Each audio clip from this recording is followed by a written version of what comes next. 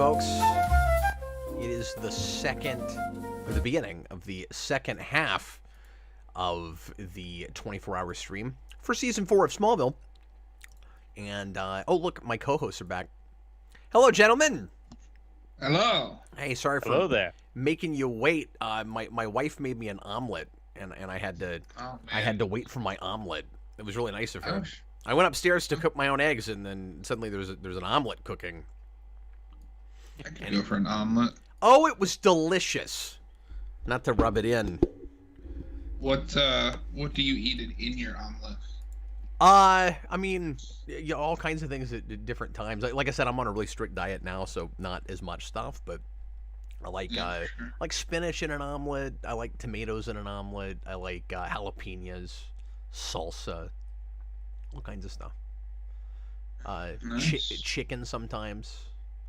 Ooh, I've not tried chicken, but I like ham in an omelet. Well, John, chicken is like a bird. Oh. I thought it was a worm. he hasn't tried chicken. Anyway, Robert, thanks for joining us again. Thanks for hanging out a little longer. I'm glad to be here. I've got my 90s Superman Funko Pop with his wonderful mullet, so I am ready to go. Yeah, I've got the Doomsday pop that goes with that. Can he fly, Bobby? You'll believe a mullet-haired man can fly. All right, guys, the next episode on the docket, I should have changed this already, is called Unsafe. What a title. Yeah, we're killing it with these titles this season. We really are. Yeah. I'm gonna blame Smallville for the fact that I can never remember episode names of like anything. See, I feel like sometimes it makes it easier, and sometimes it makes it much harder. Yeah, I'll be telling people about a show, and I'll be like, I don't know what the episode title was called. It was like episode 13 of season 4. Yeah, well, the most impossible, of course, episode titles to memorize are for 24, because it's just the hour numbers. So 24 episode titles are season 1, 1 a.m. to 2 a.m. And that's all you get. I've never seen that show. I occasionally will get a request to do 24-hour streams for that, because that's where the 24-hour idea stream for a whole season of television really for me came from, because I did that on my own without broadcasting it years ago, before you could even live stream on YouTube. When I first started out, and I just made a couple of videos about it, like during the experiment, and I watched my favorite season of that show. And, oh my God, what was that? And I started at the time that, because of course 24 is in real time, and so the season that I wanted to watch starts at 7 a.m. So I started at 7 a.m. and I wanted to experience it in the exact hours that it happens. So in order to accomplish this, what you have to do is you watch the whole episode, and then you take a 15-minute break every hour, so that you're always starting the next episode on the next hour. Oh, strange. Yeah, Kat, we joke about this all the time, but genuinely, when you are done with a Smallville, I mean, you obviously do long live streams for commentaries all the time, but do you have like a show that's at the top of your list to do this madness with next that you would consider? Not one that you're planning on, just one that you consider. Yeah. Would 24 be at the top of that list? Well, for personal interest, yes. Although that's kind of more fun just to watch and riff on than it is to try to actually like be critical of. But I mean, some of that would happen. But there wouldn't be as much interest on the channel. So I would be much more likely to do it with a superhero thing or a sci-fi thing.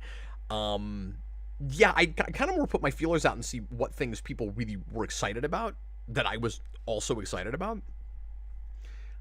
John and I have talked about doing it with more Superman stuff. But I think I mean, this is the longest one, so it'd get easier. Yeah, weird. I think the thing that was at the top of my and John's just personal interest list was Buffy. That'd be the next place. I think there would be some decent interest for that on this channel, more than 24. Yeah. No, and I've never seen 24. No, 24 would get 56 views, but it would be fun. It would be fun to do. Anyway, let's go ahead. I'm sorry. I'm honestly being probably too like full of myself in saying that 56 people would watch that stream. Season 4, the episode is Unsafe, and it's a 2-parter. And once again, I gotta fight people on Alicia because I do not love this character. I like her more than I used to, I guess I'll say, because I get that, you know, she's a good actress and she's more sympathetic when she comes back. I didn't think this really warranted a 2-parter, and I really hate the Vegas wedding thing, but I don't know. Spoilers. We'll go ahead and get right into it. So make sure you're at timestamp 0. And we've got the timer there on the screen. And once again, if you're just joining us, we've got a super chat menu, and you can leave super chats for fun things that will happen during the show. Every 6 hours, I'm picking an honorary Kryptofreak, and your name will go there for the rest of time until we're finished with Smallville, which could be the end of time, but I think we'll get it done sooner than that. And we will give you a superpower because we have the ability to do that. We can bestow superpowers on you. With John's stockpile of kryptonite in the quarry behind his house. Yeah. I stockpiled it just for this. All right. No other reason. Have you decided on a power for Tom yet? Yeah, right. he's writing riddles. Oh, do we stick with that? That was my idea. Yeah, it's writing riddles. That might be a placeholder power, but that's what it is right now. Okay, Here we go. Everybody, please press play right now. So Alicia, she can teleport. She's got the bracelet that stops her from teleporting. She tried to kill everybody last episode, which made her a little bit less sympathetic than, you know, she seemed to be early on. She kind of degenerated into a real standard Kryptofreak. But now we're going to try to reel it back.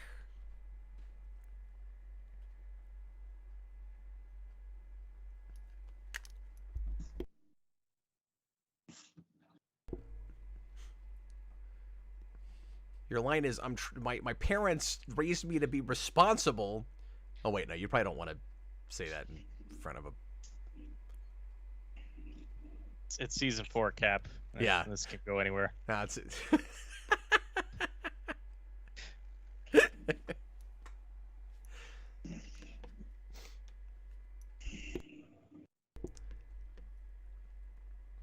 There's like a 20% chance these are witches. That's awfully generous. Yeah, I would up that by at least 2 or 3 percentage points. Tom left the very insightful comment that omelets are made with eggs. I thought they were made with dirt. Well, that's what happens when you spend too much time in the quarry behind your house. Yeah. I think I hit my head a few too many times. Oh, yeah.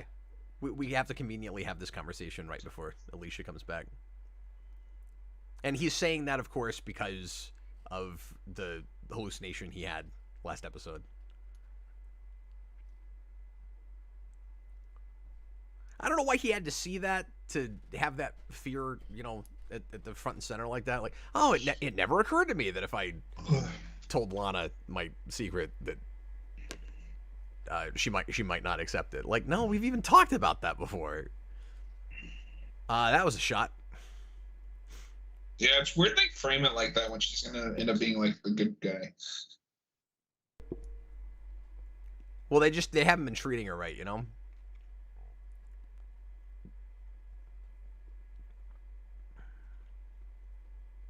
And season 5 is when we heavily redesigned the title sequence, right? And it's awesome. Yeah, it's a good update. It's so pretty. And I mean, it looks fine before that, but I really like that update. They made it look like a Power Rangers intro. It's fantastic. It's perfect for this show.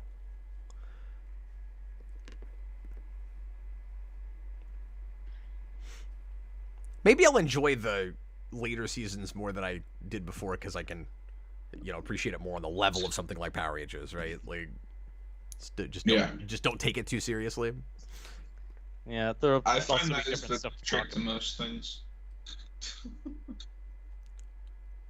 Did you basically just say turn your brain off and stop thinking, and then you'll like things? Is that essentially what you're saying? Yeah, exactly. Well, you live in your world, buddy, and I'll live in mine. I like the shot. It is a cool shot, but at first when she walks in, it looks as if they're not both there, and she's on a green screen. Right? It's that. I want them to do that for the rest of the show. It's just green screen people onto Tom Welling. Or just where every reaction shot is somebody on a green screen, like just turning around, but you can tell there's no one behind them. I've seen too many MCU movies is the problem. Where they have way too many really clear bad green screen shots, and now I'm seeing green screen where there isn't any green screen, and where there's actual things. Puff Puff! Hey Cap, I just woke up. Did you just start the stream? I hope it goes well. We just started the second part of the stream. We have been streaming because if you stream longer than 10 hours, then you lose the video. So we have to do it that way. But yeah, we have been streaming since 10 p.m. last night, my time. We're at the halfway point. Close to the halfway point. I think this would be the halfway point because this is episode 11. Yeah, but it's 22, so you got to get to 12 and then... Yep. So nearly at the halfway point. We have to watch this one and then we will... Because I'm looking through my telescope.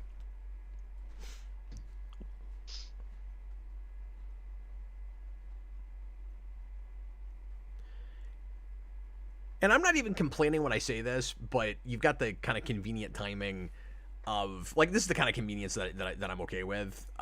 Of he's thinking about how nice it would be to like the fact that he can't be with Lana again. I mean, he's always thinking about that, so I don't know. Maybe it's not convenient at all. But that's come up, and we're talking about it, and like maybe she won't accept me, and then this girl comes back in my life who knows everything about me and who's got powers and can appreciate that whole thing, and it makes it maybe a little bit more believable that even though everybody is against him on this, he doubles down and tries to date her.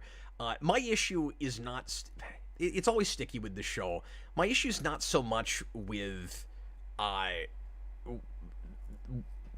what the characterization is for her, so much as just how over the top we took her in being... like going on a murderous rampage before. If we could have reeled that in and been a little bit more subtle, it would be easier to appreciate Clark still wanting to be with her. But she just got too close to a Tina Greer place, and so it's hard to appreciate that. So I'm not... Does that make sense? Like, the distinction between I don't like the character and I don't like the way they chose to write the character, but, like, she is the one doing that because they wrote her that way, so, No, I get what you're saying. I mean, if this doesn't go well for Clark, he can just say, "Oh no, I was possessed. I was mind controlled. It's already happened." He should always have that in his back pocket. Yeah, he should. I would play that card constantly. That's a really good point. Yeah. He actually has that a lot of those cards. Like it's not my fault. Like Jarrell made me a vessel. And he had this mission for me, and he brainwashed me. You've always got that one. It's not my fault. I was on red kryptonite. I wasn't drunk driving, officer. It was kryptonite.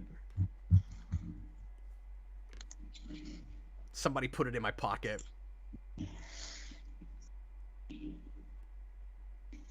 I don't know. I like that he's cautious about it.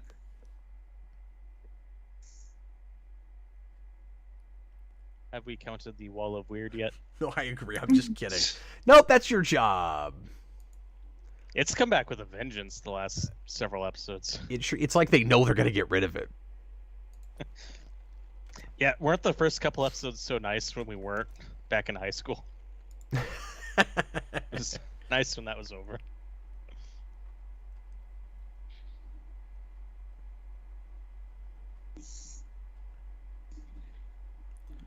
It's with the Jason Teague scenes, especially because it's so routine from what we did with the other bad boyfriend last season. Can anybody remember his name?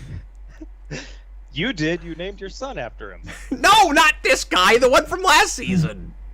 Who, Wow. Adam? Adam, thank you. God, that was driving me insane. You could have helped me before. Okay. But I just feel like we keep flipping to like a daytime soap every time we go to those scenes. This is the first I time hate this you song. felt that way? No, it's not. It's the first time I've articulated it, though. This is supposed to be romantic because we did it in Rocky. I was gonna say that. Well, now I want Clark to start talking like Sylvester Stallone. Hey, yo, Alicia. We almost got Sylvester Stallone as Superman. Really? I mean, I didn't know heard that was like one name that the producers wanted at one point. you mean, mean like- back then? Okay. Yeah, for the 70s. I mean, there were like 50 actors that were considered. I don't know. I just know his You have name no is, idea how much I would pay to see Sylvester Stallone be Superman. Sylvester Stallone should have been Bizarro. Yeah. Yeah. Oh, that's good. too good. Yeah, I mean, anyone who was like a notable actor in like 1976, 77 was considered for Superman or wanted. So, John, did you Superman. want him to go all the way with this, where like it's actually at close and Clark goes in and bribes the Zamboni driver to keep the the skating rink open? No. I like their chemistry together, but this is enough. Did you want a scene right before that where she's at his house and Jonathan Kent like pulls out the turkey out of the oven and throws it on the lawn? What? Have you ever seen Rocky? Oh yeah, but it's been a minute. No, I love Rocky. I'm quoting scenes. Oh God, it's Jesus. That's not Ian McGregor. Why is Jesus here? Hello there.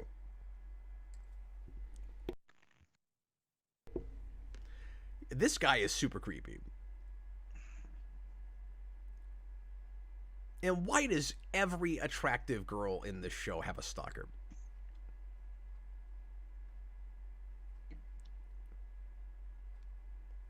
It even goes kind of beyond stalking in this case. He kind of acts like he has ownership.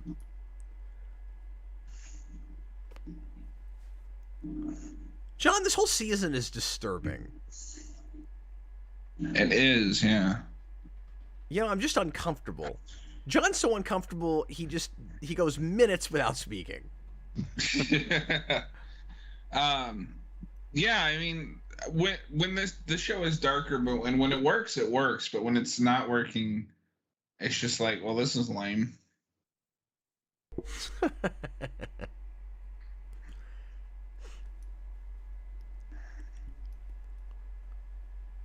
I didn't know Dito did any other songs except for that one that Eminem sampled.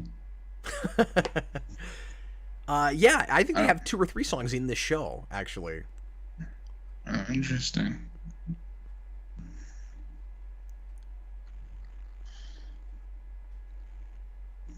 I'm liking the way this episode is directed.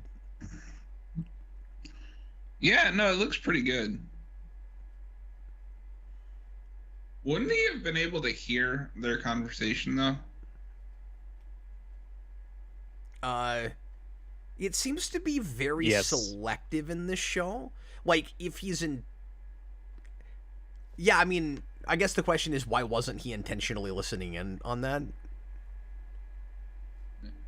Because he can focus it. But sometimes he'll just start hearing things when he's not even trying. And, oh, that's interesting. I guess I'll concentrate now.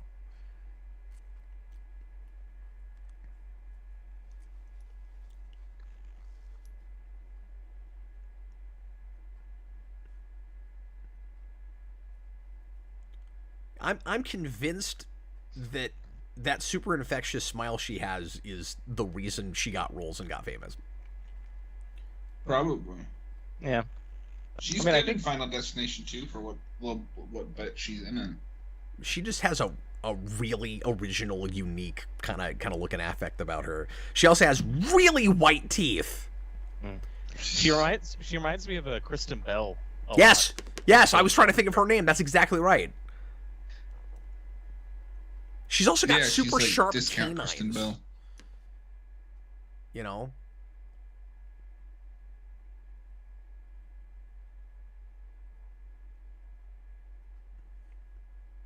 That's the thing I always notice.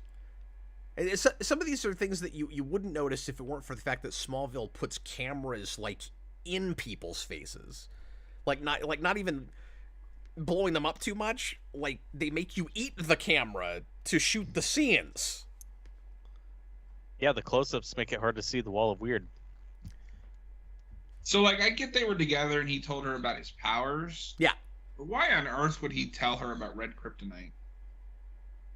Yeah, we complained about that during the episode, didn't we? What do you mean? Well, I mean, did he just tell her about that?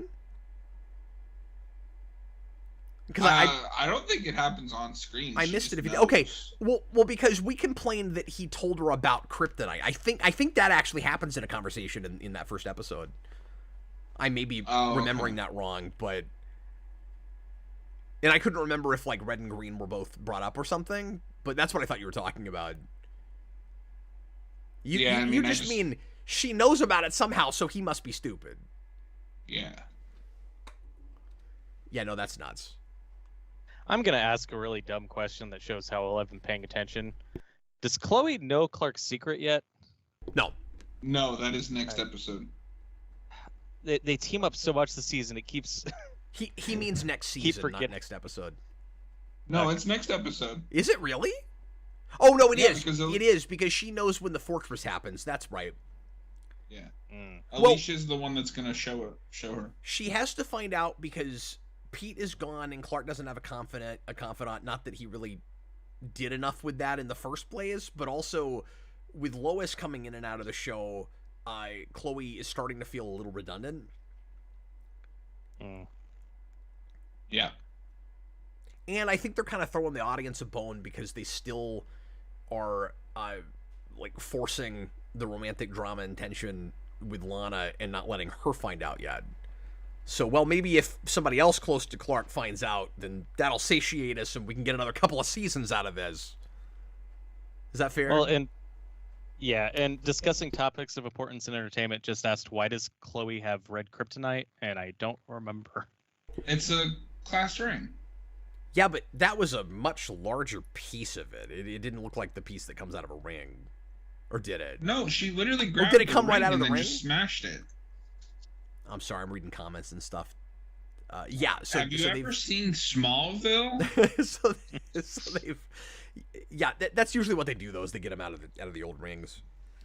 Hey, my job is to count things, not to know things. I was elected to lead, not to read.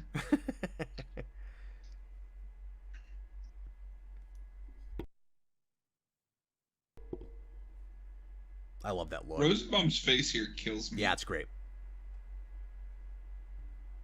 No, we saw him a couple scenes ago at the skating rink. John Glover would have been an awesome Jesus, so I would have watched that movie. He can go around talking about Magnavolt. But what if he had to play Jesus, and then Jesus body switches with like a 9-year-old kid? Well, he'd be right at home. What do you think? Play that okay?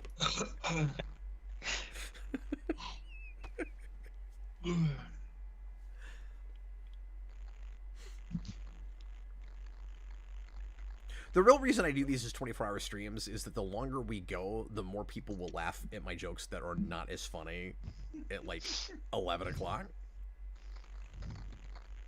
I thought I was just you like to mess with us. I'm sorry, did you just say you thought your jokes were bad? No, but I should have said that. What did you say? No, I just said, oh, I thought I was the only one who did that. I thought I was the only one that streamed all night long so that people were delusional and then started laughing at my jokes.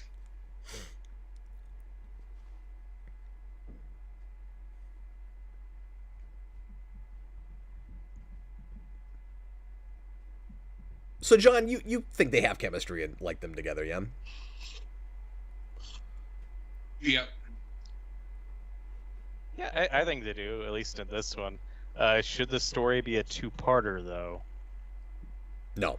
I would say yes, because I think the second part is better than this part. But you need this part to get to that part.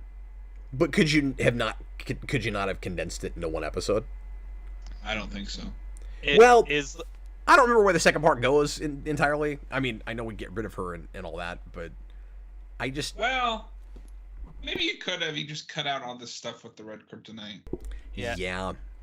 To Cap's point from earlier, it is part of the reason why this is a two-parter, because we have a lot of backtracking and rebuilding to do because of how crazy we took her before. So we need to take our time, like... No, because instantly she's just as bad as she was. I wouldn't say just as bad, because at least she's not trying to murder anybody, but she is being, like, obviously manipulative and controlling in a literal sort of way. Very quickly. That's not character building. And that's why I feel like it does kind of spin its wheels a bit. But admittedly, I don't remember what all we get done in the second episode. All I remember is a lot of people in Clark's life complaining that she is bad for him and he's not seeing it, and we're talking about how toxic of a relationship it is. And given that she's putting him on red kryptonite and stuff, it bothers me that he doesn't take that lesson sooner than he does. I get the reason he wants to be with her, obviously, but, like, as soon as...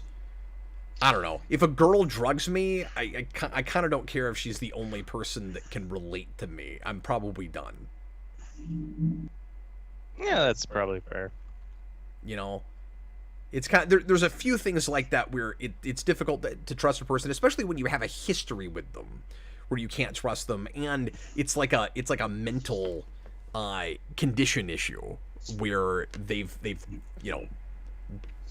you sympathize with them, you feel for them, of course, but they're not able to get on the right medications. They can't balance their medication. Therapy is not working, and they're kind of running your life and making you the center of their world. Not to get too personal, but I was once in a relationship like that, and I think that's part of why I always resisted this a little bit. Because Clark is, I resist it and I sympathize with it all at the same time. But I feel like if you're in a relationship where that comes up later, where it doesn't start with it, then it's a lot more believable and understanding when a person goes, well, maybe she'll eventually get over this. Maybe I can help her. Maybe I can save her. That kind of thing. But like that relationship started with, she tried to murder people. Yeah. That's okay. Hold on. So she just confessed she lost her virginity during the Daily Planet sponsor or internship. But just a couple episodes ago, didn't she get taken over because she was a virgin? Lana did. Were they all three supposed to be virgins? I thought so, because she takes the hair from Lois, and she says specifically the hair of virgins. Oh my goodness. And that's supposed to be Jimmy Olsen, right? Yeah. Yes. Because they'll pay that off in next season. Why do we keep doing that with Chloe with major Superman characters? They always start as like people she knew off screen, and then they come into the show. Specifically people that like Clark will later be friends with.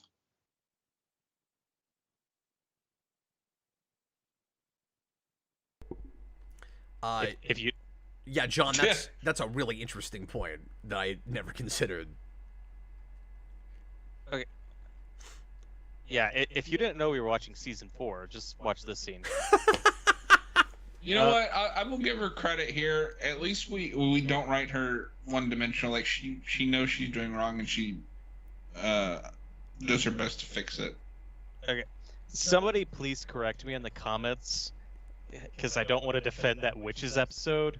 But didn't evil witch Lana try to use Lois's hair, but it didn't work because Lois isn't a virgin, and that's why she needed Clark's hair? Yes. Clark's a virgin. Yeah. And then she made the potion that they all drank, and then they became possessed. So I don't know if it was ever. So Chloe didn't have to be a virgin; only Lana did. Yes. Yeah, no, I think you're right about that. But I think it's really funny that Alicia, while we were talking about the virgin thing, says to Clark as they're about to get intimate, "I'm a virgin," and I'm like, her next line should be, "Also, a few weeks ago, I was like a witch." This whole thing, there was this 4th witch off screen. We didn't even know about it. They made a webisode series about it.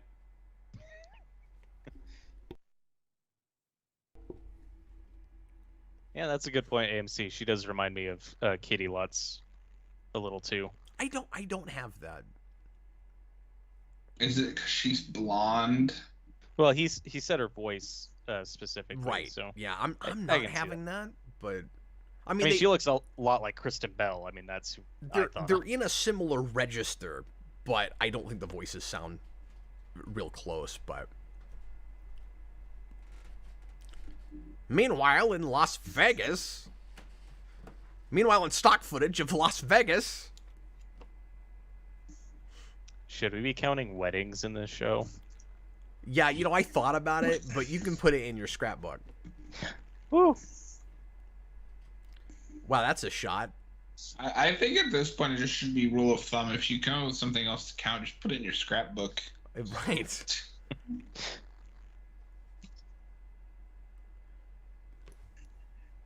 We'll put all of our notes together and we'll publish it, and I'll take all the credit. What's with the weird low-angle close-ups on that guy? I know. It's like is this a Terry Gilliam movie? I was gonna say, Lynch? Like, what? Yeah, it's like a B horror comedy. It's really weird. Or like whoever directed Bill and Ted's Bogus Journey. Like, it looked like that for 5 seconds.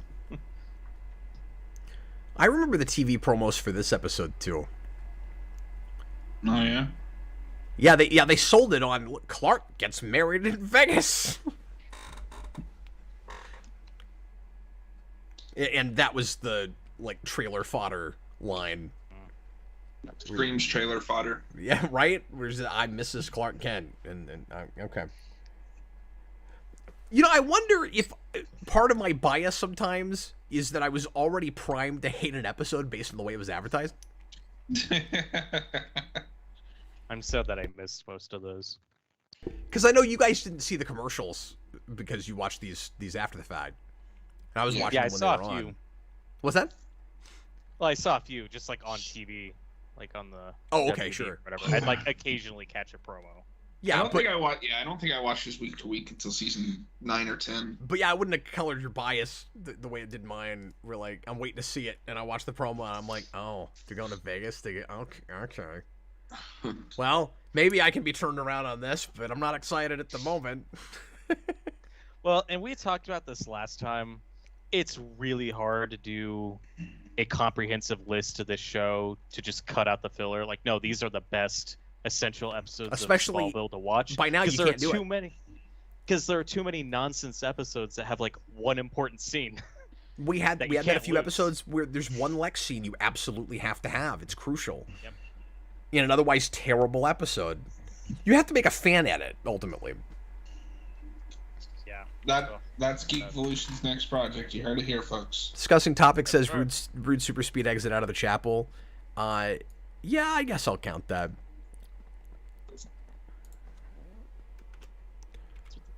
Oh, and we were counting green. We weren't counting red K, right? Like I used to. I think you guys decided not to. Okay, we'll leave that for the scrapbook. Yeah, no, because it specifically says Clark on green K. Wait, but were we counting Clark on Red K like not being himself? Were you Yeah, lumping it in there? we were kind of doing that. So True. see if, and he's not even going to be here the whole time. I don't know how we count without this guy. I don't know how we do it. This Look, magic moment. What if we just rename the show to Kryptofreaks? What about crypto? Yeah, sure. Just take the counting out. You've been Yeah. begging me to do that since the first stream too. You're like, can we just not do the counting thing? And yeah, I've had that thought before where I'm like, well, no, but it's called counting Kryptofreaks. Like, we can't not count. You're like, you could just call it Kryptofreaks, and then it would, and then it would be more of an apt title because Smallville titles only have one word in them. Yeah. Really, it's the long con. I'm just trying to make it more like Smallville. It'll be the soft reboot requel of the show. You just call it Kryptofreaks. Just shave the counting part off of it. It'll be like the Halloween franchise too. It'll be like the 4th time we've done that. Because it was a scripted show, and then it was commentaries, and now it's this, and then even yet another soft reboot. Yeah, I like to imagine that Cap is perpetually in like purgatory with this show, where he can't get past season 4 of reviews, and he just keeps doing the first 4 seasons over and over and over again. Look, the fact that I finally got past 3 makes me think that I'm past the hump now, okay? Because 4 I had not even gotten to before. Yeah, this is a monumental occasion. I don't need this song.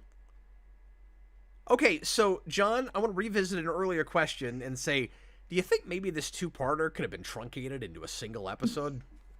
Well, no, we need all of this vital character information. This is the second scene we've had like this.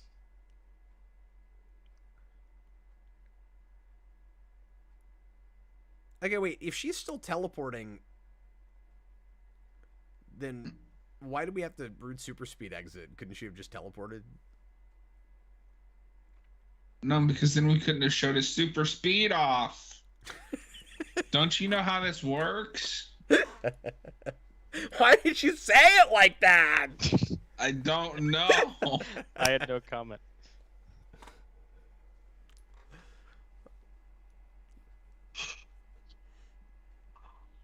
Okay, I take back a little bit what I said.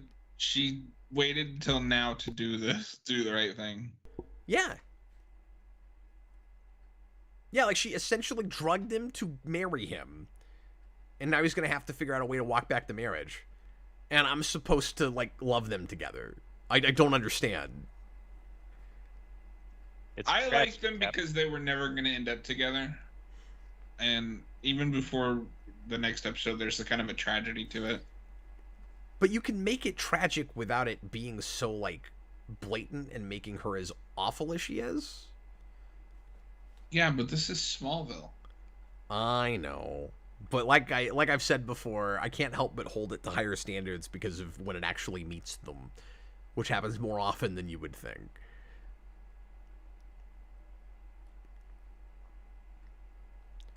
And again, there's a couple different ways you can do this. Like, if she's just so far gone, and like there's a sadness and tragedy to that too, where if she is got kind of a like break from reality and just can't even appreciate like how little perspective she has, like that's sad. But Clark continuing to go along with it is. But also like. Oh no, he's 18 now. Never mind.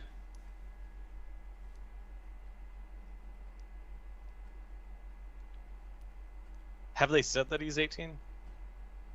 Well, I mean, he's a senior. It just depends on. Lied. It just depends on when your birthday is during the year. Senior. Like, Wait, what? I'm just saying I was 17 when I was a senior, so I don't know if they've like specified that he's turned. It would just depend on when in the year your birthday was. Yeah. I was held back in between kindergarten and first grade. So I graduated with the class earlier than the one I would have. So I actually was 18 my entire senior year. But most kids, because my birthday's in August, but most kids don't have that. So 3 months after I graduated, I turned 19. I did not know that. I mean, it's not like the most interesting piece of information, but that happened. Well, I want to know more about your kindergarten experience now, but you don't have to talk about that. Yeah.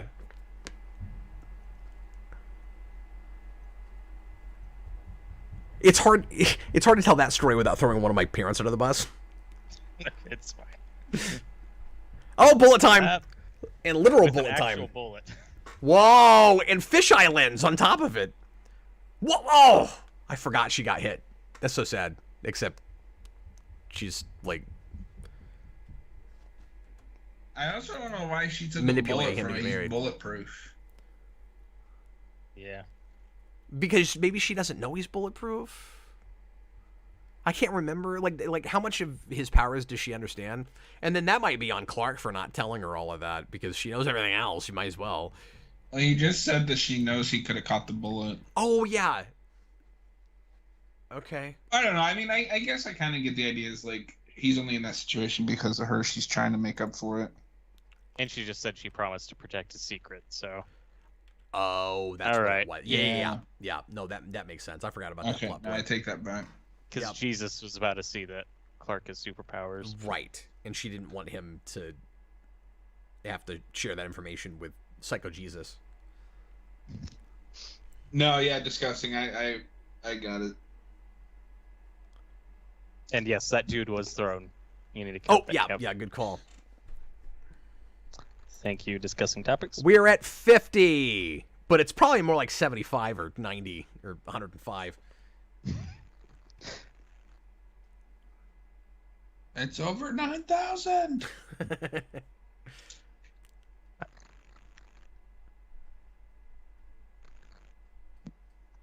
Oh, he even puts it that way. That Red Kryptonite is drugging him. Look, I just didn't think that you would get married to me and vow to stay with me without me temporarily putting you on Red Kryptonite.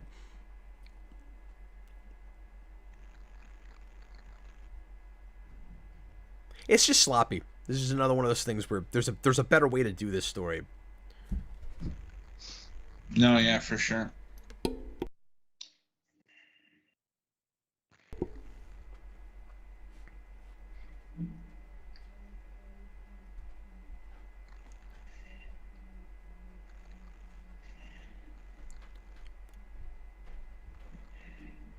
Well, she says she's sorry, so it's fine. Well, that makes it all right. I'll never do it again.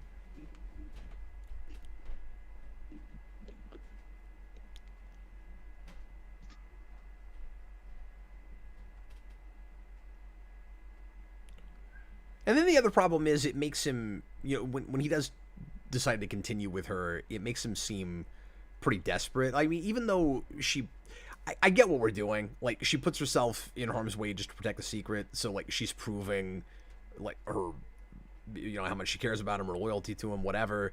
But, like, if she's capable of, and that quickly coming back, of, like, drugging him like that to get married to him, it still reads a little desperate to me. That, like, well, I'm going to find every excuse to stay with this kind of crazy person. We're doing that shot again! Is that it? Was that an actual split diopter shot, or did we just kind of try to frame it that way? See, it looked like it before, but then we did it all in frame, and he turned around. So here, you couldn't begin to tell me because we cut.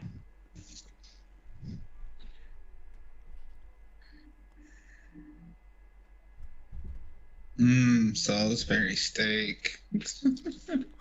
Whenever he says things anyone... like that, I mean, it's like the time he said Whitman sampler. Has anyone noticed that Lex, like, messing with the fire with the poker? That's, like, been a thing this season. It's like the third or fourth time we've had a scene like that. Or am I the only one who's... I feel like that's a standard Luther, like, one of 3 things they're doing when somebody comes by. I just don't remember seeing that as frequently in the earlier seasons. No, I'm Used with to you. play pool a lot more. Do we need him by fire more to symbolize his darker side? Yes. Okay, so what's Lex's motivation here? To offer his dad the Keep an guest eye on house him. when he... Yeah, maybe so.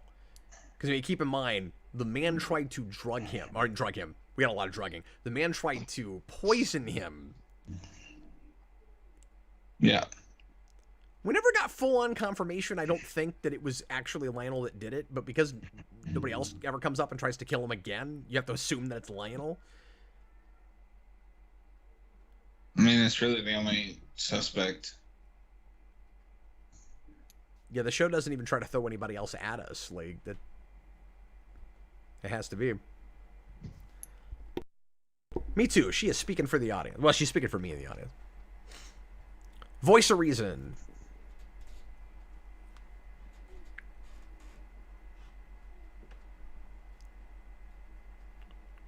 Yeah. Yeah, that's a good point. He just said it wasn't legal, so that makes me think he's still 17, unless he means, like, because he wasn't, like, sound of mind or whatever. I'm not sure what he's meaning. Maybe he is just 17 now, yeah.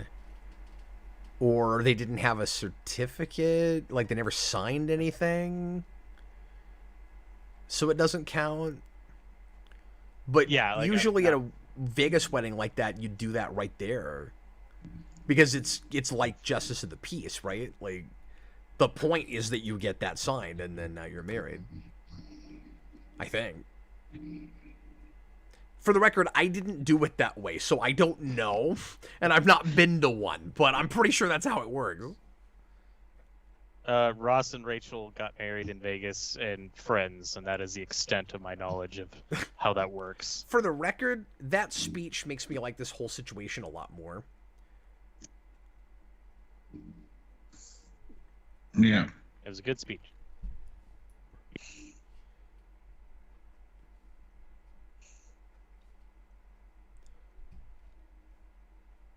Oh, hi, Lana. I mean, Alicia. Alicia and Clark in the loft. You know, I still want Clark to be a little smarter than this and seem a little bit less desperate than this, but I do like the way his mom calls him out. And that, like, I don't mean that he can't make mistakes. Obviously, he should. He's, you know, he's young. And he's not Spider-Man yet. It's just sometimes they take the mistakes far enough that you go, how could anybody be dumb enough to do that? Especially somebody that's supposed to become Superman down the road. But you know, should he have these like dumb high school mistakes that he makes that he then learns from, as long as we're not like regressing them? Yes, of course. Yeah, is it better or worse if this is just a brand new character that he has no history with? Worse. Yeah. Given that he is a senior. Yeah, I'm with John. That would maybe make it actually worse. Just because I wouldn't buy him. He would have to leave her right now. And like I still think he probably ought to, but I buy it a little bit more. Well, I say that, but then the history is she went nuts and tried to kill people. They think exactly. they think the bullet is enough, and I don't really. It's just messy. I don't know. That's all I'm saying. Ugh. I'm doing my best to make this no fun for anybody to listen to. That was your real plan, to make Counting Kryptofreaks so unwatchable that people would stop demanding. I'm trying to ruin Smallville for people. Oh crap, I said the quiet part out loud. Alright, folks, we're going to watch the next episode pretty soon. I need just a very quick break. I need to run upstairs and do something just real quick. We won't do this between every episode. I just need to this time. But the next episode is... Pariah. Pariah. Typically I would flip red on this, but just compared to the rest of the season, I don't think I can. I think it's better than a lot of these have been. Yeah, I'm gonna be going green on this. I feel so weird about that. I feel like I'm lowering my standards. Yeah, if this was a season 2 episode, I think you'd probably flip red, but season 4. Where would you flip, Robert? Oh, I'm going it's a light green, but I think it's okay. It's more bogged down by stuff surrounding the episode than what's in the episode itself, in my opinion. Yeah. Everybody give me just 2 minutes, and we'll be right back. Gonna have another omelet? Omelet.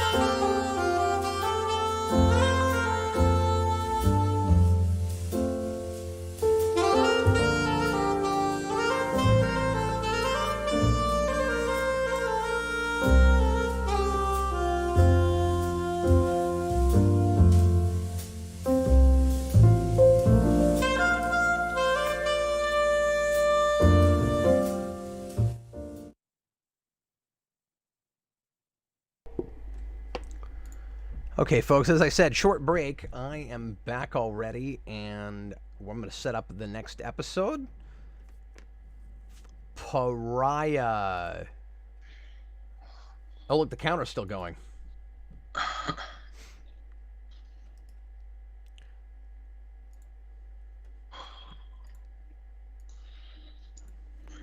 are you guys holding up? I'm definitely feeling it, but all right. I'll live. We already did the sign flips. We know you were feeling it. That is true. How the hell do you spell pariah? It's a no. No, I think I got it. You spell it with letters.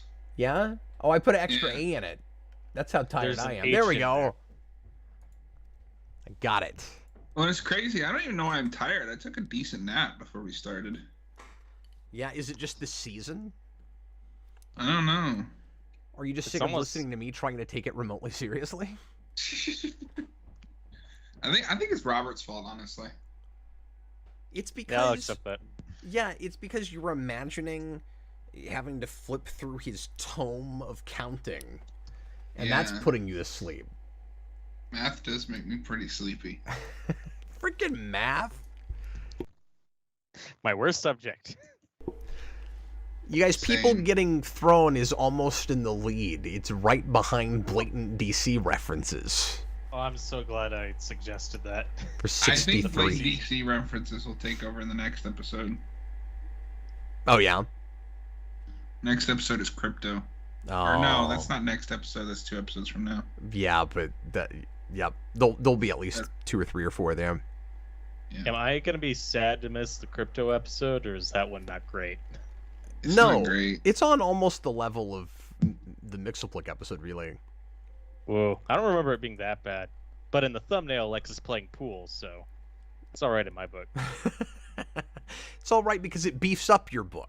See. Okay, guys, Pariah. It's the second part of the 2-parter that we just started, or that we just finished the first part of.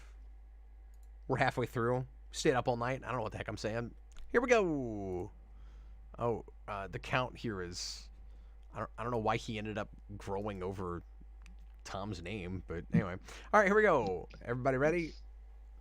Timestamp 0. Y'all know the drill. This is going to be the stream where John goes to sleep. I can see it now. Yeah, it might be. Oh, no. All right, here we go. John, if you make me watch the last 12 episodes of this season again by myself in a row, I'll never forgive you.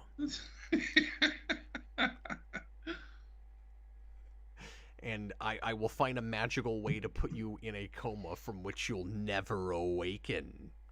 Sounds good to me. I mean... And all you'll dream in the coma is the worst... All the episodes that you flipped red in Season 4 Smallville. This is oddly specific now. You have to review all of them, and if you don't, you'll be buried in a grave filled with Spawn Blu-rays. Do streamers dream of electric streams? I was trying to make that work. It's the only kind of streams there are.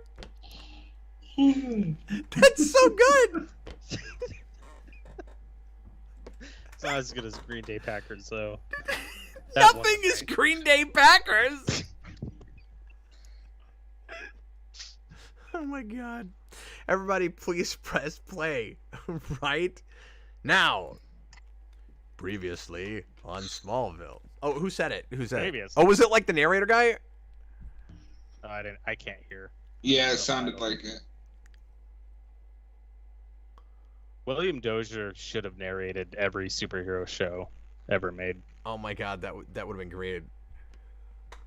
Meanwhile, in Smallville, Kansas... Will Clark get the green kryptonite off his neck and get out of this alive?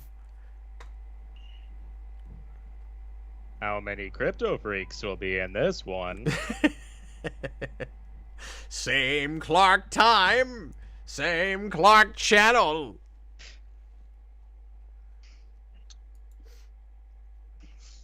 I can usually do a better Dozier than that. That was not my A game. No, mine was kind of crap I'm very too. tired. But yeah, Dozier makes everything better. Oh yeah, I forgot about this. That's something you should put on a shirt. Dozier makes everything better. This is what we needed at 8 in the morning after we stayed up all night. Crappy karaoke. Lois is here. I'll allow it. But it's bad karaoke after I stayed up all night. That's your kryptonite.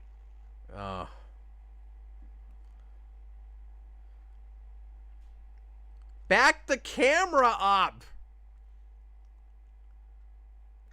That is a good question. Okay, is karaoke actually a popular thing in real life? I only see it in television. Yeah. No, it is. There's lots of karaoke bars around where I am. I have friends that do that for a living. Oh, that's cool. Okay, so I will give you this, Cap. I don't mind him wanting to date her, but I he's kind of a dick for bringing her into a public place with the person she tried to kill. Yeah. I guess it's supposed to be the same thing as all the traumas that people get over so easily. It's just, well, look, this thing happens on a regular basis. She's changed. She's different now. So yeah, in any situation, that makes him a jerk right now. But to something you said earlier, I was thinking about this a little bit when we took a break. I think the biggest issue, and the reason I kind of want it truncated down to one episode, is if she comes back and she really does seem different, cured, rehabilitated, like maybe don't have the Belle Reef thing, or make it a mystery to the audience, right? Let us not really know how bad off it was for her there, or don't make it Belle Reef because we know that's kind of a crappy place, right? I mean, at least it's not Summerholt, but you know that didn't seem to be the best place for Kryptofreaks either. Let's just have her show up, kind of blank slate. Like I've thought about all of this. I've had therapy. I'm a different person now, and Clark believes her, and she doesn't try to put him on red kryptonite. And it's not until they're dating for a while that she starts showing signs that she hasn't changed enough. Then I'd buy the whole thing a great deal more. We have a new shower scene. It's been a while since we've had one of those this season. I mean, it's naked people almost every episode. Even still, we're at the halfway point, and she's naked. I mean, we know that's not Kristen Krug, but no, the character is naked. Yeah, that is definitely not Kristen Krug. I mean, we're getting a full body silhouette here. Yeah, we had one in the first episode. Oh God, now we're doing it. Well, that's unfortunate. See, she should need years of therapy over this, but it's just another day in the office when you're Lana Lang. That's also not the first girl trying to take a bath that almost gets murdered in the show. Well, that's every Tuesday. That's when. Did Smallville air on Tuesdays or I think it got moved at some point to Wednesdays. I think it moved around a lot, especially towards the end. Matthew Basecap, you have no room to talk about crappy karaoke. Yeah, but people don't stay up all night and then listen to my crappy karaoke. So that's the difference. No, I think the funnier question is that Robert's never seen crappy karaoke before, but he watches YouTube. Oh yeah, that's curious. No, I admit I enjoy doing karaoke. Wait, did Robert just admit to not watching this channel? Well, I meant karaoke in a public, like a YouTube live stream. Robert, you don't have to watch this channel. It's kind of a waste of time, really. It's like I have been thinking about changing the name to Waste Your Time Evolution pretty seriously lately. Now you need to start the spin-off Anime Evolution. And then I'd probably finally hit like 150,000 subscribers. Like that's what it would take. Just some idiot that knows nothing about anime talking about anime all the time. More people would watch it probably. Exactly. I'll think about it. Thomas Low, crappy karaoke is a great title, Cap. Yeah, it's like Cap can't play. It's like if I do it wrong, I've covered all my bases, you know. Karaoke Evolution.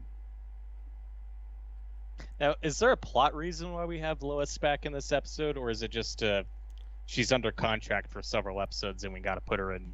Well, that's the real reason. But did they maybe say something in that opening scene why she was back hanging out with Chloe? We probably talked over it.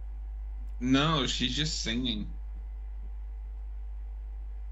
I don't know. Yeah, it plays like she's been here the whole time. It doesn't play like she's been gone for 5 episodes or however long it's been.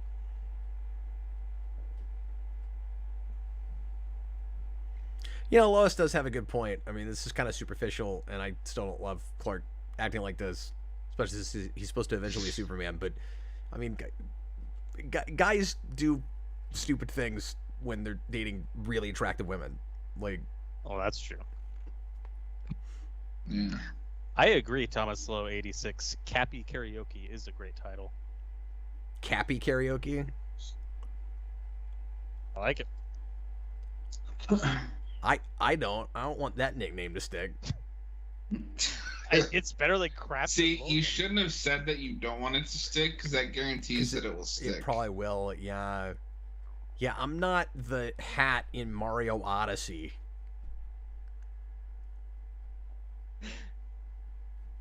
Hat evolution.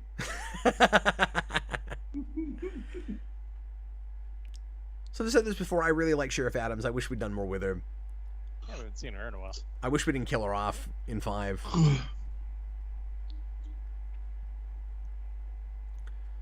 Leo, why doesn't Lana just move away from Smallville if everyone's trying to kill her? It would solve all her problems. She could have just stayed in Paris.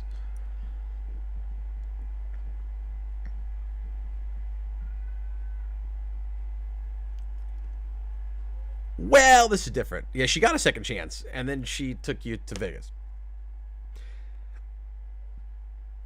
That doesn't mean she's a good mate, though.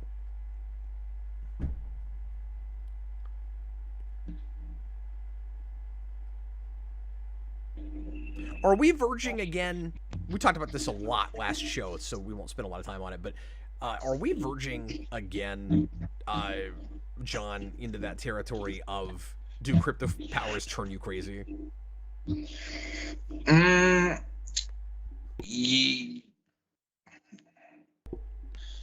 Kind of, but it's muddled because the Kryptofreak in this episode is going to be like a nurture versus nature thing. Yeah, because it does feel like there's kind of a real psychology there.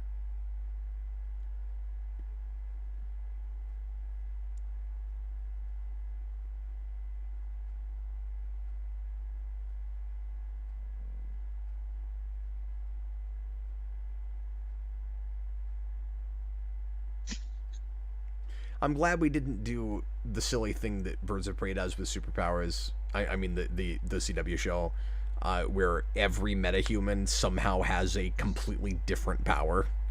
Because I mean, you would just run out of those at some point. I'm glad we didn't try to do that with Kryptonite. Oh, he's the bad guy. So he's gonna be the bad guy. Question. I don't remember. Yeah, I'm gonna question this.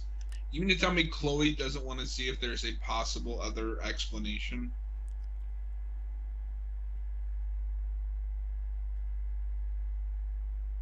Yeah.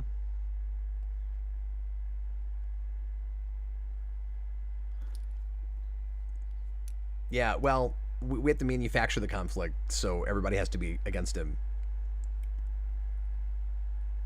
Also, Lois isn't going to school here, right? At this point? Yeah, she stopped. Yeah, why is she there?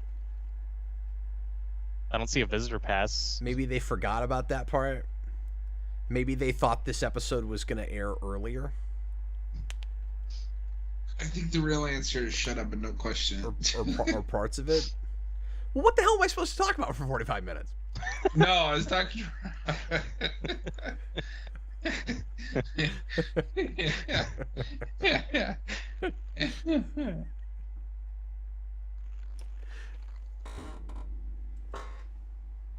You hear that? That's silence, because I'm not allowed to criticize anything in the show anymore.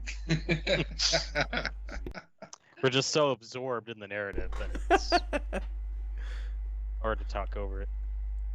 That's the truth of it. This is a very compelling Oscar-winning drama. Hey, that is the rub.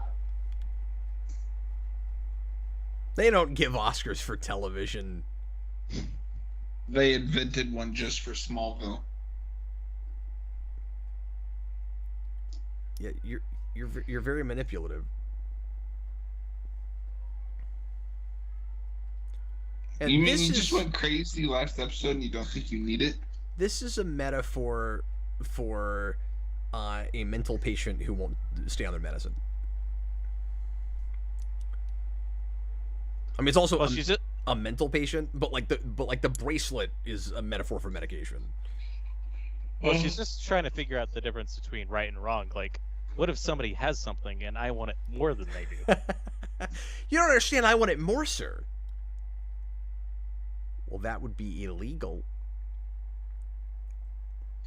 Thomas Lowe says Chloe gave her a visitor pass, maybe. Yeah, but even if so, we didn't why see it. is she there? Like, is she just hanging out with Chloe that day? Is she filling in for Clark at the torch while Clark's busy trying to convince his parents that he should date a murderer or a near murderer? I was gonna say she didn't kill anyone. No, but she tried to. Yeah, well, tried only counts in horseshoes and hand grenades.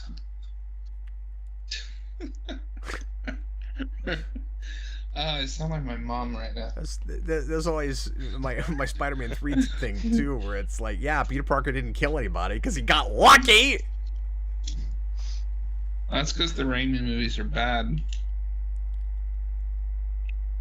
You They heard should've just let it here him kill first, someone folks. and embraced it. So don't come crying to me again about Spider-Man 3. Just go to John, okay?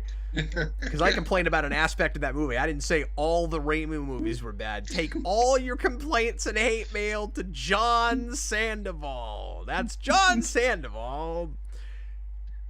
Care of John Sandoval. I'm the voice. How's of it going, reason. folks? Those movies are great. Please do redirect your hate mail at me, because Spider-Man 2 is a bad movie. Send your mail to John Sandoval at doubledown.com. I want to start a website called Double Down. Then people are just going to think it's about... What is the restaurant that has a hamburger called that? It's the KFC chicken sandwich. Oh, it's not a hamburger. Okay. I've gotten away from fast food to some degree. I don't even know if they still make those, but...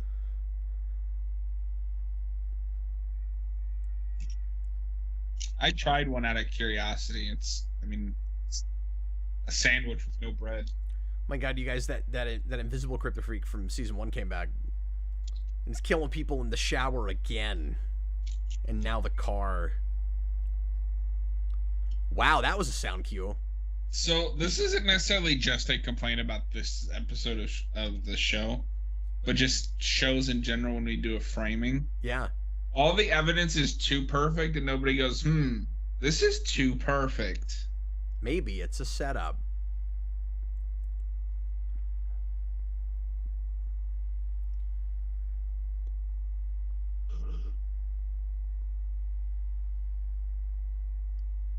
Robert, I think Jon Snow got really bored when he scored this episode. Did you hear those like trumpet sounds? Like what is happening? Yeah, I think I've asked you about that before, like how much of the show he actually scored, or if he left at some point and they just kept recycling his stuff. Because there aren't a lot of composers that do 10 seasons of television. It's pretty rare. Yeah, is he still credited in the later seasons? Like, is it still him in 8 through 10? I don't actually know that. Yeah, I mean, they can still credit you if they're just recycling your stuff. Leo says, wait, Lana killed someone. I completely forgot about this. When did Lana kill someone? And was it in self-defense? Because there are some... Lois killed someone. Because there's some self-defense deaths in this show. No, I feel like the only people Lana's killed have been people coming after her.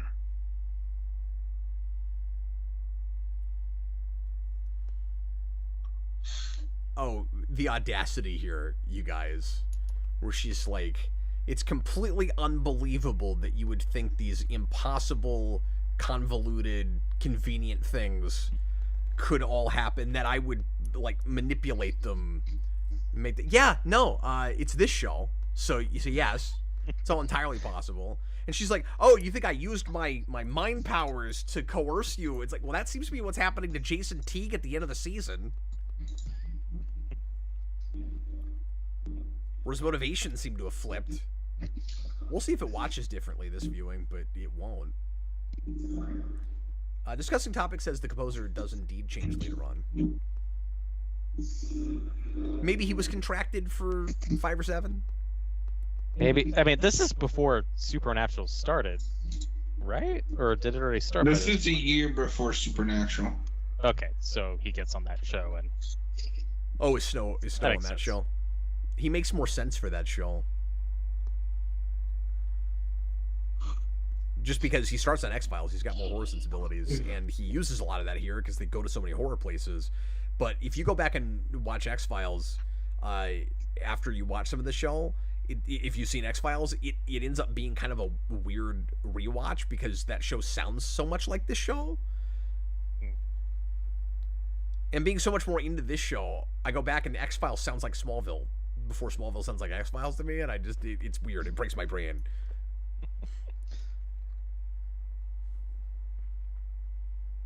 Matthew Bass, everybody kills somebody at some point in this show. But it's very uplifting and hopeful because it's Superman. Remember, the S stands for hope. Actually, all those like 6 symbols all smashed together on the side of the barn on fire that one time in Rosetta. That stands for hope. This show is still a lot more uplifting and hopeful than most of Star Trek from the last 15 years. See, I knew you were gonna say that, and I could not agree more, and my feelings are hurt. But you know what I would love to see? I would love to see a sketch. Maybe I'll make this at some point where you got that scene from Man of Steel where it's Superman and Lois sitting at a table. John, are you okay? Yeah, I'm all right. It's Superman and Lois sitting at a table. And he's got the symbol for hope from this show on his chest, and he's like, the circle, the triangle, the rectangle, the 2 lines, the dots stands for a hope. Well, on my world, it's 2 lines, dots, a circle, a triangle. You've seen the Batman College Humor sketches, right? The Dark Knight ones? Yeah. Harvey Dent. Can we find him? I love the Superman one where he says, "It's my people's symbol for hope," and Batman says, "Hope starts with an H, stupid." Yeah. My favorite line from those is from that Harvey Dent sketch on the police headquarters roof, where Gordon's like, "Thank you, Batman. We would have never found that evidence without you."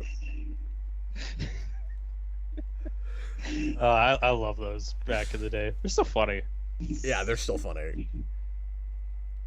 One of the funniest things they did on that channel though back in the day was Zordon is racist. Oh no! Did you ever see that? That I have not seen. Oh, that's really funny. Where they're making fun of the thing with Power Rangers where everybody used to complain that the colors matched the ethnicities. Oh yeah, Key and Peele does a wonderful sketch about that. Have you seen that one? No, I haven't. Yeah, it's great. I think if I'm remembering the sketch correctly, it's one of them is playing like the Power Rangers, like they're called something else, but they're Power Rangers. They keep calling him like the Black Falcon, and he's like, "I'm not the Black Falcon, I'm the Green Falcon," but they keep calling him the Black Falcon. It's a really good sketch. Yeah, they do a similar joke with that Zordon sketch where they've got the black guy and he becomes the Black Ranger. He goes, "Wait, are you saying I'm the Black Ranger because I'm black?" And then a second black guy shows up, and then Zordon goes, "You'll be the other Black Ranger." That's good. I was really a Power Rangers guy, like you. Most of my Power Rangers knowledge comes from you. I didn't watch that much growing up. I'm not a big Power Rangers guy. Power Rangers again. That's fine. That's you do it often. I expect it. That's right, Darren Root. That's right. Darren Root put in a dollar sign. He said, "So this is the symbol of hope." I want to make that sketch. On my world, that's a triangle and a square. That's the wall of weird. I got it this time. Woo! It only took 4 seasons. You know what? I'm so much more awake than you are right now. Yeah, see, look at that. You just stopped talking. Actually, keep talking because we need to fill time here. We're getting mixed signals here. We should get back. Yeah, I'm feeling mixed. Apologies. John doesn't like Spider-Man 2. He could stay in timeout for a few minutes. Why are you ignoring what's right in front of your face, Chloe? Like earlier when there was a good possibility there was somebody else that did that horrible thing. I mean, like, I get why, of course, people would be blaming her, but when somebody says there's another possibility, if you're I'm totally with John. If you're Chloe, you look into the other possibilities. It's kind of the reverse problem that we have a lot with, especially the female characters dating like male Kryptofreaks, where like they, if anybody tells them that they're doing horrible things, they just will not believe it. Okay. Does anyone take umbrage with the physics of how that teleporting scene worked? Because she teleported Chloe while she was standing up, and then they teleport into a car sitting down. Her legs should be through the seat of that car, right? Or is that just me? Yeah, let's see where they end up when they're gonna be standing, right? Yeah, they're standing. It's okay to criticize this. I'm not being a nitpicker. No, I'm totally with you on that though. Does that count as a car crash? No, he caught it. And it didn't get totaled or anything. That's a car catch, but we haven't been counting those. And I think when I was doing the old show, I was counting like people who found out a secret, but I'm not gonna keep doing that. But yes, that is an important moment. Yeah, that was like almost an Action Comics #1 reference, but not quite. I'm gonna count it. I think they thought they were doing that, but that is hard to shoot in live action. The car should have been green if they wanted it to be overt. It's true. That car is the Green Falcon. I don't know if I buy that Lois Lane is going out with this guy. No. I'm so with you on this. You take one look at that guy and you go, yep, not her type. She did say several episodes ago that beauty is on the inside, so we're being consistent with characterization. Well, when I say you take one look at him, I mean you can tell that he's a creepy, terrible Kryptofreak. Not what his actual looks are. It's all in the eyes, really. Oh, is it the sideburns? Yes, it's a sideburns. No, it is totally the sideburns. He's a time traveler from the 70s, and she would not date that guy. Okay, that's not what would happen. Time travel is cool.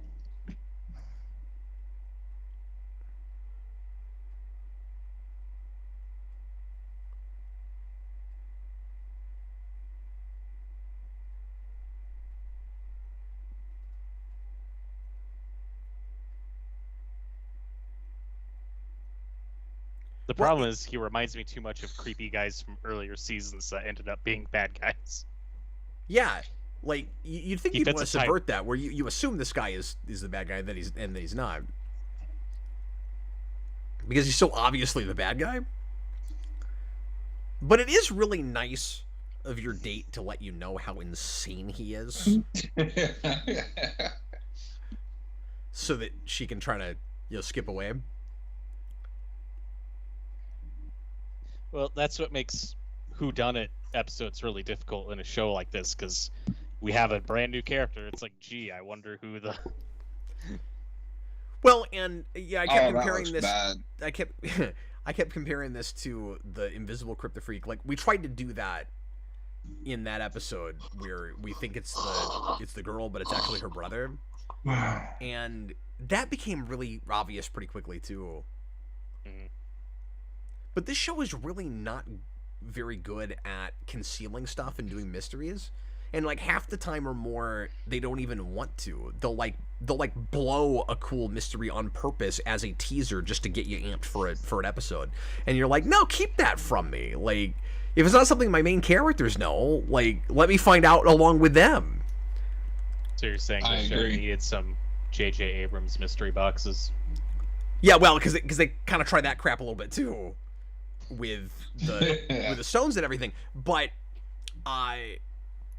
John was talking about this at the beginning of the stream, like I think 3 days ago, when he was talking about season 5 in Brainiac. Like Brainiac comes out of the ship and Like we meet Milton Fine before he is introduced to Clark as seemingly a good guy who is going up against Lex Luthor, but we already know that not only did he come out of a ship, but he murdered a guard. Why tell us that? Why do that? Let it be a mystery. Discussing topics, why is she not teleporting? Are we counting that as a character kidnapped in danger, or does it have to be just a main cast member? Yeah, I keep it a main cast. Again, it always used to just be family.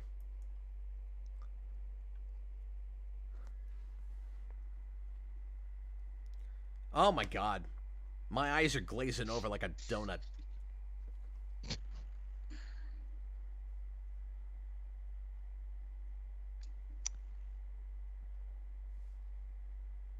Ooh, Red Letter Media just put out a review of Little Shop of Horrors. Maybe you should just put that on and pretend to be watching Smallville. Nah, I'm good. I've never seen that movie. Yeah, me neither. I've seen parts of it, but I've never actually watched it start to finish. But it's been on my list for a while. It's part of that run of like 50s B-movie remakes that we got. They were all really good, but that one's really different. But from Invasion of the Body Snatchers to Little Shop of Horrors, The Thing, The Blob, and The Fly. Got like that string of 50s remakes that were all good. So, yeah. I do appreciate that Genevieve Teague here is like talking about the history with the Luthors and remembers Lex when he was a kid, because the Teagues will be on the Veritas list later on. And so some of that tracks better than other things, but like the idea that all those families knew each other and retroactively they were all connected looking for the Traveler, which also kind of makes it weird that Lionel Luthor knew next to nothing about Clark and his abilities, by the way, because Veritas was looking for him. So like, shouldn't the big reveal have been Lionel holds all the cards and he's just been holding them to his vet? Wouldn't that have tracked and been way more interesting than what they did? I'm not going to budge on this point. It pisses me off. It's almost like with hindsight, we could have fixed a couple things in this show, made it a little better. Could have made it good. Well, good is a point of view. Better is a point of view.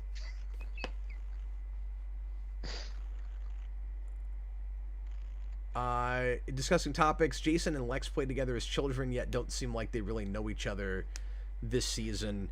I'm gonna...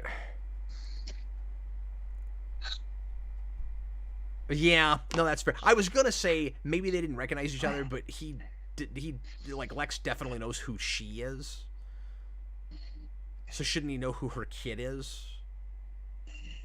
Or maybe he does and he's pretending like he doesn't around everybody else, and maybe Jason Teague doesn't remember that they played together because they were little kids.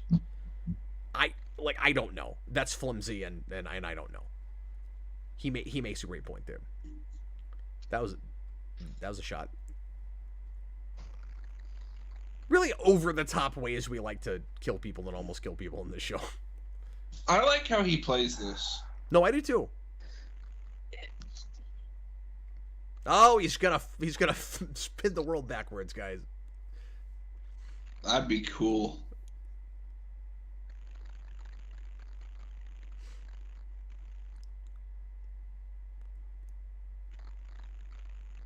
Oh, she actually goes What do you that way. mean? What happens? I forgot that that's how she dies. Yeah. Yeah, it's a bit overkill. No Well, pun you know what? At least they're consistent. Everything with her has been overkill. Yeah, that's true. But yeah, I forgot that she dies and there's still 12 minutes of the episode left. Although, it sucks that the climax has to be against this Kryptofreak. The Dollar store Sandman. Anakin Skywalker would hate this episode. He would also hate Spider-Man 3, but not because it's bad. Yeah.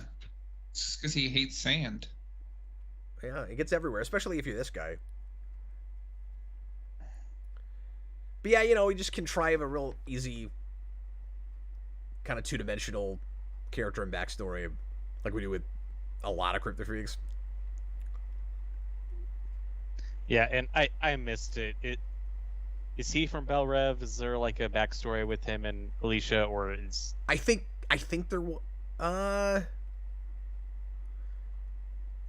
or was it just that he's another one of these Kryptofreak murderers, but he's got this whole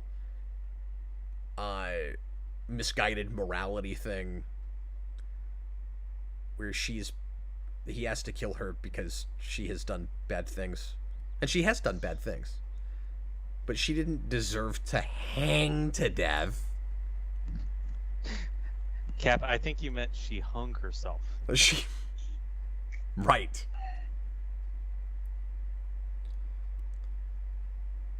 I can't believe you went to that.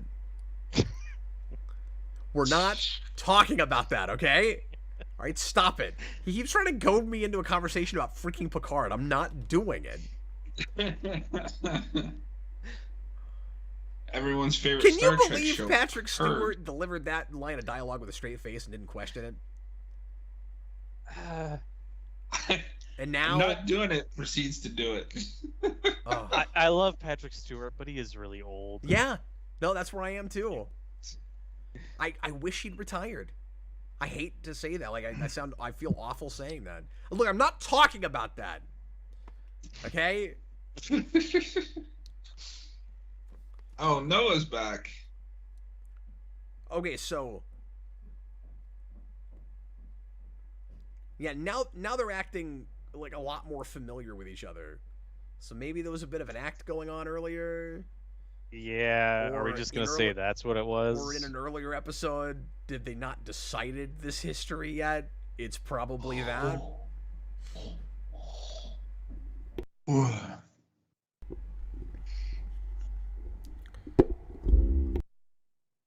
Thomas Lowe says Picard is a great show. Look, I'm not gonna kick him out for saying that. And you can like what you like, man. I mean, I've heard it's better than TNG, honestly.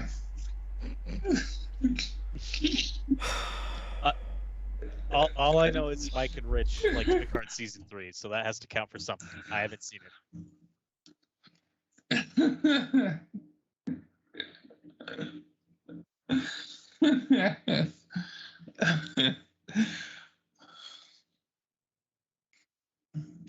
The world used to make like this much more sense to me.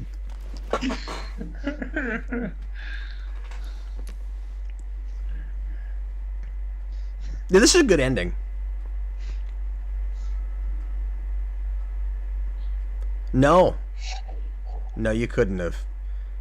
Just because she got in front of you with the bullet, and just because she wasn't actually the culprit that murdered someone. He does kind of have a point here that like people were too quick to judge her, I guess, on the things she did, but that doesn't mean that it wouldn't have been a toxic relationship. These are false equivalencies. Yeah, I think her taking the bullet would have been a better death for that character than. Oh, I'm yeah. gonna give him. I don't know. No, I kind of like that actually. We're like at the point where he's starting to agree with his parents, and is like, I don't know if I can trust you. You contrive a situation where they're still in a room together, and she gets in front and is like, see, I care about you enough to do this, and then she dies. That is not a two-parter.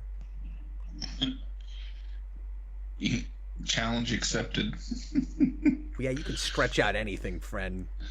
Yeah, we'll just the Smallville writers are just like, we'll fill out any dead air with naked people. And the wall of weird. Cap's favorite. Oh my god, that's like 6 times this episode. The hell? Tom, he has super breath, right? Not yet. I think we actually way late do a stupid episode to show his super breath. Oh, is it 6? I thought it was even later than that. Isn't there some power really late that they've finally decided to do an episode about?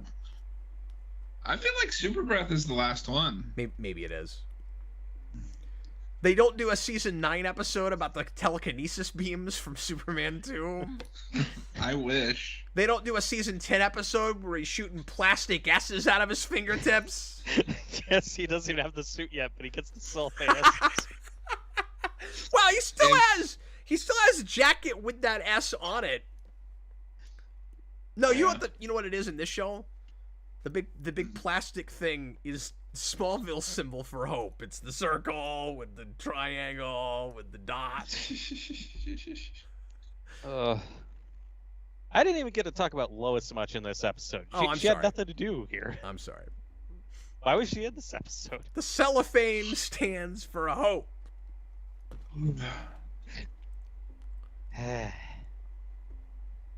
That's later, Tom. Yeah, we know the episode you're talking about, but it doesn't happen this early. No, because he realizes that he has super breath, and it's not so much that he gets it; it's just he never tried it because he's run down and sick from working all night to rebuild Metropolis after Zod's invasion. Yeah, that makes more sense, I guess, than some other things. But at the same time, you'd think that you'd discover it the same way you discover you had super strength, where someday you had really hot chicken, right, and then you blow on it real hard, and then and then it's 32 degrees Celsius, Oh, Celsius? What are you, Canadian? I don't know. I've heard of both. Austin's not here. Somebody has to do the Canadian thing. I'm not counting it again. Okay, there was not enough space between these two scenes. It's a wall of weird, Cap. I'm not doing it. You can't make me. You can't crawl through your computer screen and get whatever. I'll do it. It's fine. You've convinced me. You guys, we gotta amuse ourselves. This is like being on a road trip where we're not going anywhere. It is really crazy, right? They just jammed a bunch of filler in here, and we haven't had a storyline episode in forever. Well, there's all this Genevieve tea crap. That's not a storyline. That's ongoing. Yeah, it's all connected to the Stones. That's sort of. She's after him. I don't know. Doesn't she have one and we get one from her toward the end? Doesn't that happen? Oh, no, that's Lana's gonna kill her with one. Oh yeah, that's a fun scene. Oh, that you know what? That is a case where Lana kills someone, but it's sort of in self-defense, isn't it? Isn't it struggle, and... It's struggle. Stupid name comes out and kills her, and then. Even discussing topics is it's the last season for the Wildcat. We got to count it every time because we'll never get to count it again. Oh yeah, that's so bittersweet. I'm gonna cry because I don't get to count the freaking wall. We must build a wall of weird. See, for people that haven't been following since the beginning, and why would you watch this many hours of this? I at first kind of questioned whether the wall of weird should be counted. That doesn't come up that much. Every damn episode, it's 3 times I'm counting it. Oh, sorry, we just talked about a very somber scene in a cemetery. I'm glad they're using real cemeteries now. I think we mentioned that earlier, but... It needs more dried ice on the ground. The budget went to a location shoot at a real cemetery? Is that what you're saying? Yes. Maybe so. Look, that's a lot of craft services and people you have to drive. I'm just trying to figure out, because the season's so cheap. It's they blew all their money on the first episode. They blew all their money on the first 2 episodes, because there's some really cool stuff in the second episode, too. Yeah. No, that's absolutely right. And then, what are expensive episodes later? I mean, I don't know, Onyx is a big feeling episode, but I don't think it has a ton of effects or anything, besides the besides the split. I feel like the only other big expensive episode I could think of is when they go to China. China. The Chinese chicken. Yeah, that's they right. Just or you remember Vancouver? Remember I can't say it. You remember the Corto Maltese guy from the Suicide Squad that pronounces it China? No. Which Suicide Squad? The James Gunn one. What? What? Huh? Who? Hey, we are definitely at the halfway point because I just reached my second to last disc for this season. Nice. Isn't that exciting? Okay, well, Robert, are you gonna go to bed? I will do one more episode unless you guys want to kick me out. No, not at all. Not at all. Yeah, I need rambling men. Rambling men. Can we all get joint tattoos of that? Boy Robert was born a rambling man. Trying to talk over Smallville and doing the best he can. Okay. The next episode. I'm loopy at this point. Oh, how are we rating this one? I'm gonna go green. Gentlemen. Like it's a light green, but there's enough in here that I like that I'd watch this one just on its own. I'd go red. I prefer the first part, but it's fine. You're not counting my scores. Right, you're wrong. That Kryptofreak sucks. Yeah, that was real. Should we rank Kryptofreaks when you're done with all of this? Oh, that's such a good idea. I wish we'd been doing that. Because, like, John's not going to remember them all. I don't even. I remember the fat vampire. He doesn't even remember the one we just saw. John, we just watched an episode with a Kryptofreak. What was his power? You see? You see what I'm saying? Sand. No, it was sand because Anakin hates sand. Yes, it's sand. Sorry, I thought you were playing that up. Like you're gonna. I was playing it up a little bit. Okay. Good job. The next episode is Recruit. Does anybody remember what this one is?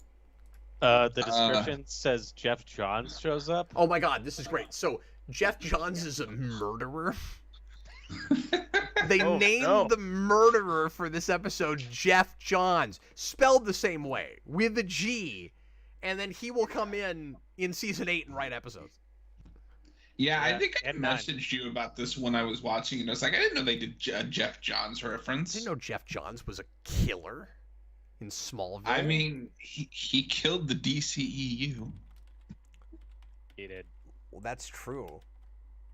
Yeah, I always forget he was doing stuff at DC at this time, but I mean, he was just, when I think of Jeff Johns, I immediately think like his New 52 stuff. Well, yeah. But I mean, he goes back to the 90s. Yeah, but he's already doing major stuff at DC. So what you're saying, Robert, is that you're a fraud. No, I'm just saying, like, I forget his stuff that he does from this era. Yeah, we're right around his Green Lantern during this period, are we not? Yeah, nobody remembers the Green Lantern run, though, Cap. Everybody just remembers his New 52 runs. That's not true. People that like Green Lantern remember that, because Green Lantern Rebirth is a lot of people's favorite, and it's great. I mean, I reviewed it not too long ago. But I want to say that's like 06, 07, maybe? What's Green Lantern Rebirth? I don't remember that. It's the big Jeff Johns Green Lantern run. It's when he has a Green Lantern run? It's when they brought Hal Jordan back. Yes. Yeah, they deal with all the post parallax stuff, and it's been a little while. I'm sorry, I'm definitely loopy. I really liked it. I don't remember much in the moment. I just got done watching an Alicia two-parter that should have been half an hour. Yeah, I know that the main episodes that I remember Jeff Johns writing on this are the Justice Society two-parter in season 9. Yep. I guess he wrote the Booster Gold episode too. I don't remember how many episodes. I think those were maybe the only ones he did. I can't wait to watch the Booster Gold one with Cap. Or did he maybe write? Yeah, I mean, it's okay. Did he maybe? Yes, it's true. I don't like Booster Gold though. No, yeah, that's why I was like, wait a minute, don't you hate Mr. Cole? With a burning passion. With a burning passion. Did he come back to write one of the Legion episodes? Because Jeff Johns is notoriously a huge Legion guy. He may have done one of those. Yeah, that was season 8. He may have done that one. Oh, I thought that was 10. I guess they come back in 10. Yeah, the Legion first shows up in season 8, right? Season 7. What? Yeah, or 7. I really? guess. No, maybe it is 8. I was think they thinking did 8, that in 7. I didn't think they were doing any of the cosmic DC stuff yet. I could be wrong. Well, anyway. I remember it being 8. No, I think you're right. Now that we're talking about it, I don't know why I thought they didn't show up until later, but I knew they had multiple appearances because he gets the Legion ring and then he uses it every so often. Yeah, wait, isn't that where they explain where Supergirl went? Doesn't she have like one episode in 8? No, she goes to find the remains of Krypton. Okay, but weren't the Legion in that episode, or am I just combining two different things in my brain? I think you're combining two things. I guess we'll find out when we get there. I don't know. Yeah. Okay, recruit. Oh no, it is season 8. Sorry. Timestamp 0, folks.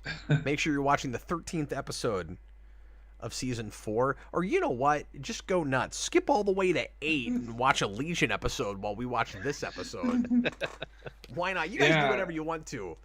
It's a free country. I'm thinking of better episodes. And even if you're not living in the same country we are, wherever you are, if you're listening to this, you're probably allowed to watch Legion instead of Recruit, okay? So, get ready to press play when I say now, and we're going to get right into it. Here we go. I don't right off know which one this is. You will believe a man can be recruited. I already believe that. We just had like a 10-minute conversation about how it's done with Jeff Johns. Oh, yeah, okay. Oh, yeah. But I don't remember what happens. Besides the fact that there's a killer named Jeff Johns, I don't actually remember what the plot is. All right, here we go. Everybody, please press play right now. After this, we're going to do counting Dragon Balls. It'll be the easiest show ever. There's only 7 There's 7. We counted them. He's wasting a lot of liquor. I've never understood people who pour drinks like that. Yeah, it's weird. Like, that's expensive liquor. It's like, is the pour that much tastier because you put the rest of the alcohol all over the counter? What is Lois wearing? It looks like pajamas. Oh, maybe it is pajamas. Is this a Raiders? Those are definitely pajamas. Why is she wearing pajamas? Why not? Is this a Raiders of the Lost Ark reference, or am I reaching? I mean, I think you're seeing Indiana Jones everywhere. Well, that's always true. Everywhere I go, I see his face. I saw it with Lex Luthor at the first episode of the season. Discussing topics. Welcome to college, Cap. This was not my college experience. Hey, Cap, everything I learned about Kansas, I learned from this show. I went to... That's unfortunate. Well, it's not like there's not ridiculous college parties and frat parties and crap at colleges. It's just I actually went to class and I didn't go to crap like that. Well, hello, Mr. Fancy Pants. I wasn't fancy. I was responsible. See, what happened was I tried to date this girl who could teleport that tried to murder everyone, and it made me really responsible. Oh, okay. I learned See, I can a say valuable that 'cause, lesson. See, I can call people fancy pants because I cut my hand off and replaced it with a chainsaw and then went back in time. It's very strange. Yeah. That's a very convincing story. Thank you. TH1, the vampire episode isn't till next season, and this is not the Lois sister episode. I think she's showing up like a couple from now. It's called Lucy. Yeah, that is the season. See, that's an episode title I can remember, Lucy, because that's the Lucy Lane episode. You know, one thing I'm liking about what we're doing with Lois is she's got all these skills that will serve her when she finally decides to be a reporter, and I'm kind of buying that she has them. So, like, you know, the idea that she can drink all these guys under the table, that seems like a Lois Lane thing. Like if you did that, maybe that comes from somewhere. Maybe that did happen. But if you did a story where like Lois as an investigative reporter was like undercover or something, and she was like drinking guys under the table, I would completely buy that. I mean, Marion does that in Raiders of the Lost Ark, and she's a really feisty character. I don't think I'm reaching super hard with that.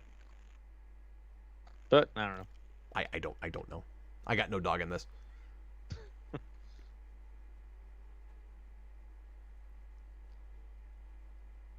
The one positive to come out of this stream is that we seem to be turning you around on this, Lois. So I say that's been worth it.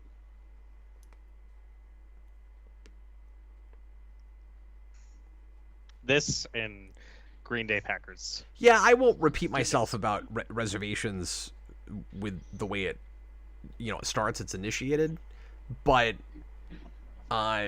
she's definitely one of the highlights in a season that is dull as bricks, man. Like, you know, any flash of life I'm really appreciating right now.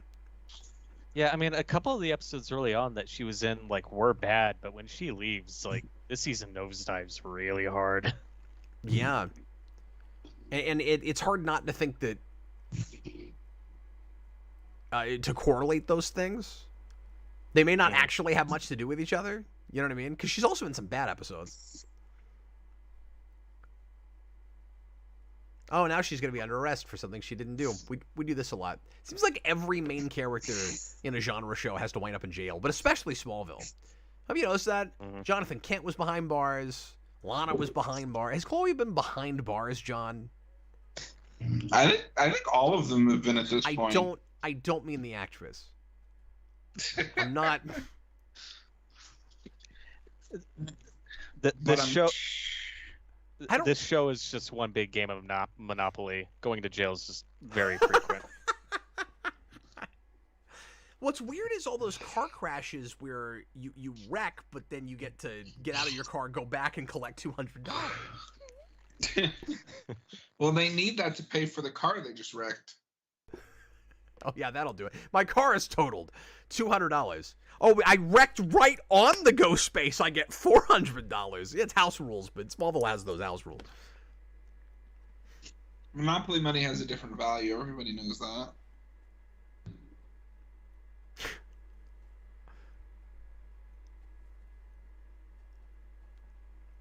Oh, we're having this argument some more.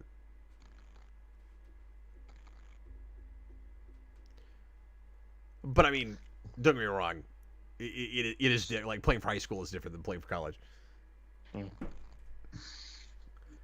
I like that now he's making a bigger deal out of, look, people are going to be paying attention to you. Now it's more about if you use your powers in public.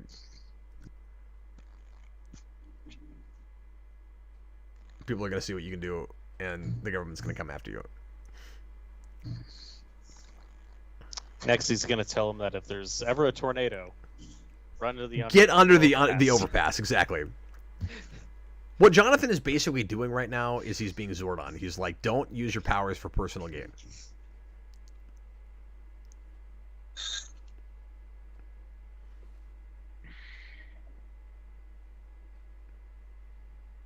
The only thing we haven't had much this season is what questions do you want to ask Jor-El when you go to Heaven Cap?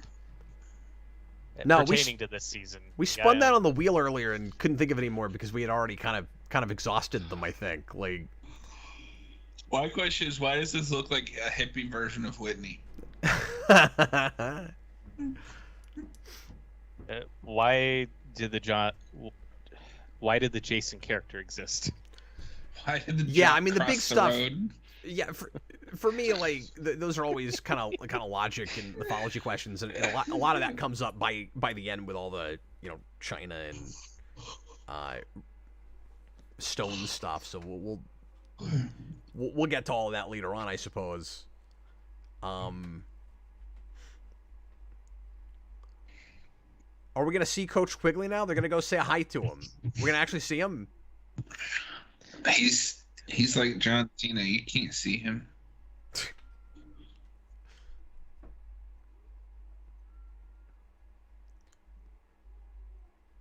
I mean, one question to ask Jarrell is still, why is Lois at the high school?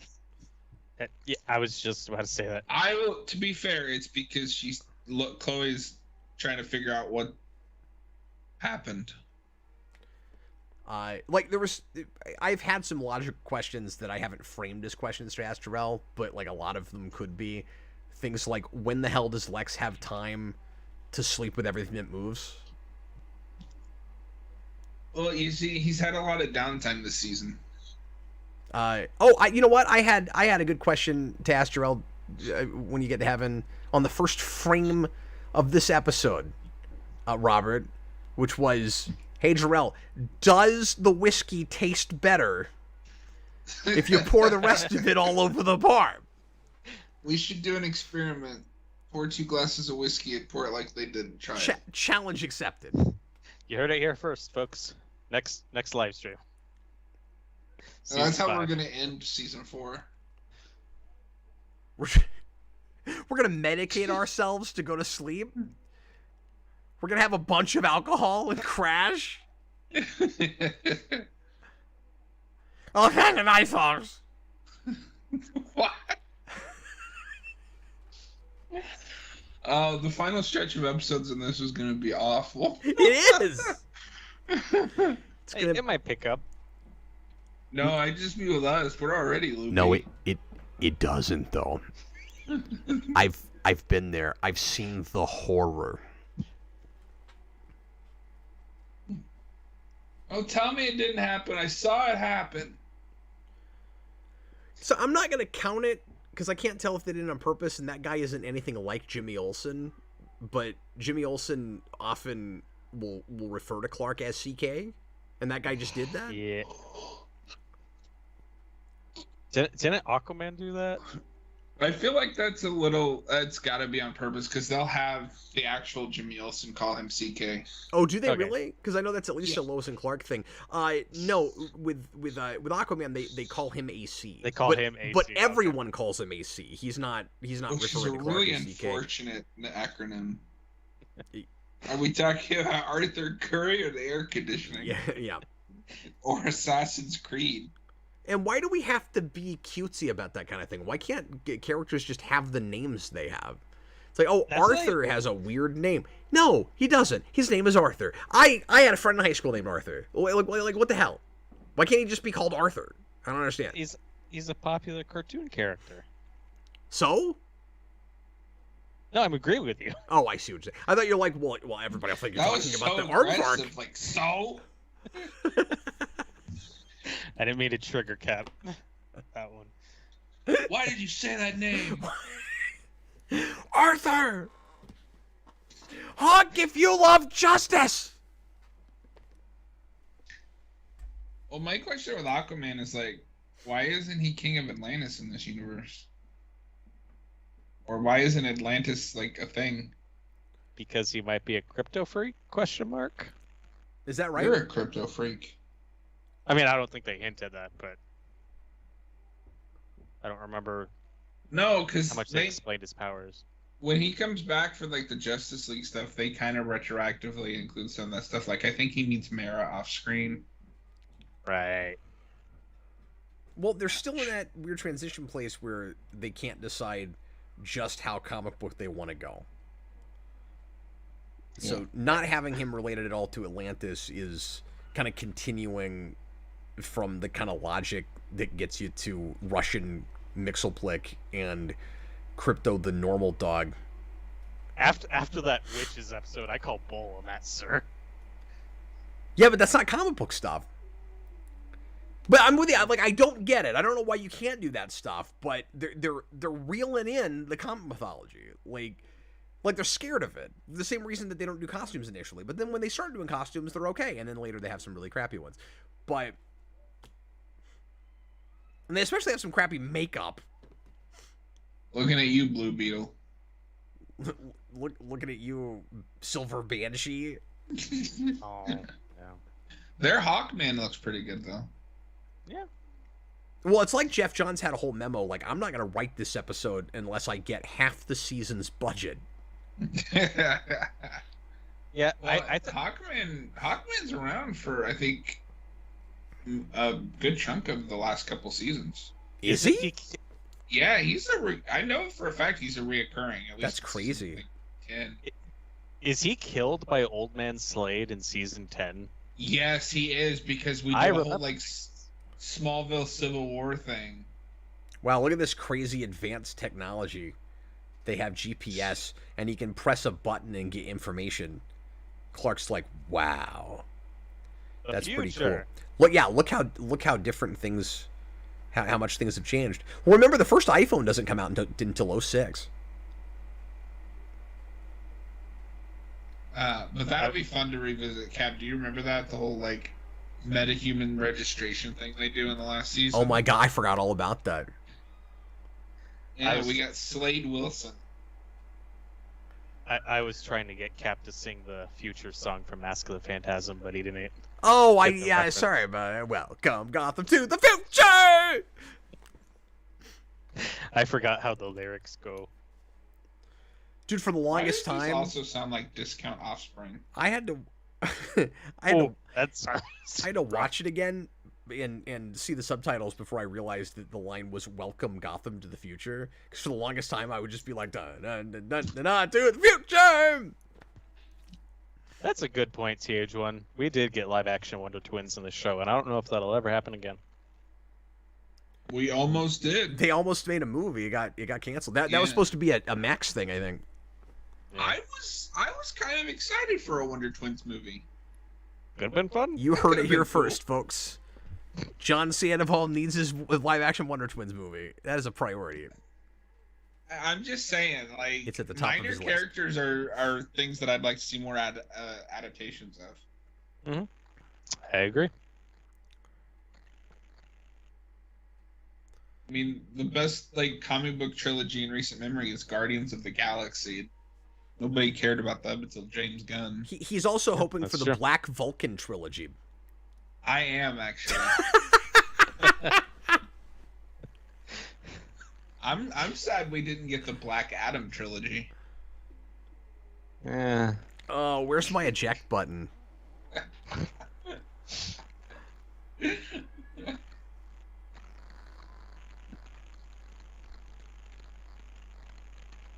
That's a pair of lips on the wall. We're not talking about this episode at all because it's boring sorority crap. I remember hating this.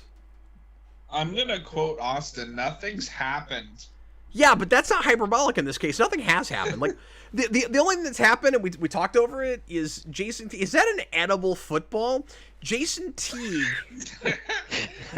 has been ordered. It's a football cake.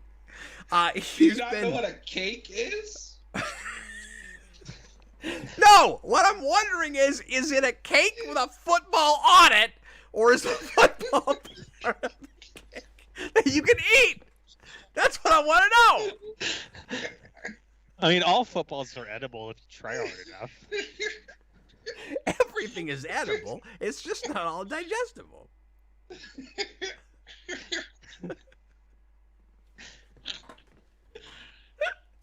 Oh my god. The only thing that's happened so far is that Jason Teague did things. Was ordered by Lex Luthor because Lex just hired him to spy on Lana, Clark, somebody about the deal. By the way, do they not turn into vampires? Or no, that's a different episode. That's next season. It feels so like that's also a sorority thing? Okay. Yeah, it's just a bunch of attractive ladies coming on to Clark, which has only happened like 20 times this season. Yeah, they do this silly thing with the show in high school where he's not popular and he gets bullied by the jock football guy, but he's also really popular. Or like he's not exactly popular. It's like people don't even notice he exists, but when they do, the girls are all, look how hot this guy is. And he never changes. He always looks exactly the same. Yeah. He always looks so uncomfortable when anyone pays him attention. And we do these kind of situations with Lois constantly, where she's like, hiding in rooms. I guess it's because she's being a reporter, even though she's not a reporter yet. She's like developing those skills. To be fair, she has a reason to be doing it now. She's trying to find out what really paralyzed that kid. Yeah, I'm not complaining. I'm just saying it's a situation they like to put her in. We'll do situations where she's like. What we really need is for her to investigate that football. Yeah, just tell me if it's a cake or not. But yeah, they have, maybe it's the season. I don't remember. Or maybe it's the season. Oh, no, it's the season after, where she's being a stripper and she hides under a table, and then like there's people on top of the table making out, and they play that for comedy. Remember that? Yeah. Yep. I think that's that episode. Leo, Black Adam was one of the worst experiences of my life. Sounds like you've had a pretty good life, sir. That just sounds like fake news. Black Adam was the best movie of the year that it came out. God, I wish we did this in person. I do, because if I pelt things at your head, I'll just break my ultra-wide monitor. You know, and I don't want to do that. It's pretty, and I paid money for it.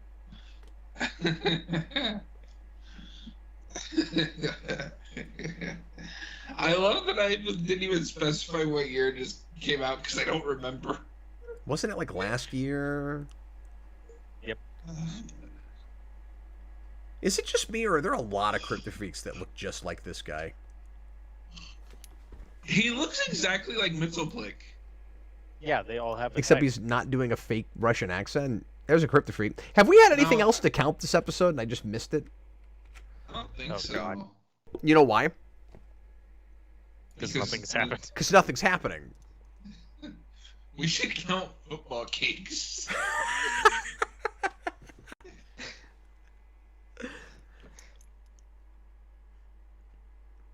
Ooh, should we count people getting smothered to death by pillows? Because that happens at least a few times in this show. Yeah, put it in your scrapbook. Robert, stop counting things. Robert, look how much space I have versus what your scrapbook can hold. Okay, it's infinite versus my very finite box. Okay.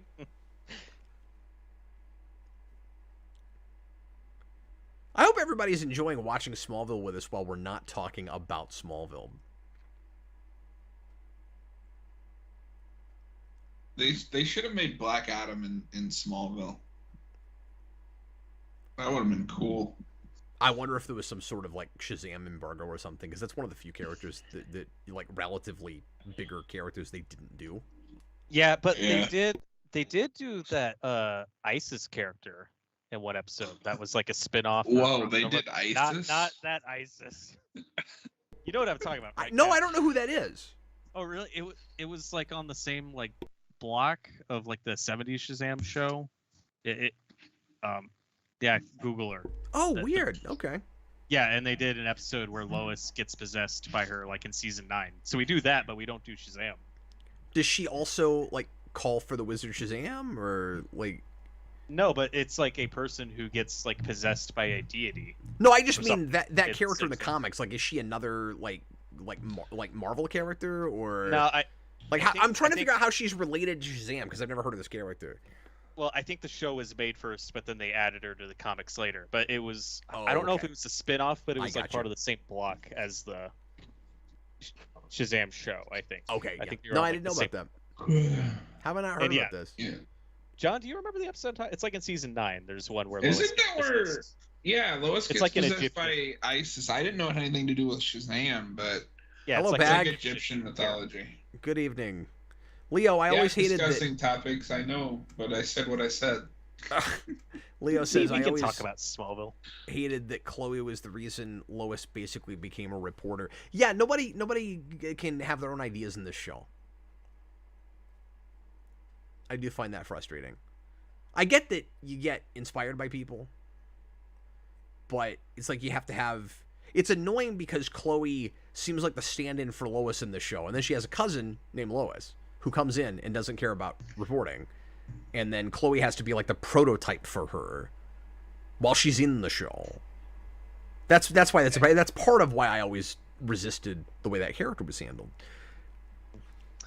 Okay, so the show was called The Secrets of Isis, which was the second half of the Shazam Isis Hour in the 70s show, and then they put her in the comics later. But I think they put her on Legends too, but renamed her because reasons, obviously. Why would they have to rename her? Use your imagination. Because The Secrets of Isis sounds like a really dark documentary series. Documentary about what? So yeah, that's all I was saying, is she was a TV character first connected to Shazam, then they put her in the comics, and then they did an episode with her on Smallville. Dapper Lois Legs. gets possessed by her. Dang. I like that Lana just goes around screaming at people. What is wrong with you? You know, She should be saying that to a mirror. You know what, John? I can't believe I've ever had this thought before. You know what I wish we'd done with Lana and Lex after their failed marriage? Dropped them off a cliff. I'm so shocked that the marriage failed. What would have been great is if they kept coming up with reasons after that for Lana, just like we did so much with Clark, to keep barging in to Lex's office so that Lex can keep going, Lana, your days of barging into this office are over. I mean, she does go crazy and tries to kill him after their marriage ends. She's a loose cannon. That. What she doesn't know is that Lex is kind of investigating her. Well, he can't investigate Clark anymore, so he's got to investigate Lana. Although, we were talking over that scene, of course, but he may have asked Jason Teague to also follow Clark. I missed that, but it was all about finding out what he could about Thoreau. Look, these are all really important pieces of what is your problem with the name Thoreau?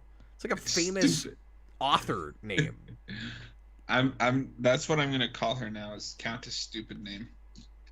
He really hates Justin Thoreau. Why?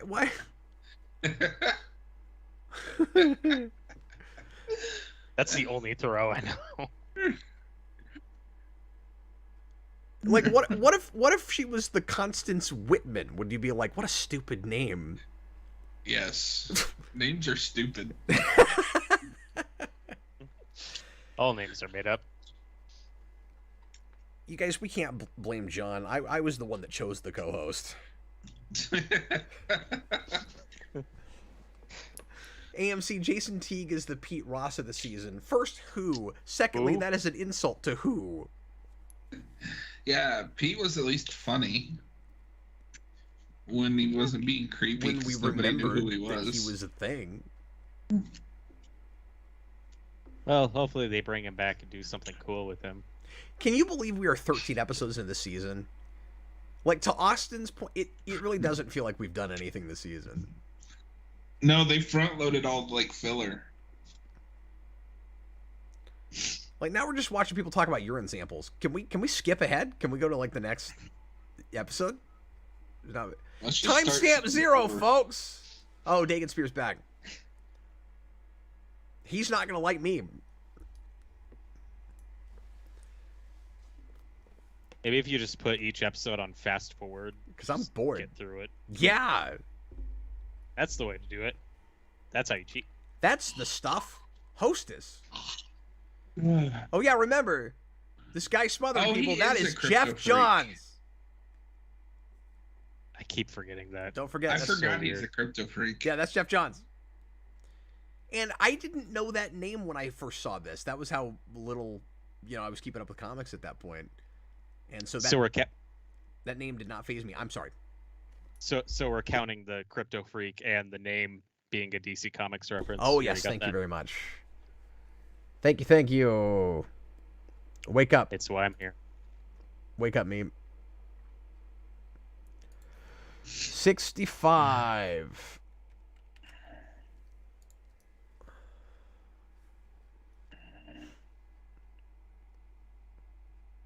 Thank you, AMC Comics. You know who that character was. Cap and John were gaslighting me for the existence of that character. I didn't do a thing. I'm innocent. I'm offended by the use of the term. Sir, I don't even know what it means. Okay? Every week you're learning a new word. No, I'm That's great. I'm joking. I believed you. I just hadn't heard of. I just didn't know what it was. Like, what part of what I said made you think that I didn't believe you?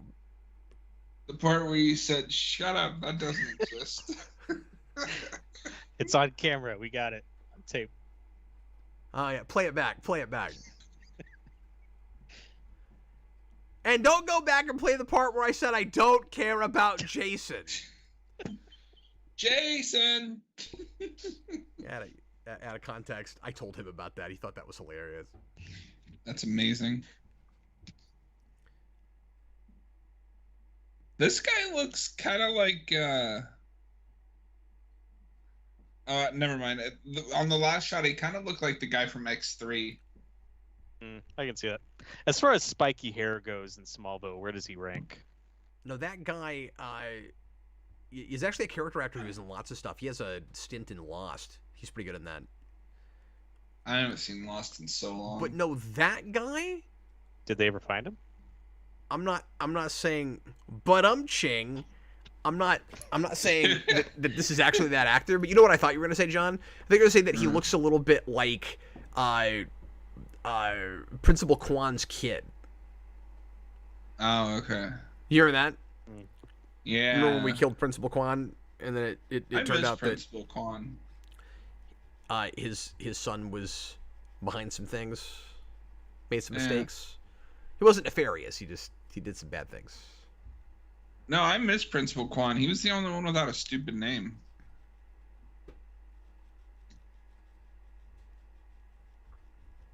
Now I forget. Are we talking about This episode? Alicia's... No. Yes. Are we talking about or dealing with Alicia's death at all, or is that No, it never hasn't come mentioned up. again? Nope. We Just dealt with that. We moved on. Yeah, Clark's okay. He's gonna make. I don't know how often she even ever comes up again. I don't think they ever mention her again. I'm sure it happens once or twice, and I'm sure in the next 10 seconds, Dagon Spear is going to tell us exactly which episodes that happens in. I can see the actually already. Look, I believe in you, Dagon Spear. I have hope. The triangle, the square, the dots, stands for hope, okay? Well, you know what the most important thing about hope is? The start that Smallville never got right. What's that? Rebellions are built on hope. What did Clark have to rebel against besides his crazy father, who kind of mellowed out when he became a different character? The fact that everybody in Smallville has stupid names. He's going to rebel against it. I would say he's a rebel without a cause, but no, he has several causes. I feel like, John, that's a hang-up of yours, not of Clark's. No, he's going to start the name revolution. Everyone is a Jones or a Smith. That's it. You're a Jones and you're a Smith. Smith Jones, Jones Smith, Smith Jones, Smith Jones. Have you ever seen Blazing Saddles? Great movie. John, are we in Halloween 6 now? What's going on? Yes. Yeah, I'm totally with you. Hey, you got that reference. Which is horrifying. I don't ever want to think about that again. The scariest Halloween. Because the opening sequence, absolutely. Because are you no? Or is that 5? Which I don't know which one you're thinking. One of those movies. And I thought this is what you were referencing. Well, I think it's 6. Has that horrifying scene with the girl that's like strapped down and giving birth. That's stimulated. That's what I thought you were talking about. Yep. Yes, I don't want to think about that ever again. Thanks for getting in my head with that. That's the only thing I remember about that movie. Okay, I'm sorry, John. I remember more about that movie than I ever wanted to know. You should apologize to me. No, made me think about that. The joke I was going to go for with Blazing Saddles is that everybody in that movie's last name is Johnson. Yeah. I've always meant to see that. It's one of the few Mel Brooks movies I've not seen. It's my favorite. It's probably his best one. Yeah, that's what everybody says. Yeah, I agree. Dude, the weird. Not to complain about DJ because I love DJ. The weirdest hot take I've ever heard him say is that he thinks Gene Wilder's worst movie is Young Frankenstein. Yeah, it's just I find not that bizarre. his thing. I get it. That's a great movie. I wish I liked that movie more. Maybe I'm not I just need another viewing. I'm not the biggest fan of Young Frankenstein. I don't get the hype with it, but like it's fine. I like it a lot. I mean, Blazing Saddles, I think. For me, of the Mel Brooks movies. Of what I've seen, for Saddles, me, his best movie is The Producers. But I need to see that one. That's a big one I need to see. Lois, get up. Oh, is she paralyzed? Yeah. What's happening in this episode we're not watching? So Okay, he we're paralyzes counting Lois people as and then danger, steals their pee. Oh, I guess she's in danger. I don't know. She's captured. Yeah, he paralyzes people and steals their pee. That's a very flattering Kryptofreak power. Weird choice. Yeah. Wait, did we count him? That's a I did count him. Yes, I counted him when you weren't looking, John. Whoa! Look at his eyes. He was cast for that. Look at it. You know, I like this parallel, horrible but the rest of this yellow eyes. episode sucks. You like what part of it? I like that parallel. Like, he is kind of everything his father warned him about. Yeah. I agree, AMC. Teague is cool. But man. then we do that with some Kryptofreak. Like this, that's not really original to this episode. Yeah. I mean, You're it's getting kind of character drama. Yeah, because it's crappy character drama. isn't it kind of just that Kryptofreak that disintegrates people all over again? Just now it takes longer. Disintegrates. No, that was like a Angel of Death thing. This guy just wants to win football. Yeah, no, that's true. The motivations are different. I'm just saying That looks like a doll. it. It is question mark. It probably isn't anymore. No, not but anymore. I think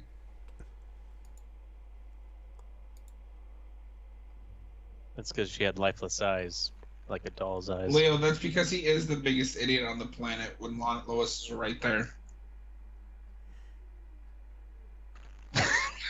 Jeff Johns, like, such a nice kid. Such a nice kid. Oh, I see what you're saying about the parallel of what he warned him about. Yeah, I mean we've done that more broadly, more generically with, like, you know, if he wasn't raised right, what would he be like?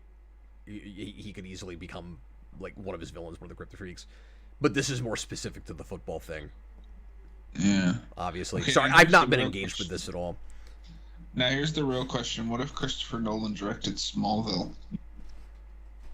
Would be loud. I like to imagine that somebody says Jeff Johns and then Hans Zimmer just like horns go off.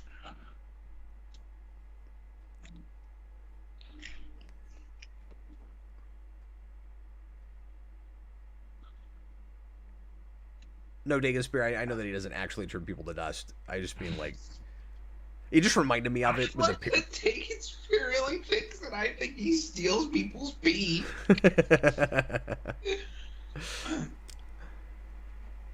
No, I don't know. I'm tired and delusional. It's not really very similar, I guess. It just reminded me of it, where you have, like, people who are lying flat, and then he comes over and does a thing that will eventually kill them. Yeah, he steals their pee and they die. It's weird. Look, you need it, okay? AMC, oh, for Reaper, he prayed himself out of existence. You remember that? Right? He put his own hands together and disintegrated himself. It's like, God, don't ever go to a concert and applaud. That was amazing. That was season 1, right? It's like, that guy is going to have to put on the kid gloves Yeah, that was season 1. all the Would time. that work? What if he just disintegrated the gloves? You've come a long way. Yeah, because he disintegrates. It's not just biomatter, it's anything, right? I think so. Because he can disintegrate, like, your clothes and... Look, I'm trying to find out everything I can about Margaret. He's playing both sides here. Or has he fired Jason already at this point? No, because he's sending him to China soon. Oh, yeah. So he is kind of playing both sides. Have you ever seen this show? Well, it's been a while. He's playing. Do you remember China? No, I knew they all went to China. I couldn't remember how they all got there. No, I mean, do you remember China? Yeah, the Chinese chicken. Oh my god! Stop. Chickeny China, the Chinese chicken. Is that? No, it's Lois. They actually shocked me with that. I was ready to count it. I was hoping you were gonna say, is that chicken China, the Chinese chicken?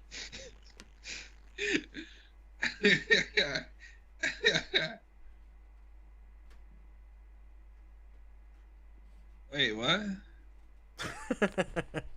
I hope the smoking man's in this one. No, that was last season. Discussing topics, this scene is great. I was so happy she was going to be around more.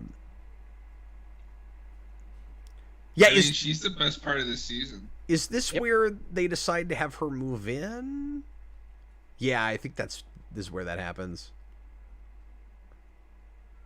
Well, we know that Cap hates this Lois, but the rest of us love her. We know that my co-hosts are, without exception, hyperbolic. Wait, hold on. So Chloe has a tiny one-bedroom apartment. So she says. When did she move? Well, she after everybody she died. thought she was dead, and so she probably didn't go back to the home she lived in. But she would have to live with her dad. I'm fuzzy on that. Like, did he move after he? Because remember, he got fired from Luthor Corp. He doesn't work there anymore. No, in the next episode, she's gonna look for her dad because she doesn't know where he is. Look, I know where he is, Clark. And the difference is he got fired from his job. Robert, I can't tell if you're screwing with me or not because next episode is Krypto. Yes. I was making a joke because she forgot where her mom was. And then look. She didn't forget. She just didn't care. The writers didn't care about what they wrote. It's like, she's got a stupid name. I'm not looking for her. And yes, I'm aware that the next episode is the Krypto episode. It's going to be Krypto riveting. In name only. You know, this is going about how I expected. Having regrets? No. So, how do you fall on this choice? Is he dumb or is he being noble? He can be both. Yeah, there's lots of heroes that are both dumb and noble.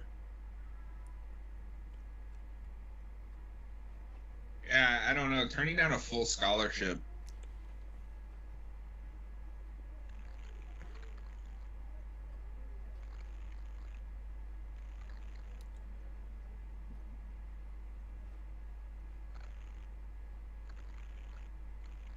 Yeah, and of course they're playing up the fact that we haven't talked about that in a while, but the fact that she knows the secret now, and they stretch that all the way to, I don't think he finds out until the first episode of 5.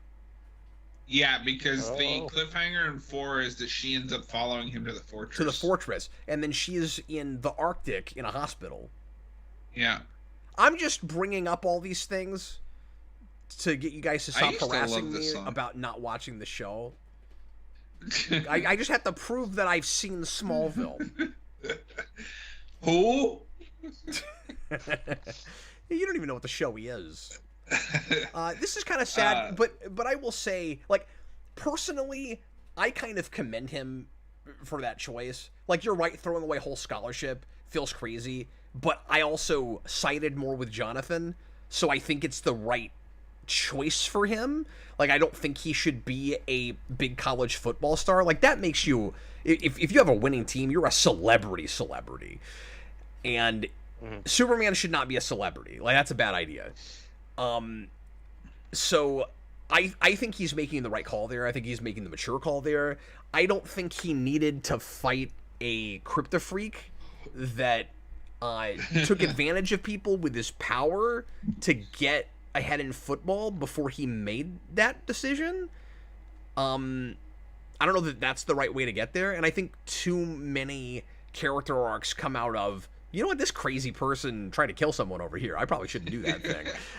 We have maybe a little bit too much of that, and I also think, I don't know, part of me is glad we didn't drag it out too far, but we didn't sit with football for very long before we abandoned it. Like it's like 3 episodes. I'm not even saying I have a problem. I'm just surprised.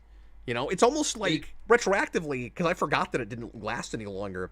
It almost feels like they go, you know, we haven't dealt with that in a while. We probably should dip our toe back in it, but we don't want to make it a whole season thing. They should have just turned this into a football show. It's almost like nothing happened. Smallville Night Lights. Yeah. That's how he would deal with supervillains, Cap, is he challenged them to a football game and they'd have to win. I'd watch that show. That's the biggest problem with this season is all the missed spin-off opportunities. We got football, Prison Lionel, Paris. Football cake baking shows. Yes. Is it a football or a cake? You be the judge. Okay, we're going to take a break now. Robert, are you calling it a day? I think I'm calling it a day. You a little out of it? How do you flip on that episode that we didn't watch? I don't remember. So you guys can decide what my grade was. I got the gist of the arc. I ultimately felt like I didn't need to watch more than the first and last scene. Lois made it watchable. I'll give it that. Lois was in it. I mean, she's good. 5 stars. She elevates the show. Everybody's right about that. Whatever. You're right. I don't like initial choices with it. That's all. But but no, Well, she's good. Well, the thing I never appreciated. This is what really clicked it in for me. The thing I never appreciated was John's observation that suddenly Tom Welling has like feelings and emotions. Suddenly Tom Welling is an actor. Yeah. It's weird. I don't like it. I still say switching bodies with Lionel also helped with that. I don't care what Austin says. No, Tom Welling is great in that episode. I don't know what Austin is talking about. He is. Yeah, he's doing a good John Glover impression. He's not just being weird. Okay, But, so we are going to take a break here for 5 minutes, and we'll see in a little bit. Robert, thank you so much for being here. Thank you for having me. I might pop back in near the end if you guys don't mind. You are welcome. No, we for it. we will absolutely welcome that. Yeah, good luck, John. Good luck, Cap. Thanks, buddy. We appreciate you. Maybe there'll be a big upswing in quality. Spoilers. There's one episode in the back half that's wonderful that everybody loves, but beyond that, there's not a lot. I watched this again like a year and a half ago, and it was rough watching those last 12 together. Well, I need to take a nap, and then later today I need to call my niece because it's her birthday today. Oh, cool! Happy birthday to your niece, and you should go get her a football cake with her name on it. And you should make sure that the football part is actually a football. Yes, but make it look like ice it, like she thinks she can bite into it. Yeah. See if it is because if I was in that room, I would have picked up that football and eaten it because it looked like it was edible, but I still don't know. That is the question, the main question that I want to ask Jarrell when I get to heaven. What was up with that cake? Yeah, is it made of cake or is it made of leather? I want to know. Anyway. Well, the question is, have you ever played Portal, Cap? Yes, I have. Because the cake is a lie. Yeah. The football might be a lie. I'm not sure. We'll see you in just a few minutes. Thanks for joining us, guys. I hope you're having a great time. We certainly are. See you in a bit. Yeah. Bye, guys. Good luck.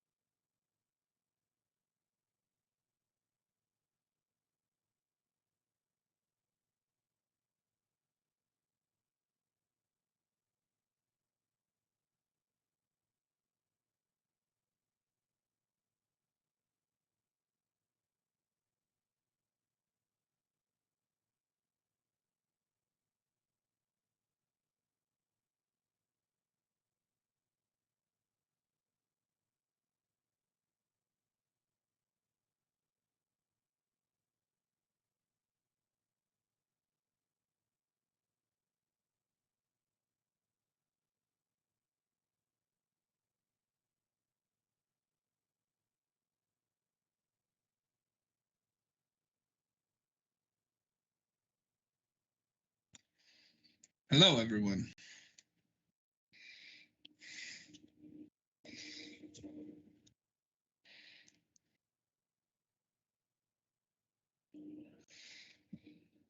Are you muted through Skype? Oh my goodness. Nobody could hear anything I was saying this whole time. Well, that's fine. I didn't say anything important. It was all filler. Oh, like Smallville. Again, if it was Nolan, it would be very loud. Yeah. No, I was just saying that crypto is kind of lame, and we've got sort of some duds in a row. But we'll see. We'll see how we feel about it again. We'll see how John feels about it. And we've been broadcasting. If you just came in not too long ago, or you just came in, my mic works. Don't worry. And John and I have been broadcasting since 10 o'clock last night. So over 12 hours watching all of season 4 Smallville. We're doing this with every single season of Smallville. Eventually, we'll get to them all. If we don't die first. Yeah. Originally, I was hoping to do these once a month this whole year since we announced it back in February. And that has not been in the cards because I've had a lot of busy weekends and stuff. But we've managed 4 this year. And the hope is to get at least to the halfway point, if not better. So I'm hoping to get 2 more out this year, but 1 more at least. And I think that'll happen. I don't think there's any way we don't do at least 5 before the year is out. I mean, season 5. Hello, Jason. Jason's in there. Jason is going to come in for Onyx. He wanted to make sure... I see how it is, Jason. You just come in for the good one. He just wanted to come in for the good one. Yeah. He doesn't really care about us. He's got more of a Lex Luthor mentality about the whole thing, really, you know? He's just looking out for himself. But he's gonna like phrase it like he's gonna couch it like he's doing us a favor. Jason, how are you liking Dragon Ball? That's probably my most read comic or manga of all time. It's like Telegraph. You just got to sit around and wait for his response. Yeah. So I used to collect manga, and that was the first manga that I collected, all 46 volumes. Oh, wow. 46 volumes. So that's counting what would be Dragon Ball and Dragon Ball Z. Yeah, I just didn't realize it was still that way. How much is just Dragon Ball Z? How many volumes was that? 26. Okay, so it's almost half and half. Yeah. Well, no, it sounds like Dragon Ball Z has more volumes, actually. About 10 more, because regular Dragon Ball, because that's when Goku was a kid, is 16 volumes. Tom, I did not intentionally make a Michael Jackson reference. Okay, let's go ahead and watch the next episode. We've got 9 more left to do. We're going to knock them out as quick as we can. We got to watch Krypto now, which I guess should be called Shelby. You'll see. They hang on to that dog. All right, here we go. Everybody, please press play. I hope you have it rigged up to timestamp 0. You guys know the drill. You've got a timer there if you need it. Here we go. Everybody, please press play right now. I'm on timestamp 10. Well, then you're going to be either 10 seconds or 10 minutes ahead. I don't know what timestamp 10 means. Yes, there is AMC, and there's also Dragon Ball Super. Which people say bad things about. I don't know if it's worth watching.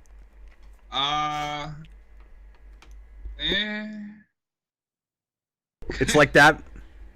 It has really high highs and really low lows. This is reminding... I remember this opening now. This episode I've seen a fair number of times over some others this season. I feel like that last episode I've only seen a couple times. Because it was kind of long and boring and sort of decompressed, I thought. And also sort of routine with the Kryptofreak plot. But anyway, the opening of this with this guy in his... routine? Because the Kryptofreak is the dog. Yeah. We haven't had a Kryptofreak dog before. We haven't had a Kryptofreak animal, I don't think. I mean, we had wolves, but they were people, and we were kind of hesitant on whether to call them Kryptofreaks. Yeah. But I was just going to say, this opening, just the way it's shot and the setting and stuff, reminds me a little bit of the opening of the first Ryan episode.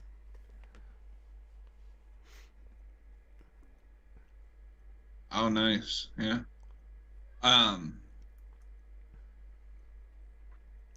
Let me count. This is a fun action scene. This reminds me of Cujo.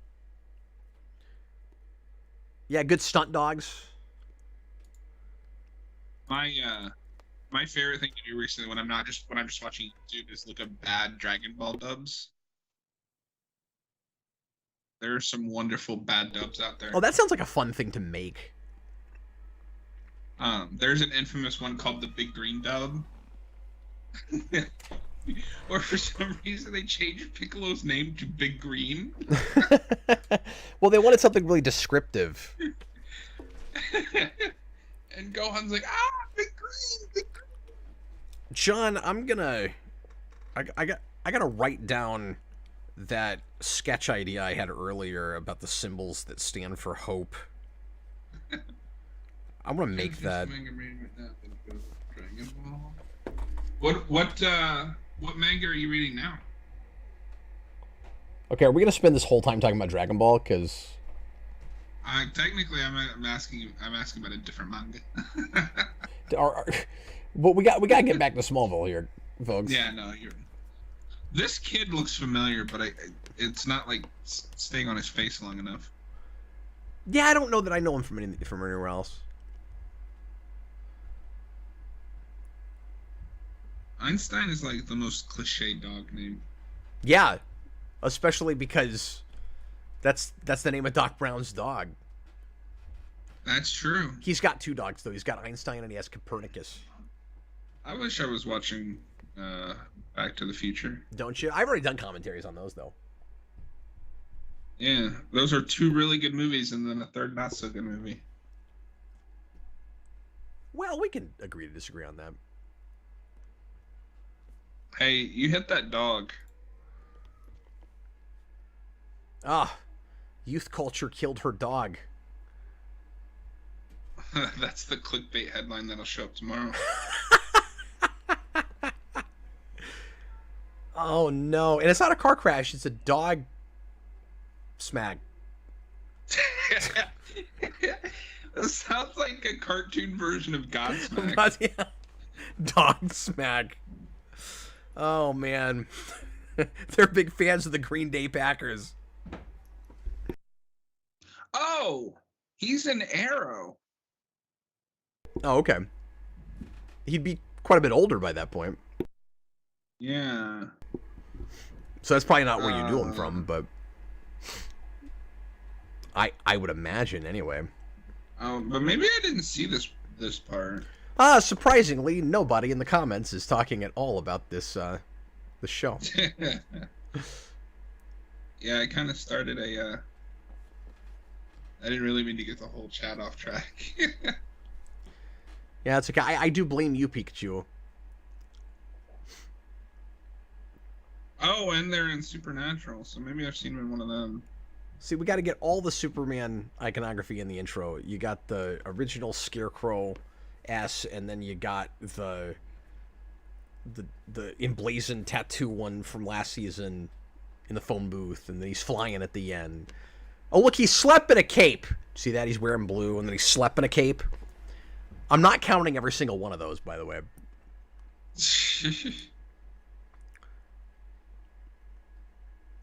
Martha went on a food binge again. Oh, sorry. I'm still trying to figure out exactly where I've seen this kid from while the credits were going. He's got a cameo in X2. Oh, you know what? I know exactly where that is. I guess I have seen that kid before, now that you say that. Yep, he's in the museum at the beginning. Yeah, he's one of the captured X kids. Oh, then he's in a couple scenes then, because I'm pretty sure he's in that opening scene too. But a lot of those kids are all over that. Anyway, whenever they do something like this, where like the dog just ruins the meal, it just makes me sad because look at all that food that it's supposed to waste. Yeah. Okay, so I kind of alluded to this earlier, but I want your take on it. Is this take on Krypto lame in the same way Mixelplick is? Or like is it a little better? It's a little better because he at least has the same powers. Or at least he has a power. He has some of it. Yeah, I think he just has super strength. I don't think he has speed or anything. I also like. I have to be completely honest. I don't care about Krypto or Ace the Bat Hound. Oh, that's fair. So like this, I don't care that they made him a dog. Sure, yeah. I mean, different strokes for different folks. I would have just opted to not include Krypto in the mythology at all, because you're not gonna be able to make that. You know, if you make it a full on Kryptonian, there's no Kryptonian dog. There's no way you could make that look great on the television budget they have at that time. Like, you're gonna have to do everything CG, and it's gonna look really stupid. So, I just wouldn't even in the later seasons. I wouldn't go there. No, that's fair. Maybe a cameo or something, but not like a whole episode about him. Not an origin for him. Well, what I would have done is, because I'm pretty sure in the second Zod season, there's stuff that takes place on Krypton. Just put him there. Put it there, yeah. Just tease it. But yeah, I watched that animated Krypto show that they had on in the early 2000s, but I've still never seen that. I've never got the appeal. That's fair. It's a brand of hokey that I think is kind of fun, and it's just like it's classic Golden Age Superman stuff. Like, it's weirdly iconic in its way. Funny enough, I kind of like it when Krypto the Superdog shows up in like really serious stuff in comics, and we just play it straight. Ace the Bat Hound, I care less about. I don't know what it is about liking to see Superman like fly around with a dog, but I don't really care that much about Batman with a dog, except Batman Beyond. Like when we do that Ace, it's so like down to earth and natural. It just makes a lot of sense that an 80-year-old Bruce Wayne would go around with a dog that could take guys out, and I really like that. I also think with Batman, it's because he has so many other like sidekicks. I don't think he needs a dog. How many sidekicks do you need? Yeah, Superman needs a friend. And also, just the kind of, like, man's best friend thing. Superman's a Boy Scout. He's the kind of guy that would have a dog. Yeah. Now, I will say, I am fully prepared for James Gunn to win me over on Krypto if he's in Superman Legacy. Yeah. You're just saying you don't have a dog in it, so you don't have an opinion like you did with Mixoplate, where a dog in it. Yeah, you don't have a god in it. You don't have a Zod in it. What does God need with a dog? T. Thompson in a $1 or $2 super chat. First Ryan episode is called "Stray Like a Dog on Purpose." Well, yeah, it's like because the kid was a stray. Yeah. I would not tie that dog to that tractor. I mean, he theoretically should not be strong enough to be able to pull the tractor, but we just contrived that situation so something crazy could happen, so we could find out that he has super strength, right? Like, yeah, if we just tied him to a pole, it wouldn't be as we couldn't make. And that's why you shouldn't have tied him to that thing. Situation. Yeah, but they don't know that he's got super strength. Yeah, they do, because he was tied to that wooden beam and he broke it. Oh, I missed that. Well, we were talking. Yeah, because he wanted the meat. Okay, so but they didn't know he was that strong. Yeah. Like, now Clark's like, okay, you're like super strong. Krypto? What a coincidence. No, I'm kidding. I don't remember. Does that even come up in this? Yeah, and it's cringy. So you get to the end of the episode, and Lex asks what his name is, and then Clark goes, I'm thinking about calling him Krypto, and I'm like, really? You said that to Lex of all people? Well, Lex is going to be like, well, that's a weird name, first of all. Second of all, he's been, like, investigating you, and you're an alien from a place called Krypton, and, like, he might not get to that just from that name. That's kind of the last person you want to mess around with that, I would think. Yeah, no, I got what you mean, Tom. I just, no.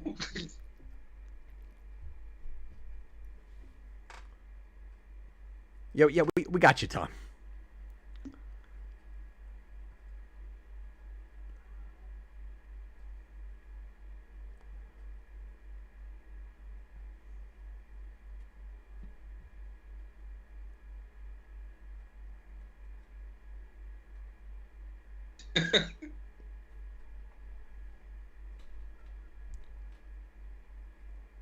See, I don't know. I'm picky Okay, about but some how of this did you stuff. find that?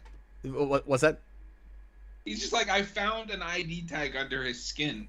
Like, we know how, but like, how? Yeah, under the skin. Well, I don't know. I was just standing here, and there it was. They had to have done some CGI on that dog's face, right? Because like that dog is really expressive. I don't think so. Wow, maybe. But yeah, I don't know. Some of this like sibling rivalry stuff doesn't do a lot for me. Like, that's where I get picky about their relationship, I guess. That's fair. I feel like I've seen that in a lot of Lois and Clark stuff after this, so it just feels like a normal Lois. There's and some Clark of that thing. in things before it, but it's like more, again, here it's siblingy because they're living together and because they don't think they could possibly develop romantic feelings for each other. And in other things, it's more of like it's more of a working relationship kind of thing where one of them kind of looks down on the other one. What are you saying? I missed AMC Comics asking, speaking of superhero pets, who here knows what a silky is? I couldn't pick one out of the lineup. Yeah, I don't know. Like, I've heard of that breed, but I don't actually know what it is.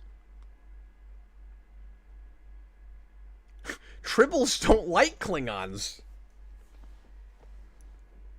The only thing I know about a Tribble is one of them got brought back to life by magic blood. Yeah, Tribbles, like, freak out around Klingons. And in the original Tribbles episode, there's a Klingon that's in human disguise, and the way they sniff him out is by putting a Tribble up to his face, and then it freaks out. You know what? Now that you mention that, I feel like I've seen that episode. Isn't it called The Trouble with Tribbles? Yep. Okay. I've seen most of TOS at one point. Oh, cool. I don't remember like most of it now, but... Oh, Silky is like a character? I thought that was a dog breed. Ghostbusters? Okay, I'm lost, guys. Just whoosh right over my head. That last thing he said, when there's trouble, you know who to call, makes me think Ghostbusters, but I don't. Robert, go to bed.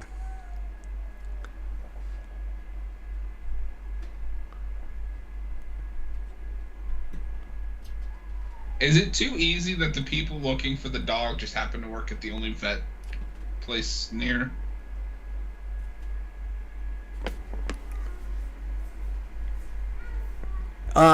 Well, maybe not. I mean, it's that Smallville question of how big is the town supposed to be? How many vets are there?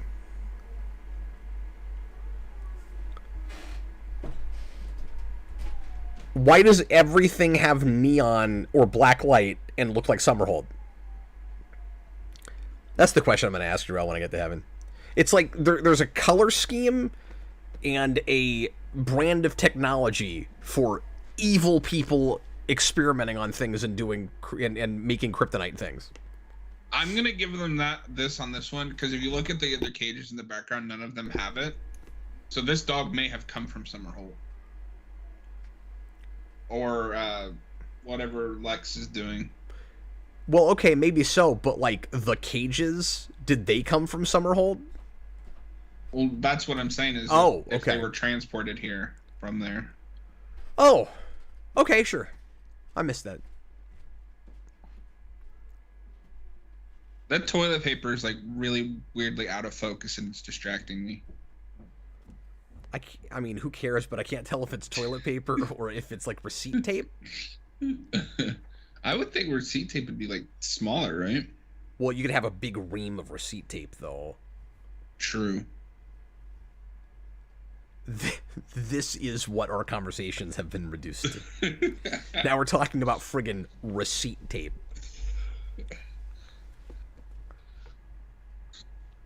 Lex's mansion has like the worst security for a rich person I've ever seen. Yeah, unless he's afraid you're gonna steal his map. And there's And even then it has bad security. Like, what's that gonna do to stop somebody? Well, that's true, but at least that was security of any kind. They need Magnavolt. Robert Wilde, you have not missed any shower scenes. I'm telling you, the guy is addicted to pointless streams. Wait, what? He's an unmuted larvae of killer moth's moss that Starfire adopts in the O3 Teen Titans. It's been forever since I've looked at that. I love that show, but it's been forever. I can't believe you led me to think that was a dog breed that I had heard of before. It sounds like a dog breed, and I feel like I've heard of that before. But it probably isn't. That's it, I quit. I'm so confused by this. So Jason thinks that Genevieve set him and Lana up. Genevieve is trying to get him away from Lana. And Yeah. I don't know what Lex wants.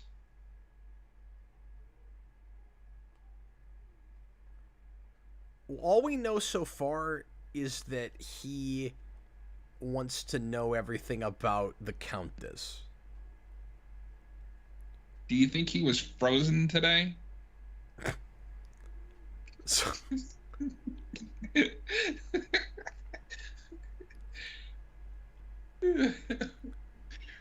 I don't think Lex actually thinks his father is reformed. I think he, like you said, just wants him close. Yeah. Genevieve looks like she's out of like The Young and the Restless. Yep. Yeah, and a lot of her scenes feel like daytime soaps, like I said. Yeah. It makes me weirdly nostalgic. My grandpa would make me watch those all the time. Well, and I want to say that I'm sort of nostalgic when she's on screen because of Dr. Quinn, but she's playing such a different kind of character. I'm not even really thinking about that.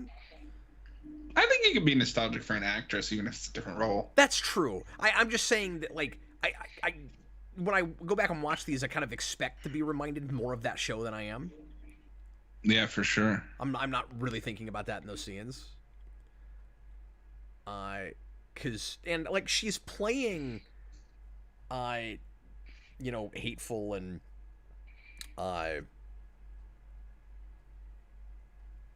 So I would just like to point out that we've Yeah. seen 2 dinner scenes in this episode, and one was a pot roast and the other is steaks. And these are struggling farmers. they must be doing a lot better right now. I mean, I guess you can make the argument they have cattle, but I don't think they've seen any. Why do we keep leaving meat out on the table? Yeah, that's on you guys. That was kind of funny. No, that was pretty good. But I was just gonna say, like, the passive aggressive thing, the vindictive thing, like, she's playing against type when she gets that role, and she's doing pretty well with it, even though I don't like that character. But Yeah, I guess they're starving tonight. oh, see, they're gonna play pool. Your days of coming in here and beating me at pool are over.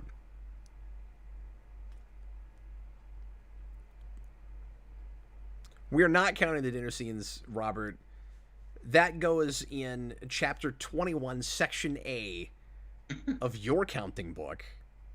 You lose. You get nothing. Good day. You lose! The amount of times that I watched that movie as a kid on VHS tape. Me too. That and E.T. DJ and I have been threatening to do a commentary on that forever, and we still haven't done it. That would be awesome. I think I finally upgraded that to a 4K copy.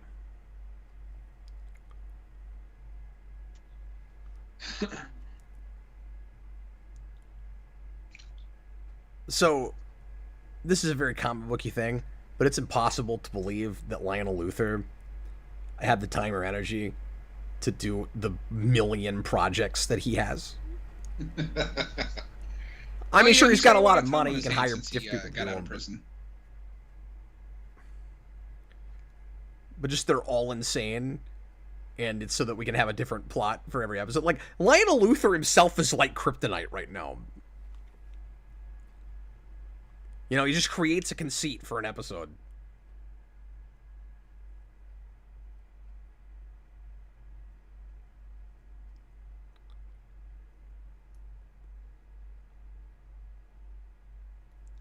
Lex, yeah, I'm not sure what Clark's problem is here, because Lex clearly is not in the wrong here. It's another one of those situations where we have to have a Lex Clark scene, and they're all going to be tense right now. So that's a little forced out, maybe. Yeah.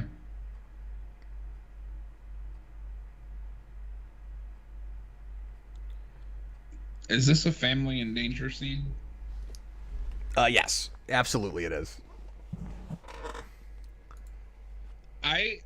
One of these days, I want a scene where like a dog is attacking someone and the person just like punches them in the nose. It'd be really funny.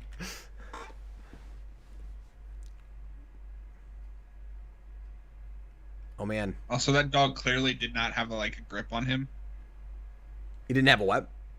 A grip on him. Look, you just got to use your imagination sometimes. That's why I watch movies, so I don't have to. If I want to use my imagination, I watch a stage play.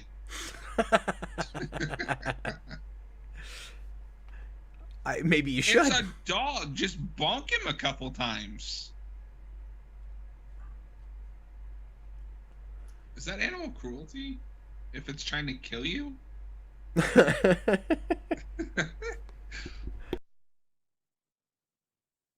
Yes.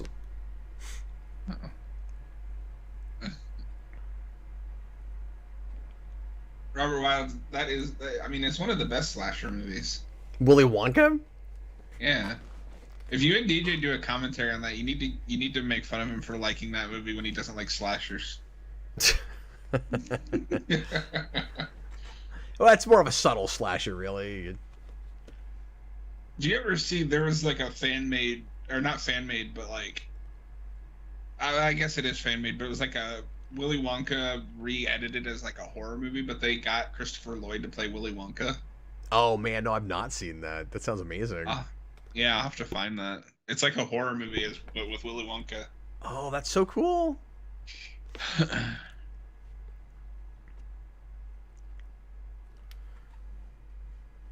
That's gonna be the twist at the end of that new Wonka prequel.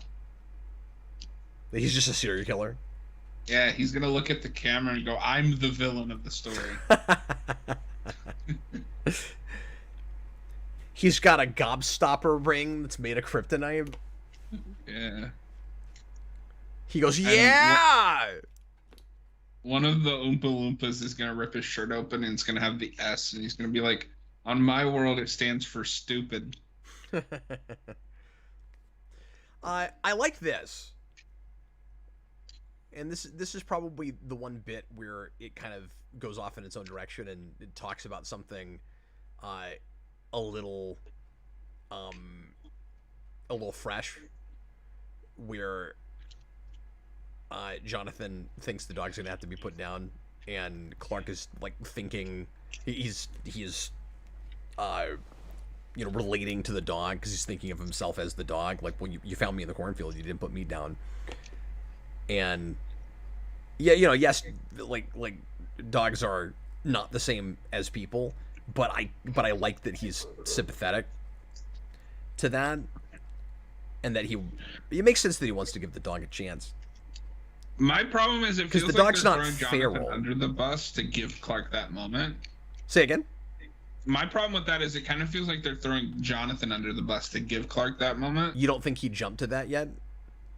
The man that took a baby in and then kept him when he had superpowers is going to write off the dog at the first sign of trouble.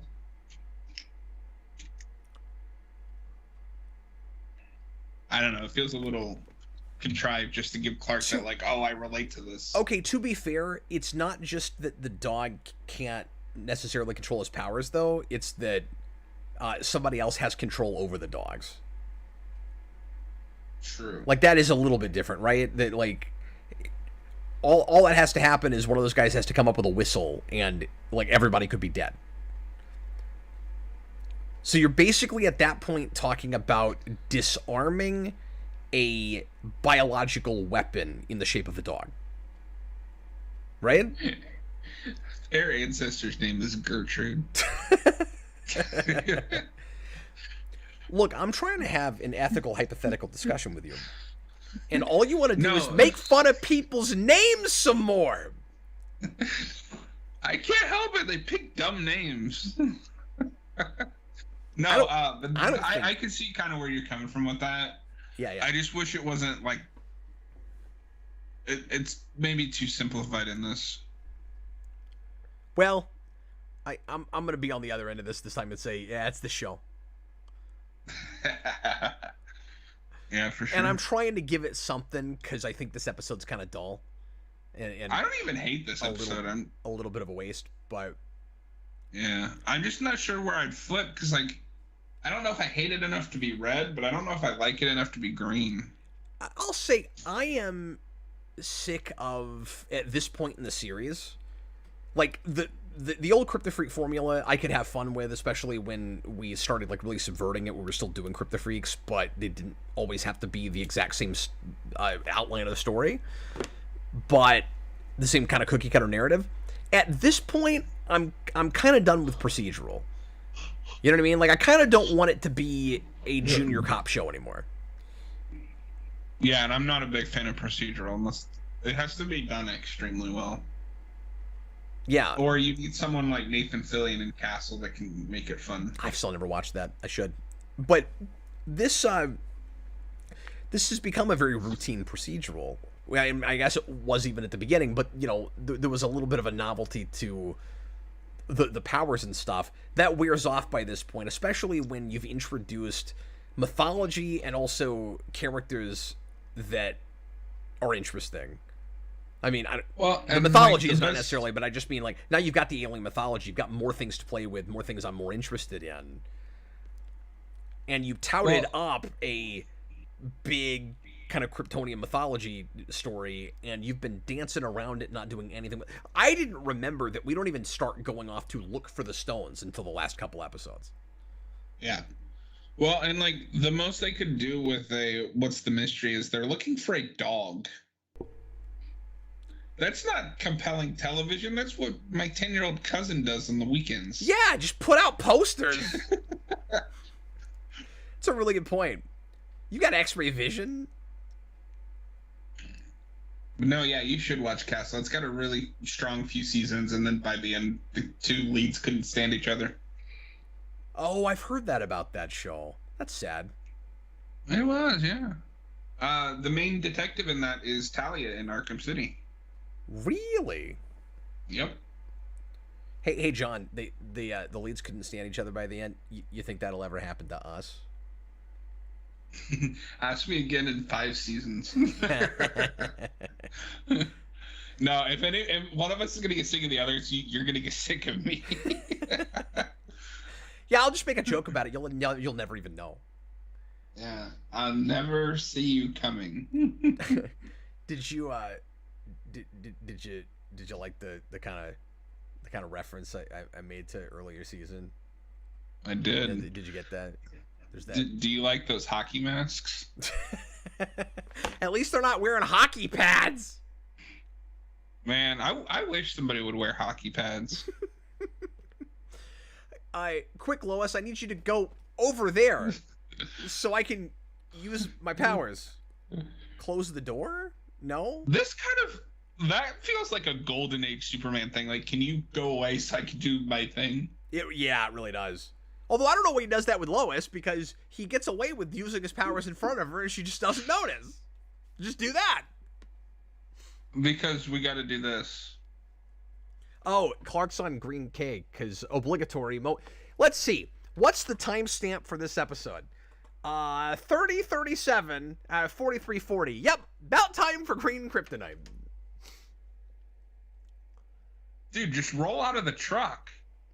How hard is it?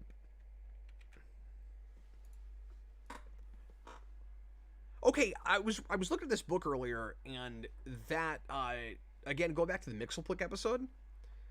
There's something in there about how they were gonna have Clark use like a real small amount of kryptonite to weaken himself when he's playing on the football field, so that he is at the same strength as everybody else. We didn't talk over it. That doesn't actually happen in the episode, does it? They have a scene setting it up, but he doesn't end up going through with it. Okay.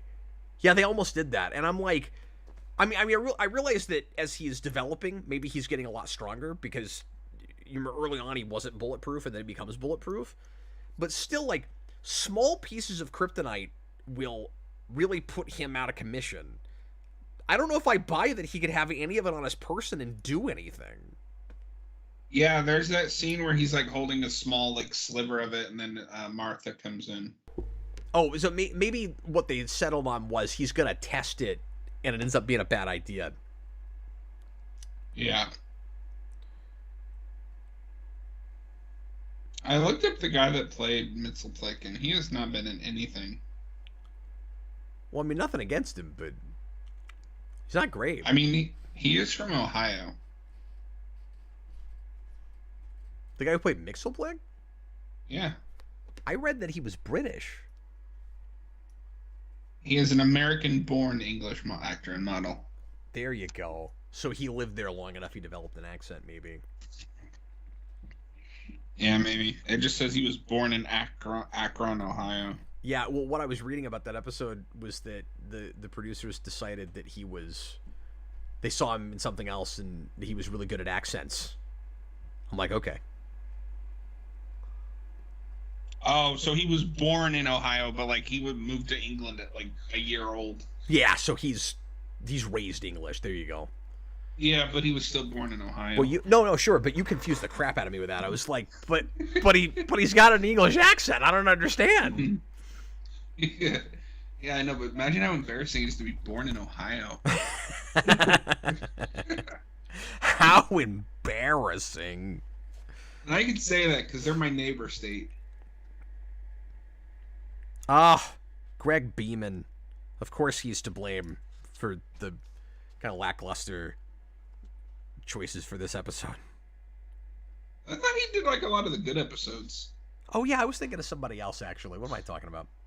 I was gonna say, wait a minute. No, Greg Beeman is good. This was just, I think, a little bit of a kind of misstep episode, or just not real inspired. Yeah, strike that. This is like I'm stupid. No, who was I thinking of? This is like a Spielberg movie made for TV. That's a really great point. No, I was thinking like Kenneth Biller. That's who I was thinking of. But yeah, like that, or like an after school special. Hey, do you remember Air Bud? Yeah, I do. You remember Homeward Bound? Do you think this is like Air Bud? Well, I think that Krypto could probably play like football or soccer or whatever. What is it in Air Bud? Basketball. Is it basketball? Yeah, because they have all the sequels, and I always forget which one is which. Yeah, it starts with basketball, doesn't it? Yeah, because the first one like is a movie, and then it's just like, wouldn't it be funny if this dog played a different sport? And then eventually it's a shared universe where they do different genres. And I had to review the superhero one. Oh, I'm sorry. Yeah, but it's related to this because they film it at the Smallville house. Oh, weird. On the farm, yeah. Wait, it's live action? Yes. Yeah, they all are. There's a pirate one and there's a space one. They're all called something buddies. So the superhero one is Super Buddies. That's so weird. Oh, yeah. It's one of the worst things I ever reviewed. Remember Beethoven? Remember Beethoven's Fifth? No. Because that just I think I saw like one of them. Do you remember Bingo? E-I-E-I-O? That was an early 90s dog movie, Bingo. He saves people from a burning building.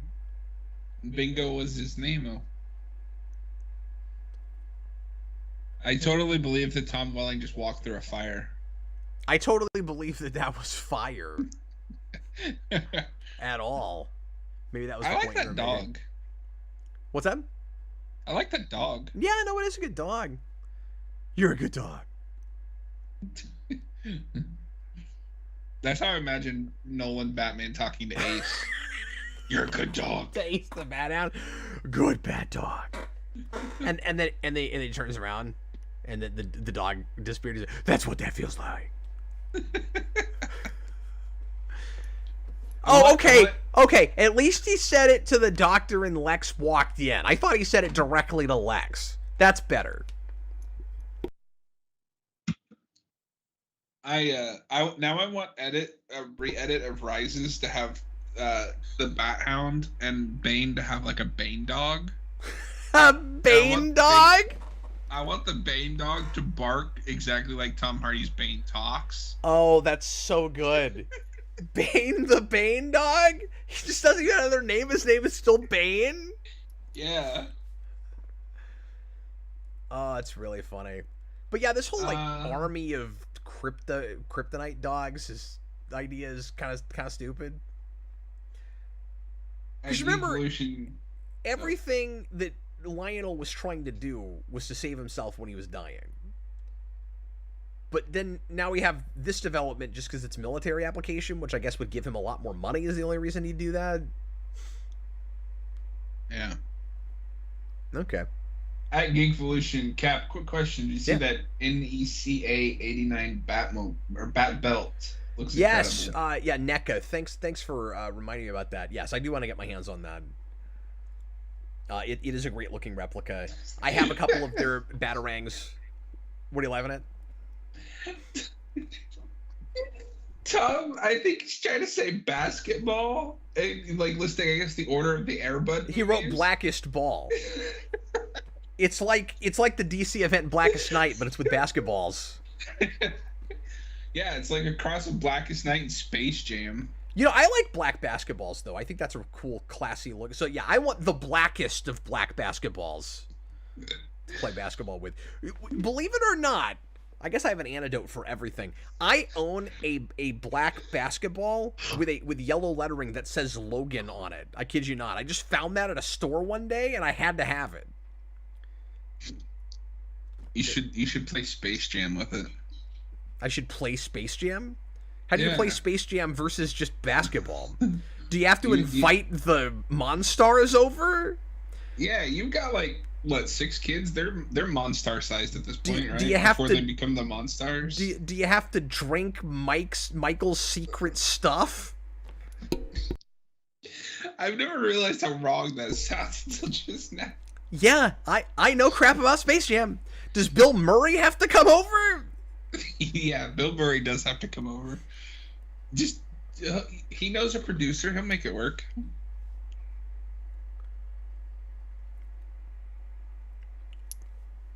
Hi, I'm Lionel Luther. I'm just busy being above board and altruistic and thinking about being a philanthropist now. I'm reading the paper. Remember back when he had to do that with Braille or with like the talking pen? Yeah. Remember when he was blind? Doesn't that feel like a million years ago now? Yeah, it does actually. You know, this might feel super crazy that we're watching a whole season in a day like this. We're doing it with all of these. You know what sounds even crazier to me?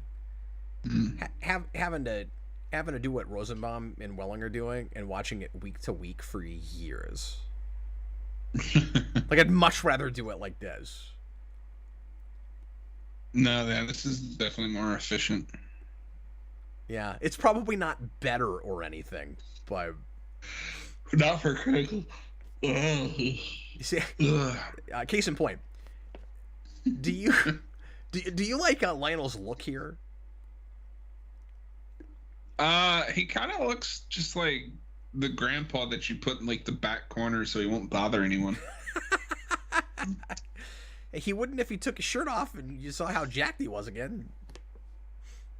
No, because then you see that and you're scared of him. Yeah, it's pretty horrifying. Yeah, it's like Master Roshi when he gets ready to do the Kamehameha.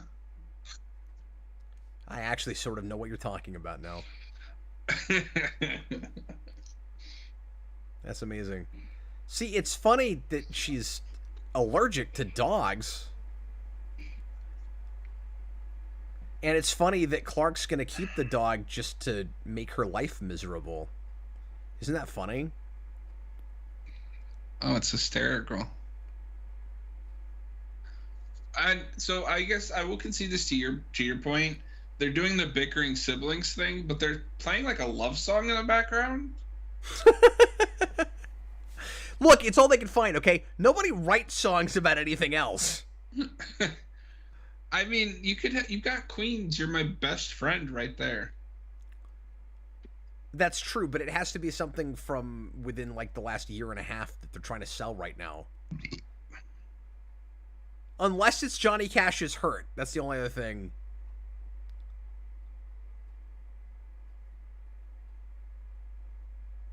Yeah, because this was the cover of that song. Yeah, I know this version, but I don't know if I know the original.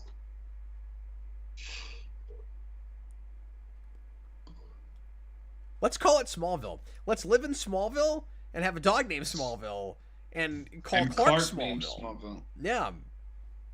Let's call Martha and Jonathan Smallville too. I like that after this, the dog is just around. They just have a dog feel like now. the dog disappears for long episodes. No, it pops up every now and again, though. I mean, it's just not important. Like, they just have a dog. Yeah. I mean, look, if you never hardly see Clark do extracurriculars we know he actually does, why would you expect to see the dog very often? Next up is Sacred. Oh. You know where we're going next? What's that? Going to China. Oh, is that the very next episode? Yeah, we're gonna go from pointless filler to China. This is pointless filler. This is gonna be juicy.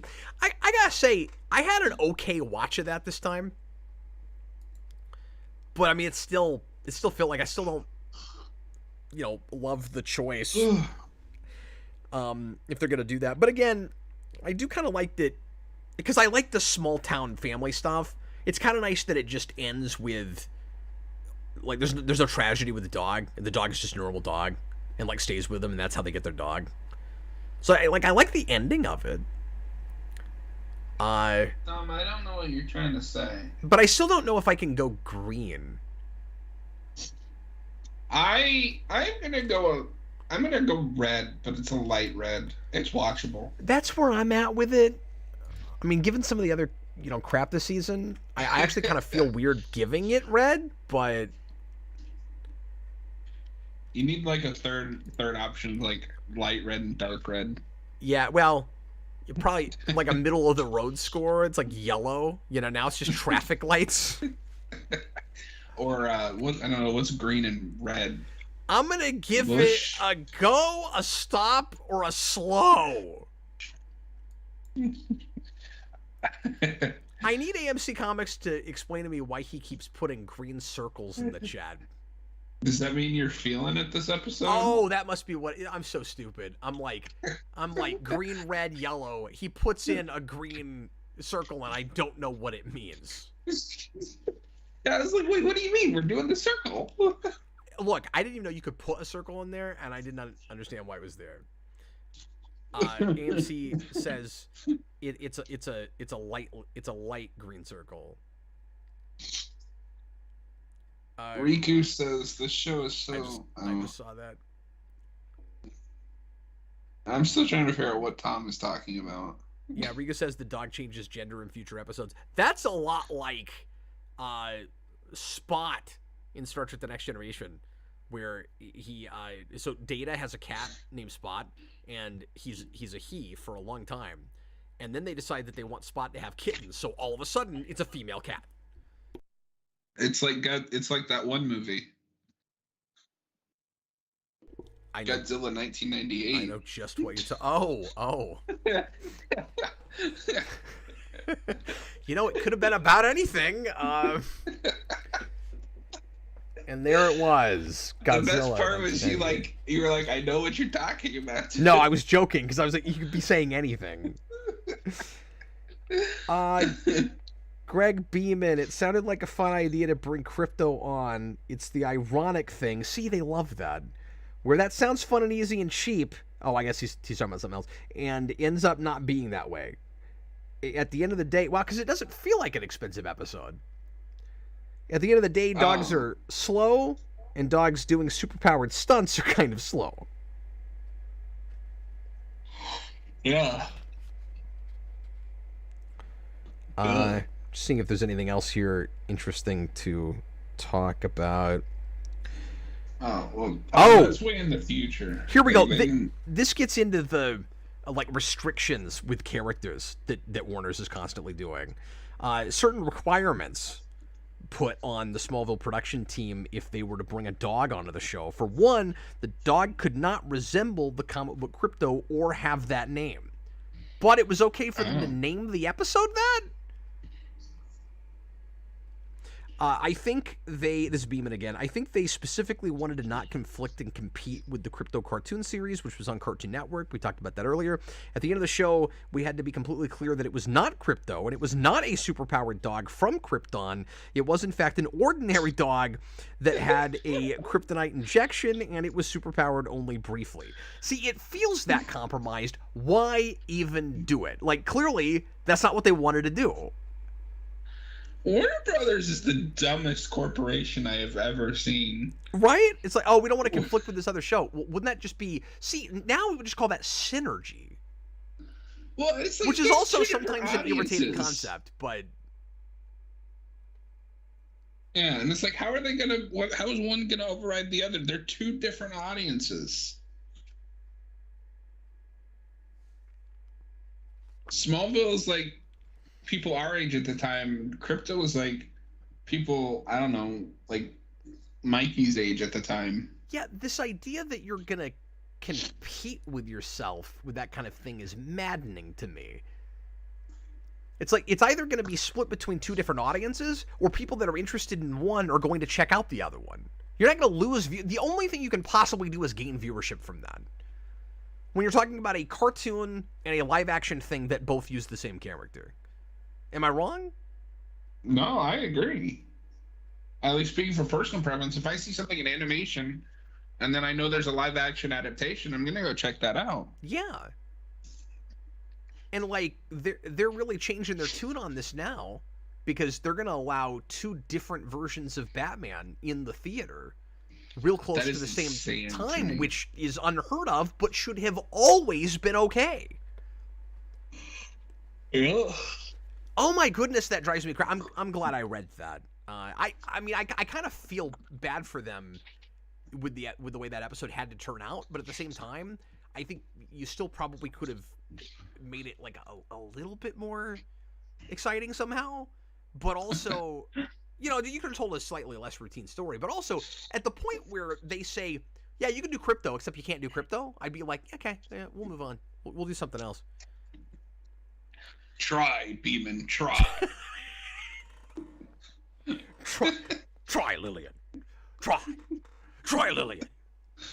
God, I'd be like, okay, fine. Is ambush bug available? Imagine if they did ambush bug in this show. Okay, we're going to do one more before another break, and then we'll probably break for lunch after that. And then Jason will probably come in with us either right then or just after. Because I guess we have... Let me see. Yeah, we got Sacred and we got Lucy. Oh, no. Yeah, it's not the best, but it's okay. It's obligatory. You gotta have Lois' sister. Well, yeah. But I think it's a lot like, what's his face, Lex's brother, where you'd think she'd come up again, but she doesn't. Are you sure? You know what? Honestly, I don't know, but I don't think she does. I could be wrong. Lucas Luthor, right? Yes, Lucas Luthor. Okay. Are you looking that up? Yeah. But I'm ready to go whenever. Okay, cool. No, sorry, I just wanted to wait for you because you got to press play, and I didn't want you to get behind. Okay, here we go. Everybody, please press play. I hope you're at timestamp 0. Press play right now. Okay, this is going to be... Oh, wait a minute. Sorry. I got to start over. I was not rigged up. My fault. I was still paused from the last episode, but I thought I rigged it up. That's how tired I am.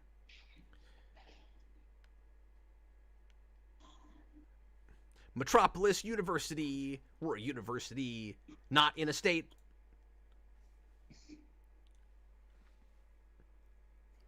Because Metropolis is not in a state. Okay. Are you good to go? Yep.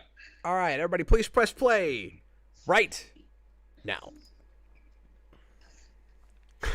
Now, I don't know anything about Lucy Lane. Oh, wait, that's next episode. Never mind. I'll ask that next episode. No, we're going to China.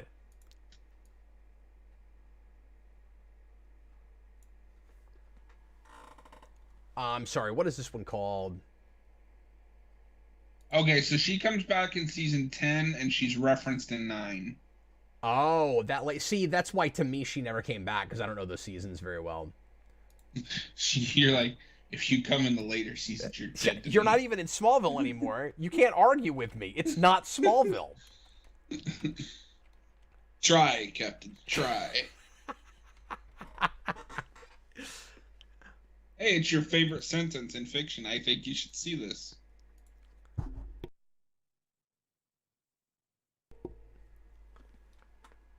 So yeah, this is where they officially kill off Swan. And again, I don't know how soon after Christopher Reeve's death this episode comes out. I would expect probably not any less than a couple of months. Yeah.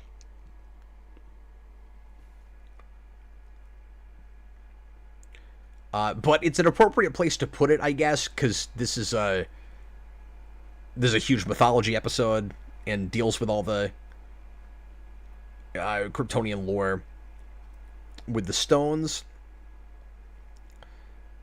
And we're kind of getting one of these every season, too. And it looked like it was supposed to be a Swan episode each season. Now, of course, he's passed away, so we're still going to kind of do one without him. As it goes along, we're not going to keep having that, because we're going to pile more and more of the comic book lore and the Kryptonian stuff on. Mm-hmm. And this whole season is supposed to be about that stuff. The stuff with the caves kind of is, too, of course. But this is a whole episode really devoted to that. And this is kind of the Bat Stuff crazy episode that everybody remembers from the season. Because we're going to have, like, Crouching Tiger kind of martial arts, and it gets nuts. Yeah. I give this episode a lot of crap just, like, outside of watching it. But I think this episode is hysterical. It's a fun one to watch, absolutely. Even though it's got a lot of what makes this season kind of stupid and falls apart, I will be surprised if I don't flip green just for the entertainment factor. Yeah. They're going to China. Sometimes it's dumb in the right way, at least for the experience of watching the episode. Absolutely. AMC, you know what friggin' show used crypto? Titans. And in like a second appearance, he kills a guy with a rocket that he catches.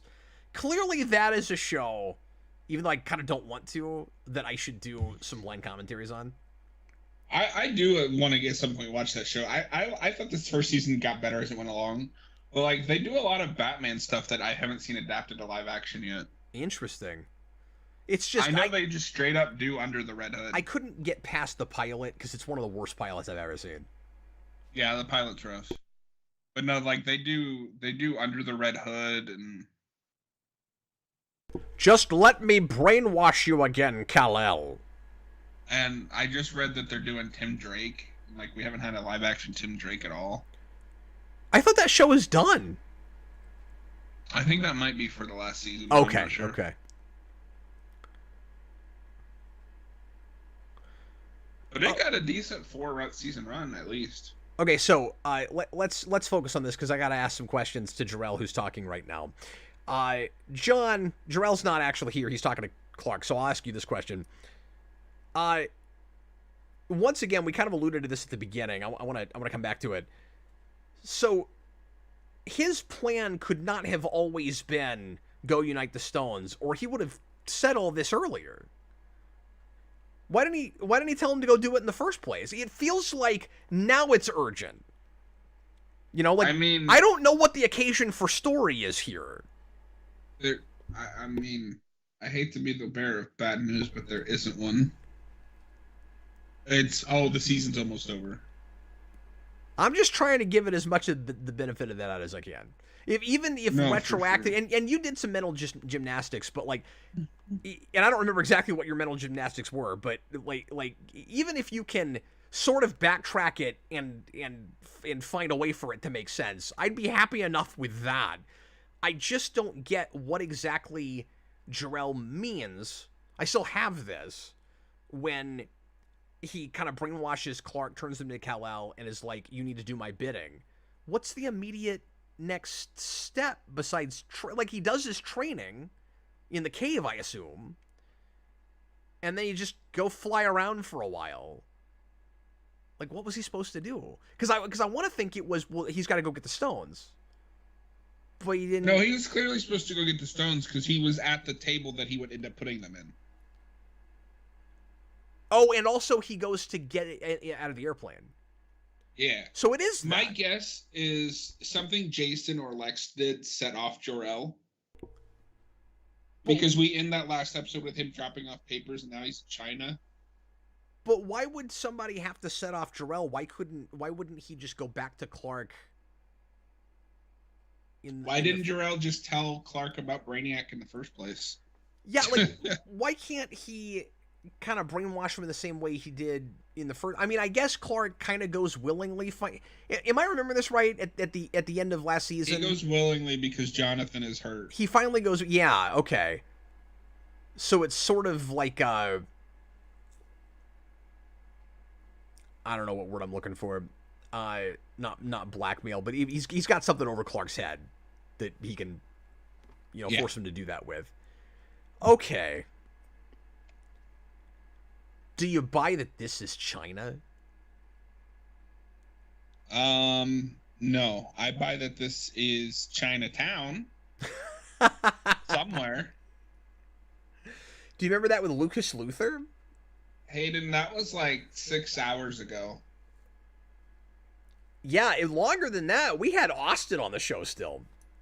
Yeah, that was like the beginning of the season. Where have you been? No, I think that was like 4 or 5 in the morning. AMC One Day Camp has to big some No, Titans. you're right, because that's Mitzelplick. That show is awful and wild. Yeah, I would be willing to do it for blind commentaries. I'm thinking about trying to carve out some time to do more of that stuff, because I know people enjoy those marathons. But they wouldn't be prepared. It would just be, you guys watch it with me for the first time, and I do a reaction video. Oh, no.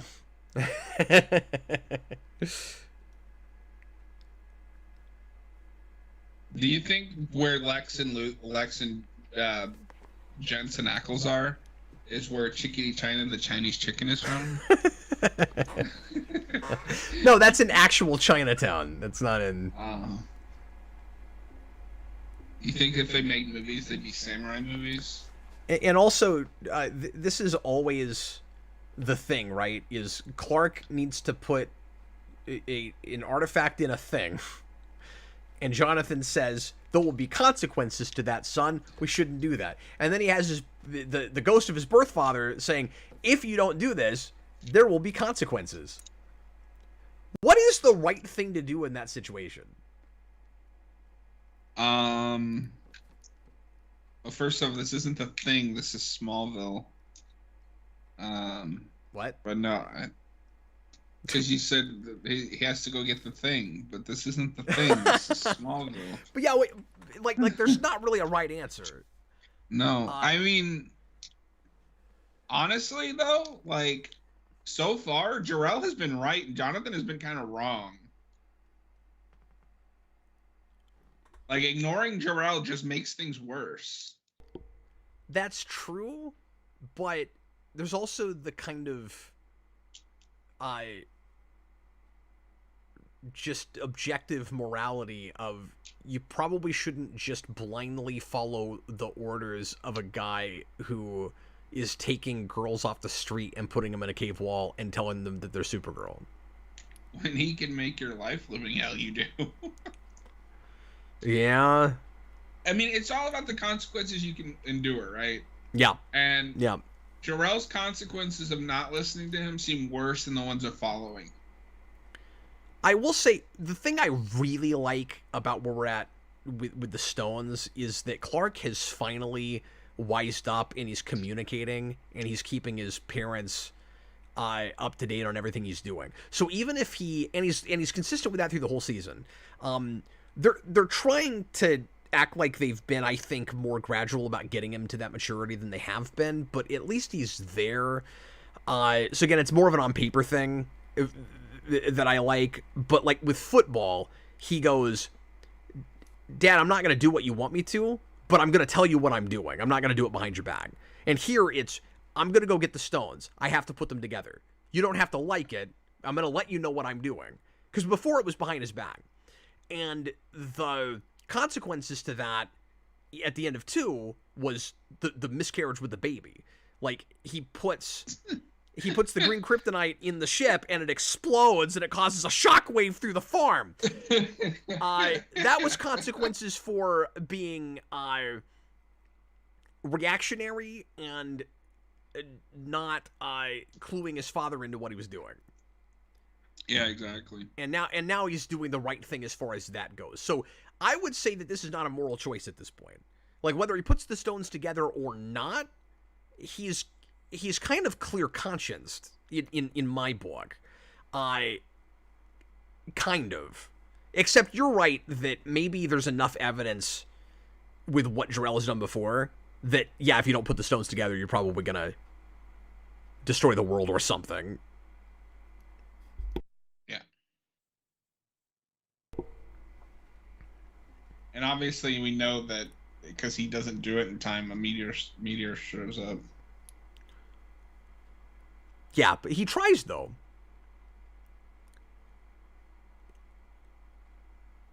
Like, in this case, he's not hemming and hawing and trying to decide what he's going to do. Like, he tries to do it. He just can't get him in time. Right? Well, to be fair, Jor-El gave him like a day. That's what I'm saying. Why didn't he come to him sooner? Because we had to do all those wonderful episodes, like the dog. And I still don't understand Jeff the meteor Johns. shower thing. I'll never get that. What triggers that? What sets it off? Was it always coming? Where's the trigger, man? If Jor-El knew it was always coming, he should have been more urgent about this whole thing. Hayden Springs says, what would you want from a Smallville game? I would want an open world Smallville game that covers Smallville and Metropolis. Where you could go in the Kawachi Cave, and where Yes. the Kawachi Cave can teleport you to the fortress.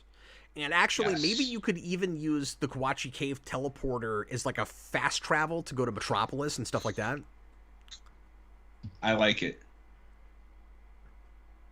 Chinese chicken. Or it should be a linear game based on this episode. I think a Smallville Telltale game could be hilarious.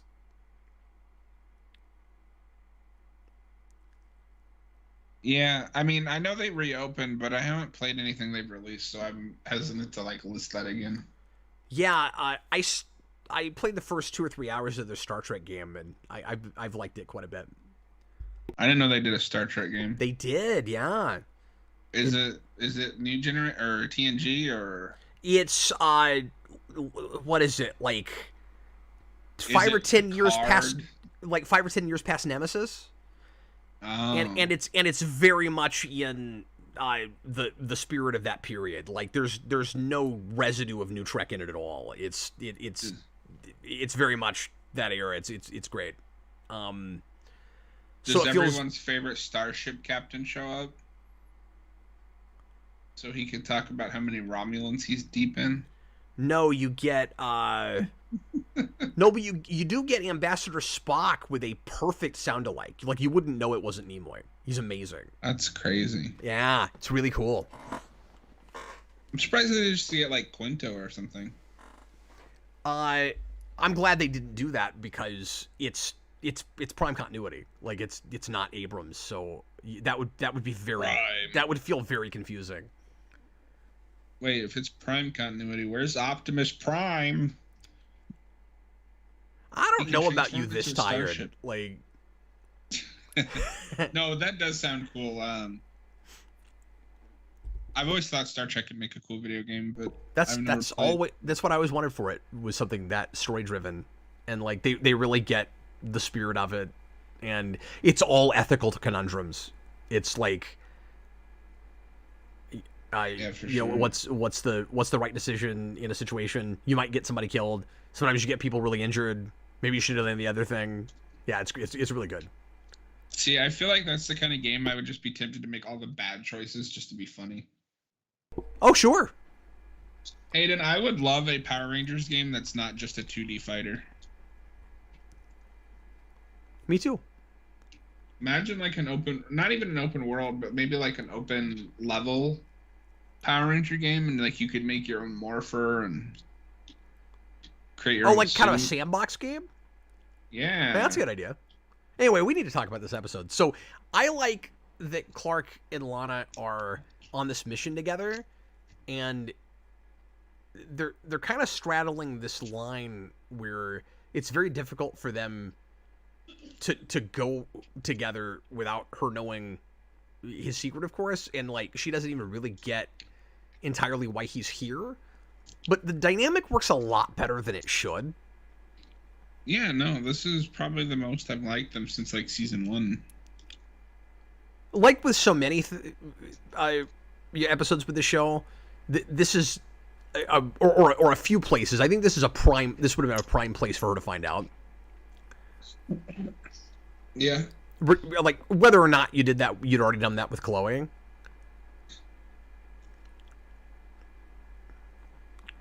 But I don't need this with these guys.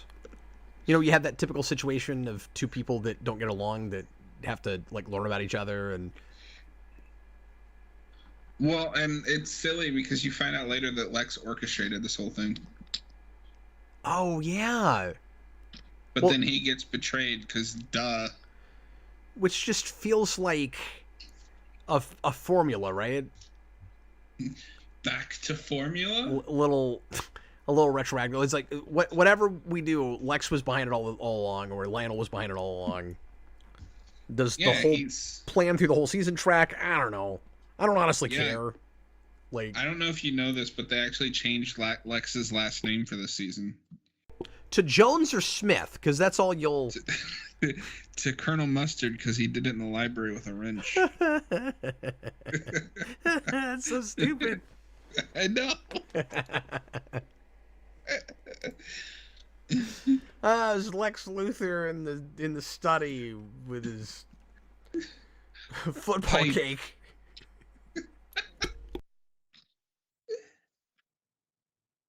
I just always go back to the Colonel Mustard in the library with a wrench because of Jumanji.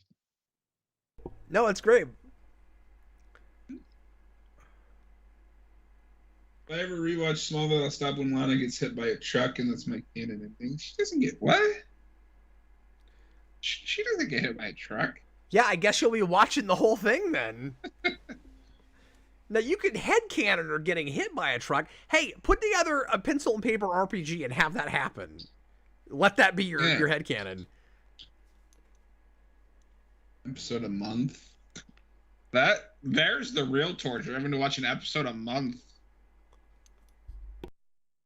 Oh, yeah, geez.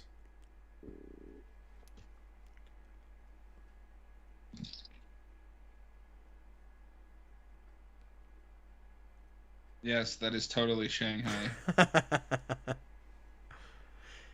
Oh, yeah, I remember this actress being pretty good. Yeah, just whip out the map in the middle of the road, idiot. What could possibly go wrong? I mean, to be fair, I guess Clark can be pretty confident. Anything they shoot him with is just going to bounce off him. Anybody else reminded of... Might just be me. I'm going to show my age here. Anybody else reminded of Big Bird Goes to China? He's got like a map. He's got to go find things. I didn't know that was a thing, but that makes so much sense. He's Big Bird. Yeah. The difference is that had better production value because they actually went to China. They also did Big Bird Goes to Japan. Wait. And that's the one I grew up with. Wait. Big Bird went to China. There's a Chinese chicken. It all I'm makes seeing sense a now. connection here. Yeah. And I had a friend who I got in a huge argument once about whether or not Big Bird went to China or Japan. Because I grew up with Big Bird Goes to Japan, and she grew up with Big Bird Goes to China. And we both got our respective, because I still had it, and she did too. We both got our respective VHS tapes, brought them to each other. See, he went to, oh my God, he went to both. Couldn't believe it. I would have accused her of making a bootleg. No, we sat down and we watched them both. And sure enough, he went to China. Man, I love Big Bird.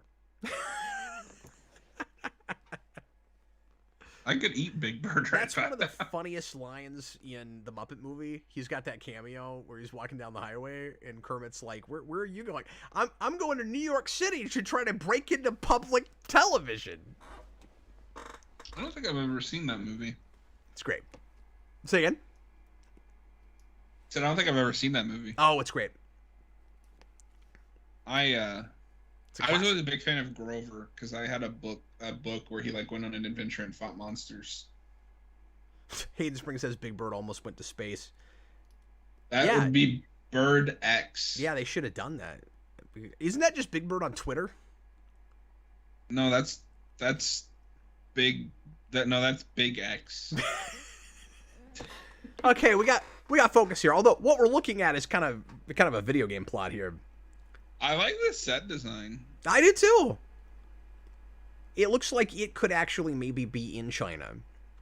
It looks like Indiana Jones is going to come running through here followed by an army, but... That's right. Oh, look, here's our Kryptonian symbols.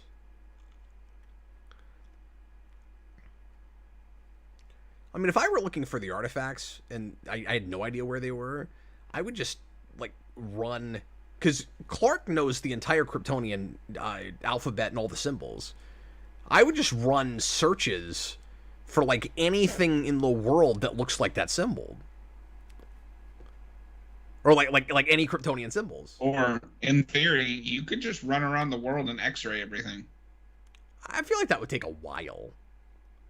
As fast as he is? To x-ray everything? And how systematic could you be about it? Just go up to Lex and be like, tell me where the other things are. But you see what I mean? This feels like a video game. Like I like your open world idea better, but you could just make a video game out of this, like a really short one. Do you not know the thing about how Big Bird was supposed to be on the Challenger? Well, I mean, no. Yeah.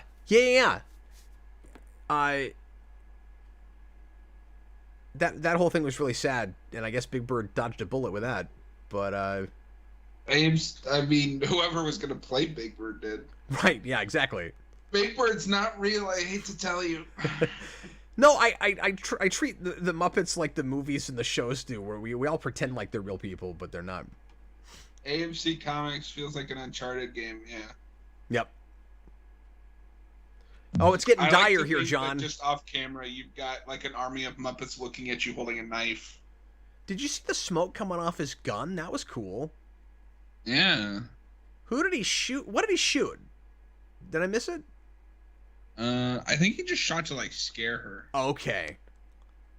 No, that was cool though. That was above and beyond. Like they didn't have to do that. Yeah, but she's the chosen one. Yeah. Oh no, they shot her. Oh, there you go. It was a reveal. Oh, the guide lady. That's Clark on Green K. That's sad. She seemed like a nice person. Clark on Green K. Oh, we also have not counted Kryptonian artifacts. Are we still counting Kryptonian artifacts? Maybe we're not. I'm not seeing on the list. It's not on the list. Okay, I guess we're not. This would be Friend in Danger. Oh my God, he's on point here. Can we say this is the loft and count Clark and Lana in the loft? Clark and Lana in the Chinatown loft. Yeah, they moved to Chinatown to be closer to the Chinese chicken. I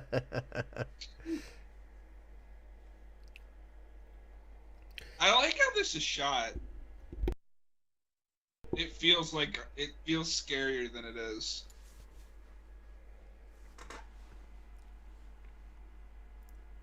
Yeah, it's true. If Nolan was directing this, it'd be wider screened, and every time they got shocked, you'd hear like the Zimmer score kick in. It would cut to black occasionally. I'd like to remind everyone that the girl that they're currently strapping to the electric chair is a senior in high school.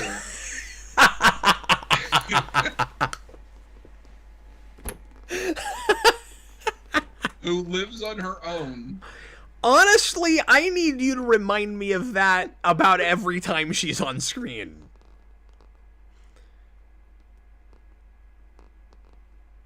I totally believe she's being electrocuted. Whoa, this just turned into a Saw movie. Yeah. She's freaking out. Oh yeah, because she's gonna get possessed by the witch again. Ooga booga. Oh no, she's speaking in tongues again. Don't you hate it when she does that? Then you have to bonk her on the head a few times. Dagon Spear, she is 18, but that does not mean that she's not a senior in high school. It's just still pretty crazy. Yeah, I mean, did you also go to China and get tortured before you graduated high school? Did you live by yourself while you were going into your spring semester in high school? Okay, but Daggensford, the point is that it's insane that she's doing all this before she graduated high school. Yeah, that's the point he's making.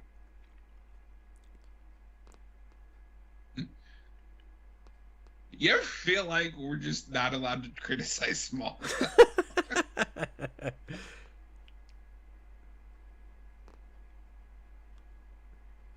Oh no, she thinks he's pretty.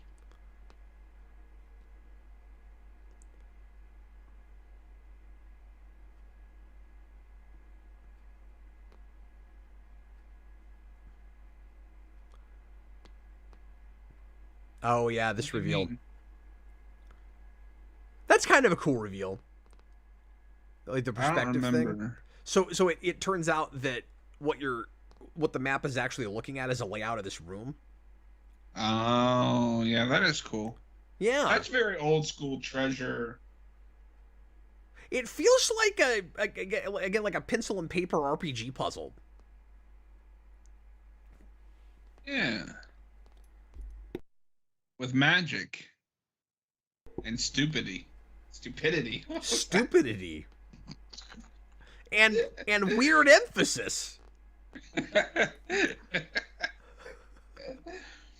I want Ackles' character to be Soldier Boy. Well, yeah, this is the Boys prequel. I don't know if you knew that, Cap. But Tom Welling is actually going to turn into Homelander. Oh wow! And Jensen Ackles is going to turn into Soldier Boy. Wow, that's crazy. It all makes sense now. I gotta send you this one. They have like their own YouTube channel. They do advertising for that show, and they have him as Soldier Boy doing a cover of a Blondie song. It's great. Oh wow. Yeah, and it's supposed to be like he's on some talk show in the 40s or 50s or whatever. Or no, it'd have to be the 80s. What am I talking about? Okay, so I'm not sure why Lionel has access to like the Luthor private jet and all that, and was able to. He's still a Luthor. Let Clark come here.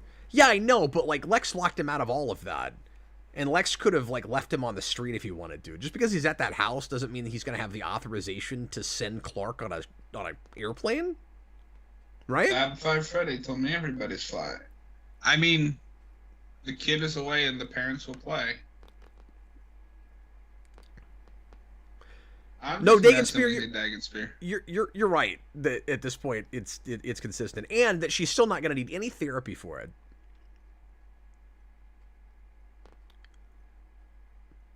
And like, I'm just being hyperbolic. Like, I love the crazy crap in this show.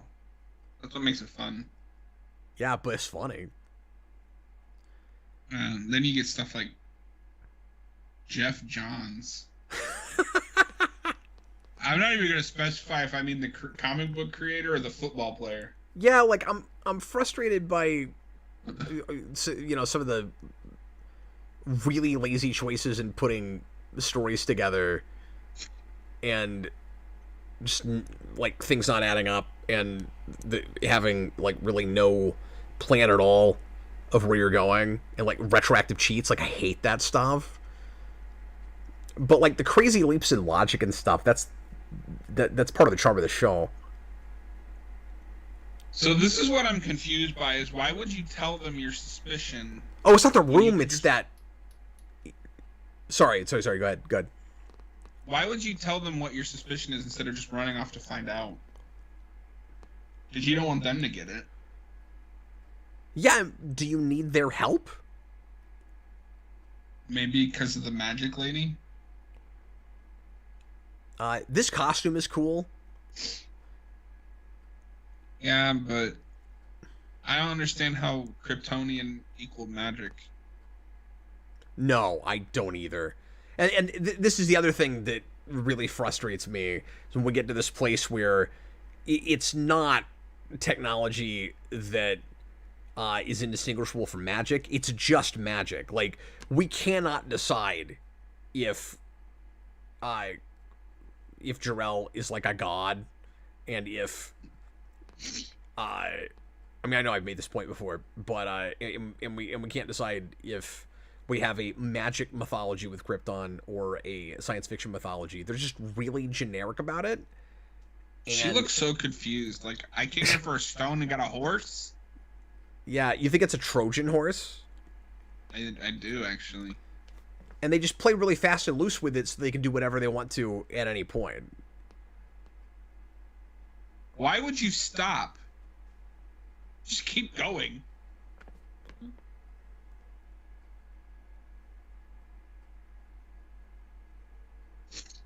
No wonder he doesn't get the stones in time. He's an idiot. Is that a Superman reference? What? The stone has the crest. It's in a red cape.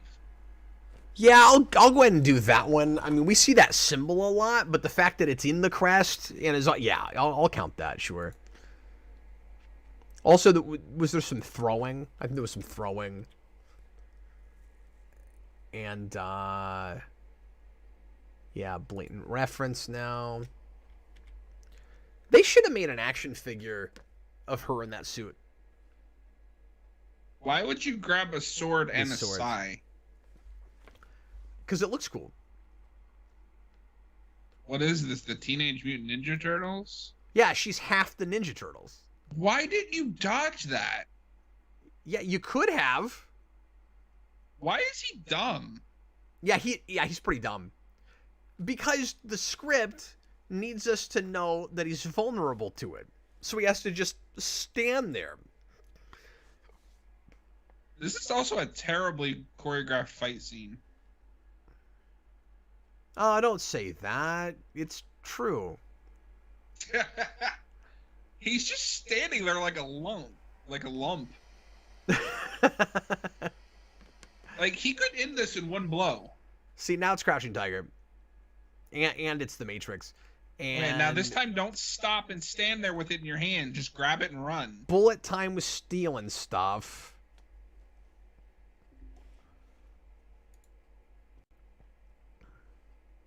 Bullet time.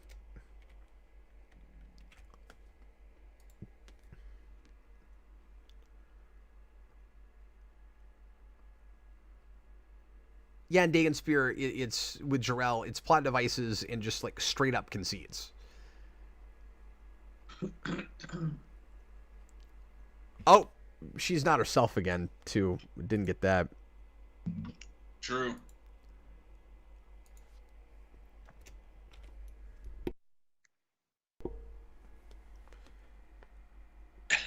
It's really funny just how badly Clark has screwed this whole thing up. Yeah. Like, you could have gotten the stone and just got out of there, but instead you stood there like an idiot. Like, look what I've got. And this is the place where, like, if the Foundation hasn't already fallen out from under Clark in just the absurdity of a lot of these people not being at least super suspicious that he is, like, an alien, and or has powers, and or is from space. It really has all of the above. It really has at this point. Like, the idea that he could go there, and that, I mean, yes, Lex says, like, hey, why are you here, whatever. But, like, just the idea that you could begin to move on from that and have any kind of a normal life when these people have to know that you are completely intrinsically involved in all of this. And I felt like that with the caves and stuff, but, like, it's really crazy now. All right, I'm going to field this question to you because I've only seen a bit of Breaking Bad. Yeah. What Breaking Bad character would make the best Kryptofreak, and what power would they get? Oh, wow. I'd have to noodle that for a minute. Tom,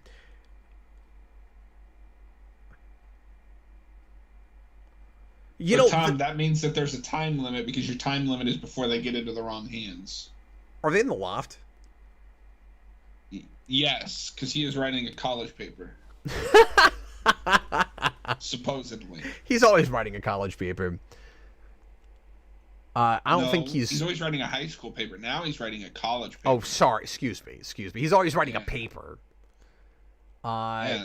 Hold on. They're in the loft. So, 35 instances. So I'm gonna take the easy cop-out answer. I can't be the only person that's thought of this, but the silent but deadly twins should have the whatever those guys' names are that kill Tortuga and go after Hank, etc., etc. Those guys should have the wraith powers of the kind of ghost twins in Matrix Reloaded. But that's not a crypto power, is it? It could be. True. I mean, do I have to pick one we've used? I mean, they can phase through solid objects and they can hover midair. So they just don't need a tattoo. Hayden's game, not mine. Say again? Said I don't know. It's Hayden's game, not mine. Oh, this is sad. He has one more message from Spawn. I'm gonna go with Walter White, and he has the power to make meth out of like water. It's a very specific power. That's not a crypto power.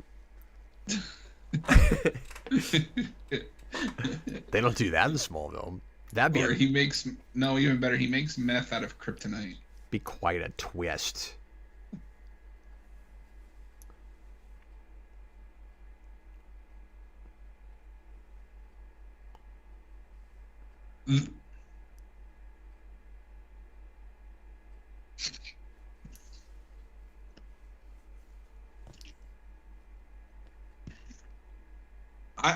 Honestly, I'm with Lionel on this. He's not my first suspect for what happened in China.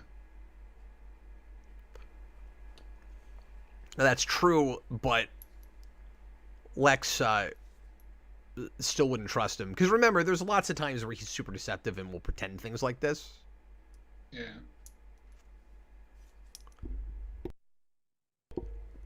But the argument he's making right now is a very compelling one, that he is a different person now. Yeah, and I mean, I don't know. I would go to Teague before I would go to her. Yeah. I saw what she did to the Chinese I thought you chicken. meant that he wasn't involved. No, I mean, I don't think Lionel was the one that did. I wouldn't go to Lionel first about what happened in China. Like I see wouldn't what you're suspect saying. him first. Yeah. He has showed little to no interest in these stones since the beginning of the season. Yeah. He would have cared at the start. I mean, he was in prison and wasn't, able to do anything about it, really. He was just trying to kill his enemies at the start.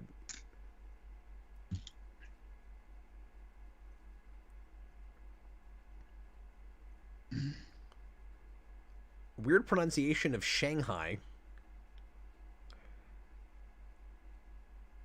In spring, Jesse could be the guy who cries drugs in the Flash season 4. Breaking Bad is in this universe. Chance been making artificial blue kryptonite to get rid of Kryptonian power so he could take over the world.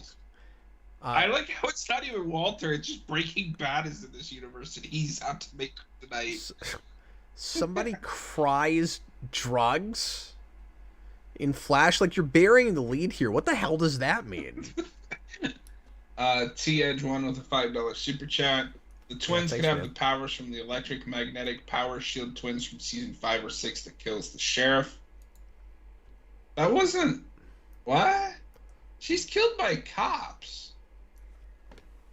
Yeah, but those guys are there. They're part of that whole thing. That's not who kills her. Is it not? No, the people who kill her are those rogue cops that witness the ship land and like have Lex trapped in that escape room. No. He's right about the episode that she dies in, though. Are you sure? Yeah, I just watched it not too long ago. I'm pretty sure that's right. Hold up. Well, regardless, I mean, he's just talking. All that really matters is the powers, I guess. Yeah, sure. That could work. True. Nancy. So yeah, now everybody's playing keep away. She's got. They've got the stone. No, she's shot in the back by the deputy that has Lex trapped in the panic room. Oh. That's like just after it's like that. 2 episodes later, yeah. I think he and I must have both thought that that's where she died, because I think she gets like thrown a really far distance, and then you think she's dead, but she's not, and then 2 episodes later she dies. Well, you know why you thought she died in that episode? Because they shot the deputy, but they didn't shoot the sheriff. Oh my god. T-Edge won. Oh, wait. Never mind. I thought he sent in another super chat. Hayden Springs says there's a metahuman in Flash whose power is that his tears have psychoactive properties, so that somebody kidnaps and steals his tears to sell drugs. Oh my goodness. We're really reaching for something new there. That's like a black comedy power. Yeah.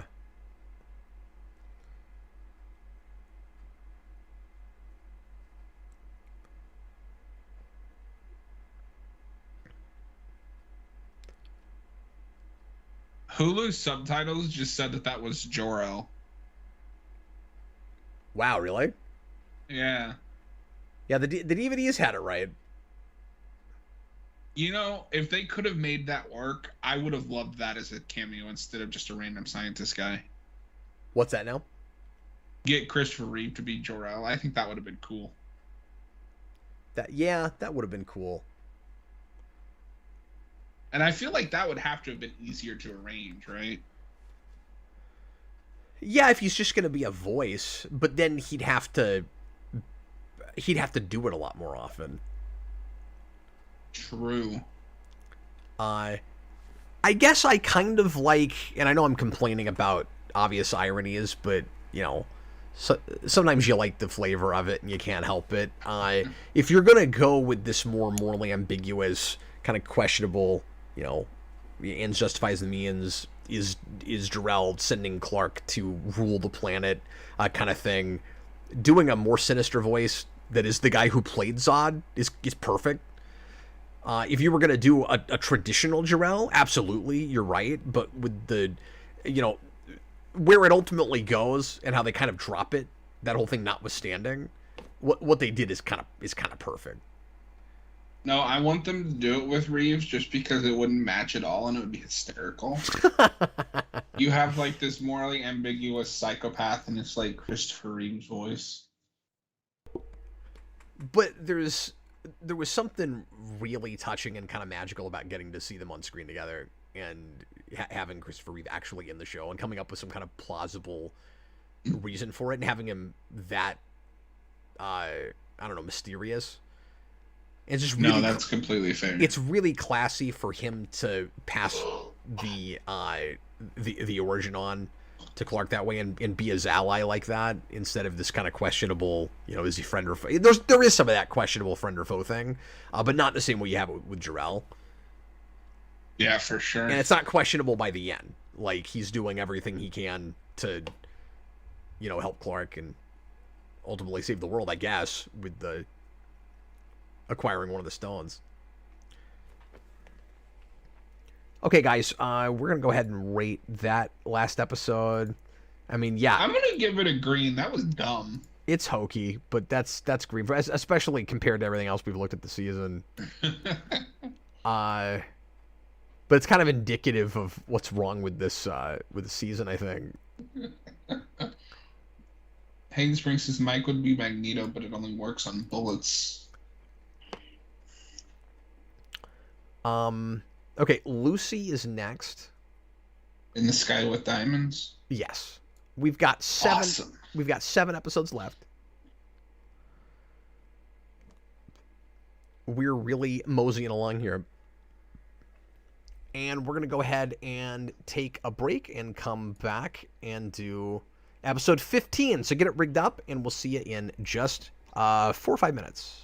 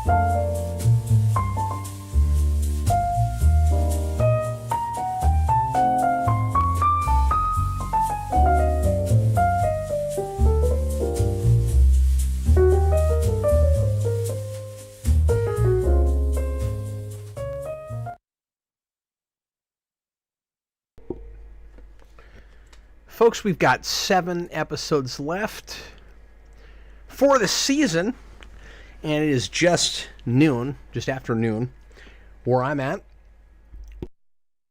So we're making okay time. Still waiting for John, and he might be having lunch. I ate real light, so I was able to come back a little bit sooner. But we'll just hang out and wait for him. Matthew Bass put in a $5 super chat and asked if we've seen My Adventures with Superman yet. We actually talked about that way earlier in the stream. It's a very lengthy stream. Not everybody's here for everything. But I know that John has seen a little bit more of it than I have. I just saw the pilot. And I thought it was fine. I haven't been super compelled to watch any more of it, but people are making it sound interesting, so I'll go back to it. Yeah, I haven't eaten yet, but I ordered food for after this episode. So I'll probably eat after this one. Okay, so you want to take another break right after this one? Yeah, or I can just turn off my camera, whichever. No, that's fine. We now that you say that, we probably should take at least some kind of break right after, because I know Jason's going to want to come in for the next episode. So that is fine. That'll work out. So, I'll order some Chinese. That sounds appropriate. Yeah. You know, I didn't even think about that. That's cheap and fast. That's really funny. Yeah, I love Chinese food. What'd you get? What kind of Chinese food? I don't know if they have them there, but the only thing we have around here is Panda Express. That's like edible. Oh, okay. Yeah, we've got all kinds of stuff here, but yeah. I get their chow mein, and they have grilled teriyaki chicken that I love. Yeah, cool. I have become kind of a General Tso's guy. I think I've tried that, but every one I've had is spicy. Well, I'm a big spicy guy, so that's why. My limit with spice is like mild buffalo. Oh, really? Yeah. No, I Yeah. like if I get Thai food, I can go for like a 3. Okay. Tom says they can't hear you. I can hear you, but yeah, you should be able to. That's gonna be on your end there, Tom. Unless somebody else says they can't hear me, but that wouldn't really make a lot of sense the way I'm set up here. Can anyone else not hear Cap? Yeah, or can other folks just verify that you can hear me right now? Yeah, Matthew Bass can. Bass. Yeah, so sorry, Tom. That's on your end, buddy. Weird if he can hear you but not me, and we wouldn't be coming from. He says there's no sound at all. There is, because other people can hear us. So, you know what? I'm saying that I don't know why I'm talking to him if he can't hear me. I got you. Okay. Oh, thanks, buddy. Let's go ahead and get into the next one real quick, since we're going to have to take another break pretty soon. I don't want to get too far behind here, because we try not to make this take a whole 24-hour stream, even though we say 24 hours. Yeah, we're lying every time, but, you know, it's a nice shorthand. It sounds good. You know, we're cutting corners. It's consummate advertising, really. Do I have this all set up right? No. This episode, what's this one called again? This is Lucy in the Sky with Diamonds. Oh, that's right. I dare you to put all of that in there. Imagine someone who's like not familiar with the show frantically looking for that episode. Yeah, I'm not gonna do that. Season 4, episode 15. I just don't know why you said it like Christopher Walken. Lucy in this. Oh no, that's Shatner. Yeah. Essentially. Yeah, I can't do it either. And I'm not even gonna try. I know too many people that are good at that like I get self-conscious about it. Vince and Austin both have Christopher Walkens that sound completely different, but both enough like him. I don't understand how that works, but the only impression that I could do is I do a somewhat decent Beavis from Beavis and Butthead. Yeah, no offense, but that doesn't sound like a hard one to do. I mean, it could be a little more difficult. Okay, I mean, I haven't tried it myself, and I'm not in that show, so I've just insulted John. Did you see that? He's like, hey, it's the one thing I've got. Leave me alone. Okay, here we go, guys. Lucy, Season 4, Episode 15, and away we go. Everybody, please press play right now. The only thing I really remember... Wow, just globe-trotting season. Look, now we're in Switzerland. Everybody buy we're in Switzerland? Oh, wow. Tom's Valium turned down. Well, yeah, you might have had too much of that. But, yeah, the only thing I remember about this episode is... she gets Clark and Lois captured in a truck and pretends that she got captured too, but it turns out she's in on it. And there's like a ruse. Remember that?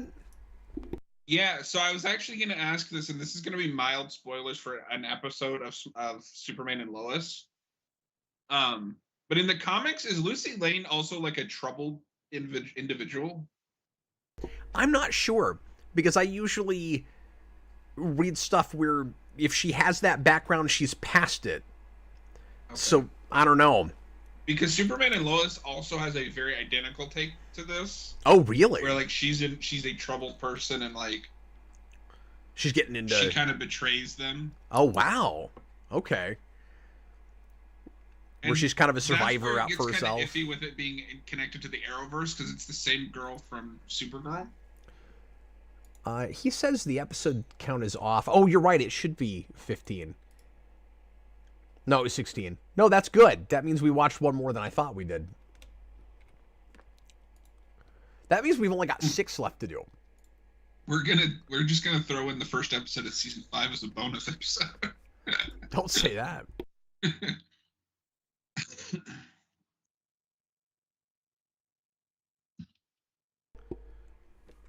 I want to watch at least one of those episodes when I'm coherent.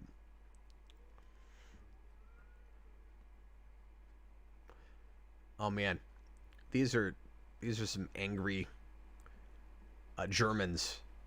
No, Swiss. That are probably speaking German. I mean, angry German is way better than angry Swiss. Yeah. Angry Swiss just sounds like cheese that went bad. Well, yeah, it's almost an oxymoron because, you know, they're neutral. I've been to Switzerland. It's wonderful. It's insanely expensive, but it's wonderful. I will never leave the country because I am scared to death of heights. Oh, I'm sorry, man. It's all good.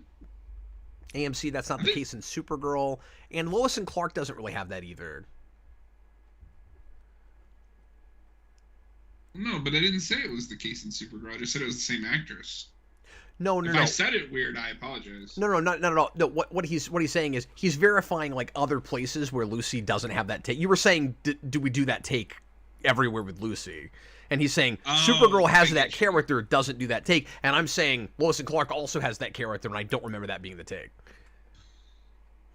You know, Hayden, I kind of want to try that now. You want to try what?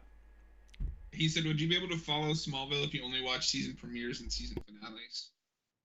Yeah, I do kind of want to try that now. I think you about probably could because there's so much filler in between. And here's the thing. You wouldn't know the signposts that you know they get you from A to B to C, and sometimes it would probably make more sense or feel like it did if you didn't have those things. You know, because you would fill in the blanks and just kind of assume that you got there naturally. Sort of like arcs of Spawn. Like, just read the landmark issues. Like, you know, 100 and then 150. Don't bother with anything in between. I'm happy they have boats. Oh, because but if it sinks, I'm screwed. It's just safer to stay where I'm at. And it would also take forever to sail anywhere that you might want to go. I mean, you could leave the country and stay on the continent and take buses and stuff. But I mean, if you don't like to travel, you don't like to travel. Are you gonna at least show what she cooked? Are we being that lazy? Where like there's not even food on the table?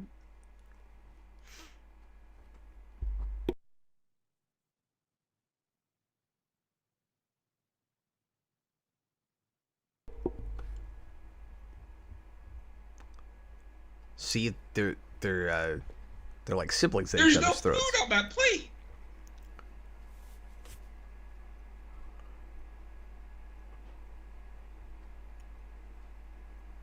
Yeah, I'm not really sure what's going on.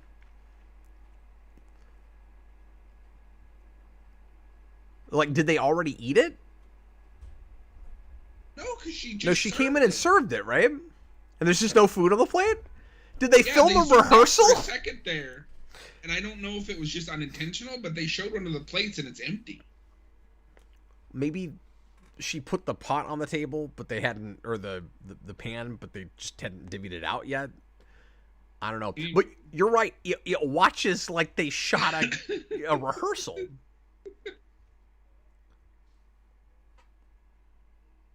Matthew-based comedy. Yeah, exactly.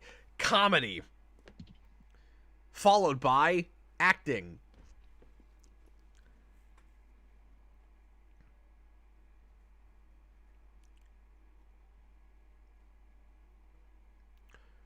Oh, yeah, and she starts kind of hitting on Clark pretty hard.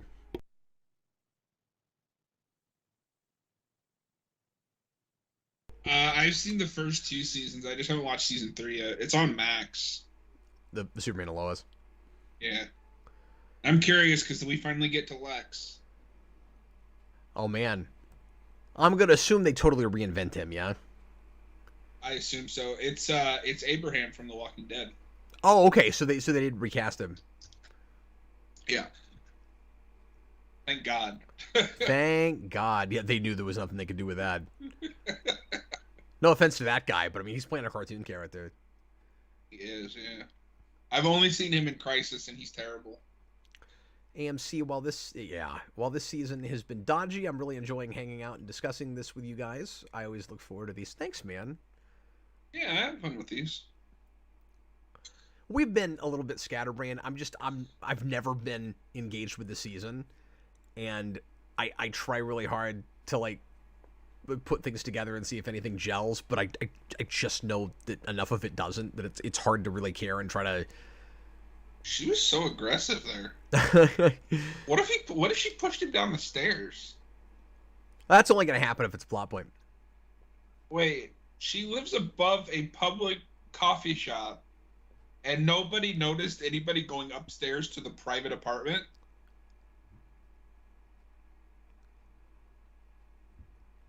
What do you mean nobody noticed? Well, wouldn't somebody have called the cops on a suspicious person going upstairs? Oh, I see what you're saying. I guess it depends on when they went there. Like, did they break in somehow? But also, I would assume it would have had to have been while they were out jogging. Well, but I'm trying to remember this because it's been a while since I've seen this. But is it Lex that takes it?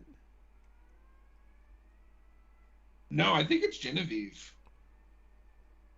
Oh yeah, because she's got the one that Lana ends up stabbing her with. Because if it was Lex, you have an easy explanation. Because he has keys to the building. Because I think this is where we start, like, he he becomes obsessed with these stones. Oh, AMC says Superman and Lois Lex is really bad. Oh, no. I guess, that show does have a villain problem. I'm scared.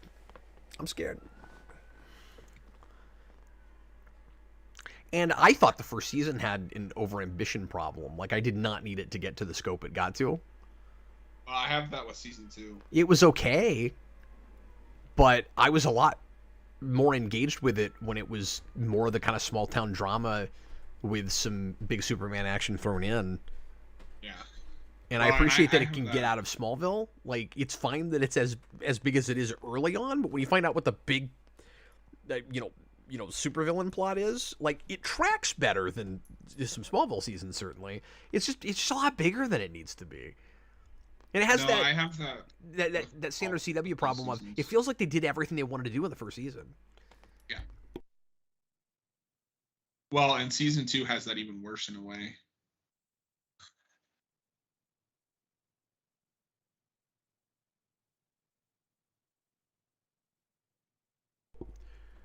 Okay, so do you think that the same thing that happened with Lex is going to happen here, where she's going to help out with chores, and then at the end of the episode, Jonathan Kent's going to go, "You're welcome here anytime, Lucy." Yes. No. Probably not. We're just talking about Superman and Lois now. Hayden Spring season 2 kind of feels like season 1, but worse. I mean, maybe someday we'll do that. Those are shorter seasons, yeah? Yeah, I think they're only 12 episodes. Yeah, 12's good. We've already done 12. We could do 2 seasons in the time it takes to do one of these. That's true. I don't necessarily want to do that, but is the Clark stuff still good in season 3? Because I don't care if the villain stuff is bad as long as the hero stuff is good.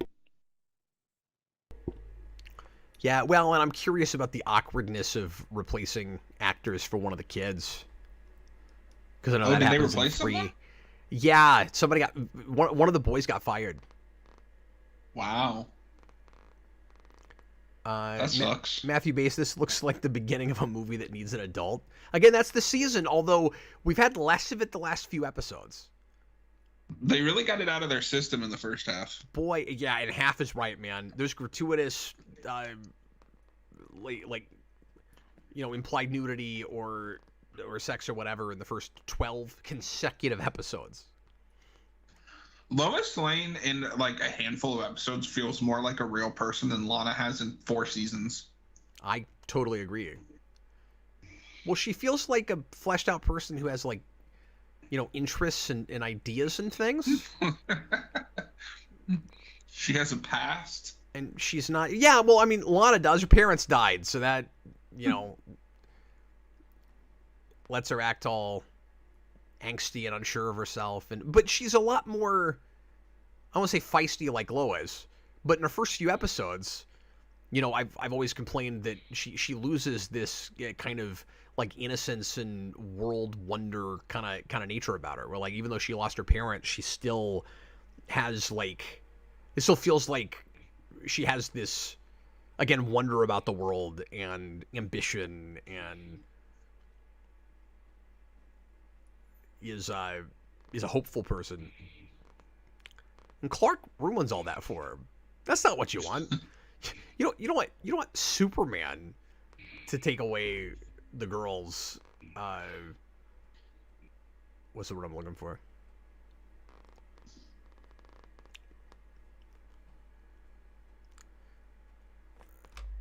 But yeah, you see, there's a certain timestamp in almost every episode where Lex and Clark have to have a scene together.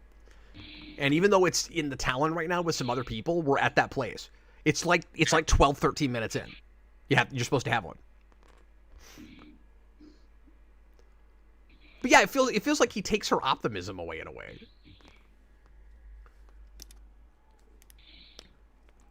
I like how he feels like he has to introduce Lex Luthor like he's not a globally known billionaire.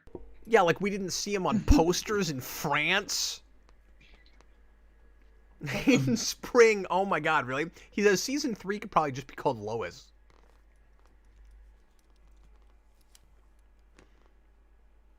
It's like apparently Superman and Lois season 3. There's not a lot of Superman. That sucks. I wonder if Tyler Hoechlin is sees the writing on the wall. Oh, we saw that guy before on ski slopes. Yeah. He's had a varied career. I gotta give him that. So I never imagined that. Oh, sorry. No, you're fine. Go ahead. I was just saying, I never imagined when I first saw Tyler Hoechlin in Teen Wolf that he'd be Superman, and that we'd like him. Yeah. Why does he have that's like a 40s cartoon eyepiece? No, people that look at Jewelers real close, you still use those. Oh, okay. It just looks like a cartoon thing. It would be sillier if he was using a monocle, but yeah, that's. You have to magnify those by several times.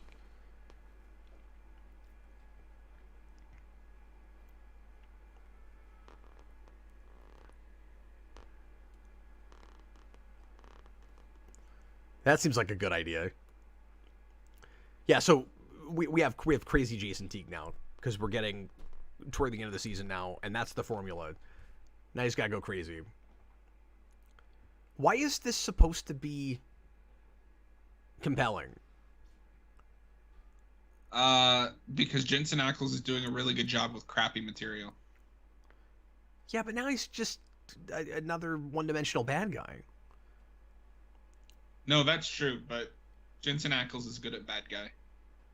I guess I mean, I like the guy in season 3 who plays Boone from Lost okay too, but I don't love these performances because they don't have anything to work with. Yeah. And it's worse because you thought they were people, and then they kind of recede into Kryptofreaks without powers. Yeah, and I might be over liking him more just because I've seen him take this kind of material and do better with it. Where he's just the bad guy. Yeah. Well, I think the way they're trying to play it is he's losing himself here, but he'll come back from it, and then he won't. Yeah, I don't know. It just feels like a light switch to me. Oh, yeah, it absolutely is. He wasn't even like that last episode. I thought that was Lana for a second. I was very confused why she was in the Clark Kent home. You suck at sneaking out. She literally did the little kid tiptoe thing. How did you not hear that?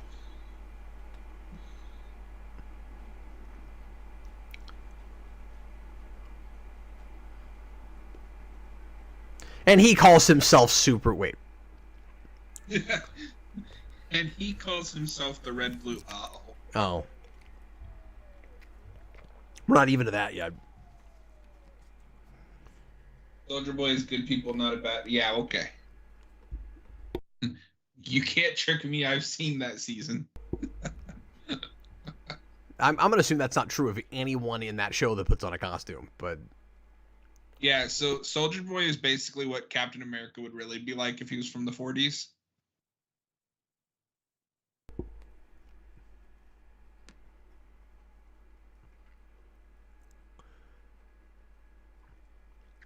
You are literally performing a criminal act. And you're dressed like a burglar. Oh my goodness. The Cap, she's not a criminal. Does she have a daughter and that makes it okay for her to break the law? No. Who's Cyborg Superman? Yeah, no. Say Cyborg Superman! You know, that's something this show never did. No. It stayed pretty far, besides Doomsday, it stayed pretty far away from the Death of Superman stuff. And then we haven't been able to get away from it with CW. I am so sick of Death of Superman. Yeah, I mean, that's the comic book Superman stuff I love, but I am too at this point. I don't need to ever see that adapted again, because I'm tired of it being done poorly. But there are individual characters that start there that I still wouldn't mind finally seeing adapted better than we've done them. I wouldn't mind a good Eradicator that, looks like Eradicator. And I wouldn't mind a good Hank Henshaw that actually is Cyborg Superman. But it's never been done well. You mean you don't want him to be Martian Manhunter? Yeah, exactly. I mean, I haven't seen the rest of Superman and Lois, but from what I've heard about that, it probably doesn't do any of that stuff any better. And I've heard their Doomsday is preposterous, and I don't... Oh, so you already know. I know it's... And I think I remember who it is. I don't want to talk about it because I haven't watched it yet. But, they did Eradicator in first season, and it's not Eradicator. Yeah, and I don't even know what that is.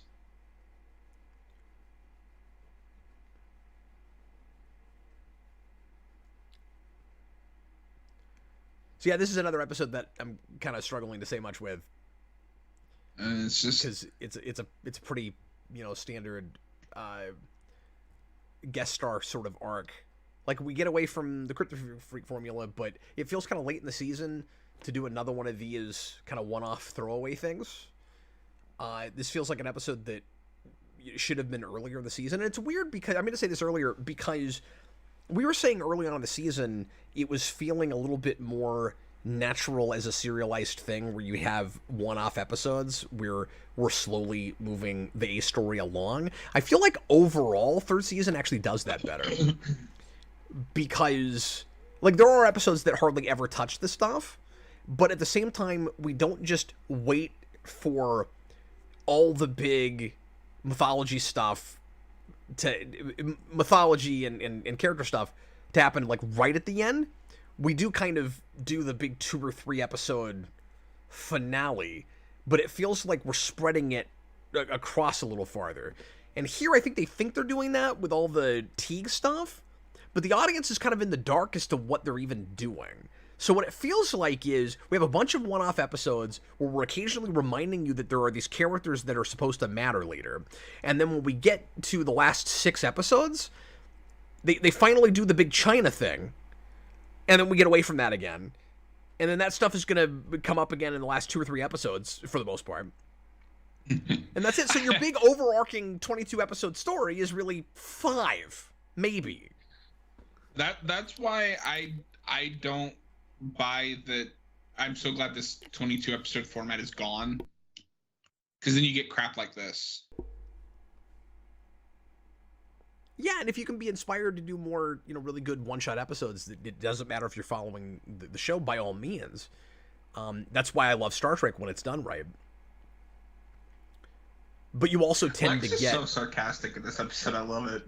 Lex, yeah.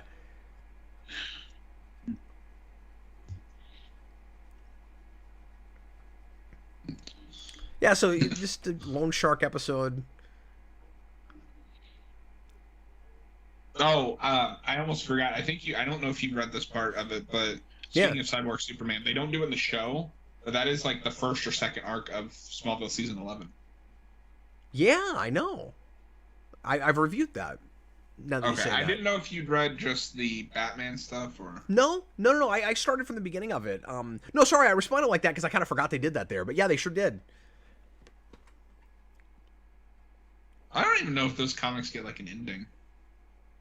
I don't know if they do either. I know they start because I know they do Wonder Woman as season 11, and then eventually they just start like naming them for like big arc names. Yeah. Because I know they end up doing like Green Lantern, Wonder Woman. They do a Flash story.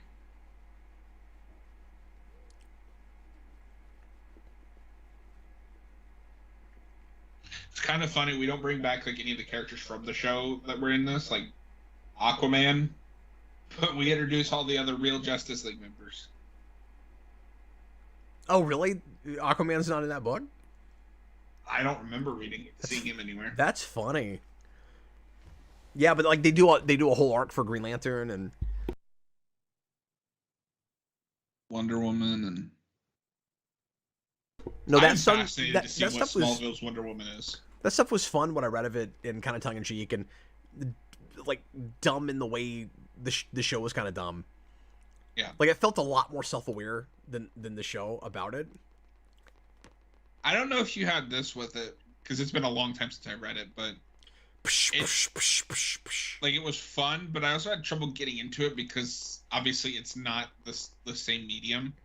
And, like, I don't know, it was hard to jump from one medium to another with something like this.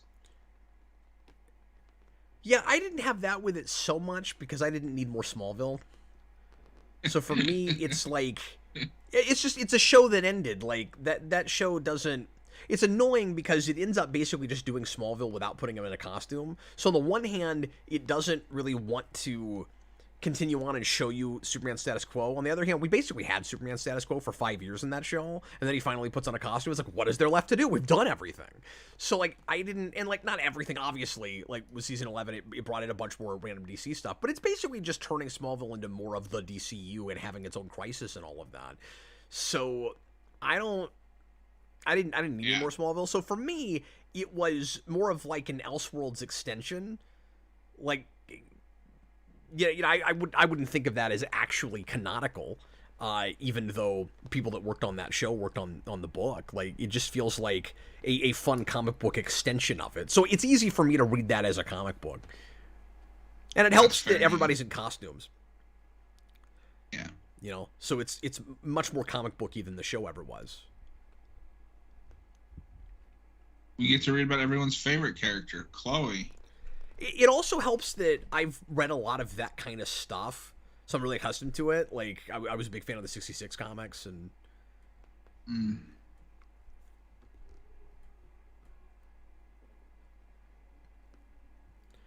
Yeah, we're not talking about this episode betrayed. at all.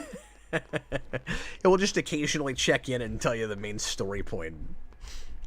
Oh, that blood painful. Looks real.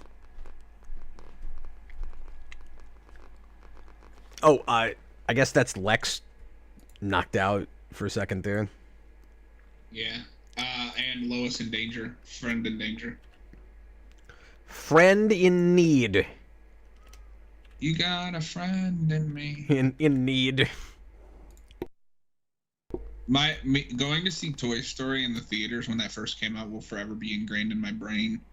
Because I accidentally went in the wrong theater and I walked into Hellraiser.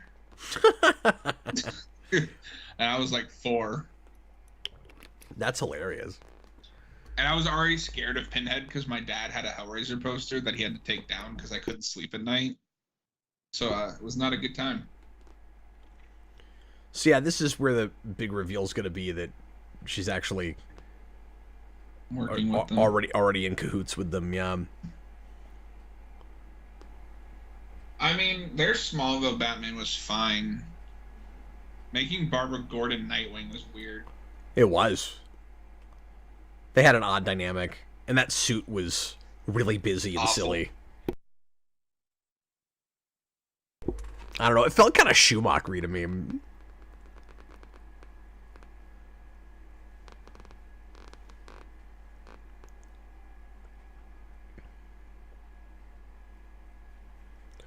I don't know, this is just one of those episodes where, once again, I'm kind of ready to skip it and move on.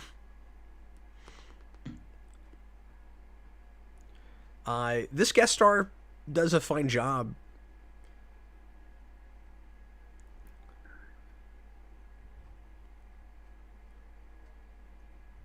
It's another one of those kind of after-school special sort of episodes.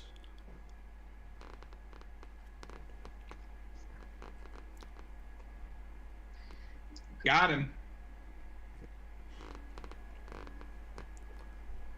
Where it feels like a very, like, teen lit kind of story.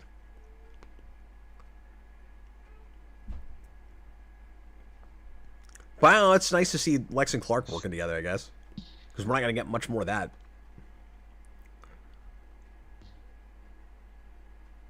It's all part of the plan.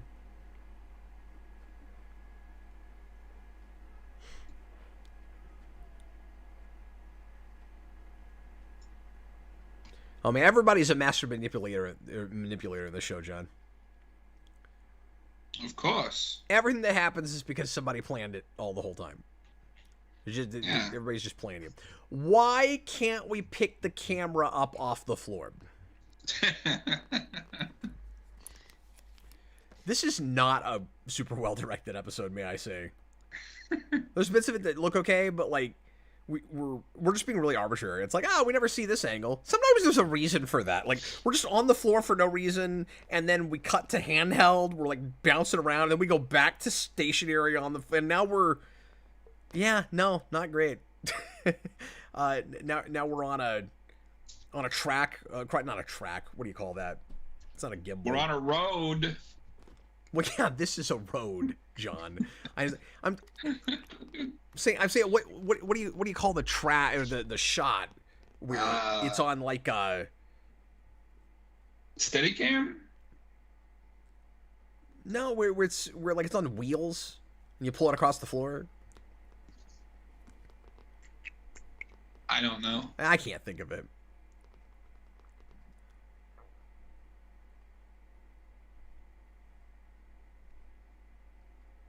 And I know this is supposed to be sympathetic, like she's lashing out because too high expectations on everyone. Yeah. But like, where? Yeah, that's how I feel about it too. Like, that doesn't remotely justify any of this, and it makes it. I'm having a little bit of a tough time buying the leap that a character like this goes this far over some of this. Relatable if you're like an angsty teen, but at this point, like, you know, I'm in my, you know, we're 30 and up. It's like, shut up. No, that's a really good point. Yeah, at some point, sometimes episodes of a show like this aren't made for us, and you do kind of have to recognize that and appreciate it a little bit. Or maybe it's easier to appreciate the internal logic of the fiction and the thought process of these younger characters because they haven't lived enough life yet. And it's hard not to be impatient when you have, and you look back at this and you're like, yeah, it's preposterous the way you're acting. Like, yeah, knock it off. Like, suck it up. I had that really bad with what's that new show that everybody loves that's on HBO Max? Oh, I don't know. It's got Zendaya. I guess it's not really new. It's on like season 2. I don't know. There's some show on. It's like an A24 show that's on Max, and it's got Zendaya in it. Yeah. And every character in it is awful to each other, and I was like, I hate this, so I didn't make it past the pilot. Yeah. I think sometimes we get pickier about programming as we get older. Yeah. Euphoria, that's it. Oh yeah, I haven't even heard of that.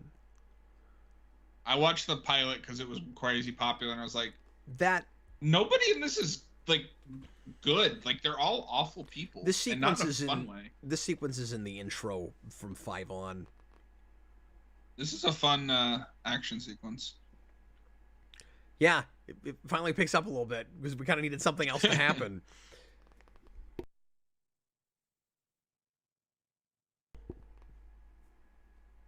And like you said, like, there's a degree of it I can sort of appreciate. That's I don't know. I just have this weird disconnect with it, where it's like when nobody's paying attention to you and you just want your father's approval. That whole thing. It's a little stereotyped, right? Yeah. Well, yeah, Megan Spears. She's clearly in the wrong, and the show knows that she's in the wrong. No, that's true. I just find her motivation to be so like, stock. Shut up. and it's also a little stock. Yeah. The Superman and Lois one, now that I'm watching this again, is handled better. Yeah. You know, it's maybe part of the problem is that... Bro, why are you in front of the trained gunman? No wonder he never has to do security. He doesn't let them do their job. Well, I mean, that's kind of classic Lex Luthor, too, where, like, he does everything himself. Yeah. Well, okay. I mean, he sort of does it, he sort of doesn't, right? Like, he's constantly yelling at scientists and doctors to,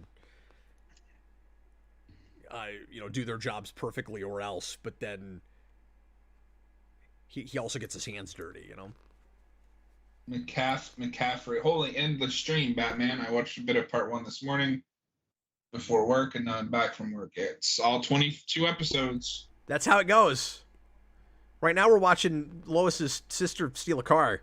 She hasn't learned nothing yet, John. Well, and I think part of the other problem is that I know she's not going to come back until the end of the show. Yeah. So any lesson she learned is going to be off screen. Or not enough of it will be on screen to really appreciate it. Maybe part of the problem, too, is that you don't get the full family dynamic. The general should be in the episode. Yeah. Oh, AMC, that's perfect way to put it. You lose patience for pettiness as you get older. That's it. Yeah. And that's why I have a hard time with the argument sometimes that, like, with shows like this, not just Smallville, but like these are teenagers, they're gonna make mistakes, they're not mature yet. The problem is I'm not anymore, and I'm so far removed from that now that I have to find something else to latch onto. I have to appreciate it on a different level than I'm supposed to, this is what it is, I think, that I'm supposed to relate to it on a personal level, like I'm supposed to put myself in their shoes as much. Like I can to some degree, but if I can look at it from a different vantage point and still find it interesting or compelling somehow, that's easier for me. So when the parents are more involved, it's easier for me to appreciate it more. Like the episodes where Clark has been kind of in the wrong, or maybe I'm not agreeing with him, but Jonathan's got another argument, and we're seeing both sides of the argument. I'm latching on to it more because I'm gonna be in Jonathan's shoes more often, probably. Yeah, that's fair, AMC. I just turned 31 recently, so I'm just like, oh god, I hate this.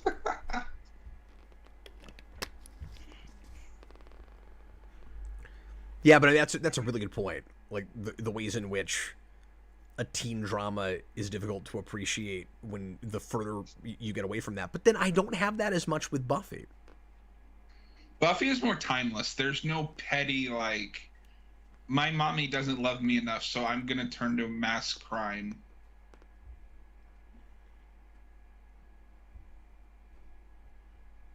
It also helps that Buffy's problems are more down to earth. They just have, like, heightened consequences. That's what I was going to say, is like the conflicts aren't, they're supernatural and more over the top, but the actual human drama of it is more real world and what regular people deal with day to day, and can some of them anyway. I mean sometimes they go to, you know, real angsty teen places, but a lot of that stuff, maybe more in Angel, of course, but like a lot of that stuff in Buffy, I feel like whatever age you are, if you've lived enough life, you can maybe sympathize with some of the characters involved.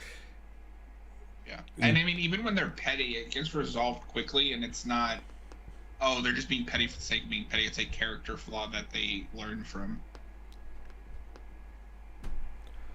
Yeah, well, and there's too much in this show. There's too many calculated choices to keep balls in the air until a certain point, as opposed to naturally getting people emotionally and motivation-wise from A to B to C. And we see that in plotting. We see it in characterization. Also, Whedon and Co. were just better writers. Contrivances. Yeah, precisely. Until they weren't. But I think some of the reason that their writing tends to be better is because of the approach. Yeah. Because the approach is more character-driven.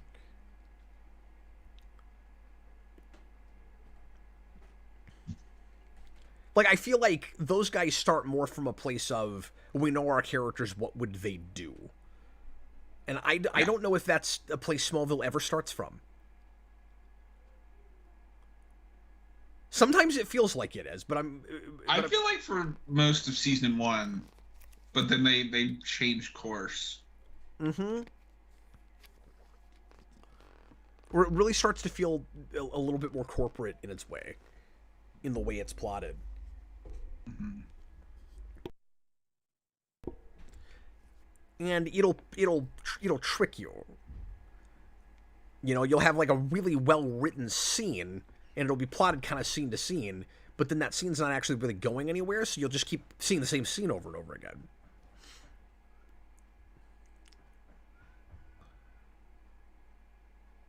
I don't think Xander ever... Well, I mean, but he aged out of that, is our point. Like, he learned and aged out of it. It wasn't just a light switch that he stopped being petty overnight. I'm also confused by this. So what, she hid the stone before it was ransacked?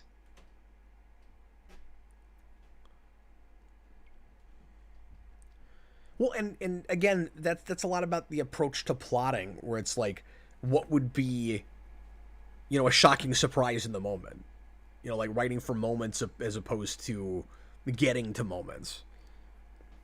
God, you're making me want to watch Buffy. Yeah, I mean, like maybe they had that plan all along as they're writing this episode. I don't mean to say that I know for sure, but I guess my point is, the important thing is when you get to the end of that and she pulls out the stone, like, what is her like you said, what would even possess her to move it already? Because like Jason knew where it was, but she moved it. So what if he went looking for it? Yeah. Well, I mean, I guess he did. He thinks it's missing. Yeah. So I can't remember though. Which of them is looking through the apartment in the first place? We don't know yet. Like we speculate that it's Teague, Genevieve Teague. That's not what I mean. They haven't revealed it yet. That's not what I mean. I just can't remember at the beginning of the episode when it got ransacked. Who was there first searching the apartment?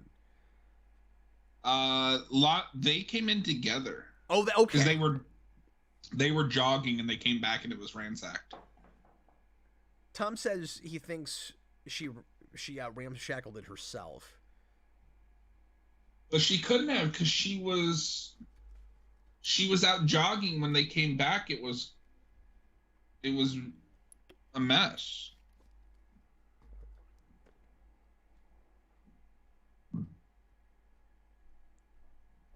Yeah, I don't know. Watching this kind of works where they can't stand each other at first, and now they're friends. It's kind of like a slow burn, but one with chemistry.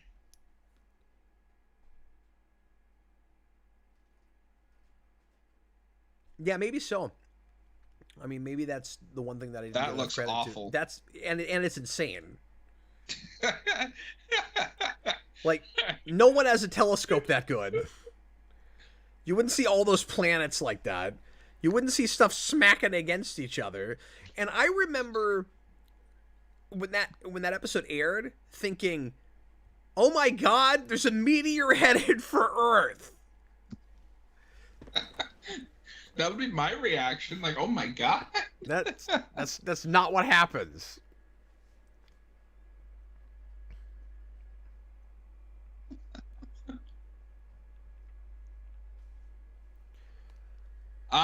I'm gonna go a light red because there are things I like about that episode. I just can't stand the titular character.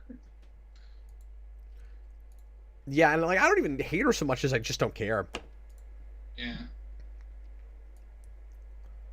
Not real invested. So yeah, that's another red for me as well. We also can get crankier toward the end of this. Okay, guys, we're gonna take another break right now. I know we just took one, but I'm gonna bring my son down if he still wants to come for Onyx, which is one of the fan favorite episodes of the whole show, and I remember being one of the best of the season. Although it also has one of my favorite things to complain about, and I can't wait till we get there because it's so stupid. And I want to really focus and knuckle down and really talk this one out because there's fun stuff in it. Absolutely. Anyway, let's go ahead and take a 5-7 minute break, and maybe longer if John needs it because he's going to have some Chinese. Did your Chinese get there? Oh, I'm sorry, I can't hear you. Oh, it is. It's just outside my door. Oh, good. Okay. Well, how about 7, 8, 10 minutes, and I'll just check in and see if you've popped back on camera. See you guys in a little bit.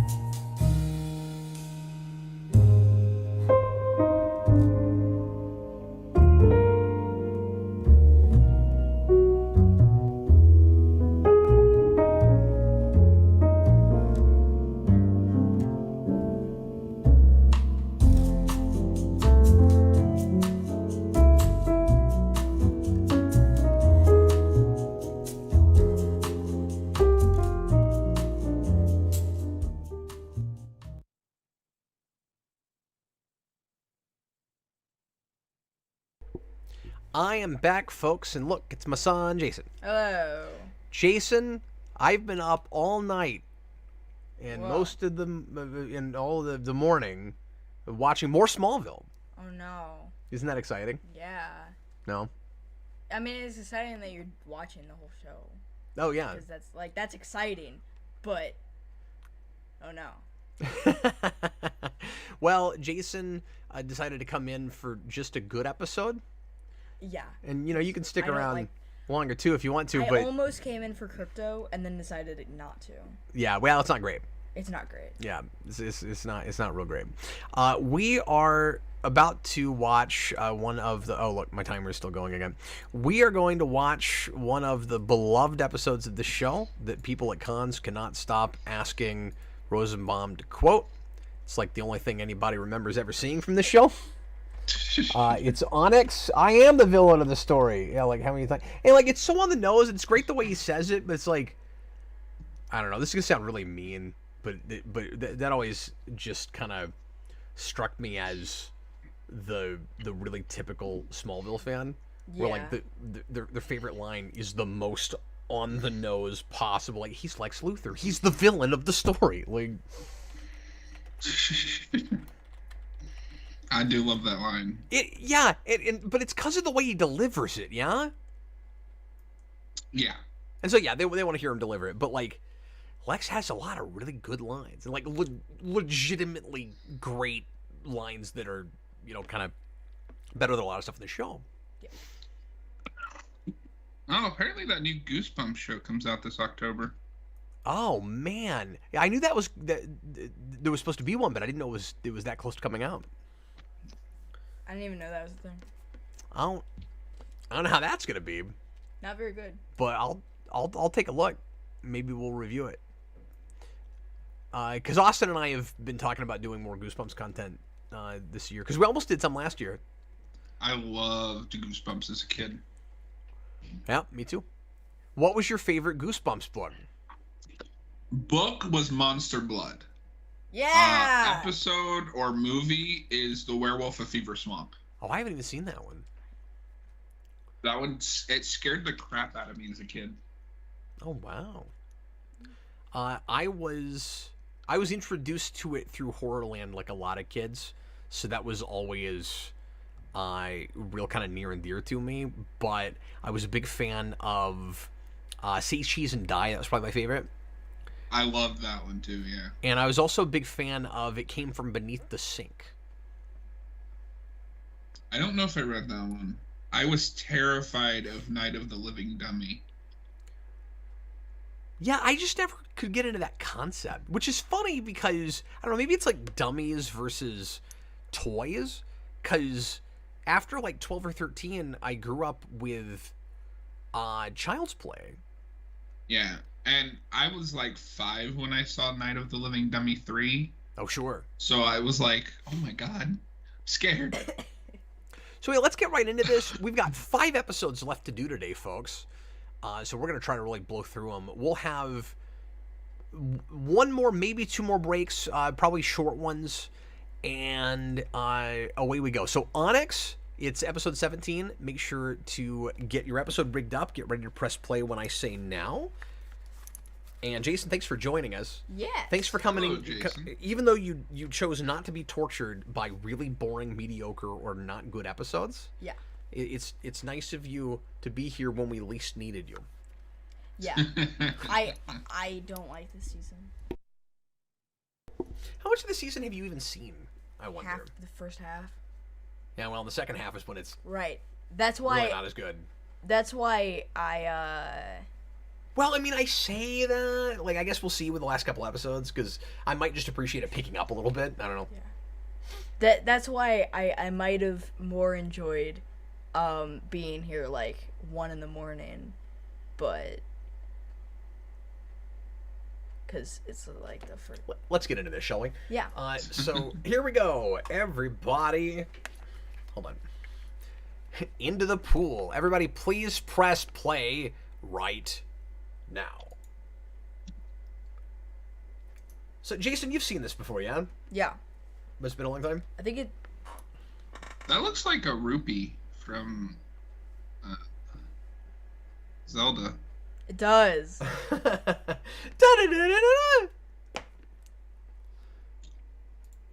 This is Or definitely one of the if you've ever episodes played The Sims, I've one of the seen little the most. icons above your head. Certainly from this season. This is one of those episodes that I love for its hokiness, as well as for some of its actual, like, decently layered, characterization and performances, and it's a take off of one of my favorite TOS episodes. Because it is, like, we do the splitting somebody into a good and evil side in lots of things, but it's straight up enemy within with Captain Kirk, because he's got, you know, the two sides that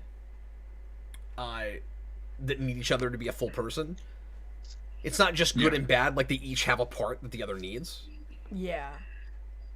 I don't remember if in this version they need it for survival, though.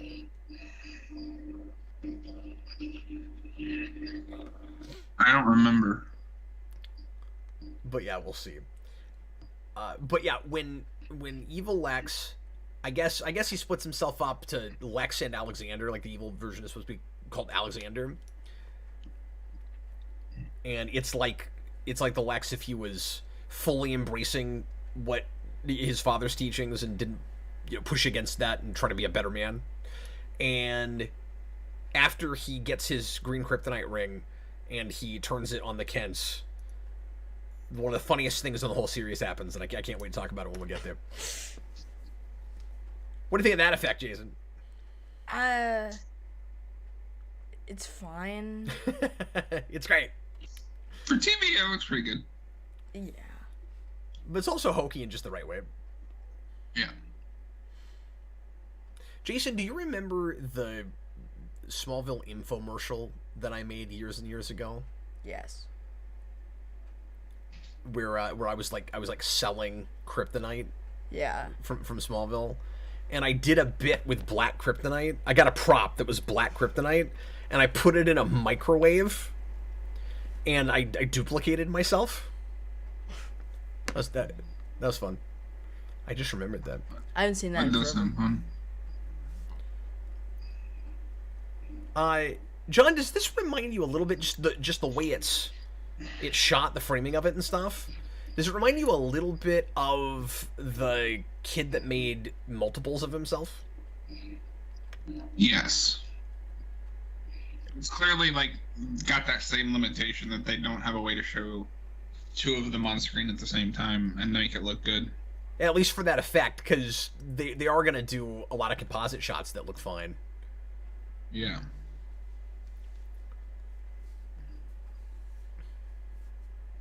Somebody save that guy. In this case, Lex. I think at this point, he can't be saved. Like, he is broadcasting from 33.1. Or and at nobody this can... point, just let him die and you save yourself like 4 seasons of trouble. Wow, that's harsh. That's sad. That doesn't fit into the morality of Superman. Meanwhile, back at the hospital again. Every time you do that, you just sound like the a narrator from Legend of Korra. I've never It's seen really it. funny. But you're welcome. I think it's really funny that, and I don't know if this is intentional, but we have, like, you know, good docile Lex now, who is lost his dark side, and he's in the hospital, and then later the Kents are all going to wind up in the hospital because of him, because of his evil self. This is the first arc of Nick Spencer's Spider-Man. What do you mean? This is Spencer does this exact same thing with Spider-Man. Oh, that's right. I forgot about that. That was fun. Yeah. I've heard that run doesn't end well, but I've heard that too. But at least has some arcs that have decent enough conclusions to them that even if the whole thing doesn't end well, you know, you got some nice little stories. I hope one day Marvel will get its stuff together so that we can have a TV show like this but better written for Spider-Man. Oh, Marvel gets its stuff together so that we can have comics I want to read from them. I think the moral of the story is I hope Marvel gets its stuff together. Yeah, precisely. I mean, I hear there's little pockets of it, but it hasn't been worth checking in to find out for me, really. Yeah. I've got too many older comics I still have to read. So, this is wonderfully, subtle but not so subtle, where, I just mean the way it's framed, you don't immediately know that you're looking at the other Lex. Although, again, do you agree with this, John? This is another one of those places where I kind of wish they didn't show us the second Lex in the first place. I forgot this was second Lex. Yeah. And that's really fun. Where... even though you know that there's another Lex, you may not immediately realize that this is the other one, but he's playing them very differently. So it's subtle in that he doesn't clue you in, but if you're really paying attention, you can kind of tell. But I kind of wish we were completely in the dark about it, and we would learn that there's a second Lex when they come together. Yeah. When the bad Lex reveals himself to the good Lex. Yeah. I might just be too tuned into Michael Rosenbaum's performance as regular Lex Luthor. But I feel like immediately I can tell that, something's off. I just didn't realize that it was the wrong Lex. Well, he's just got this face that says, I'm going to kill you now.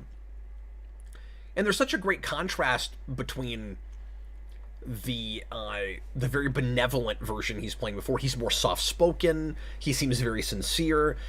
This Lex is not pulling off sincere at all. So what you're saying is we should get rid of the one half. Look how sarcastic he's being with her. Yeah. He's trying to seem real and genuine. But he just can't, yeah. Yeah.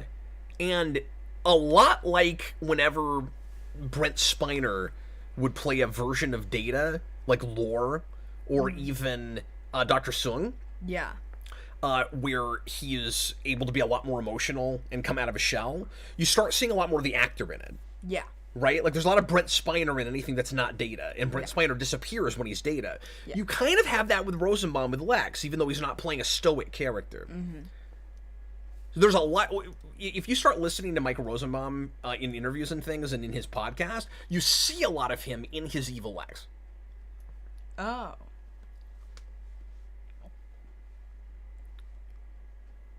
He brings more of the, standard, kind of flamboyance that he likes to bring to parties and things, because he's very much a life of the party kind of guy. And he finds this great balance between comedy and menace.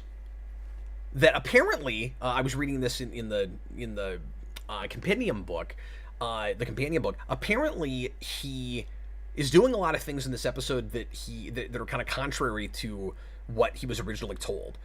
They were worried in doing a full-on, comic book Lex Luthor, which was absolutely the intention. It feels that way. That's what they're wanting to do. Let's show you what comic book Lex Luthor will look like. They were afraid... That was such a delayed reaction. They were afraid that it would be too compared to Gene Hackman. And they told him not to do any comedy at all. Yeah. And it's really good that he was able to actually bring some funny to it and convince them that it was the right way to go. Because he has a totally different flavor of it. Nobody's ever going to compare this to Gene Hackman. Because it's so twisted. Yeah, I'm glad he didn't, because I'm not a fan of that take. Well, yeah, but what I mean, he never would have done Gene Hackman because they told him not to. But the point I'm making is they wanted him to play it completely ruthless, mean, evil, have no fun with it. And we're lucky that we didn't get that version either. No, I agree. Sorry, I was zoomed in on this, and then I just heard Gene Hackman. Yeah, no, that's all right. I'm watching the show. I'm making a show.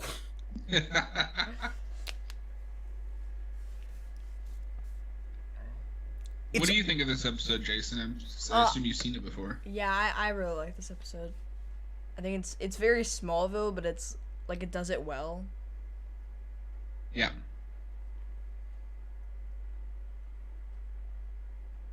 Unlike yeah, see, those are good.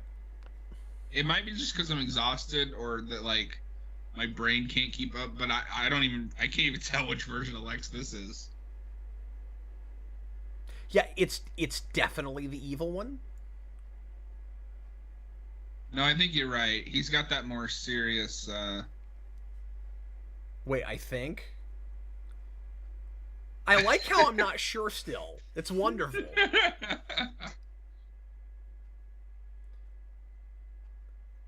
No. This is the good one. Okay, he was playing that a little bit more ambiguous than he did in the hospital, but you still will be able to see the contrast. I have never had this thought before, but it's really interesting that what has just happened to Lex happened to Lionel, but there's not an evil version left. Yeah. He was also kind of split, but there's just the docile version left behind, except he's not actually missing anything, like it's still in there, so he's just able to suppress it. It's almost like he turned Vulcan in a way, to put it back in Star Trek terms.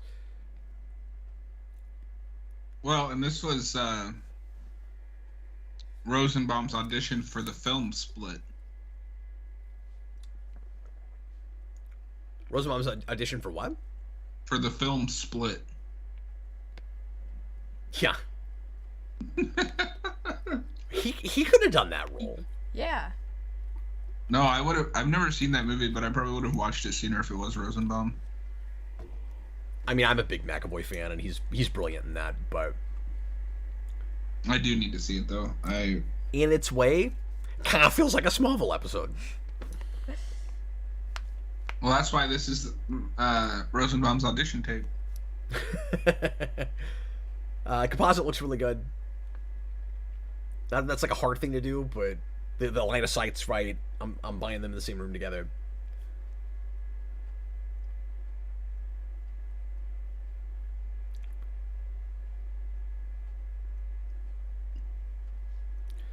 But yeah, they're both theatrical in different ways. No, I can see it now. What you're saying about Rosenbaum bringing some of himself. Yeah. Yeah, his mannerisms as Lex are completely different from himself. Oh, I'm so sad Austin's not here for this episode. Yeah. He'd probably just be like, nothing's happening. But... Yeah. Or maybe he would appreciate it. I go as far as to say this is one of my favorite TV performances of all time. I would agree with that. Yeah, this is nuts. Look how close they are together. Like, some of this is doubling, but when it's not, it's really cool how close they get together. It's really good, right? I would put this and Angel on there. You would put what? This and Angel.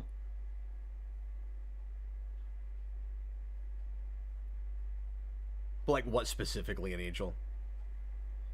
Especially right after Connor is kidnapped. Oh, okay. Yeah, like I was talking about this specific performance in this episode. Like, I wasn't. Oh, I thought you meant just overall.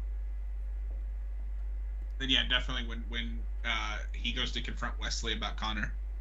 Oh yeah. No, that's a killer scene.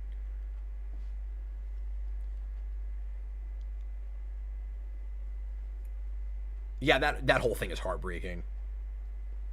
And now it's turned into his audition for The Mask. Yeah, and this whole thing is real twisted and screwed up. What I love is he's playing it as a perverse version of a character who is already on a road to perversion. And so you're seeing how much farther he has to go and just how over the top this character will get. Yeah, and I like that at the end of the day, like, on his own, the evil wins.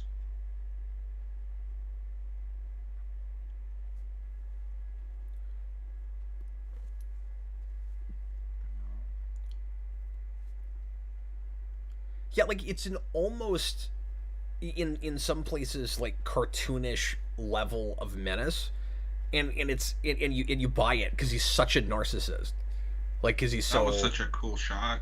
Yeah, it's great. because he's so sociopathic, that you could just imagine him as a dictator, like a despot. And it's refreshing because this show, until a lot later, doesn't get this comic book, but it still feels, grounded in the reality of this world, such as it is. Okay, this is an important monumental occasion. He is wearing the blue shirt with the red jacket. Yeah. It's flipped. I can't read anything into that. I don't think there's any kind of real thematic reason for that. I don't either, but that's the outfit I think of when I think of this Clark Kent versus the blue jacket with the red shirt. It's topsy-turvy day in Smallville. Because I think he wears that for most of the rest of the show. See, the big twist at the end is going to be that there was also a black kryptonite explosion that caused the second Clark to appear, and he's wearing the inverse of that. He has the red with the blue. Yeah. No, that's season 7. Oh, is that Bizarro? Freaking wall of freaking weird. Okay, Dr. Evil. What else have we missed? Characters who aren't themselves? Is it really characters not himself? He's just like double himself. He's split into two, and neither of them is exactly himself. It's a stretch. I don't know. Who really cares what the numbers are? Since we're talking about this episode of the Archetype, I have to mention that the Buffy episode that does this. We can call him a Kryptofreak, though, can we not? I mean, it's black kryptonite. I'd say he's a Kryptofreak. Splits him into two. I'm gonna call that a Kryptofreak. Sorry, go ahead. I can't help but think about the Buffy episode where Xander's split in two now. Oh yeah, I forgot about that. Dagon Spear says he doesn't see this Lex ever becoming exactly like this. Yes, but I want him to, so... He says he thinks it would be a mixture of the two with his... Yeah, I mean, the idea is... Sorry, I'm having a hard time reading beyond the heart with his darker drive, which Lex justifies to himself. No, that's a good point, because to have both, he's a full person, even if he pushes his... more wholesome side down in the same way that Lionel has somehow pushed his darker side down. So he would be better at faking compassion. There's another hint of what's to come. But I think it's probably further in this direction than the half and half that Dagon Spear is saying. Yeah. Or that's just what I want, Also, the real over-the-top, dramatic, menacing looks that he's giving are exactly the things he's doing with the president future that we see with the glove.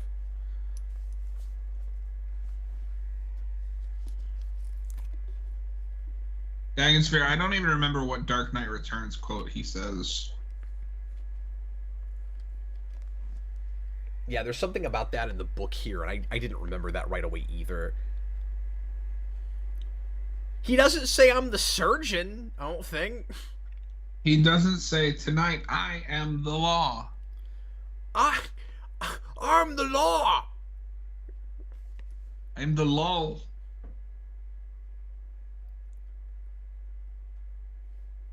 Catherine, that white blood cell thing never happened. I don't know what you're talking about. Well, yeah, he might be a Kryptofreak in the first place, but he's a double Kryptofreak now, so he counts as a one-episode Kryptofreak. Naturally, evil Lex has to be fighting an attractive woman, and he's got to do that. And then he's going to fight his dad in an amazing scene between these guys.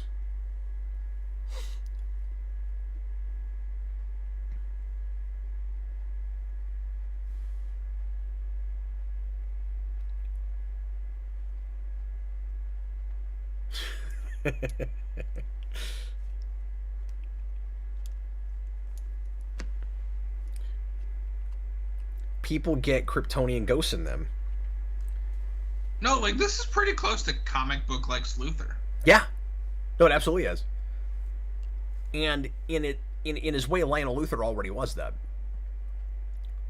This is just him gone even further, because he has to surpass his father. Which is weird because I complain about that with a lot of other things in the show, where I don't like that there has to be a proto version of everything. It works with Lionel and Lex. Like, I'm fine with it there. It's not a problem because it works. Yeah, that's it. Like, don't ask me to articulate it. It just works. My rule of thumb with any adaptation like this is only bad if it doesn't work. Yeah, and the problem with people sometimes when we say that, John, is that, like, works is an arbitrary idea, but it is. Like, we're saying, you know, for us. Yeah, for sure. Oh yeah, this is where he kind of releases it. Like, he's still got the evil in him. Yeah, and I mean, it's like you say all the time. You know, nothing is going to connect to every single person. It's what works for the individual. Yep, and it doesn't have to be for everybody. Please, God, stop making everything for everyone. Yeah, because too many things. It's a problem in every medium. Yeah, and they end up being for nobody.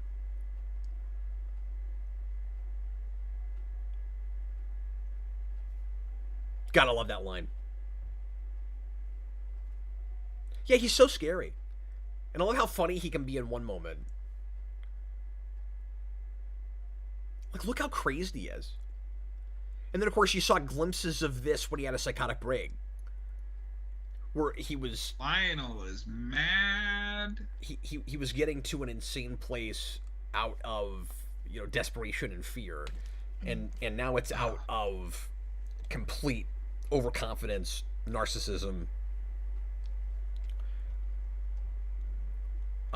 conceitedness. Loft! They're in the loft. Yep.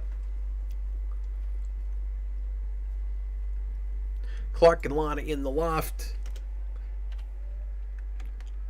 Now, was Lex knocked out, or was he just stuck in there? No, he's not knocked out. Okay. Because you remember, he gets the mask on, and then he just puts his head down like that? Yeah. If they ever get that animated show off the ground, I want that Lex Luthor with Tom Welling's Superman. Oh, yeah, absolutely. I'll take that as a consolation for him having stupid amnesia and not remembering any of this happening. I mean, I'll take it for compensation for Crisis on Infinite Earths.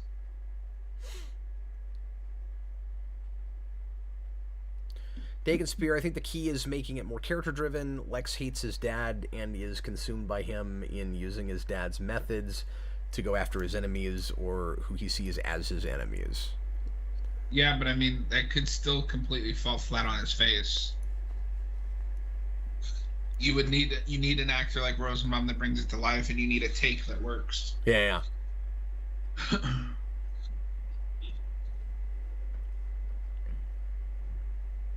This whole episode should be just soundtracked to Megadeth sweating bullets. Of course, Chloe has a see-through phone. God, I wanted, like, see-through everything back in the day. I thought those see-through Game Boy Colors were so cool. Yeah, it was really in, wasn't it? And all the stuff that Apple was putting out. I don't know. I owned one Apple product, and I said never again. They had those iMacs that also Chloe always has. Yeah. In the neon colors. Oh, I mean, at this time, I didn't even know Apple was a thing. We had Windows. But I mean, same principle at the end of the day. But yeah, like I said, seeing like a real comic book Lex here is cool because in his mind, he is surpassing his father and being even more ruthless than he ever was. Like, you know, he wouldn't want to just like team up with him and be his equal. It's like, no, you didn't even go far enough. Like, that's the difference between him and the well-rounded, the more well-rounded Lex when they're both together.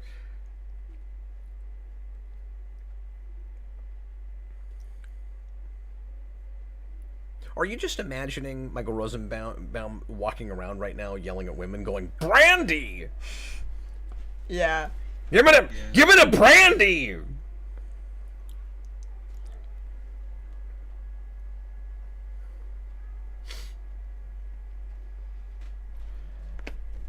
It's weird too because this does what I feel like is a really kind of like loving homage to Enemy Within. And then when they do the Earth 2 stuff in season 10, I guess, it feels like they just like rip off Mirror Universe in a not so, loving and cool way. Yeah, the Clark Luthor stuff is awful. It doesn't work. Okay. Out of pocket thought here, but Rosenbaum at this time period as Agent 47 from Hitman. Oh, I've had that thought so many times. Yeah, absolutely. And this is going to sound so stupid, but a lot of it is just from the back, he has exactly the right shaped head. Yeah, I mean, sometimes that's all you need. Just don't give him any dialogue. It's not like 47's a talky guy anyway. No. No, but his expressive face could work for him, in the places where you would really want that. But then again, I also thought Timothy Olyphant would be a great choice, and look how that turned out. Well, I like that movie more than a lot of people do, but it's not what I would want exactly, but...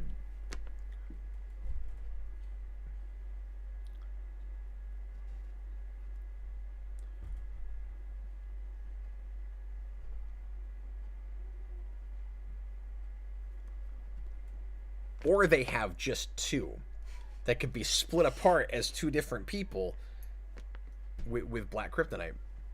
Look at all the TVs back there. This is when I start to appreciate Chloe, when like she knows, but she's not gonna tell him. She knows because it's not her place to tell him. But she's also like, "Look, you gotta get your stuff together." I do think that, like, there are places where she seems to be giving him openings, really hoping that he'll come out and tell her, and is disappointed when he doesn't. And I'm like, he hasn't in all this time. Like, I don't know why you think he'll do it now just because you know. But it's few and far between enough. And I used to... Binging this is watching better, because I used to think that we played that up for cheap drama way too much. It's not like I remembered it. It's not even coming up that much. Why would you not wait a minute? I love that look on his face, like, excuse me? Yeah, it's great.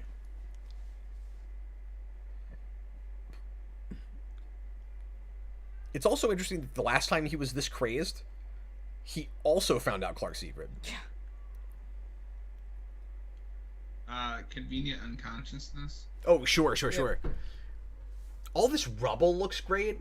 Yeah, it looks really good. And can we all agree, the lighting and the shot composition when he's lifting that, again, it's so comic book. Yeah. That was great. It's not just Lex that's comic book. He didn't wait a minute to see if whoever did it left. We'll see, but he's a standard comic book villain, so that's why he has to do that. Wait, Clark? What? Talking about Clark, why did he wait a minute to lift that up? Oh, sorry, I thought you meant Lex. Okay, yeah. No, you're right. I totally believe that all that fell on her and all she got was a scratch. Okay, what's funny about that being convenient unconsciousness, though, is that it was convenient for Clark. Yeah. Because she already knows his secret, so it was convenient in him thinking that she conveniently got knocked unconscious so that she doesn't know that he's got superpowers, even though we know she knows. Yeah. Conveniently, she already knows. So conveniently, when she was knocked out, there was nothing conveniently to hide. There's so many layers of conveniently. I am so proud of us for being able to put those sentences together. I don't even know how you did that. At 1:43 in the afternoon, after we've been at this for 14 hours? Well, we're on 17, so that'd be like 17 hours. Give or take. Yeah, well, they're only 42 minutes apiece. And True. We try not to take, we don't take a break in between each of them, so that's how you shave some time off. Otherwise, it would take us 22 hours to do this. And we're able to shave it down to 19 or 20 or better. That's my favorite! It's my favorite thing he does.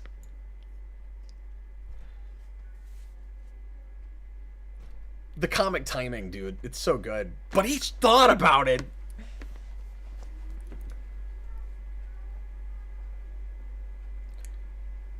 God, I don't want to keep watching this season. I want to watch this episode again and not talk over it.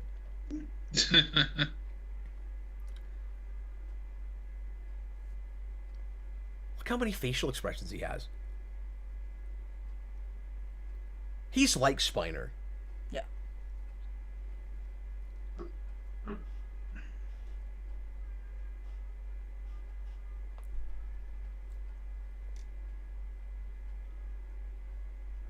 I love the way he says that. Yeah, because that's just the show.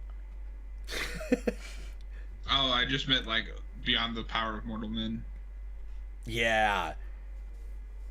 Because he's going to that comic book place. But you also buy Lex Luthor saying that.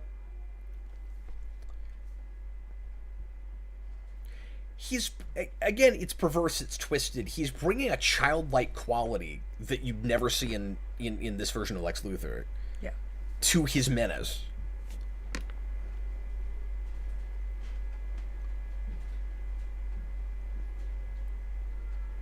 It's like instead of the innocence of childhood, it's the sadism of childhood. Yeah. It's fun to screw with people just to screw with people. He's basically Mikey if he was evil. Yeah. You know, I'm just kidding. We have a rambunctious 5-year-old.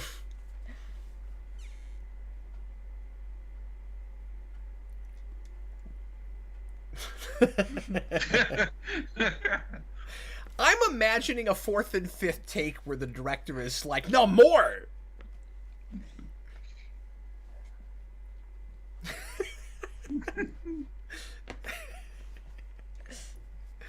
We're just so lucky they let him go this far.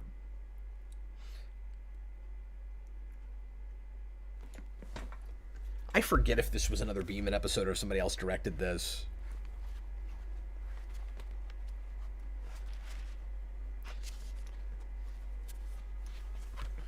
Oh man, we have to beg Austin to watch this episode. See, I don't know. I'm afraid he's going to ruin it for me. Terrence O'Hara, which is not a name I immediately recognize. We even do the Kryptonite ring. Oh, I know.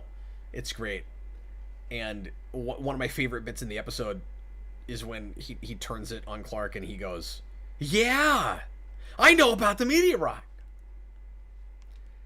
But we are coming up on one of the funniest things in this whole show.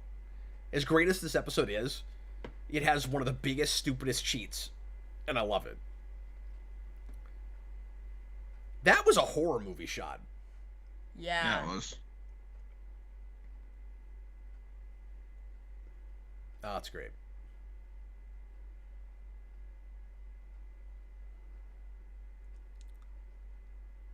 Matthew Bates, can we just keep this, Lex? And this is great. He does it all with one hand. So he points it at him, and then he turns the green ring.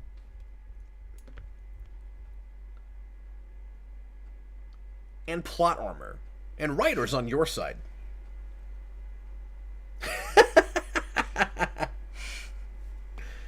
He's just... It's so good! Yeah! Yeah. Just do this season. Like that. I love how you can't decide if he did that on purpose or if he kind of can't control himself. Yeah.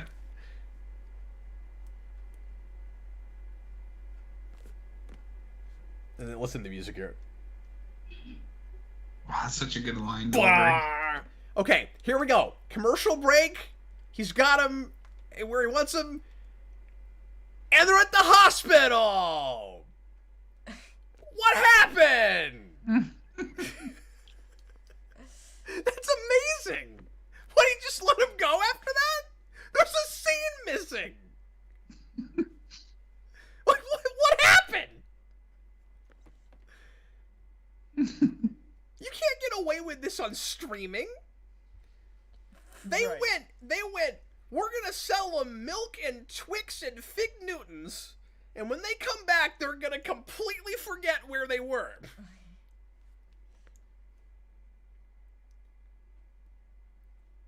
John, did you ever notice that? I didn't, but it's funny that you mentioned that because I think the Dark Knight has the same problem. Oh, and there's not even a commercial break to hide it in Dark Knight. Yeah, but you remember the party? Like, they just skipped the next day? You know what? I always hear people say that, and somehow it never bothered me in the narrative. I gotta go back and look at that and see what people are talking about, because I still don't get that complaint. Well, because he jumps out of the window to save Rachel and just leaves Joker up there with a bunch of innocent people, and they skip ahead and nothing happens. Well, he's not after them. Yeah, but it's the Joker. Like, all it would take is one little thing to set him off. Yeah, it's not the same thing as this, though. That looked really good, except the one Lex was a little blurry. Oh, that's true.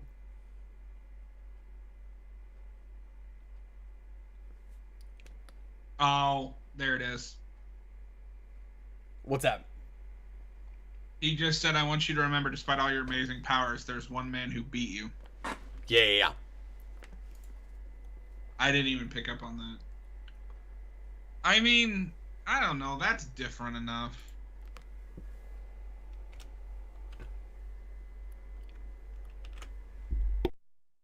I don't know what you're talking about right now.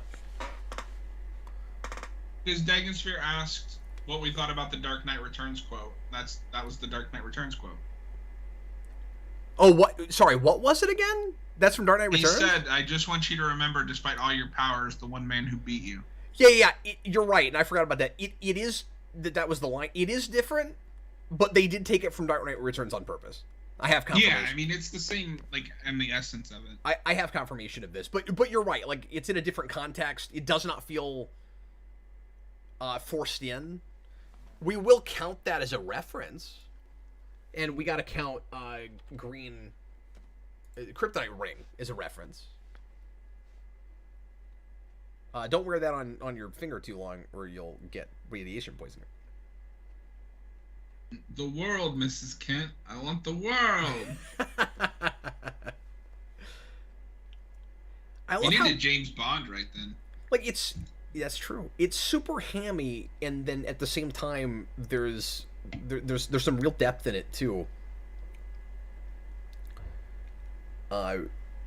Because there is that other lags, and I think it works that we don't spend much time with the other lags. Yeah.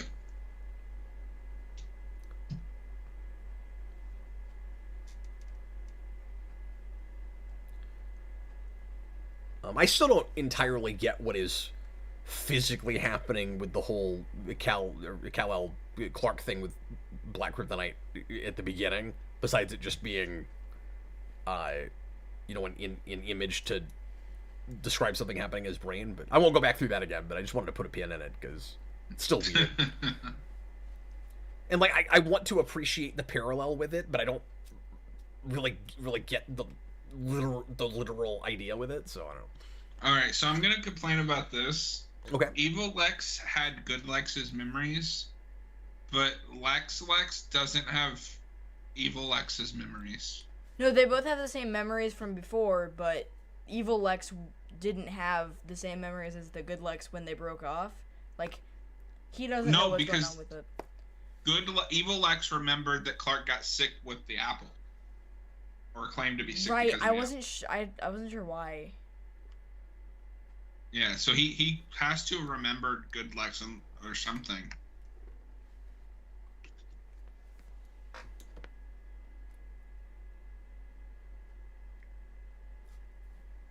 And, like, what does he know exactly about what he did to her?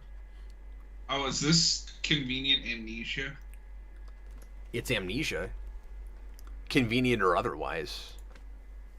But you're right, and we have probably not counted all the instances of that, because I only have 8. There's got to be more than that. I don't know. I can't think of any for at least this season.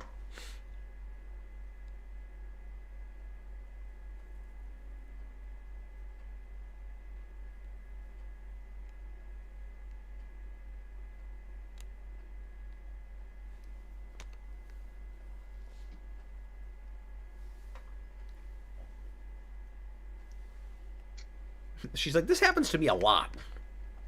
Yeah, I don't know why she's still friends with all these people. Like,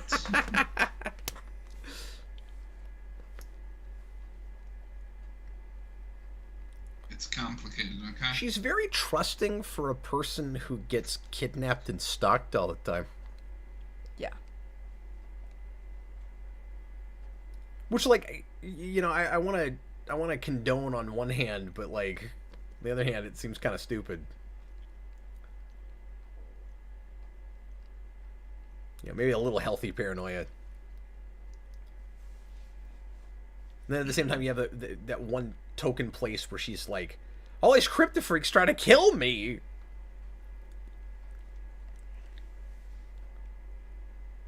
Hello, Dave Atkins. How are you?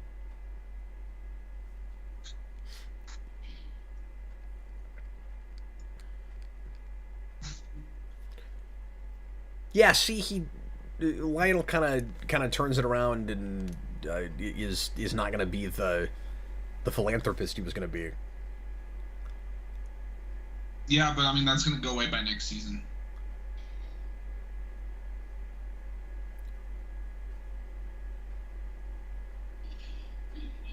Yeah, but he doesn't act as like the almost biblical prophet again. Like you're right in what you said earlier, in that it turns into more of a, you know, moral gray area thing where he can still be kind of manipulative and underhanded, but he thinks he's doing the right thing now, as opposed to it just being for himself.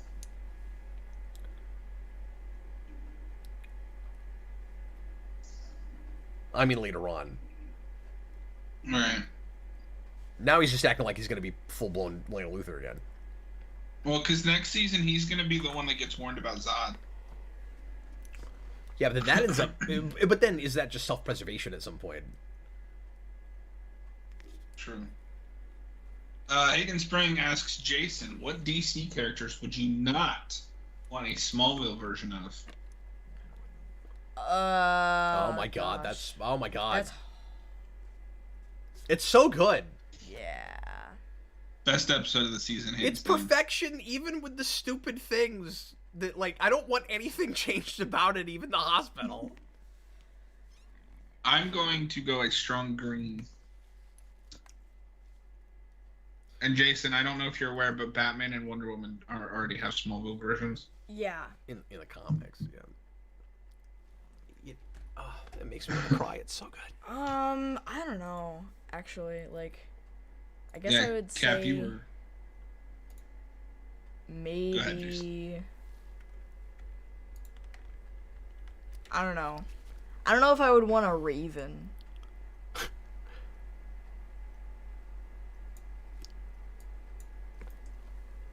Yeah, I guess they didn't do a lot of Titan stuff. Yeah. Mm. No, Dave Atkins, I'm absolutely the villain of the story. Sorry about that. Yeah, Cap, you were right about me all along. I am the villain of this commentary. Yeah! Yeah! Okay, well, that was lovely. Discussing topics, is this not your favorite episode, Cap? See, I never think it is, and then I go back. It's better than Perry. Yeah, no, it is. I love the Lex stuff at the end of the last episode of 1 a lot. Like that eye shot when he's trying to decide if he's gonna let his father die or not. One of my favorite bits in the whole show. But yeah, no, you guys are right. It's probably this. Now, in my defense, earlier when we were picking favorite episodes, I went up to 4. So like now this kind of takes it. Yeah. But I don't know why I'm looking at you. You weren't here. Yeah.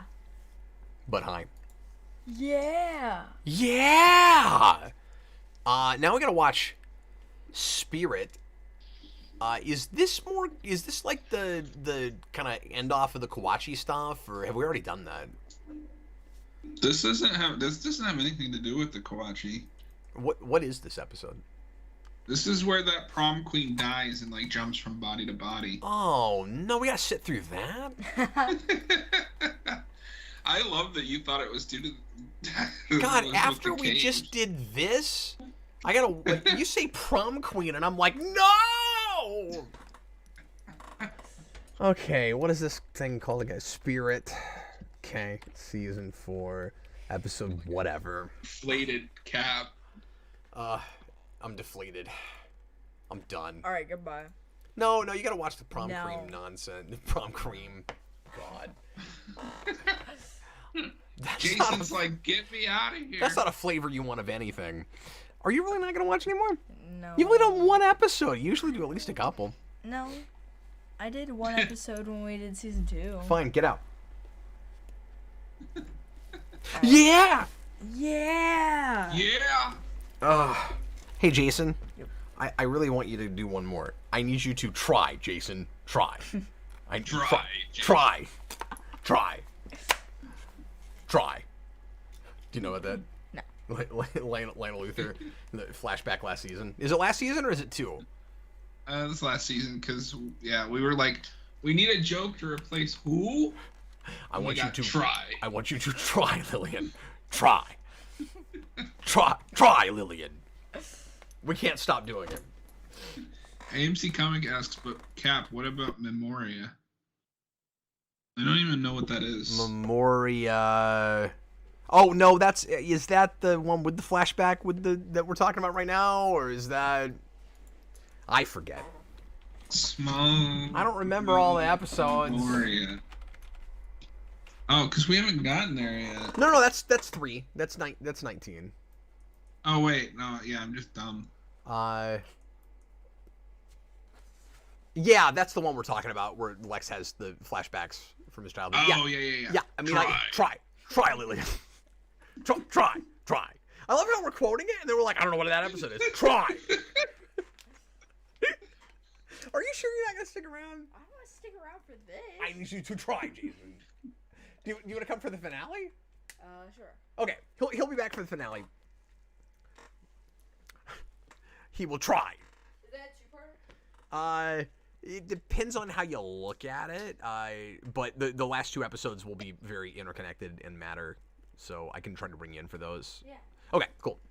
He'll be back in a couple episodes. He just wants us to watch Prom Queen by ourselves. Okay, we're gonna do one more and then take a little break. Wait, is this 18 or 19?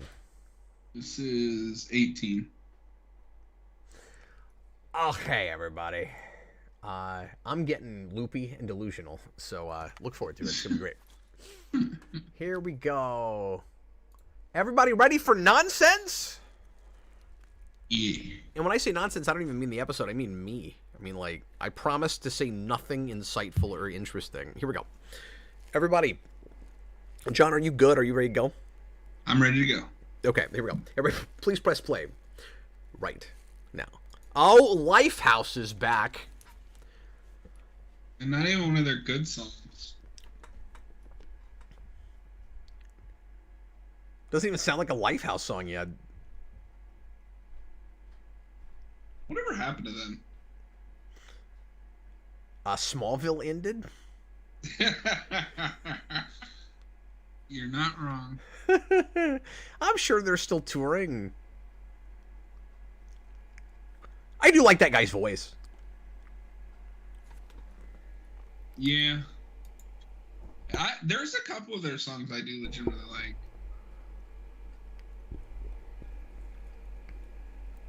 I can't believe Dagon Spear remembers specific moments from this episode. Oh my god, remember this with the axe? Yeah, I mean, he's not wrong. There's some really funny stuff in this. Yeah, it's all coming back to me, and I forgot that was this episode. I always think this is in 3. And yeah, I know we did 3, but I mean, it's a fever dream, folks. Yeah, she's just gonna go nuts. There's some clear, like, Carrie imagery already here, yeah? Yeah. Try, Chloe. You need to try, Chloe. Well, he's lucky he's not dead. Yeah, like, why did you grab an axe if you're just gonna punch someone? Yeah. Oh, I know. Because he can't die. Not until, well, spoilers. AMC, we're still going, man. It's how we do. We got to finish the season. Yeah, then we. Let me hate ourselves after. My thoughts exactly. And when I make a promise, I put it off 5 times, and then I finally do the damn thing. Okay, so like we're here. Yeah. It's very important. Dig and Spear, I happen to have some funny memories of this episode. Well, now that I know which one it is, isn't there some more like Power Ranger Lana action in this episode? Does she I not don't think so. Does she not do like a spinning back kick or some crazy thing, or is that from last season? Am I blending some episodes here? I think you might be, because the only thing I can think of, she might get possessed. Is Chloe the only one that gets possessed though, or does it go into several people? Doesn't it? Isn't this one of those like you're not yourself? It jumps from person to person. Now this is the record so far per season now for characters that aren't themselves, right? Yeah, because I know for a fact the first one that gets possessed, like chronologically, is Martha Kent. Oh, that's right. And then Jonathan not too long from then, right? It's either Jonathan or Clark. Well, there's trivia that who cares if we know. You know, we haven't done a quiz at all yet. We haven't. Nobody's done a $10 super chat. No. And we haven't spun for it either. Did we spin on the last super chat Thompson in? You know what? I don't think we did, actually. Let's go ahead and do it. Yeah. I mean, we got nothing better to do. And the answer is... Look up a guest star's credits. Who cares? Why is that on the wheel? Who cares? Okay, hang on. Well, the book's not going to tell me. The book will tell me the names of guest stars, so I'll use that. Hang on. So you One day early. So what you have? You know what? John's already done this several times, even when nobody asked him to. Like, why do I have to? Okay. We can look up the Lifehouse guy. Candice McClure. Beatrice Rosen. Is that the girl that's taking people over, or who is that? Yes. Okay. Maybe. I guess Ask me again later. Technically, like the guest star, right? Yeah. Okay. You mentioned things you see on the screen. They're arguing because Lana was doing things with the teacher that she shouldn't have been. Yeah, she's getting together with people that she shouldn't have gotten with. You know how we got Lighthouse? Because they keep playing in Smallville, that's how. Be like, this small town is like carrying... Beatrice Rosen is exactly my age. So... I have a question for the resident Kansas. She's a French actress, so she's in a bunch of French stuff. I would never have believed that. That you'd never hear of before. She's in some Charmed. I know what that is. She's in... She has a bit part in Dark Knight. Really? Yeah. She's in Nikita... and a lot of TV stuff. Anyway, so yeah, I looked up a guest star. Okay, go ahead. Do you believe that this woman remotely has ever lived anywhere near Kansas?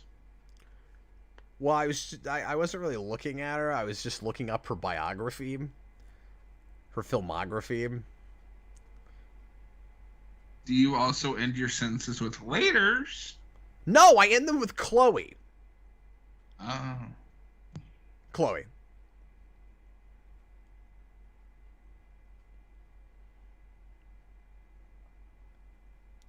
Last week I got split into 2 different people. But that's not relevant right now.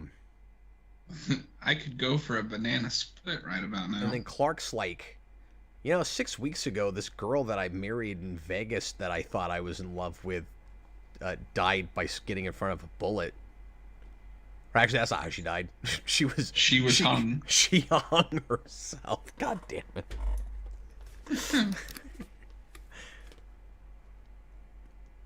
Oh, and that's where we write off.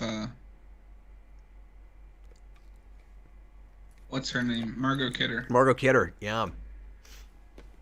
So yeah, you don't see her again, just her leg. I mean, probably not her leg. You see her picture on an ID. When did she pass now? It's been... God, the years went together. Has it been just a couple years, or has it been longer than that? I didn't even know she was dead.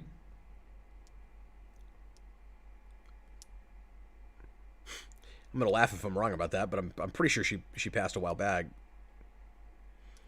18. She died 18. at 18. 18. In Montana.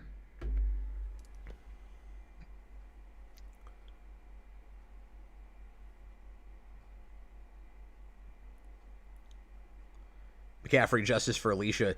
Yeah, like, she wasn't my favorite character or anything, but she didn't deserve what happened to her. How is he most eligible bachelor? He played football for a day.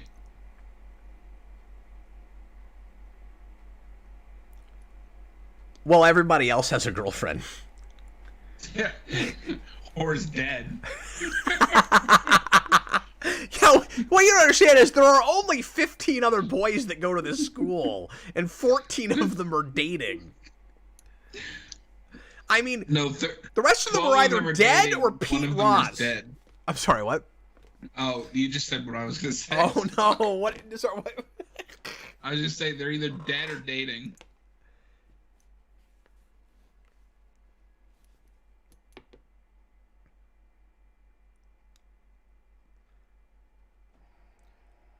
Okay, so one thing we should have been counting this season is people who make predictions about Clark's rosy heroic future. Oh, it sounds like Dave Atkins has a question to ask Darrell when we get to heaven. He says, seeing as gold kryptonite takes away one's abilities forever, I forgot about that, because that's way late, yeah? Could Fortress Jarrell theoretically still restore them? I assumed it just cripples a Kryptonian's ability to process yellow sunlight. I mean, can that not be fixed via other means? I mean, I'm sure it probably can. I mean, Superman 2, yeah, because you can contrive anything in a script, really. Like, if I remember correctly, gold kryptonite is also not permanent.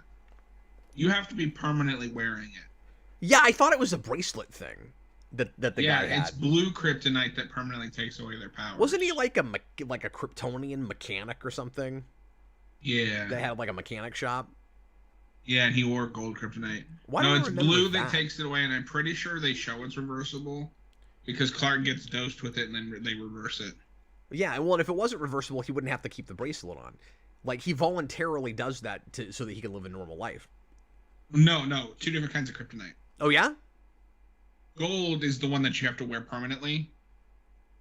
Blue is the one that just saps your powers permanently. Hey, can I make a point that has not come up yet that you did not remotely bring up in any way earlier? This girl does not look like she's from Kansas. Laters. Do you think she ran for class president and was also targeted by B-Girl? Because I do. I hope so. Do you think she has one brain cell left to her name? Well, that's a car crash. We haven't had very many this season, though. That's not just a car crash. That's a, like, car demolish. That's what would have happened to Lex if there hadn't been water. Because she went over the exact same way he did. Yeah, but she didn't land in the water. I just said that. Oh. I said if there hadn't been water, this would have happened to Lex. Oh, well, see, it was my turn to repeat what you said. You think she's a Kryptofreak now? She's turning into Kirby. Oh, you saw that. She was pink. Turning into Kirby. I don't even have to know what her power is yet. No, she's turning into a Kryptonite. Well, I know her power. She's gonna possess people. Because we had to do the stupid, like, fast forward at the beginning of the episode. I hope you're ready to spam that people who aren't themselves. Oh yeah, I'm ready. I almost want to just put in a big number and then subtract at the end. There's one. Oh, yep. Where I got one. Now we got to see how well all these adults play this girl that can't possibly have ever been to Kansas, but is. Yeah, I remember this. This is cringe. You know who I hope she possesses? Huh? You know who I hope she possesses? Who's that? Lionel Luthor. Oh my God, she's dancing to the song. Wait. She's dancing to the song she was listening to when she died.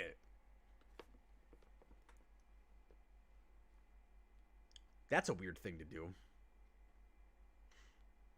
Oh my God, you know what they just ripped off? You know what they just stole? What? They're doing like Ghost Dad. I don't think I've seen that. Oh, don't ever watch that.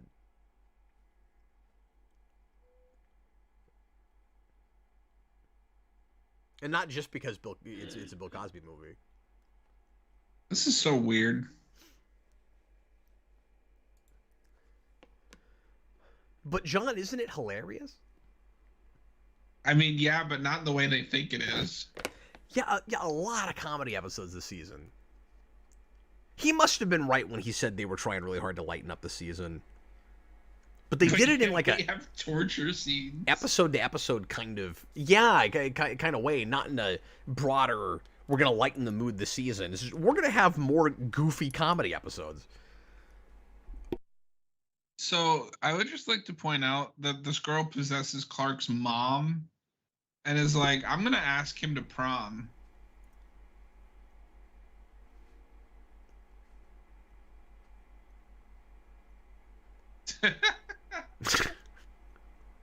Yeah, this is messed up.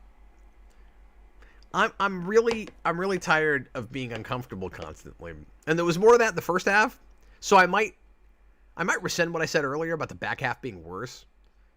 But I think it's just because I didn't binge the first 12 episodes altogether like I did the last 12, the last time I watched this.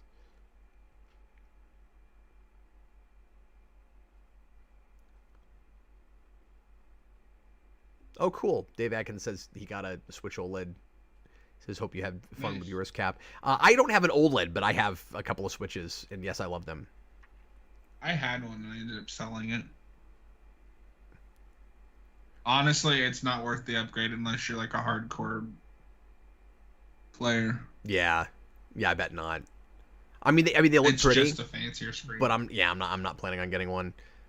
But yeah, I mean, the Switch is wonderful, particularly if you're more of a retro guy like me. Yeah.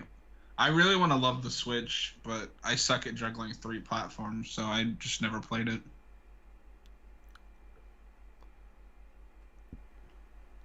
Well, that's understandable. Although I really did like those Xenoblade games. Just all the stuff I care about is on that system. Yeah, for sure. She's still possessed. I figured it would have jumped by now. I thought she was going to jump to Lois. Yeah, so that she could jump all over Clark. Like, be your mom. Or be his mom. To be fair, she didn't know she could do this yet. Oh, that's true. There's 2. Yep.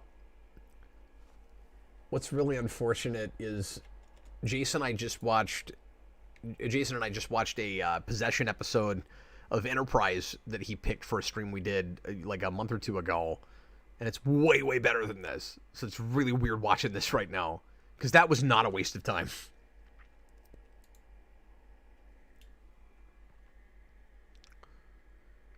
Dave Atkins, the games just weren't designed for the OLED screen, unfortunately, and this is coming from someone that loves OLED tech. So what's the only game? What's the downside to the fact that it's not made for those screens? Like, does it not look as good on them for some reason? No, so I mean, honestly, I'm not sure what he means there. Yeah. I'm not a super OLED tech guy, but my understanding is that OLED just makes the colors deeper. Right. So like I know they touted off that new Metroid game they just released. What, Dread? I think. That game is designed artistically to take advantage of the OLED. Was it? Yeah. I mean, the most recent Metroid they did was the remake of Prime. Oh no, the one right before that. The 2D one. The 2D one is Dread, yeah, and we have that. Yeah, that game is supposedly designed to be enhanced. Yeah, we got it, AMC. We got Lana there. But that should have been the Switch Pro. They should have made it stronger hardware with a better screen. But yeah, this stuff always comes off as really self-indulgent, and it's not the actor's fault because they don't make the choice to make these episodes. But it feels kind of self-indulgent for them, where we're just watching them get to have more fun making an episode. But there's nothing for me here. Like, I always complain about the same things with these, but like we're not revealing anything new about our characters. We're just kind of wasting time so that the actors can go play on the playground and play different characters, or all play the same character, I guess.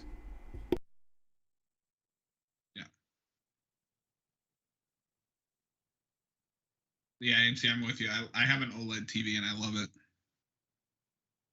Yeah, I don't think I've really used one of those screens.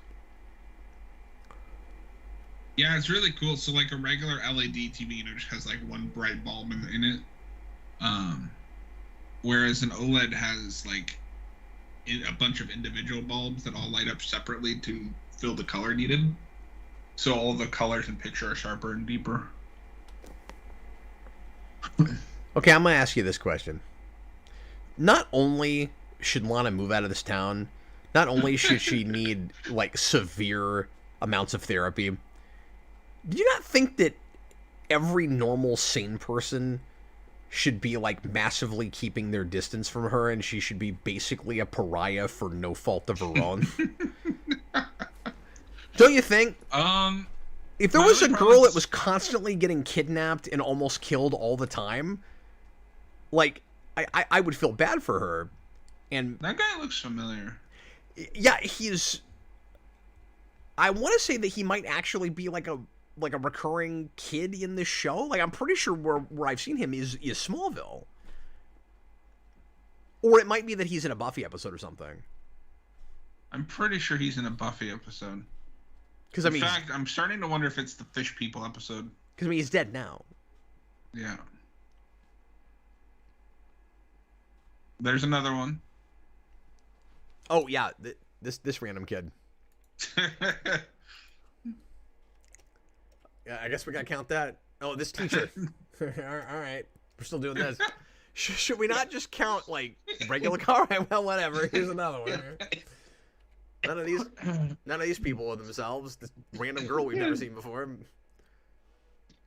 Good job. That was some excellent sass walking. That was her sidekick from the beginning.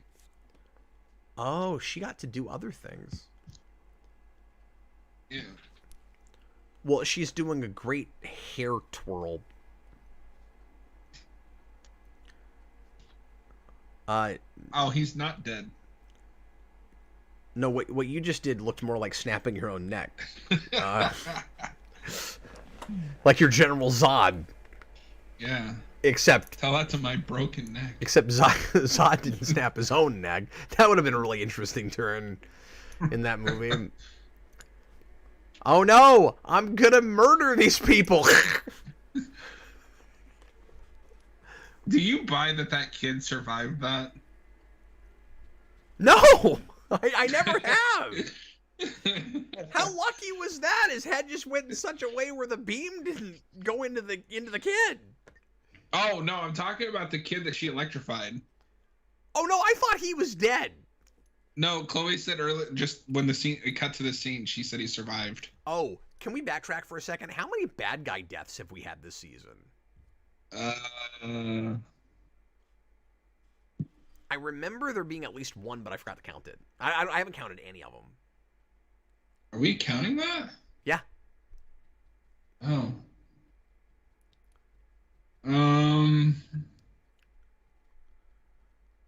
I feel like I don't think there's in that many because we've only had a few Kryptofreak episodes.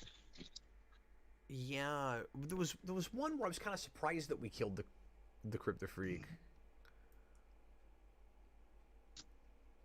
And I mean, I'm not gonna count Alicia because she's not exactly an antagonist at that point. Yeah. Right? Yeah, she's clearly not. She's a bad guy at one time, but she doesn't die after that, so that doesn't count. Sorry, I totally forgot about this. I did too. It's all good.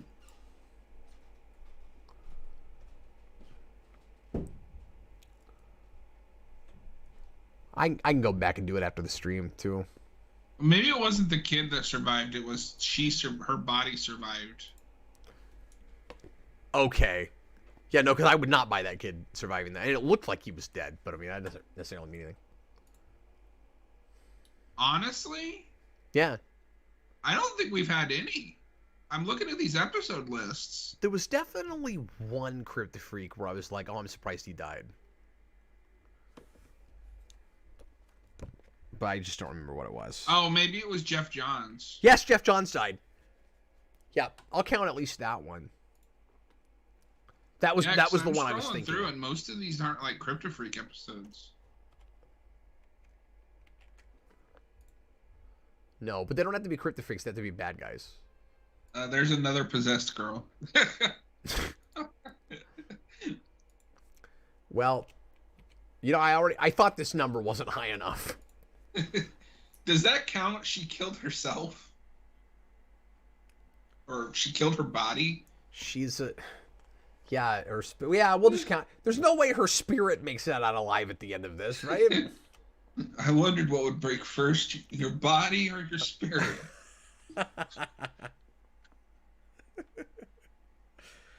Your ghost or your body?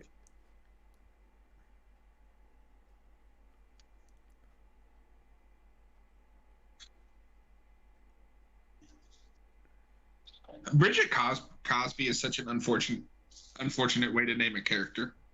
Why? It sounds like she's part of the Cosby Show. Well, her last name is not Cosby; it's Crosby. See, that's what I mean. I got it mixed up. Yeah, it has an R in it. It's like Denise Crosby. Nobody hears Denise Crosby's name and thinks about Bill Cosby. Challenge accepted. I've never heard anybody say that. This is how little there is going on in this episode. John's back to complaining about names. Yeah. John, you need to get over your name phobia. You are afraid of people's names that are not Smith or Jones. And you need to get the hell over. Austin just said Bing Crosby. Exactly. So I got one of those folding phones, and they are really nice. Oh, yeah. That's cool. Yeah, so... I haven't seen one up close yet. So this is what it looks like just regularly. And then you unfold it, and it's, like, perfect for comics. Oh, that's neat. But Austin, you missed the best episode. He did. But yeah, I've been reading the IDW Turtles. But that's okay, because he'd still find a reason to not like it. Oh, good. That's awesome. Yeah. Love me some turtle. I love being a turtle. I love reading about being a turtle. Senior Sticks, how's the revenge? It's kicking our ass, really. It's revenge. I think it's having the revenge on us. That's what I'm saying. No, it is. That was always the thought. Yeah. And I don't mean in that like I'm super crazy, like tired and out of it. Like I'm in better shape than I usually am at this time. It's more just a lot of this sucks.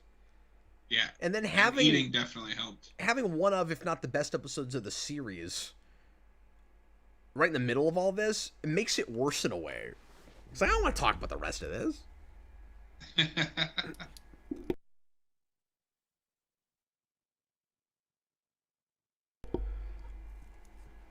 Although we get one of the funniest line readings in the last episode of the season. I'm kind of excited for that.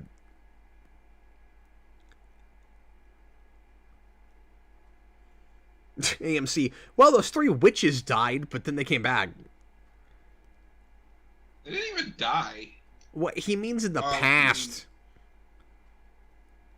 It was one of those jokes. Squash banana. I heard it. I heard an audible sigh there. John was like, ah. Yeah, I was about to go like full Rafiki. Okay, I'm not gonna count every time she jumps back in somebody's body.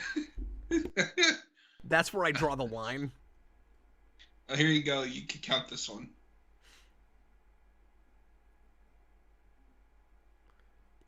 Wow, we spent a long time scrolling up Lois.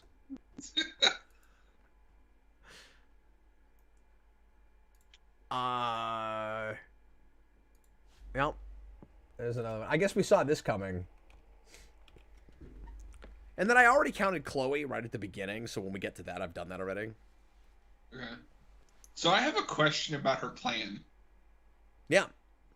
So she takes him to prom. Yeah. What about when she touches him to like dance? Maybe she has to intentionally transfer her consciousness. Like she can. But she didn't do it on purpose the first time. There's a lot of like touch powers in this show, right? Like you had the guy. Well, I know that sounds awful, but you had the guy who sees future deaths, who literally cannot touch anybody without seeing their future. And then you have the guy who puts his own hands together and disintegrates himself. Well, and then you have the hug guy. Oh yeah, the hug guy that doesn't hug anybody. The handshake guy. But at least he has to embrace you in a handshake. Like, he can touch you. But it has to be a legitimate handshake before he is persuasive. My job is stupid. I know this is self-imposed, but this has become a really, really stupid thing I'm doing. Do you ever think, like, when somebody's infected by a kryptonite thing, and like they're rolling the dice for powers, some deity is like, "No, I hate you. I'm going to give you this power so you can never touch anyone." Yeah, it's just God's playing a really mean D&D game. Yeah. Did the blur died yet? What? Sticks, you're just saying things. Yeah, Senior Sticks, we don't understand what that means. He's not the blur yet, and he's probably talking about the whole thing where Clark like technically dies. Oh yeah. That's seasons from now. Yeah, now we're just in generic crazy kid. There's a lot of that. I never thought I would be this excited to watch 5. And like because you will try. Like, I've always liked 5 better than some other seasons, but the time travel thing really irks me, and there's some stuff I don't care for. But man, compared to this, it's like exciting. No, 5 is fun, and we finally get like a proper supervillain. Yeah, they really pulled it back. And I know you like Buffy 5, but I can't stand it, so that's a nice switch around for this show for me, because Buffy 4 is just weird with a big question mark. Season 5 I can't even watch. Like, I skip it. I just don't even do it. But you're just wrong. Yeah, I think you're just wrong. It's god-awful. It's got 2 really great, important, singular episodes. And beyond that, no. I do not care. I don't want to watch 2 episodes? That. I don't remember. It's been like 15 years since I watched it, because I won't watch it. So how do you know you don't like it? Because I know. I mean, I was well enough an adult when I saw it, friend. Like, look, if we do Buffy, I'll have to watch it again.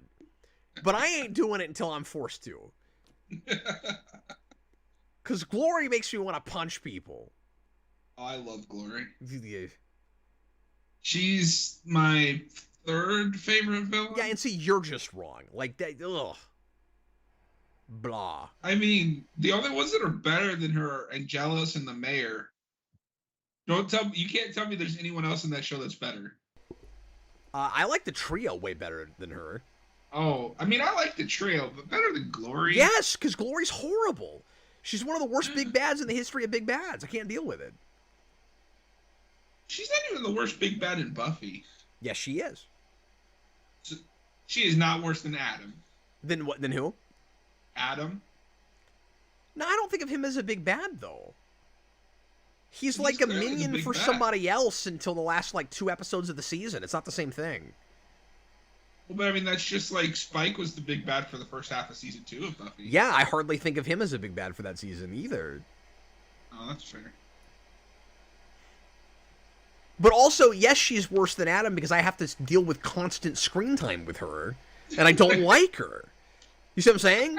So yeah, by just by sheer amount of, let's just talk about this. Nothing's happening. They're in prom, and Chloe's gonna murder everyone. I guess. I don't even know who she's possessing right now.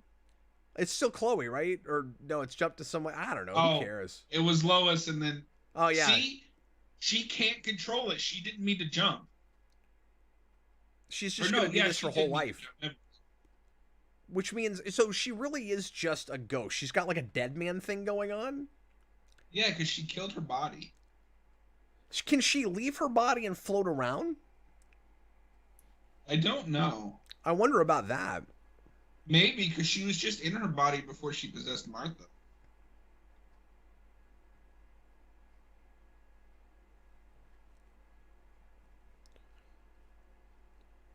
We've been talking over this. I don't care. It is kind of funny just how egotistical and self-centered this girl is. Yeah, no, I mean, they're having a lot of fun playing her. But does Clark or anybody know what's happening? Clark does. Okay. Because when Lois says, "How did I get here?" he looks at Chloe and goes, "Oh no."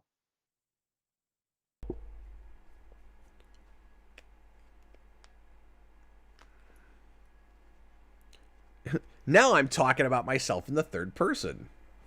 And nobody thinks that's strange. It's pretty strange. No, you know what? Okay, so just a side note on our previous conversation, I would give you Dark Willow is the third best big bad. Yeah, I'm kind of indifferent to that. It's fine.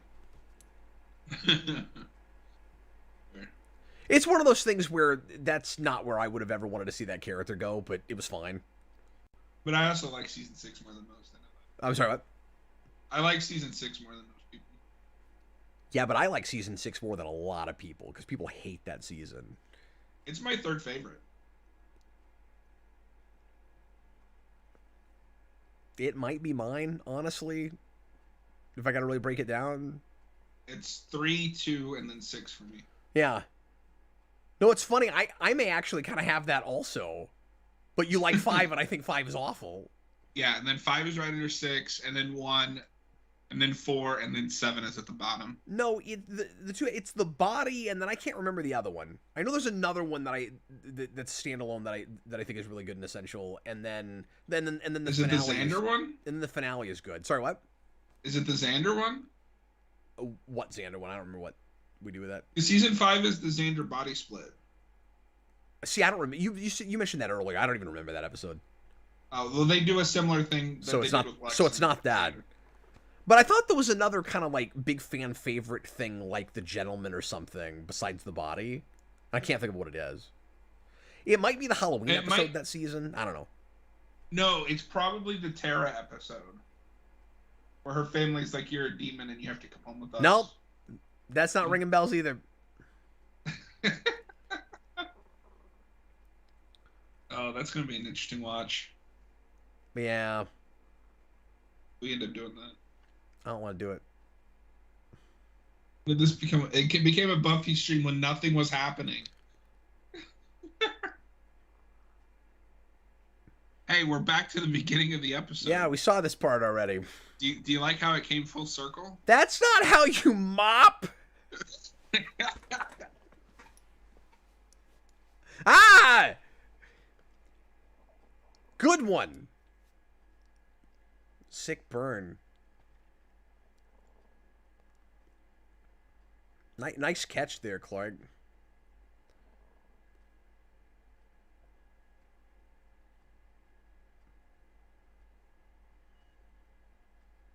Now I gotta give a speech to tell you my flimsy motivation.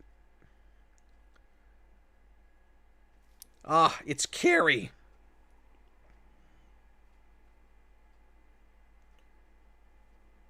She's not gonna be able to possess him, right? No, she is. Because Really? this is what Dagon Sphere was talking about. That's weird. She shouldn't be able to, though, right? Oh my god. That's so stupid. I hate this.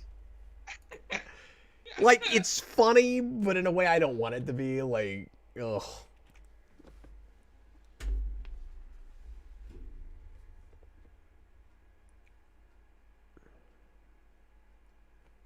Oh, didn't see that coming.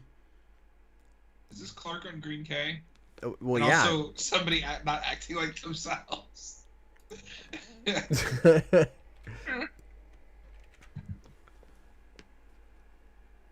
Well, see, this episode is important because this is how she learns about Greek Kryptonite. Okay, can I ask the stupid, nerdy, silly question? What happens if the possessing girl... Oh, look, they were able to force her soul out.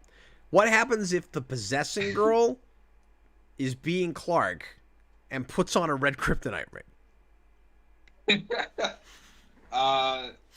So was that a kryptonite exorcism? It was indeed. I don't buy for a second that her face is not, like, dented.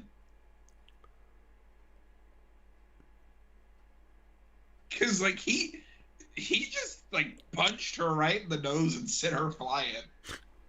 Hey, guess what we're going to have to immediately fill in the count next episode? What's that? Amnesia, because it's blank. Nausea. I mean, you can technically have done that for this one, too, because none of them remember anything after they're possessed. Oh. Is that amnesia, though, when it's possessed? Like... I don't know. I guess it kind of is. It's almost more like a walking coma. This is one of the Lifehouse songs that I like. But yeah, you do too. But what I'm saying is the next episode is the one where Clark gets amnesia the whole episode. Yeah.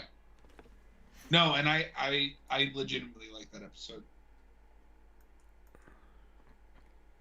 Yeah, I don't remember my feelings on that, so mostly just because you get to see like Chloe have to take care of him. So what are we counting? Like 4 or 5 amnesias here? It's over 9,000. We've gone to plaid. Why does she look like she's dressed for prom in the 80s? Because that's just all that was in the dresser drawer.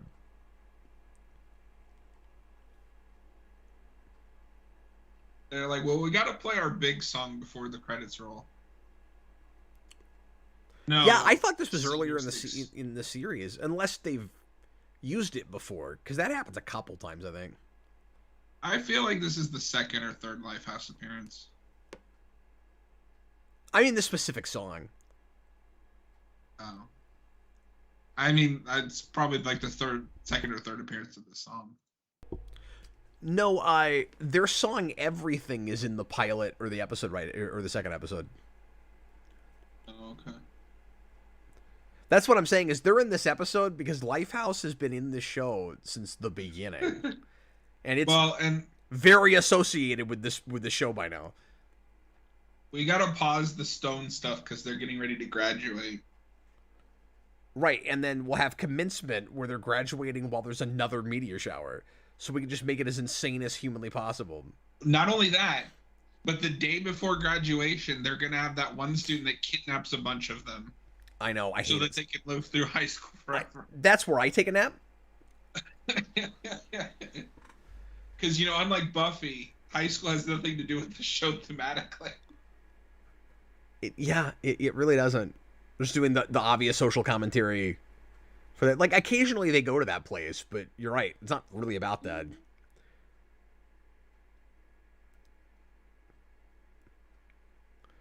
It's more of a trying to find yourself and whether you have free will or predestination. And like Buffy is coming of age also, obviously. Yeah.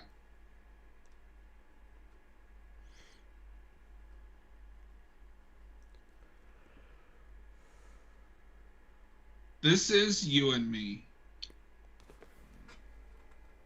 Yeah, I think he's saying he thinks it comes up again. It might be in the reunion episode. So, are we in agreement that this was kind of crappy for her to do?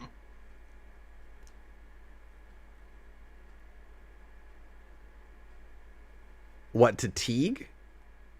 Yeah. Who cares about Teague? Love triangle phase! Yeah, and angry walking away. Love triangle face is often accompanied by walking away angry. Like, this is the Spider-Man 2 issue. Like, she was somebody else, but only has eyes for him. Yeah, I mean, in her defense, he was acting like crazy. a crazy person last episode, and there's just a scene missing. Like, they should have broken up by now. No, he's got to go full crazy. But he was acting so nuts, and like you saw the look on her face, I really figured they were just done after that. Well, should, because all he's gonna do after this is like scream and run and throw things and try to shoot people with guns. I'm saying I can't remember if he has a gun. I know the one from last season did. It's all blurring together. They're the same character. That's why I can't remember. Okay, guys, we're gonna go ahead and take a break now. I gotta switch discs and stuff. We'll be back in about 4 or 5 minutes, and we have 4 episodes left to watch. The next one, how do you sign flip that? Okay. I think this is where I'm gonna shock people. I'm gonna give that a green. Why? Because it's really stupid. Because Lifehouse. The Lifehouse song, and it's really funny. I think I found it more funny watching it with you because of how funny you were finding it. But I go red. Easy red for me there. Yeah, I'm gonna go light green. That's more watchable than some of the other episodes. I have more reds than you right now. That doesn't surprise me. I'm at 10 and you're at 8. This is the prelude to when we get to the later stuff. Yeah, where you're gonna see a sea of red for me. Maybe not. We'll see. And it's just gonna see like a sea of green for me. I think it's gonna be a relative thing, though. I think when you get to the later seasons, it's gonna be a little bit more consistent in quality, whatever that quality is. Yeah. But that could also affect it going real red. I guess we'll see. But we're getting ahead of ourselves again. So let's go ahead and take a 4 or 5 minute break. We'll see you guys in just a little bit. Blank next, episode 19.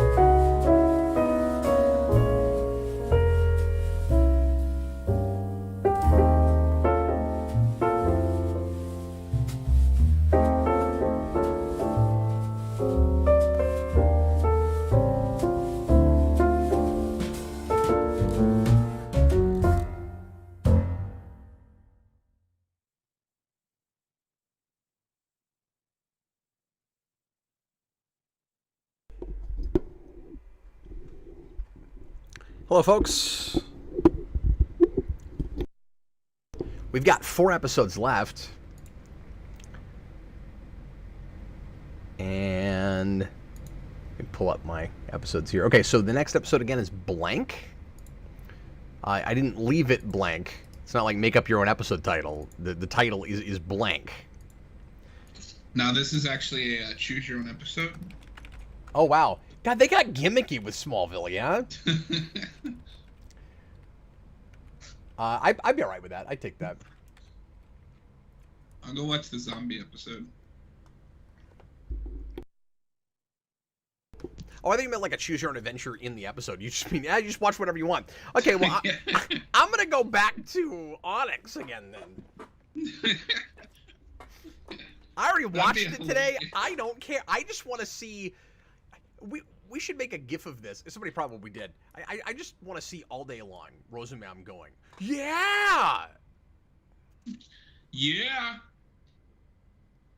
There's a wrestler. That's his current gimmick, and that's all I can think of. Yeah, but that's not how he says it. I know, but it's all I can think of. Well, you don't have to think of anything else. You don't need a reference for yeah. Anyway. Yeah. You know what? You can think of something else, John. You just have to try, John. Try. I will try. Yeah. Well, I'm glad John's still in good spirits and he's not having a heart attack or throwing things yet. So, blank. It's time for some Clark amnesia.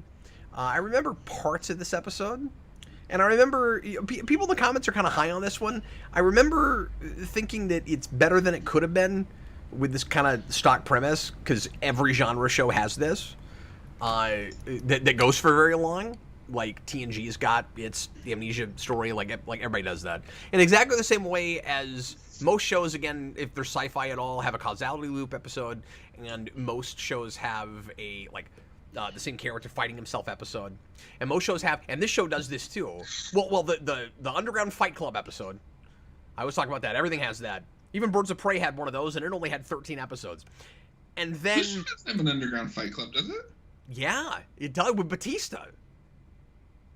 No, it's not Batista. It's Kane. But you're right. Oh, that's right. I thought Batista was in a Smallville episode. Maybe not. He is. He's a different Phantom Zone spirit. Okay. Because that season has like 4 wrestlers in it. And then we also have to do that thing that Buffy did, TNG did it, this show does with the main character who's in a mental institution and thinks the whole show is a figment of their imagination. I'm really curious to revisit that one because this was obviously the one I saw first, and I hated it. Mm-hmm. And it put me off that episode forever until I watched the Buffy one, and I think the Buffy one is brilliant. It's just handled a lot better.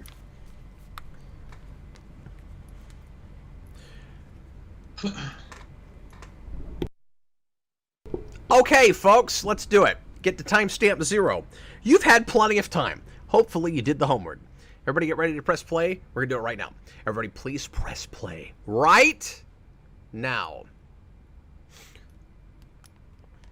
I'm not looking forward to the next one, though. No. Well, wait. I'm thinking of the second to last one, which is really bad. What's the next one is where they find that kid that ages up really fast. Oh, no. We got to watch those in a row? That is another premise that a lot of genre shows can't stop doing for some reason. Birds of Prey has one of those, and it's only 13 episodes long. That's hilarious. I've never seen that show. With the kid, that in some ways it's better than this show, but then it does a lot of those staples. Okay, so I have a question. That's a Kryptofreak. He erases her memory, but didn't everybody else see their altercation? It's very limited range. It's like, if that guy's looking at the person, that's how it works. You know what he has? He has a Kryptofreak version of a Men in Black neuralizer. Yeah. Wouldn't it be more fun if he did the Men in Black thing, where he, told you what your memory was was replaced with.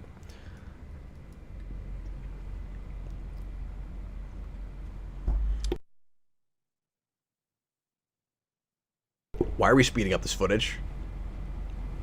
Are we? Boy, it sure looked like it. Now I'm second guessing it. But we can all agree that truck is entirely too yellow. Yeah. I'm half expecting it to turn into Bumblebee. Do you want a banana truck? Oh my god. This is going to be one of those rare times where it affects Clark. Oh no, it affects Clark differently in that it's way worse because he loses all of his memory. Yeah. This is nice. That was a good edit.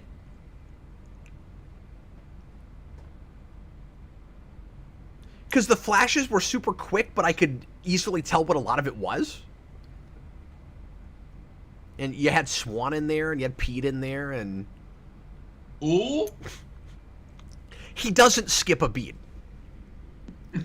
Because any chance, we never get to do it. So any chance. He's got the amnesia. So, like, again, obvious premise, everything has to do that. Good cold open. Would this count as him on Kryptonite too? Because I think that was why it affects him. Sure, we'll count that. Yeah, I mean, it was green. It was right in his face. Literally right in his face. So you mean that's how it affects him, and that's why it makes it worse? Yeah. I got some right here. You want to try it?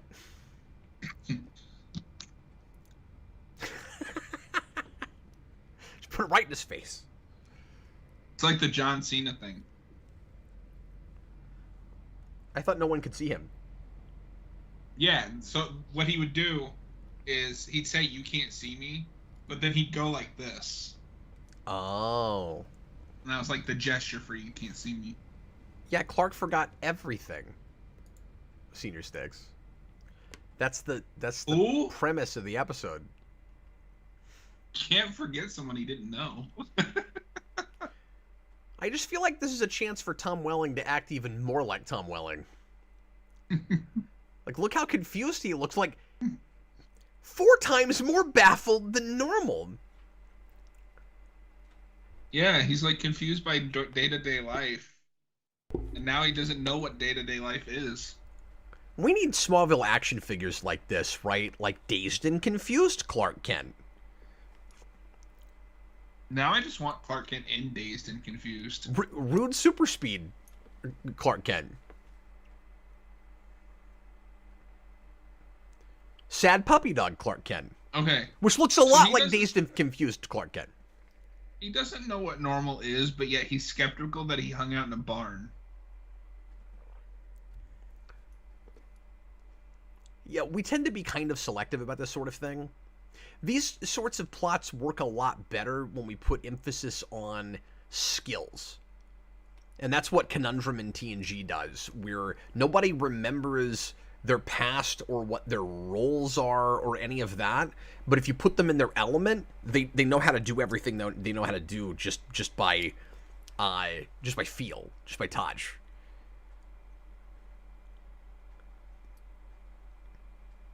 So they're at least still kind of capable. Clark's going to have to relearn how to use his powers in everything. Yeah. I kind of wish he had muscle memory, but not memory. But they want to get gags out of it, probably, right? Like they're going to play it somewhat somber, which I appreciate. But they're still going to have him break doors and shoot heat vision, probably, and all of that. Like it'd be better if he knew how to do all of that and wondered why, in my opinion. But what I like about it is now we get a chance to for Chloe to kind of grow into the role of protector. Yeah, no, that's a good call. Because we've got to find a solid thing for her to do, not just a gimmicky one. This is, by the way, another Jeannot Schwartz directed episode. She's right, though. This is the second time this season he's lost all of his memories. Yeah, no, that's really funny. And we've almost bookended with it. We're so close to the end of the season. No, that is actually really funny. You have to make sure she's here for this. But I guess what we've done is we had her there for the first few episodes, and then we got rid of her for a while, and now she's back for the last few episodes, unless she disappears again. No, she's in the meteor shower. Well, no, I know, but we still have 2 episodes in between, so I don't know if she's in those. I don't remember what's after the baby episode. The one you were talking about earlier, where the guy that recreates the high school. Oh yeah. Wait, we have to watch that. I think she's in that.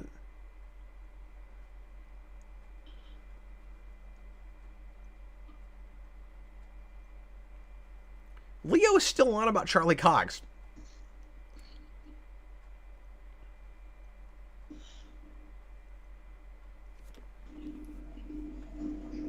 Hey, AMC knows what I'm talking about. Yeah, I wish they'd do that too. I didn't watch TNA, but I've seen clips of that and it's really funny. I wish these guys would stop pretending like they're in Kansas. I'm in Kansas. You're not in Kansas. I'm legitimately actually in Kansas right now. Look at me. I am Kansas.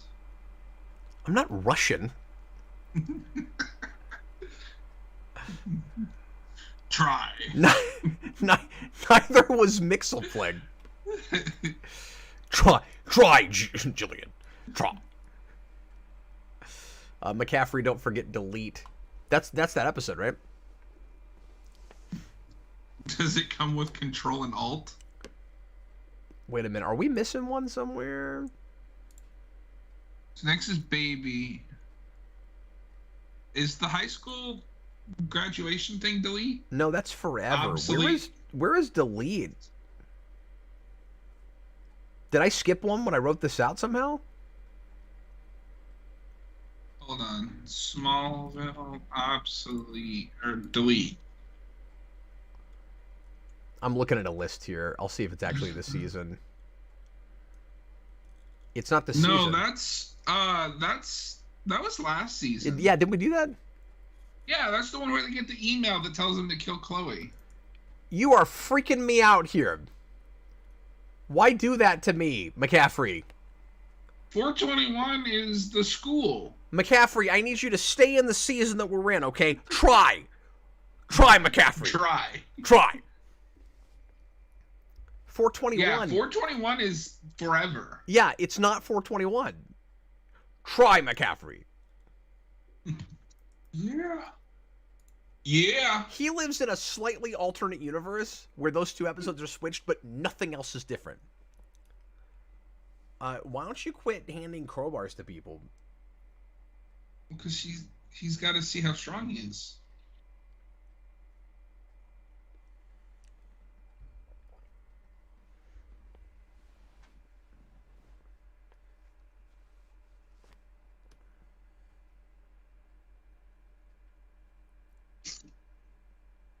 AMC and I are just going to talk wrestling in the chat while we watch this. So the concern here, of course, is that it's going to be kind of tedious watching Clark relearn everything and, finding out everything that you know. You kind of got to look at it from Chloe's perspective, and she hasn't really had a great episode of her own. So you kind of hope this is more her episode. But also, it's kind of interesting and fun, I guess, to see him having the same kind of reaction and surprise that people who find out his secret do. So, like, he's the guy finding out the secret. Even though he has nothing to compare it to.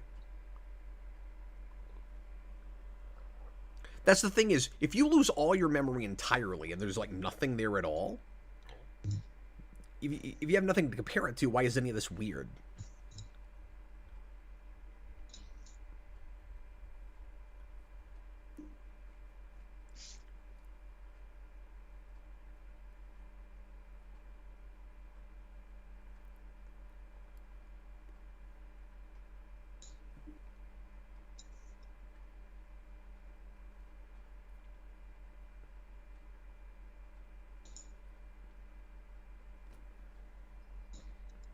Oh, 421 is also where what's his name tries to kill the Kents.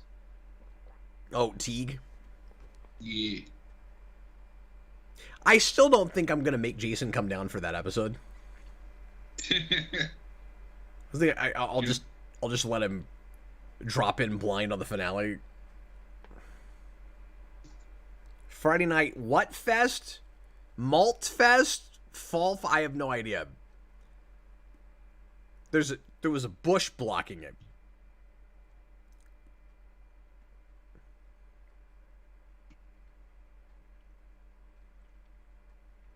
I think maybe the smartest thing to do would be to take him out of Smallville. You know, it should be like learning to drive a car. Like, take him out to a big open field. Teach him how to use his powers. He doesn't even know he has heat vision. I would not be bringing him to public places right now.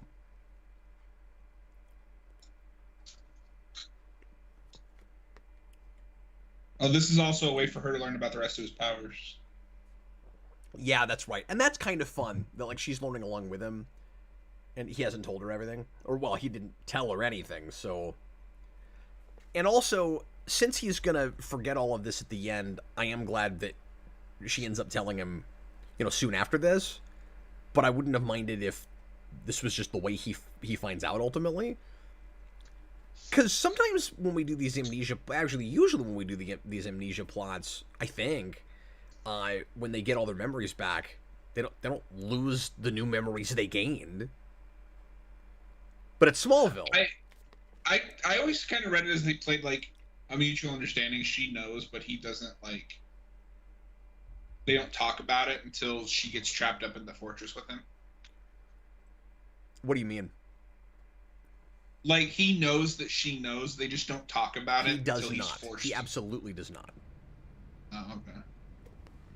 Yeah, if you go back and watch that first episode of season 5, like, he asks her, how long have you known? True. Like, he is surprised by that. Because she goes, I know what it is. They're in the fortress and she's freezing. And she goes, go into super Clark mode. And he goes, what does that mean? And she's like, I know your secret. And so he speeds off. So he does not know.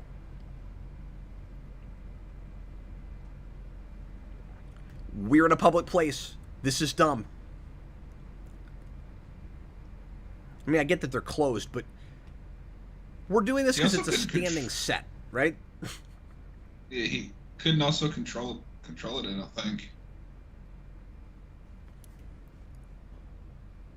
Love triangle phase. Yeah, no, he couldn't control it because he's seeing Lana. Yep, that's indisputably love triangle phase. She's still doing it, dude.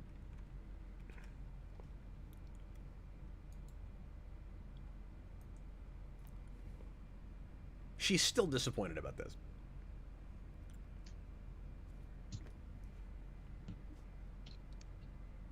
Why don't you see if the telescope jogs your memories? Like, look at Lana through it.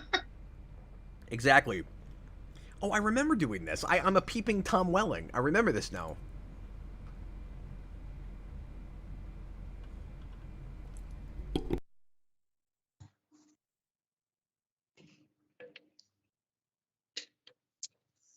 Well, and it's kind of fun because she doesn't know he's an alien. So he's just going to think he's like some kind of super Kryptofreak. Yeah, that's right. And that's going to be true all the way up until he actually explains it to her. Yeah. Because she'll start having the curtain peeled back even further when she goes to the fortress. But she doesn't know what any of that is until he starts explaining it to her. No, the slow burn in this works way better than it should. Should drive me nuts. But it's all right. Yeah, I normally hate stuff like this. Like, I like a hero to be challenged, but I don't see how this is a challenge for him. Because it's not like he has any say over it. But I like this episode. Do you mean with the amnesia thing or with the Chloe thing? The amnesia thing. Yeah. The Chloe thing is what makes this episode safe. it gives it a better excuse to do it. And it feels more thoughtful about it because of that. Yeah. And it also helps that they're not playing it for comedy real hard, which is shocking in this season. For sure. This could be another obnoxious comedy episode, and there's more of a weight to it. This is a song that time has just kind of ruined for me. In what way? I just heard it so many times. It just feels too back then. Yeah. Yeah, not even that. It's just I'm tired of it. You get tired of it, yeah. And it's got a really bad chorus. I have that with stuff. I have that with Clocks by Coldplay. I only like one Coldplay song, and it's Viva La Vida. I'm a big fan of the Coldplay song In My Place because of this show, which is the song that closes Vortex, I think. Oh, okay. Where they show you where the spaceship is.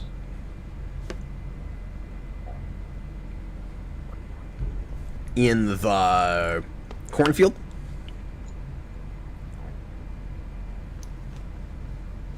Do you feel like you've been up 21 hours? A little bit. Do you? I will when I'm done with this. I'm feeling pretty good right now. I'm cheating though. I'm having coffee again.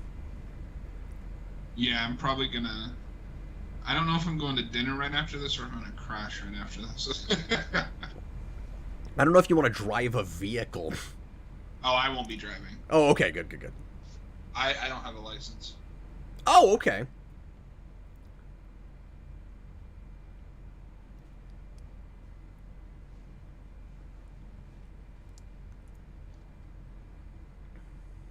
Yeah, I didn't know that.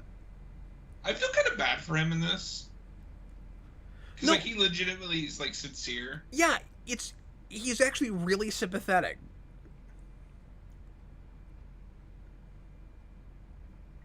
I don't know. I think this is kind of one of the best episodes of the season. Yeah, and the writing, again, for this premise is way better than it has any right to be. But at the same time, that tells you something about this season. And I don't know if it's funny or just pathetic that even with all of his memories gone, he instantly goes back to Lana. Yeah, that seems like a that seems like a nature over nurture thing, yeah? He is just predisposed to be obsessed with this girl. Wouldn't it have been interesting with no memories that he, like, maybe he goes after Lois? Oh, that's interesting. Yeah, like all things being equal, or like he never had her around. Yeah.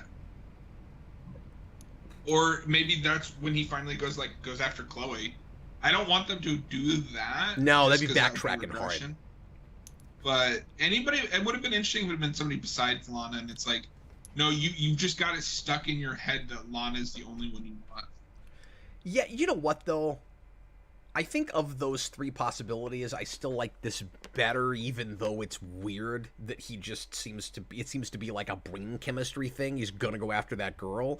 Because with, if it was Lois, again, I think it would be, like, less thoughtfully handled, just like if he's going after Chloe. Because imagine that. Do you really want that? Do you want the episode where he loses his memories, he's going after her because he's actually predestined to marry her at Superman, and Lois realizes he might have intrinsic feelings for me, and then he gets his memories back, and then she knows that without memories he's into her, but he doesn't know that, so now there's this awkwardness in their relationship. You would not want that. That's true, but I think if you did what I'm saying, like have him be interested in Lana or Lois, all things equal. Yeah. I think you would rewrite a large chunk of what comes next. So you mean they get together a lot faster? I think they would have now obviously some of this is like in an ideal world. Yeah. But I think it would fast track things where he could then come to realize sooner, like, I don't need Lana. I want Lana, but I can be happy without her. But my worry is what it would do to the dynamic with him and Lois, which is that's true. Not on paper a dynamic I love in the first place. So like I would be like okay with them starting to get together quickly, but I don't think that's what would happen. I think it would be Lois going, "Oh, this is weird. I don't like this guy." And he's into me, and I don't like that. So she'd get really standoffish, and it would just be awkward, and potentially for the sake of drama. That's what worries me about it. I love what you're saying on the Lana side, but if it's Lois he's going after, you'd have to write it in such a way where she never found out about it. Yeah. And I don't know about that. Well, and I mean, in a better written show, she wouldn't have said. Although, quick side tangent: this guy is typecast. That is the dad from Freddy vs. Jason, and he's playing the exact same role here, and it's really funny. He is typecast. Senior Stick says, "Who needs Lana?" Every heterosexual boy and lesbian in high school. That is the answer. Watching this show? So that, yeah, exactly. John, that seemed dramatic. What seems dramatic? I don't know. You have a lot of dramatic ideas, John. I do, yeah. Considering that you're pitching for a drama right now, that's probably appropriate. Sure. Yeah, I forgot that I kind of like this episode okay, even though I feel like I shouldn't.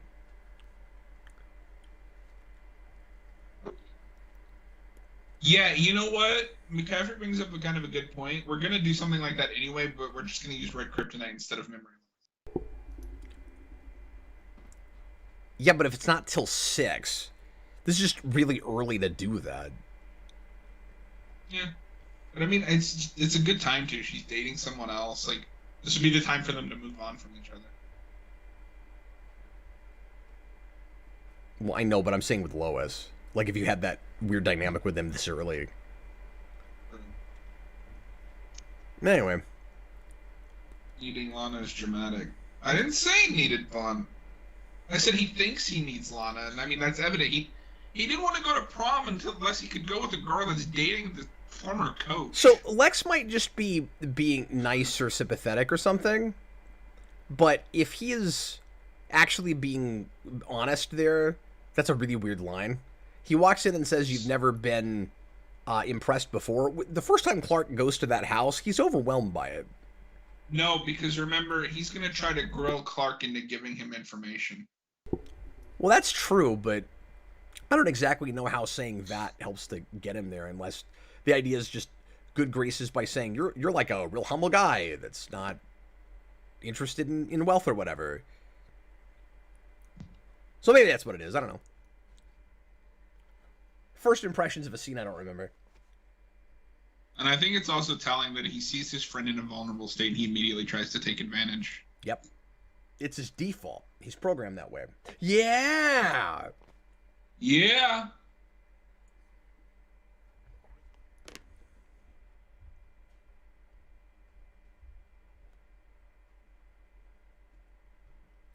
Clark, I think there might be a camera filming us just right over here. Clark! Why are we saying Clark? Because he has to be Clark.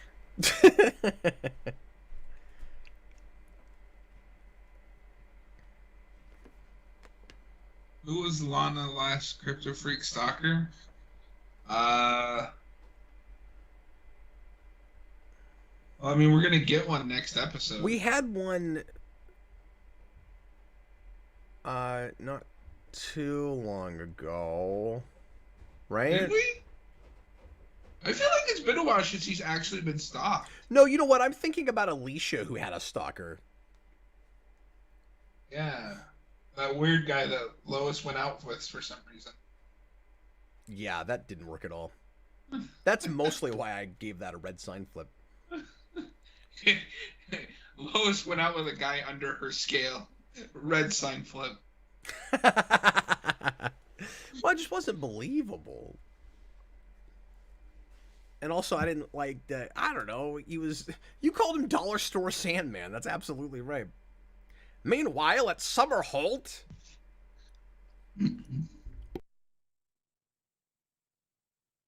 Meanwhile, with Chloe Sullivan. Summer hold, summer hold.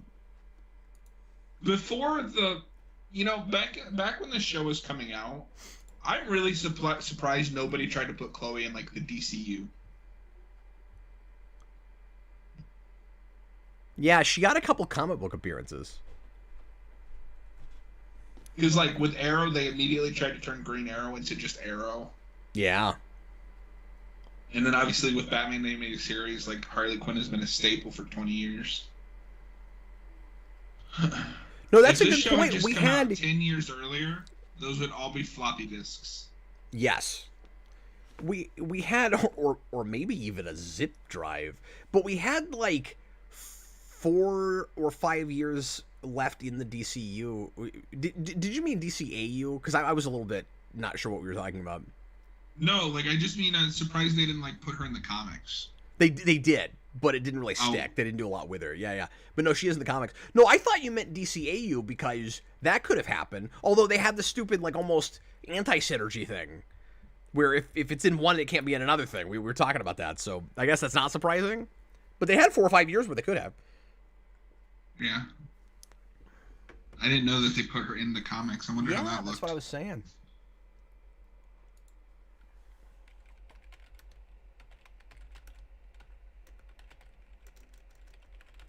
Also, this might be the most sympathetic Kryptofreak since Tina Greer. Or not Tina Greer. Fat Vampire.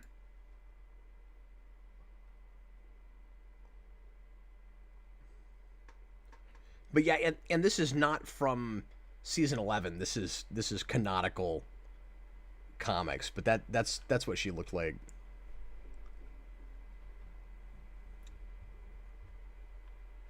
In that, I don't know who wrote that. I'd have to go look, but interesting. Senior Stick says Barbara Gordon already exists. Yeah, but she doesn't have exactly that role until a lot later. Like, you could invent a different character for her. McCaffrey says that's the one shot. I know she's in a... Unless that's actually a Smallville comic. I remember the headline what had happened, that she's in DC somewhere. But I would have to spend some time looking for it. Yes, all of them. This guy, I also swear I've seen something. They have this thing, though, where a lot of the like male white actors in the show look really, really similar because they're going for, like the pretty boy look. There's so many people in the show that just look almost identical to me. Yeah, so she has a brief cameo in Secret Origin and made her full appearance in main continuity in Action Comics 893. Yeah, I knew it was somewhere. Yeah, that's even a little later number-wise than I thought it was.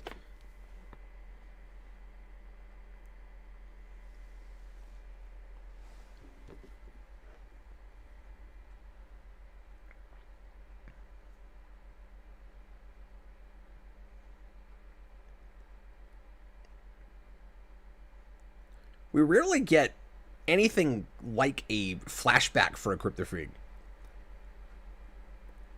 It's like just a small flash, and it's because we're getting his memories because the whole thing is about memories, but it is unusual.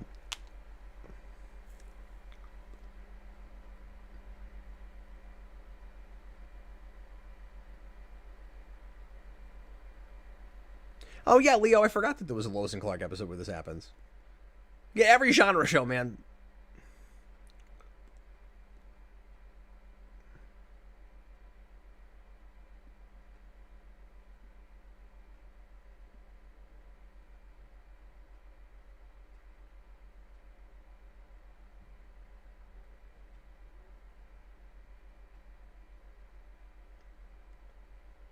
And even though Clark has no memories, he's still playing Junior Investigator. But it makes sense because he's trying to get his own memories back. That and Chloe's missing.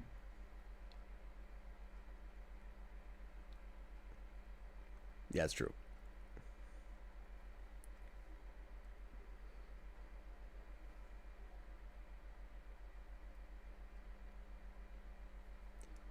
Feels like a cute writerly thing that most real people wouldn't think to say. And I 86'd your memory. Like, it's not pie. Pie. Pie, Lillian. Pie.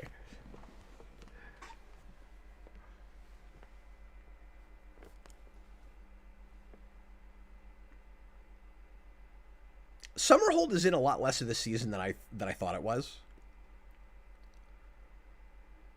And have you noticed we got a totally different set for this? Like, it doesn't look anything like it did when Ryan was here. I mean, it's like it's a different building.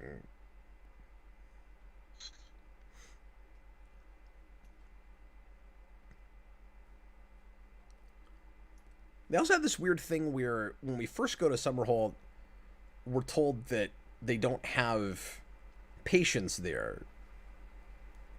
Does this cop have authority here? Yeah, I wouldn't think. We're a little outside of our jurisdiction, really.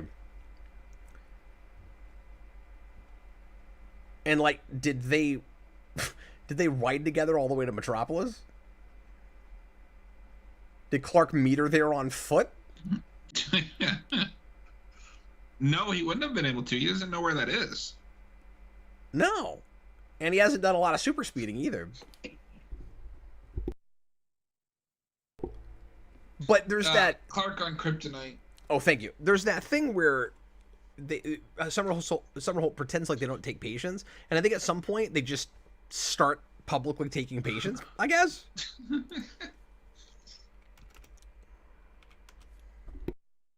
Instead of raining blood, it's raining kryptonite. Good lord. Hallelujah, it's...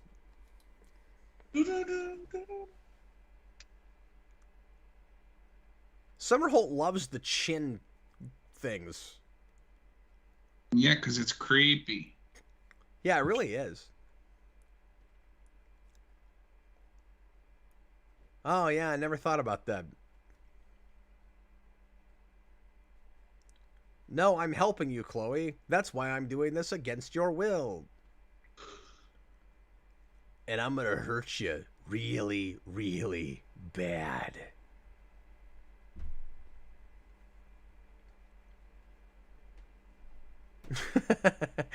This is a weird thing to be strapped down and just watching. Oh, well.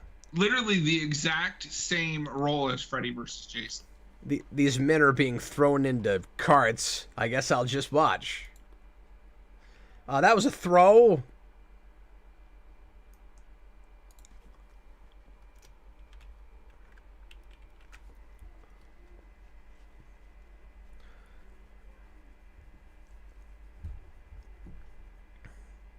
Well, that's going to be more green K that should hit you.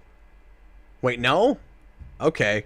Because what toppled over was this big carton of what looked like liquid kryptonite, but all right. And they just ran off. It was fine.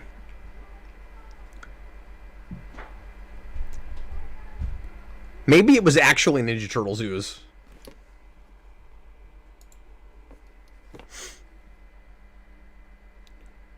McCaffrey out of her jurisdiction. Not Cap. Remember, Metropolis is about an hour away from Smallville. First of all, it wouldn't matter how far away it is. It's not even in the state of Kansas. It's clearly a principality all its own. Metropolis plates are not Kansas plates. I've talked about this before. Secondly, how far away it is depends on the episode. And typically it's like 3 or 4. But some episodes we want to be able to get to a place in Metropolis much, much faster, so we pretend like it's closer. But it's not an hour away, typically. That's when we're cheating.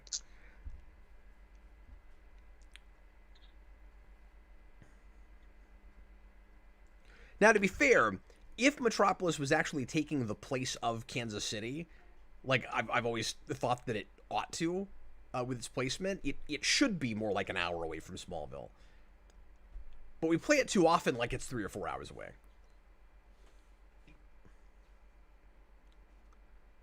You'd be real hard-pressed to decide travel distances and stuff if you made a Smallville, like, tabletop RPG. You have to really make up a map. I'll just make it right next to Gotham. Right, and in Metropolis, it's always daytime, and in Gotham, it's always nighttime. You know, that's really dumb, but I kind of like that just on a visual perspective. It's dumb.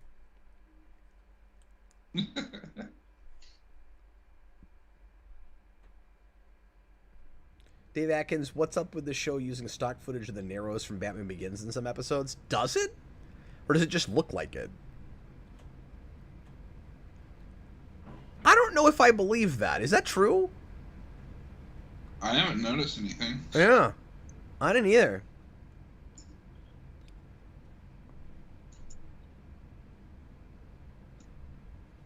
I mean, it's Warner's. They would have potential access to that. Maybe, like, it's not outside of the realm of possibility. But I would have to see some evidence for that, like specific timestamps, because does that happen in this? Huh. I need you to tell me where exactly I should be looking for that. That's fascinating if that's true. McCaffrey says they use Terminator 3 footage. I've never heard any of this, but there are things already, or like even in the season, that I have thought have to be stock footage. Oh, wait a minute. I can kind of see it. What, scrolling back in this episode? No, I found a picture of it. Oh, okay. I'll take your word for it now. I'll look into it later. I want to make sure I'm watching this. No, yeah, for sure. I just slapped a blue filter over it. Oh. That's cheap, John. I mean, have you seen Smallville? Look, I hold it to a higher standard. It's stupid, but somebody's got to do it. Somebody's got to do it. There's a lot of pretty obvious subtext here. Nobody means anything they're saying right now. Well acted, though.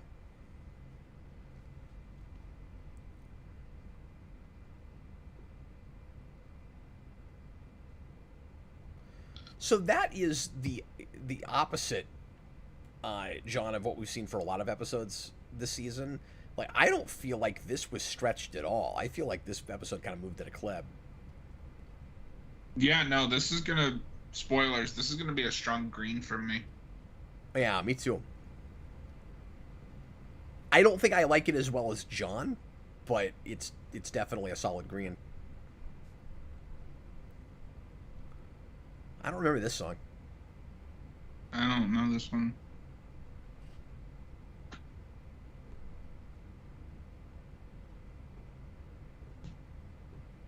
There was a time where I liked Lex's Office so much I wanted to like try to recreate it. I don't really have that anymore.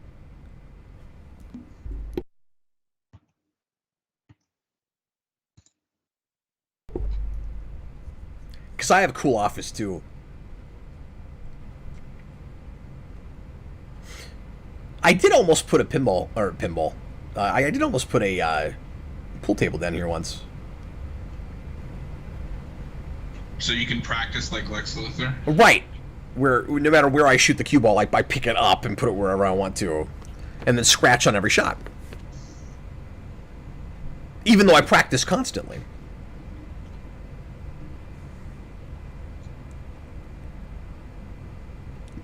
So how do you feel about this? Like, if she...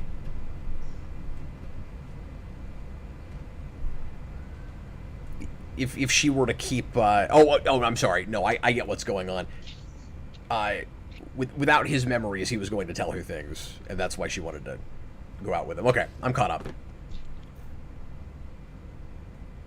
Senior Sticks, $2 super chat. Why did you never try to do a Joe Rogan-like podcast?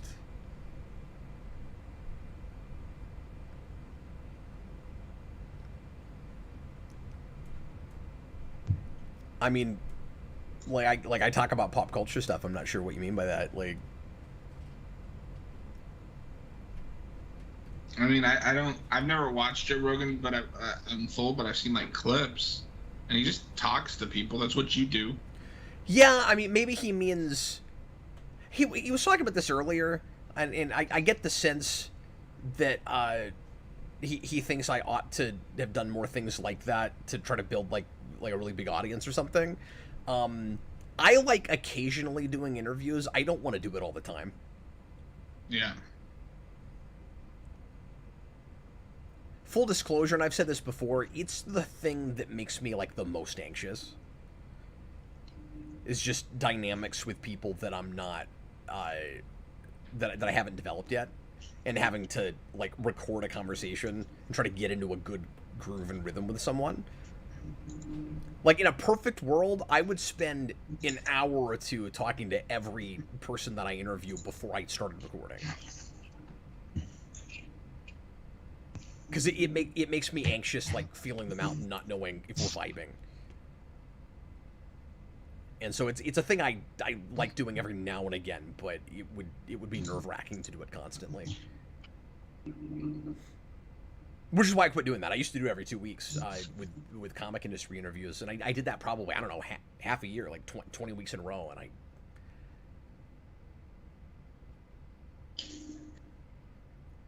did not really want to do it that often.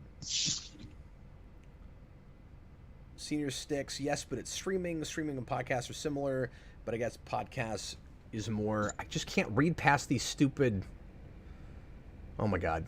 But I guess podcasting is more out there. I don't... He means that I would get my voice out more if I just podcasted instead of doing this. Possibly not. I do really like the streaming thing. I mean, I'd say it's just more about what you enjoy doing. There's no point in doing something if you're not going to enjoy it, or, like, you don't enjoy it as much. Yeah, I mean, I have kicked around doing a more conventional podcast, but at the moment I'm pretty comfortable with what I'm doing. Thanks for the suggestion, though. McCaffrey, I remember you had that great chat with Kevin J. Anderson about The Last Days of Krypton. Yeah, which was crazy because I hadn't read that book in a long time, so I had to reach back to the recesses of memory to talk to him about that. He was great. All right, we got 3 more. Do you want to run off and get coffee or anything, or are you good doing one more before we take a break? I can do one more because I'd have to, like, brew coffee. Okay. And I've still got half a can of Monster. Sure, yeah. Just if you're sure. Let me get. If not, I'll just let you do the commentary, and I'll be like, I'm gonna go sleep now. Oh my God, he's leaving me high and dry here. You know, I can do it, but we might have words, man.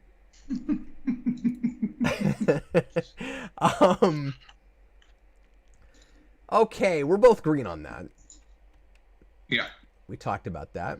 Yeah, that was all right. That episode tried. Try episode. Try.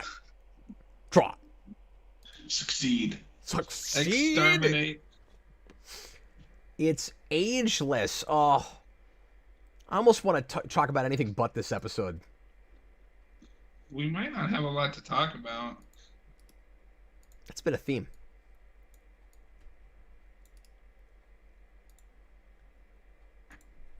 So I guess Clark or Lana and Jason just, like, broke up off screen. See, I think they were broken up even before his love triangle phase. when you said he's doing a terrible thing right now, I'm like, I don't know, or that she is. I don't know if she is. I'm not sure they're not broken up. I'm not sure they didn't shoot a scene and just didn't put it in the episode. Like in that one episode. I can't remember the name of it already. Alrighty. Ageless, episode 20. Timestamp 0, folks. Get ready to press play when I say now. We got 3 more episodes left to do. We're going to do this one more break. We'll come back, and we will double it up. Get those last 2 knocked out. It'll be fun to watch the last episode, to watch meteor showers descending on commencement. Although all I can do with that episode, John, is compare it to the commencement episode with Buffy season 3, and it drives me crazy because it's so much better. Yeah, I mean, I could say that about every episode these two shows have in common. Yeah, I know. Smallville needed a musical, honestly. I don't agree with that. It's a mercy we didn't get that. That would have been funny, though. Or it could have been feel painful. Like a monster. Like drinking a monster. I don't think I need another TV musical ever again. I mean, it peaked with the Buffy one. Because Strange New Worlds just did one, and I wanted to cut my face off. I hated that so much.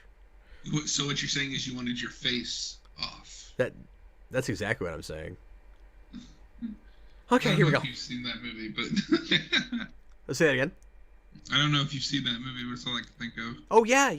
I saw it back when it came out. All right, here we go. Mm-hmm.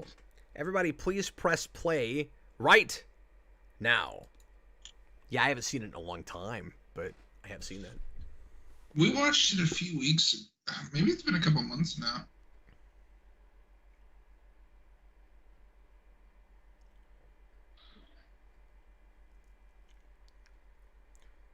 She's pregnant.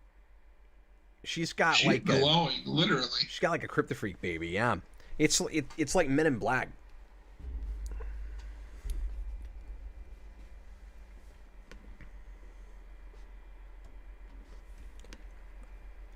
Well, I think you're giving birth to Christ, maybe. Yeah, this is nuts. He just gets out and runs off. I mean, I don't blame him. Well, to be fair, when he did that, you didn't know that it was going to be a shockwave. Also, that shockwave did not look like it was actually there. I think it was a Kryptonian spaceship exploding, Lana. I think Jesus was just bored. Oh yeah, no, this is the other episode I didn't want to watch. Oh my god. There's a reason there's only 6 people here right now. We just gotta ride it out, folks. We're in the end game now.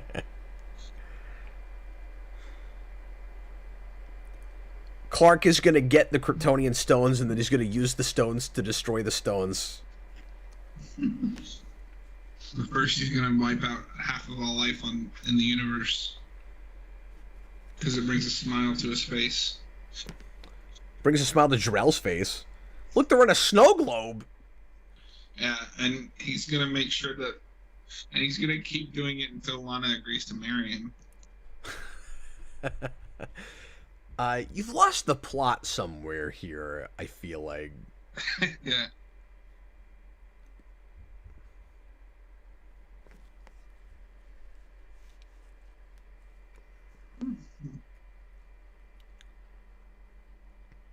Leo, they didn't even have the decency to put Lois in this episode. But no, like, I don't know. They're gonna act like that guy is like a monster later. But like, yeah, that blast disintegrated the car. Yes, but in my defense, in kind of complaining about him, he didn't know that was gonna happen, so he was gonna run off regardless. Well, yeah, she was glowing like a bomb. Like, the problem is you don't know when you're watching that scene what exactly the special effect means, and therefore neither could he. I don't know. I just feel like if my girlfriend or whoever was glowing, literally glowing, I'm running the other way. I don't think it would register in my mind that means person exploding. Because I've never witnessed that. I've never thought or seen that happen, except in shows like this. Now, if there was a sound effect that accompanied it, that was like, then I'd be running the other way, you know. Sounds like there's a countdown happening here. Yeah, I don't know. I mean, I get that he couldn't have known, but like, If he just stayed, he would have died anyway. Yes, but was he, and this is where we get into his motivation later, I think, was he running away to save himself, which is understandable, or was he running away because he could not deal, because he wasn't going to deal with the responsibility of whatever was going to come out of her? Probably both, honestly. Yeah. Given how he reacts later. You get it? They're parents.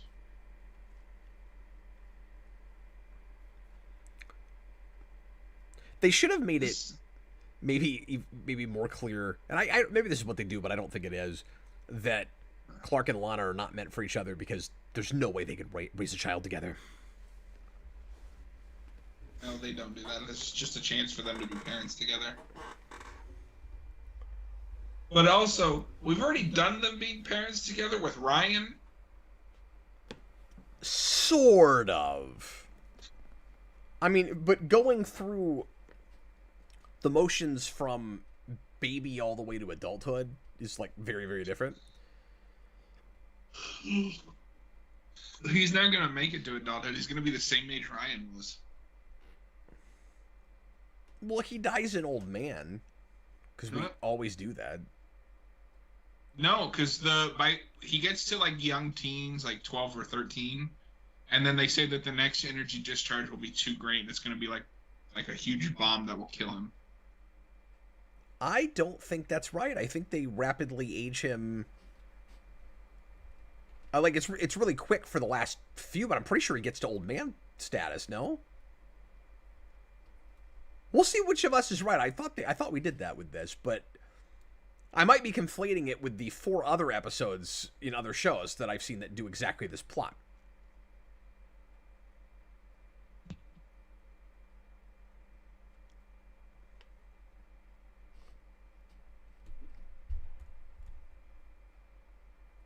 Oh yeah, John, the other thing about the thing we were talking about, like, 5 days ago is the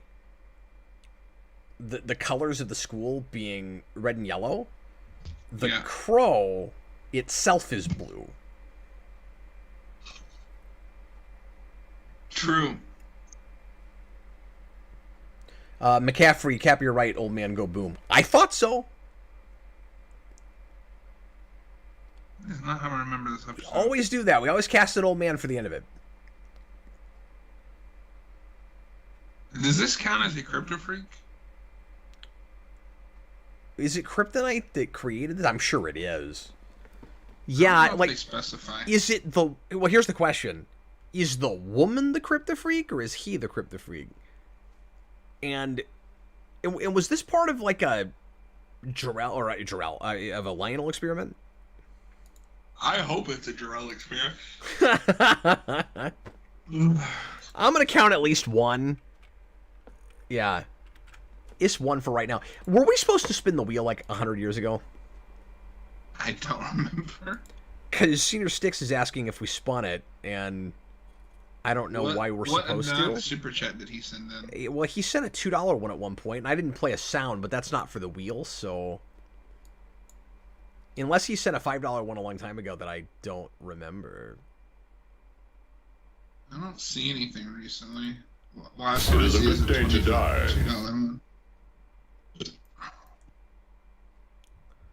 Senior Sticks, at this point, we're all Kryptofreaks. Yeah, speak for yourself, pal. I just count them.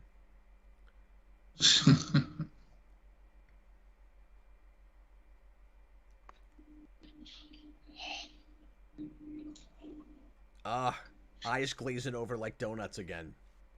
Oh, God. This season's really gonna test us. Yeah, it's just... The problem is, none of this is gonna matter. We know where it's all going. Like, her son's gonna go postal trying to save her, and we don't really understand why, and then the stones are not gonna get put together in time, and so there's gonna be a meteor shower. And then next season, you get Brainiac.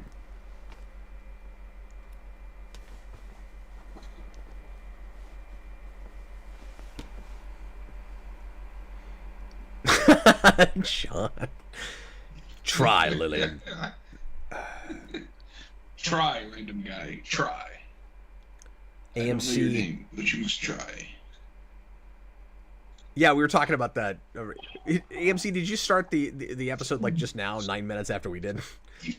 Because he said, wow, that kid had the biggest deadbeat of deadbeat dads. He just up and left his wife right before she exploded. Yeah, but see, John doesn't agree because he thinks that he might have known that he was going to blow up. And if he did, I mean, I don't even know if he knew. I just, like, me personally, my girlfriend starts glowing like a bomb. I'm not gonna stick around to see what happens.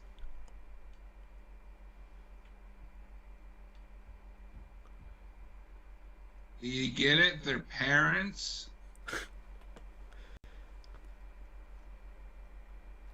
I don't know if Clark has even done the stupid like home ec egg thing in the show like everything did in the 90s. Maybe he did have that. I can't remember. I know they did that in Buffy, didn't they? Do what? The what? The home ec thing where you in a class where you get an egg and then you have to pretend like it's a baby and you have to try not to break it because we want to act like babies are as fragile as an egg, which they're not. Like, be careful with a baby. Don't drop it on its head, but it's not an egg. Yeah, Buffy has that episode. I thought so. AMC, this season is good, but definitely not great. Agree to disagree. Yeah, I think the season's alright still.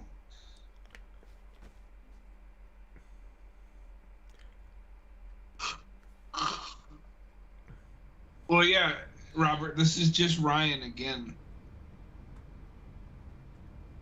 Well, I mean, it's not at all.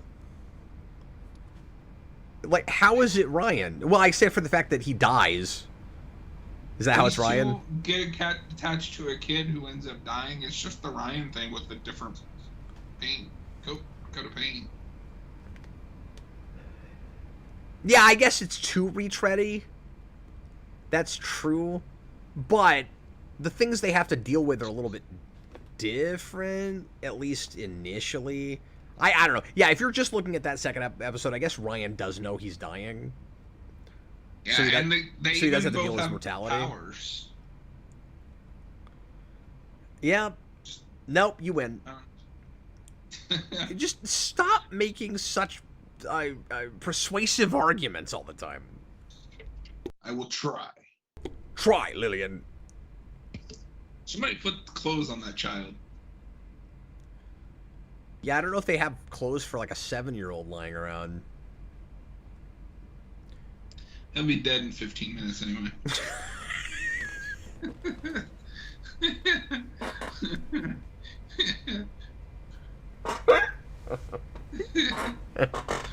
You know, I'm typically of the opinion that people just in general are a little bit too sensitive these days, but I think that might be taking that philosophy a little bit too far. Put clothes on him. You know what? Never mind. He's gonna be dead in 15 minutes anyway. You've got just enough time to dig a grave in the backyard. You might as well get started now. Oh my God, you're such a horrible person. AMC, do or do not, there is no try. There is no try. Try it, Lillian. Try you will. I need Lionel, Luther, and Yoda to have a debate over the word try.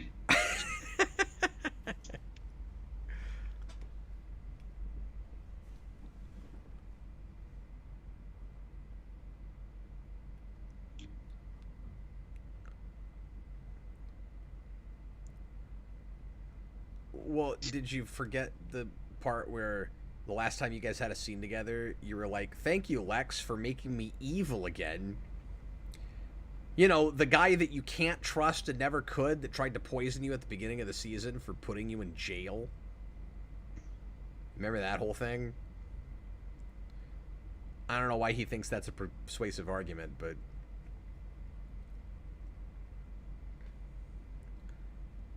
See, sometimes they'll get scenes like that feel like it's kind of a placeholder, where they're well acted, they're good, but I don't know that they're doing anything.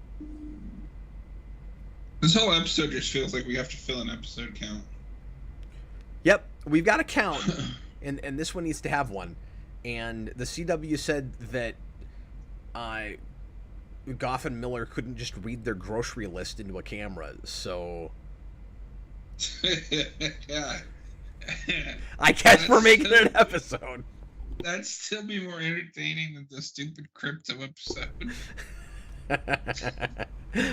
What's your favorite episode of season 4? I'm gonna go with list. It was very bold for them to start the season with Tom Welling just reading a grocery list for an hour. Lionel, what kind of groceries do you need at the store? Tomatoes, Lillian. Tomatoes. Try. Yogurt, Lillian.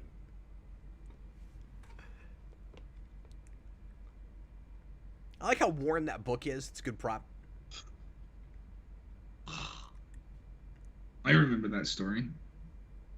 Yeah. I'm glad I noticed what was on the cover. You would have given me a lot of crap. Like, oh, this kid's reading a book. What is it? It's a little book you might have heard of. I don't know. It's called The Velveteen Rabbit. The Superman Goku crossover. Nobody asked for Crypto Ball Z Kai. That sounds dirty. Yeah, a little bit. Well, I mean, the first chapter of Dragon Ball, Goku takes the word Dragon Balls too literally. Oh, that's classy.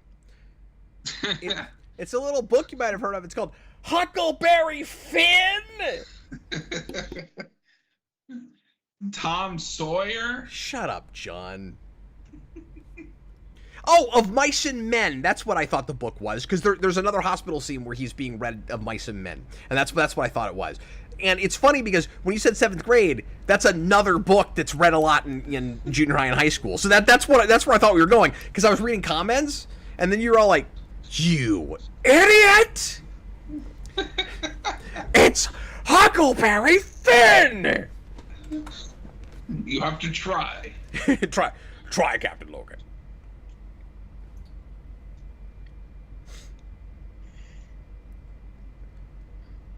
Okay, here's another reason that you guys are right, and I've completely conceded that this is just Ryan all over again. You know what Ryan wanted to do before he died? He wanted to go up really high in the air in a hot air balloon. You know what this kid wants to do? He wants to go really high in the air on a windmill. It's the same friggin' thing.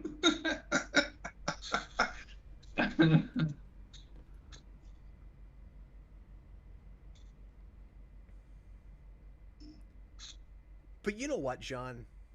I'm enjoying watching it with you. I'm having a blast. I really am. I'm feeling all touchy feely inside. I like hanging out with John. Yeah, I like hanging out with Cap. I'm really just filling time right now because I have nothing to say. Is this like a parallel of Clark? Because Clark also stores energy. Oh, maybe. Is that giving it too much credit? Probably. Yeah, I mean, I don't know what it's saying about anything except just being kind of ironic again. Robert, what a lame dream. Windmills are boring. You're going to tell a kid that his dream is boring 15 minutes before he dies and then John buries him in the backyard? I'm going to tell him it's boring, then I'm going to pump him up. And then we never thought about the child again. Yeah, you just tell him it's boring and then you push him off the wind tower. Oh my god. Just when I think I'm taking it too far, that John just comes in and he drives a few more feet forward. That was a joke. I do not, in all seriousness, condone. Oh my god, it's a fictional child, okay? Who's already gone through puberty. He's already... Oh, you don't want to go to a facility on level 3.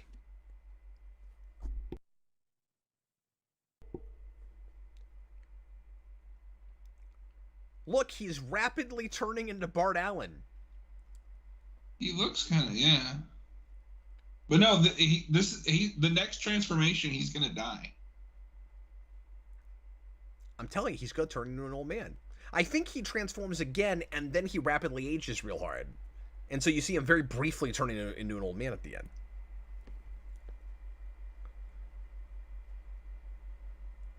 He even sounds like the kid that plays Bart Allen.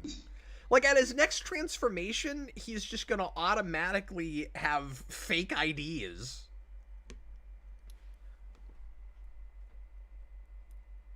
Thanks for that exposition, dying child. This is Clark and Lana in the loft. Oh, thank you. I'm glad you got that out finally. Did you count Robert Ross says, did you count the last Clark and Lana loft scene? That is Loft and Lana in the Clark. Hey Robert, do you have time to come back in? We could really use a third person right now. I'm sorry. What was that?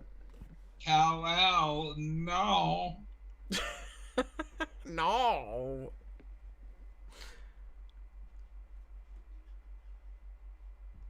You know what? Yeah, the Smallville room crossover. Sure, challenge accepted. I'll write that.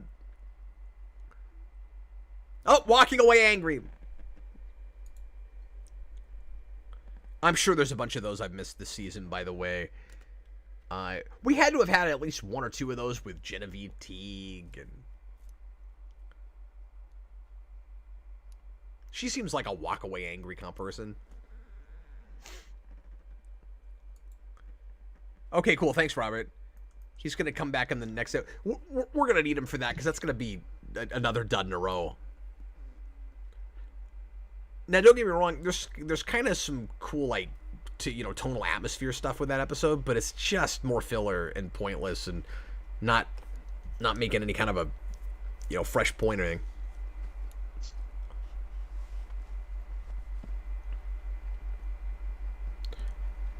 Is that a power? Can we call that a power? I can get pregnant and deliver very quickly. That's a weird power, but I guess if you need to, repopulate the species really fast. Except then, is it a power if the kid has no chance of living past tomorrow? Or 5 minutes from now? Look, it's been more than 15 minutes, okay?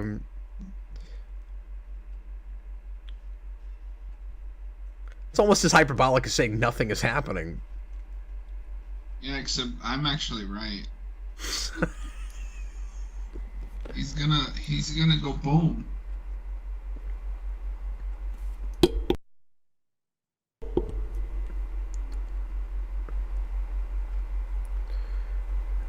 And it's gonna be theoretically sad and tragic. I can at least agree that it's crappy he didn't come back and check on it. Yeah. But also, I can see why he'd be freaked out if it took a week. Oh, no, that's a good point. Yeah. Well, he's just horrified at the situation he's in. No, I think you have to sympathize with that a little bit. The way he's playing it now is pretty a-hole-ish, but...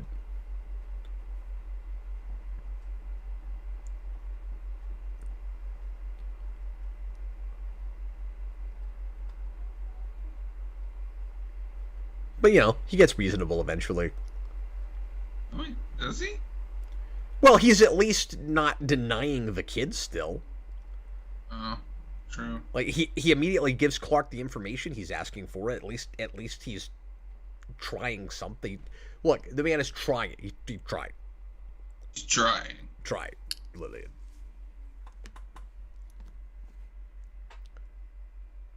Yeah, I know. I saw the cold open.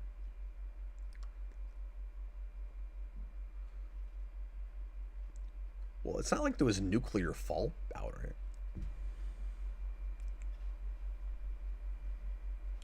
My son is a monster.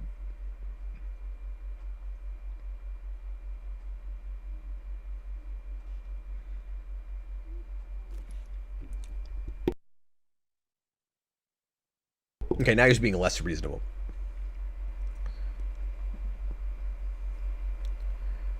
Yeah, that I do have a hard time sympathizing with. Like, even if you're not going to be part of his life, like, at least try to save him. It's a good question, Clark.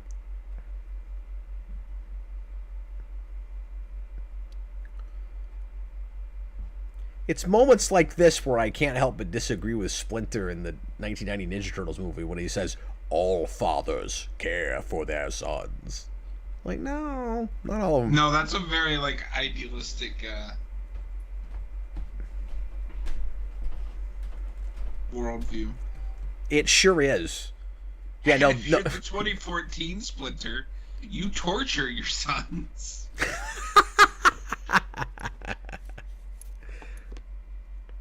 Yeah, and then 2023 Splinter is just really passive-aggressive with his sons. Yeah, 2023 Splinter's just, like, sad. Oh, he's pathetic! The last thing I ever needed to see, ever, was Master Splinter talking about who's the best Chris. Oh, see, I always thought you were going to say make out with a cockroach. Why? I momentarily forgot about that part. I'm still gonna put the Chris thing ahead of that. You're not my mom. God, this is so like, hello, old young people. Oh, he did. Teenager.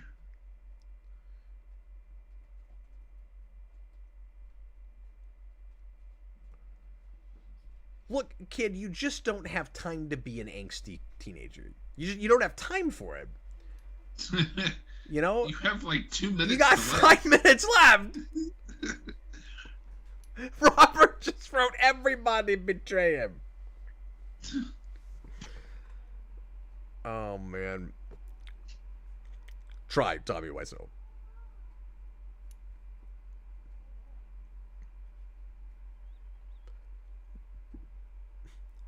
I'm saying he's going to move forward in time quickly. Did you hear what he said, John? A massive chronological event. Oh, this is written by Stephen S. DeKnight. There was another episode earlier this season that was, too. And, I mean, he's generally a good writer, but this is not a great episode. Yeah, he wrote and directed this. Yeah, he was a regular staff guy on the show for a while.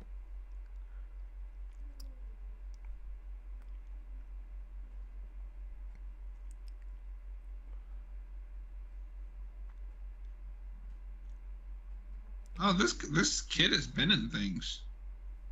Nothing like huge, but things I've heard of. Yeah, that's cool. Okay, I don't know if we want to call that a bad guy death. It's not really a bad guy. No, just like it was just an accident. That's a typical Smallville death, though. Like, really dangerous accidents happen all the time.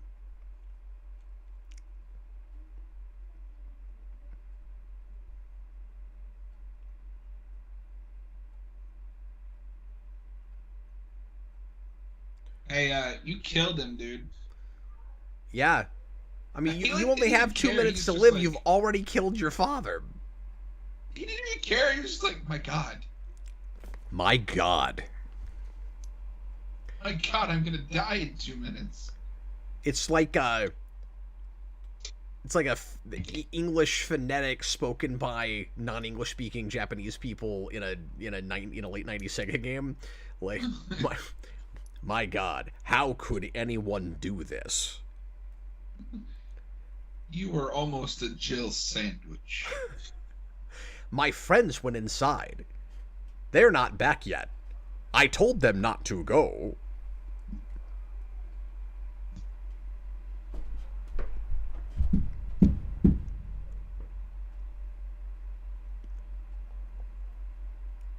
It's the only possible answer.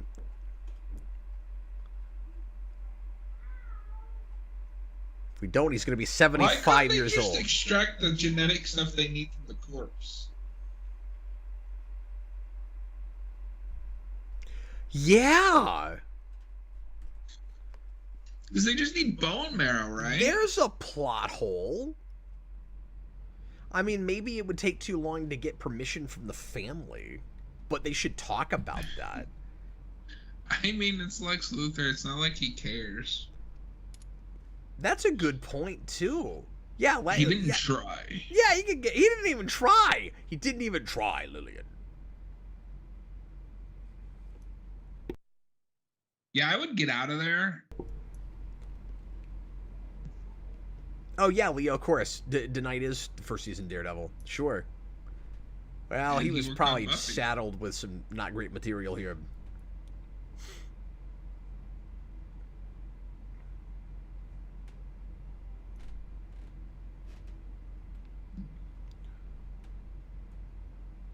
I'm a Kryptofreak, so I have to accidentally impale someone.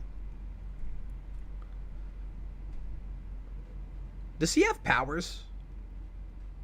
Yeah, he explodes. Okay, well, I'm going to say that he and his mom are both Kryptofreaks. They give, like, some kind of explanation for it, but I missed it. I think they are.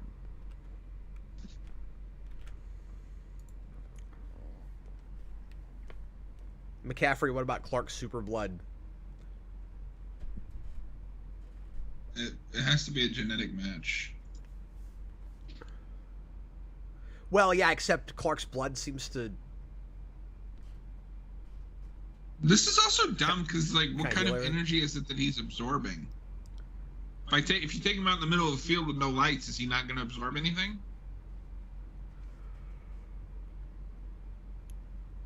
That's a good point, too. I mean, really the only thing you can do is fly him all the way up into the sky, but Clark can't do that yet.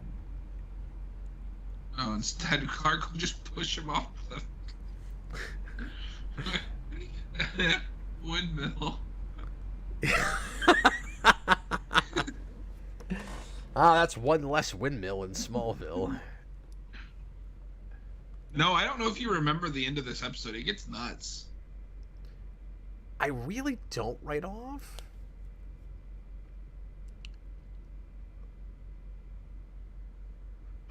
I don't know how you're reading that because that looks like gibberish. She reads Octagon. The hexagons. Well, those are hexagon. Whatever. Shut up. It's like, I've been up for... Oh, no, that wasn't even a correction. That was just a... Been up for like 20 hours.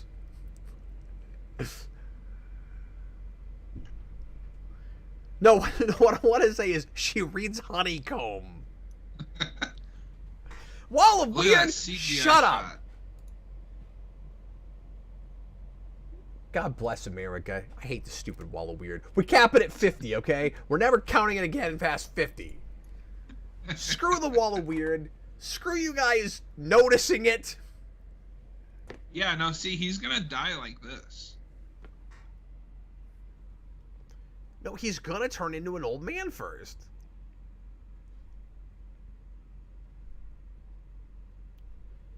Also, this is the biggest, like, how do you not question him having survived this? Yeah.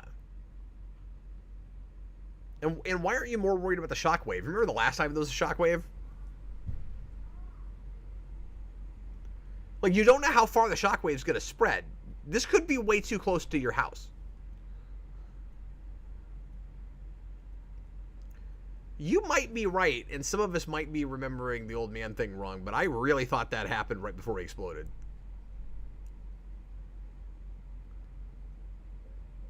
Like, we always do this with the rapid aging. Oh, there it is. Yeah, see? That's not even, they didn't even cast someone. That's just like a CGI holdover. Do they not cut back to him? No, because he's already... Yeah, I'm gonna concede that. We hardly saw it. But like he was definitely aging, but you're right, we didn't even see it. Yeah, like how does she Hardly. not question how he survived that? Oh, yeah. No, it's ridiculous. How did you survive? Yeah, how did you get clear in time? I got clear. I jumped really hard. I tried. You know what? I'm sorry because Knight is a good writer, but they did not even. He did not try to make that character remotely likable. Like, I didn't feel anything about that. Why did he have to accidentally kill his father before he died? What was the point of that? Like, he had... So that he would have to die. I don't know. Yeah, I guess that's all it is. But, like, that's a really kind of cynical way to do it, isn't it? Like, that's how the kid spends his last few minutes? Like, everything about that is awful. Why do I have to sit through this again? Where's my red bubble? You will try. Red bubble. I dare you to flip this green. I told you all that kid would be dead in 15 minutes. You're right. You're so right. I dare you to flip it green. See, now I want to flip it green just because you dared me to. I double dog dare you. No, that's a red. That's redder than the episode red. It's redder than a tomato. Tomatoes, Jillian. Ketchup and vodka, Jillian. Ketchup and vodka. Try.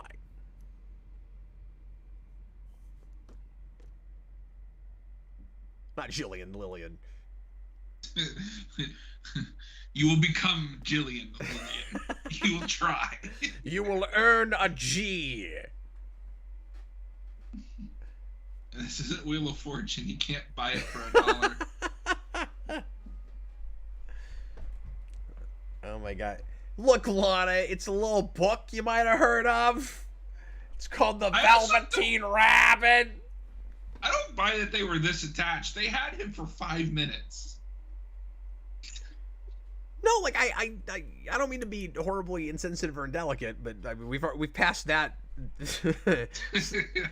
we passed that threshold a long time ago. But like, I don't know how you could really even be that sad about it. No, the kid sucked. It sucked. Robert, hey, look, it's the prop Cap was praising the crap out of. What prop? What prop was I losing it about? I mean, I've done this with props, but... Well, Cap, you know what you would say now. He's dead, Jim. He's dead, Lillian.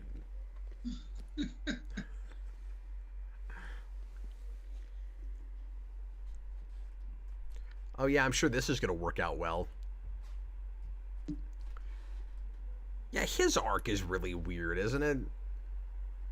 It went backwards. What do you mean? Because his arc should be, he's had a redemption, he's had a change of heart, but now he has to stay on that path. But no, he just like fell off it and hit every branch on the way down. Yeah, because he saw his old self in Lex and more, and that brought that side out of him. So I mean, here's the thing. You will try, Genevieve. I think when they have the body switch, that at first the idea really is supposed to be Clark's soul has cleansed him, and then they write on that for a few episodes and they go, never mind. Oh, Robert, the book Cap. Well, no, it's just nice to see things that look worn in a world that's lived in, you know? Like when you're a prop master and you're populating an environment with that kind of thing, you should go to like yard sales and things and not buy everything new. And they did that. Either that or somebody sat around and really scuffed that book up.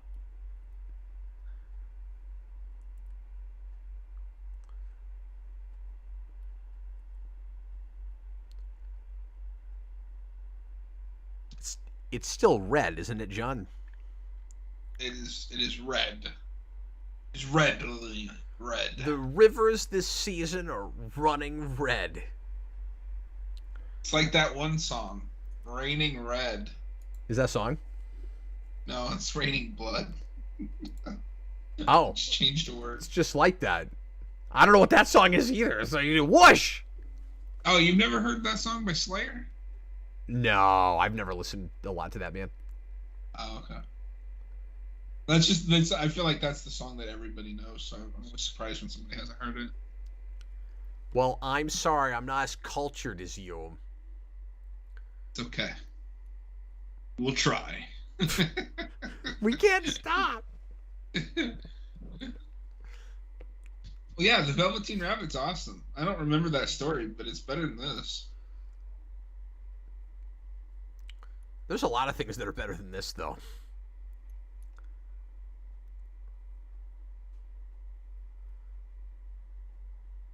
Wow, that's a shocker to Jonathan Kent. Well, of course he wants kids. He's had 2 kids just fall into his lap, and he adopted them.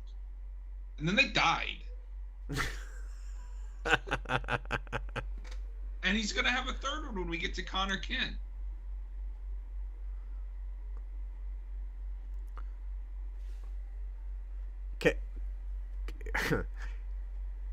Can I say a really horrible dark joke? I think we already went that way. I'm in that place, yeah. He's got to have at least 2 because he's got to replace the one for the miscarriage he caused.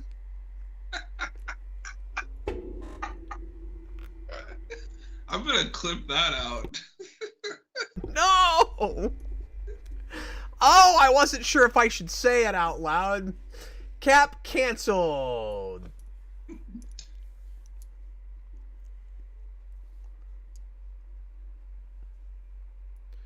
For what? He had a very specific and rare condition. Are there a bunch of kids that just combust into energy? Isn't his condition that his mother had a unique crypto power that probably nobody else has ever had? Or is his condition that he's dead? Was it an actual medical condition? Medical. What did I even say? Was it an actual medical condition that other people have had?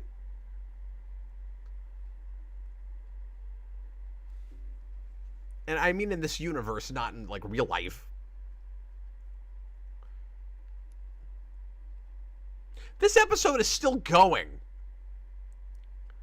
Yeah. Did you notice that they killed off the kid with 12 minutes left in the show? He almost literally had 15 minutes to live.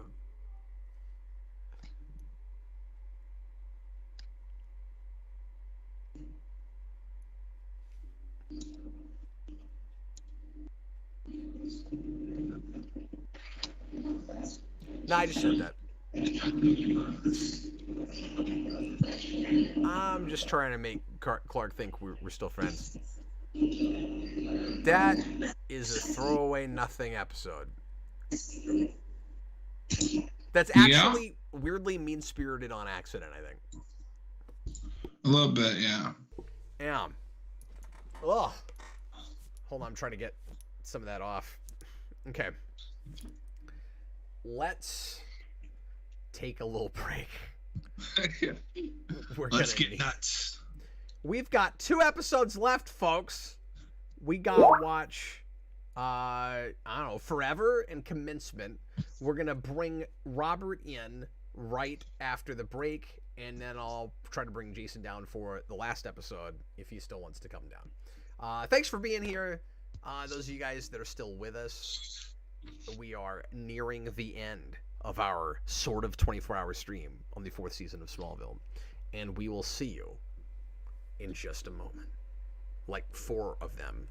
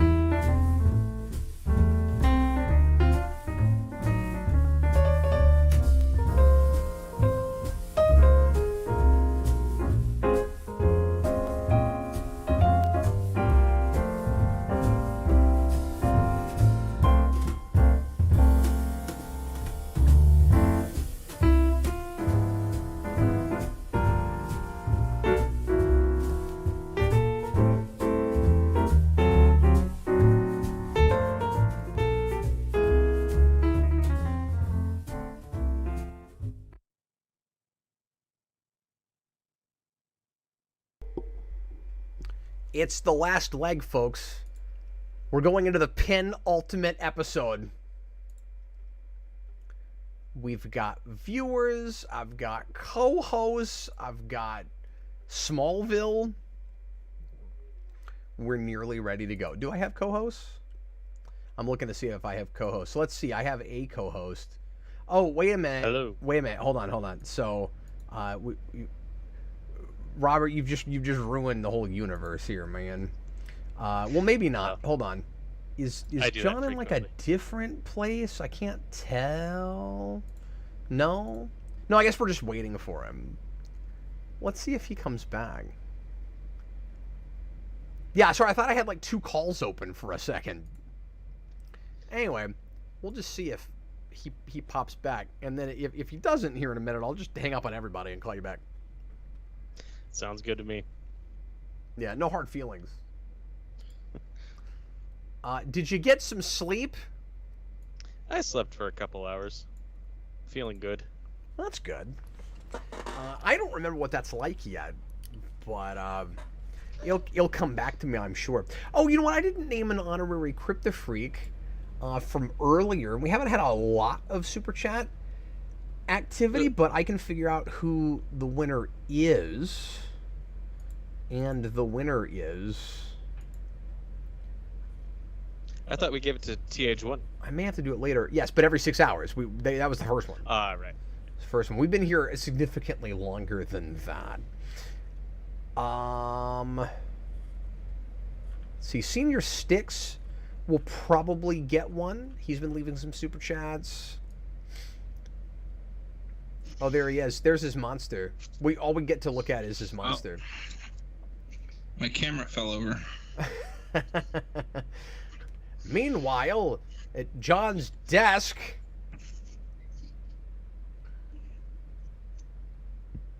John, I'm missing, because I think it was from the last stream. I forgot to look close at it. Somebody left us a couple of bigger super chats, and I cannot remember who it was. Who left some $5? Mm-hmm. But I know that let's see. Yeah, Senior Sticks is going to get one.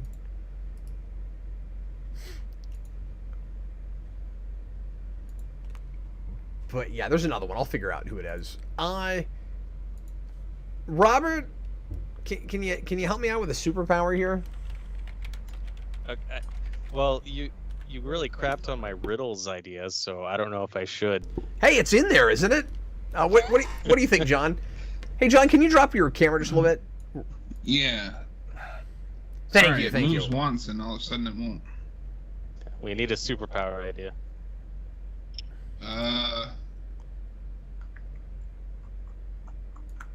For Mr. Roboto? For Senior Sticks.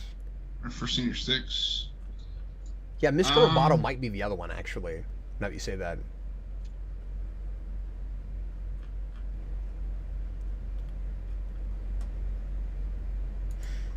I know it's hard. Say what? Superpower of...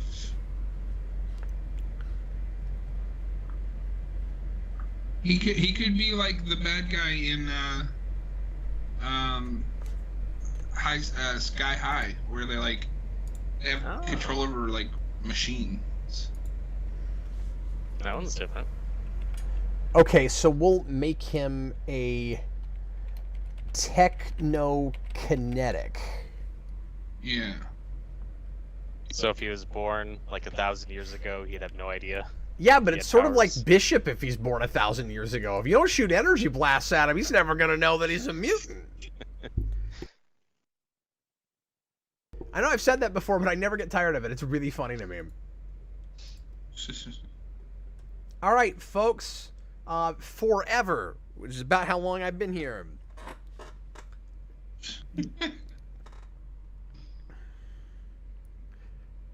So they're trying to make this kind of a horror movie about how terrifying high school is, but like we've all been there and done that, yeah? Yeah. Both seen that movie and been to high school? Yeah, what? I feel like this is like a prime slasher movie like premise. But I can't think of one that's like that. Oh, so you're saying it's like maybe remember even this. an okay idea? We just Yeah, I don't hate this idea. I don't remember if it's executed well. maybe this wasn't the place to do it. Yeah, I mean it's creepy, and he's got a freaking weird power. See, it's just ice. Well, but he like, it's not frozen ice, and we'll look at it. But he basically turns people to like wax statues that are still able to breathe and are sentient. Like they move their eyes around. Like it's creepy. Mm. I thought it was creepy. Nothing phases John. All right, folks, let's get into it, shall we? Everybody, please press play right now. I'm so excited about the progress. Cap, are you gonna miss the torch? Yeah, it's gonna make me cry when I can no longer complain about how I always miss the wall of weird.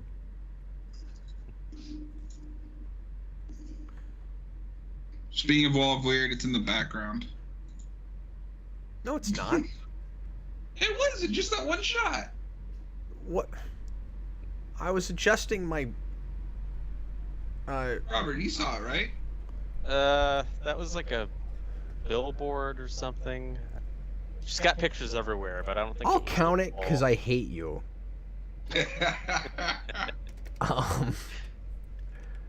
I'm just kidding. Okay. No, I was trying to adjust my projector here, and then you were like, the thing. And I didn't see it.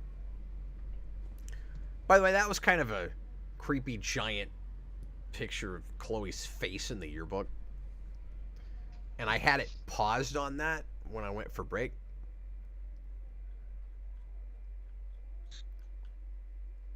It was a little much.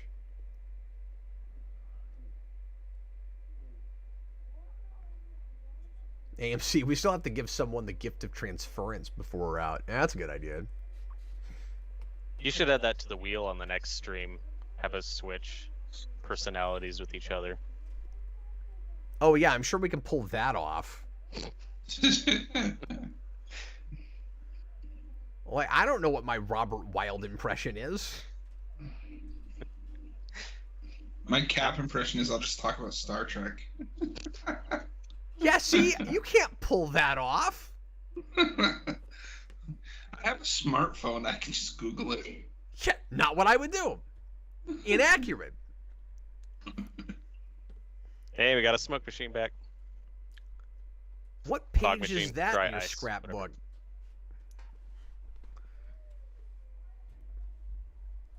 You need to My make favorite part of this is that she doesn't seem to remember being kidnapped. Oh, God. Oh! I don't know. That looks like ice to me. Yeah, I don't think it's supposed to actually be frozen, like it's cold to the touch, but maybe it is, or maybe they never say. I'm not sure. Because you're right, They it kind of were looks frozen like... today.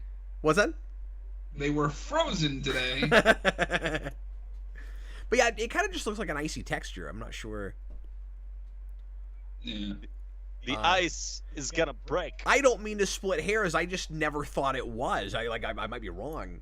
You know why it should be ice? See, and So then the when camera turns, and then outside the window, you just see the Kryptonian symbol for hope burned in the wall.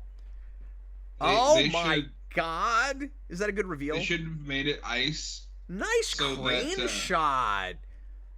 That is. Yeah, that is cool. That is going above and beyond there. You didn't need that shot. Like that was nice. I wanted it to be ice, so when the killer comes on screen, we can go, "The Iceman cometh." But once again, I feel like they almost gave you a little bit too much information. Like, did we need the establishing shot of the school? Just have her like pull those down. Oh my God, there's walls outside, and then do Yeah, that no, cool you didn't crane need that shot up. establishing That shot. should have been the last image we were left with. That's creepy. It's surreal. It's weird. And somebody say, but no, we had to do it. We had to do a back off shot. To the less is more, guys. You're giving us too much. Yeah. They tried too much. Yeah, you tried too hard, and in the end, it doesn't really matter. That's a good description of the last episode. AMC gave that last episode a green sign flip. What is wrong with you, AMC? You are, you're always allowed to be wrong. I mean, that's how you put up with Austin all these years. Dude, and man, there are days where I've thought about changing the law.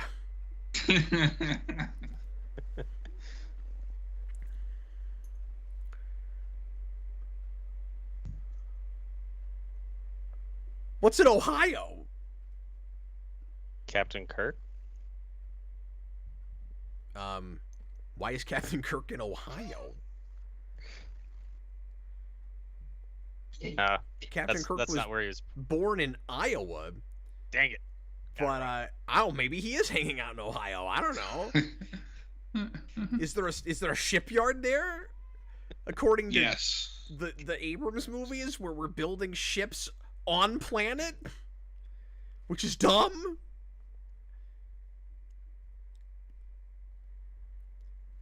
By the way, did you notice that we got the episode title on the newspaper 5 seconds into the show? I did not see that.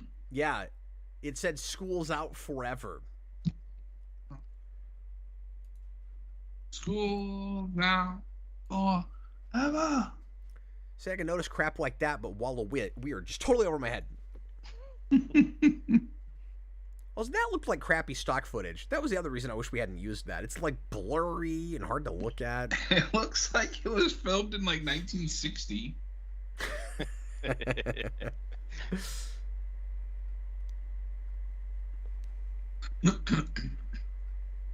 See, I mean, this is legitimately creepy.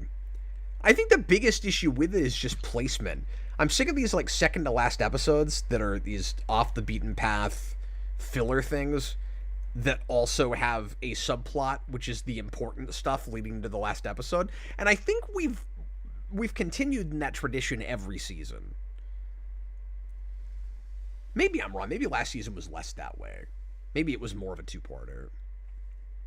What's weird is the only thing I remembered about this season was the subplot with the stones, and I remembered that being way more of a recurring element in this season than it actually is. Dude, I had exactly the same thing. I thought it permeated, and it doesn't. It keeps disappearing.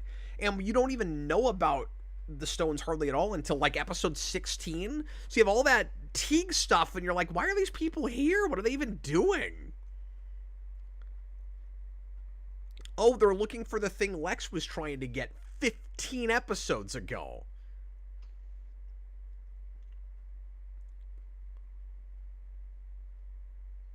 Well, probably not the rest of your life. He's got a lot of faith in physical media.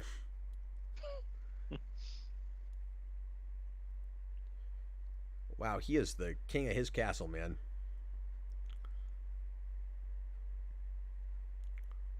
This is a James Marshall directed episode, and he's like Beeman. He does a lot of these. And I like his style. I'm going to give this one to John. That looks pretty damn cold. Unless he's a marshmallow.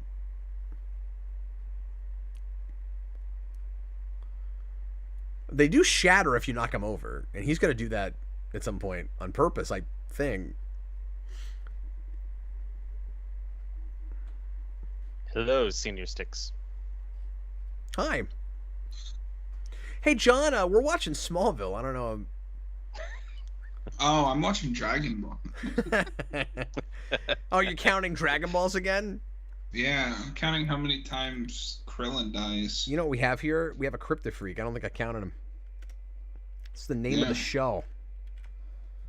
No, the name of the show is Smallville. But can you believe that? No, this show. Yeah, this show is Smallville. No, the one I'm making that has the name of the... Have you also counted Chloe captured in danger? No, I'm bad at that one. We don't do that. We just have it on there. But I don't know why you remember that, but you remember like pool and fire poking and...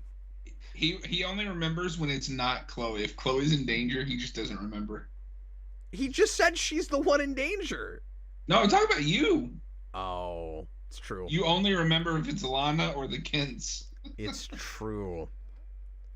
That might say something about me and my relationship with this character now, but You have like a mental block whenever the wall of weird shows up. It's a good point. Yeah, anything related to Chloe, I ain't counting.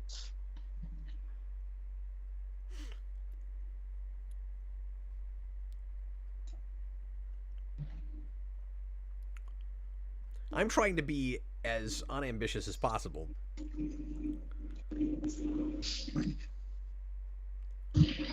I've decided to set my sights low. And he is, like, Clark's going to be a failure at life. He's saving people, that's good, but, like, he's going to be a college dropout that still gets a really good job as a reporter at the Daily Planet. That's ridiculous. That's right, especially in this day and age in the show. Ow, my neck. Oh, hey, Jensen Ackles, you're still here. Are you ready for full-on crazy Teague? Carried there finally. Yeah. He's gonna finally show up and do the thing he was meant to do. Run around like a nut job and shoot people. This makes me want to rewatch at least the first 5 seasons of Supernatural. It's funny because it doesn't have me interested in anything else he's ever done. Watch, finish The Boys. He's and great. I like him fine. Yeah, I don't care. I would recommend like either Supernatural or My Bloody Valentine. I get that everybody loves that. It's not even that I don't think it's. I just don't want to. John, do you really think you'll like My Bloody Valentine 3D? I mean, he might like it on just a pure like schlock value.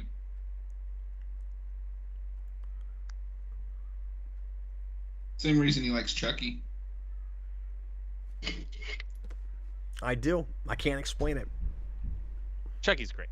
Did you see the synopsis for season 3 of the show? Dude, I haven't even watched past the pilot. I keep forgetting that show exists.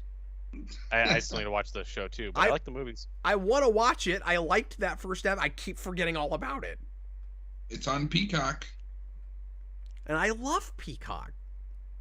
It's probably my favorite streaming service right now. It is hands down. And it doesn't have a library of things I care about, but it's for the most part, it's hands down the best streaming service for customer service. It's really good. It has That's where I watch all my wrestling stuff. I don't agree with that. I'm fine with Peacock. Yeah. I mean, the worst name is Max. Yes, that is correct. It's not something plus, and they're using their mascot, which has meant something for like decades. What would you call it? Universal Plus. Peacock Plus. It's alliterative, you know. It's real catchy. Well, I mean, to be fair though, you're giving them credit for that, but their premium sub service is literally Peacock Premium Plus. Oh. Wall of Weird? Yeah, I see it. Do you? Okay, this is me typing a number. Sorry, I can get a little bit irritable sometimes. There's another when I've been up of for weird. 20 hours and everybody keeps yelling "Wall of Weird" at me. Wall of Weird. It's just gonna start happening while you're like out and about, like in traffic. I forgot that I'm just gonna like message Cap on randomly and be like, "Hey, remember the Wall of Weird?" God, you like getting blocked? I didn't remember that there was a subplot where Lex gets kidnapped. So this is this episode. This is how like dreary and grim this episode is. Lex and Lionel both kidnapped in chairs across from each other. Chloe in a fake version of the school, forced to pretend to be at school for the rest of her life, ostensibly, and then Jason Teague running around shooting everybody. I guess that's part of this subplot. Maybe he doesn't actually run around. Maybe he's just doing like a Russian roulette thing with these guys. Is that all this is?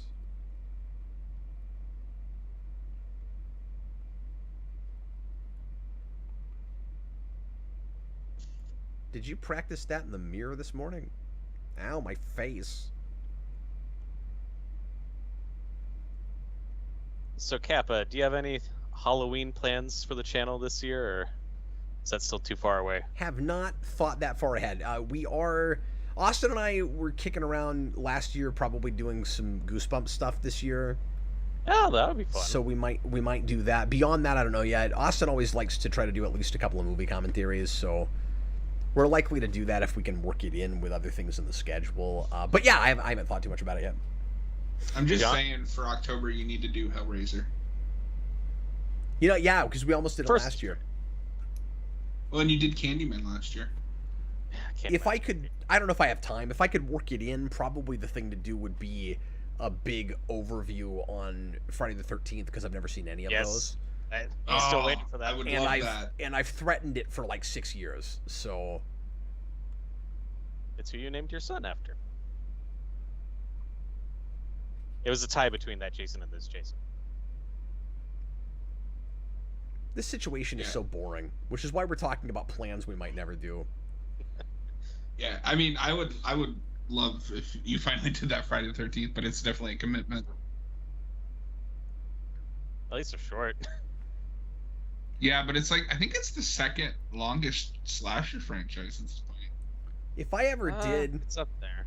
If I ever did that as like semi-regular series, I mean, I probably wouldn't, but like where I watched a whole bunch of movies in a franchise and talk about it, I would call the show "It All Runs Together." It's a good title. If what you could do is you could just do like 2 or 3 of them, and I could point you to the best of them. Yeah, I may do that. Anyway. Hey, Lois is back. Hey, this girl who looks like a lot of other girls that have been in the show. It just, everybody looks the same in the show.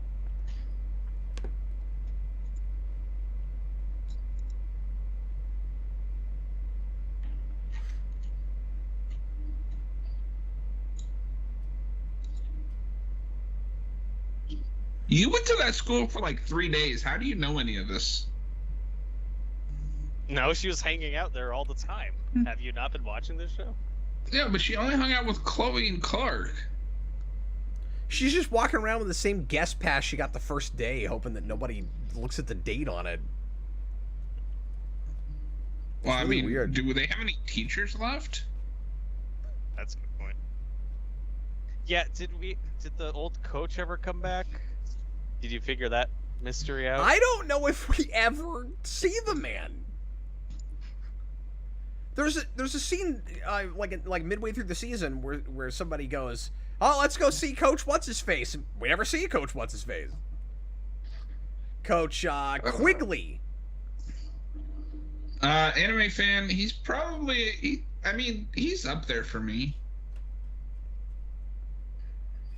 I mean, I like Tom Welling in the show legitimately. I don't know if we've got a bad Clark Kent. Like, I mean, I guess Henry Cavill, but like that's not his fault. Like, I like Henry Cavill fine. Like, I don't know if we've had a bad. He's just not developed. Yeah, like I like it, but I'm just trying to think. Like, have we had a bad Clark Kent? I don't know. I don't think we have. We also haven't had many. Yeah, it's not. I feel like with Superman, you don't get this as much as you do with Batman, where you have like the really strong Bruce Wayne actors and the really strong Batman actors, and you don't. I don't know. You see more of a contrast with Batman than you get with Superman. I think most of the actors are both good as Clark and Superman that we've gotten.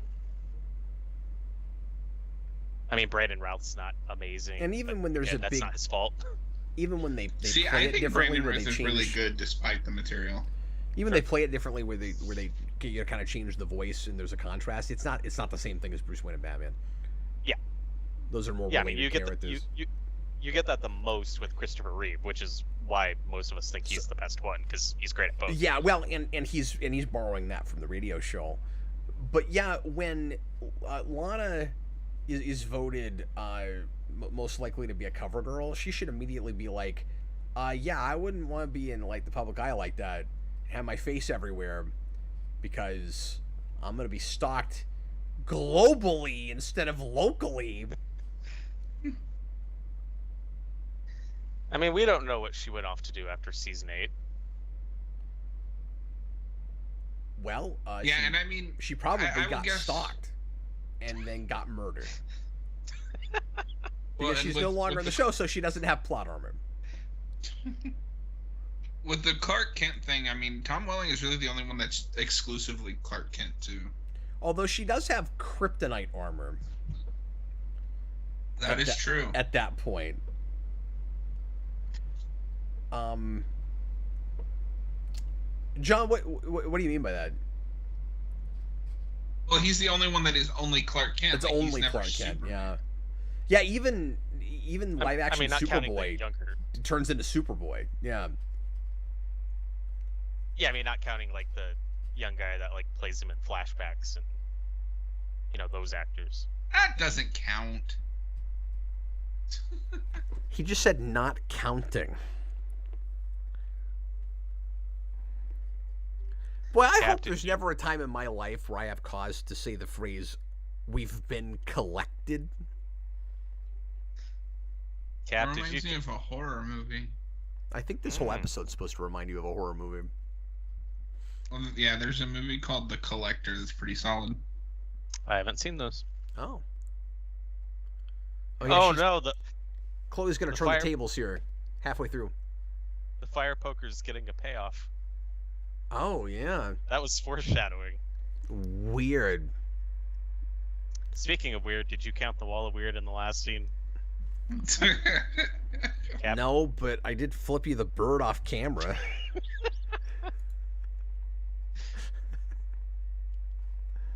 I didn't do that.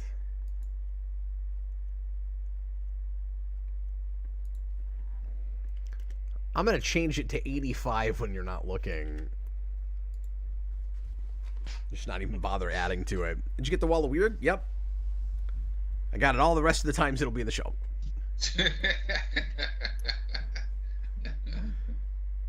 Dang, we are at 52. Hey, 52 seems fitting.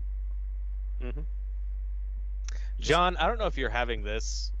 Seeing Jensen Ackles here in like this horror weird role, and Jared Padalecki being in the Friday remakes just really messing with my brain right now. His name Jason.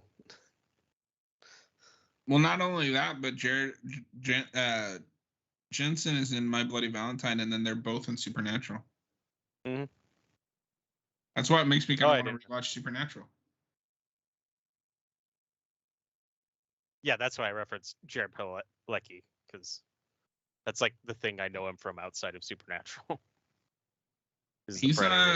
He's Walker, Texas Ranger now. Oh yeah. And that god-awful CW reboot. Once again, super manipulative and passive-aggressive. Now she's forcing him to choose loyalties between her and Lana. Even though, as John said earlier in the season, it does feel like a switch where suddenly he's with her, and he didn't seem to be earlier. Because he was all like, I'm trying to get away from you. I don't want to be part of this. And then it seems like they've been in on it together all along somehow. It seems like a contradiction. Cap, you're the only one here who wants to talk about this subplot. No, I'm just trying to do my job, man. I don't want to. Yeah, no, I mean, this is all light switchy. But it's there.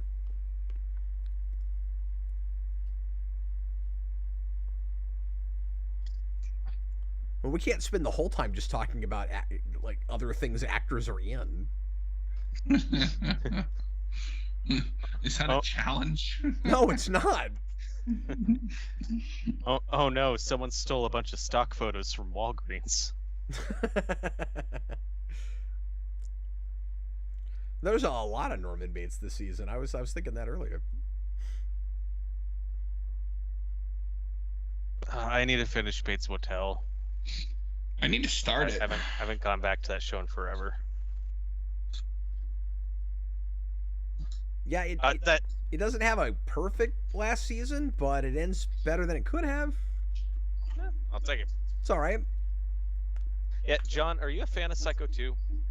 I've only seen the first one. Yeah, I've still never seen that. I love Psycho 2. You guys really need to watch that one. I've heard good things.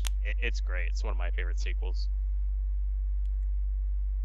I think, John, you would like Psycho 3. I don't think Cap would. Psycho 3's not for everyone. It's not great, but it's got good stuff. Okay, so you guys don't want to talk about the Teague subplot, but you don't even want to talk about the plot.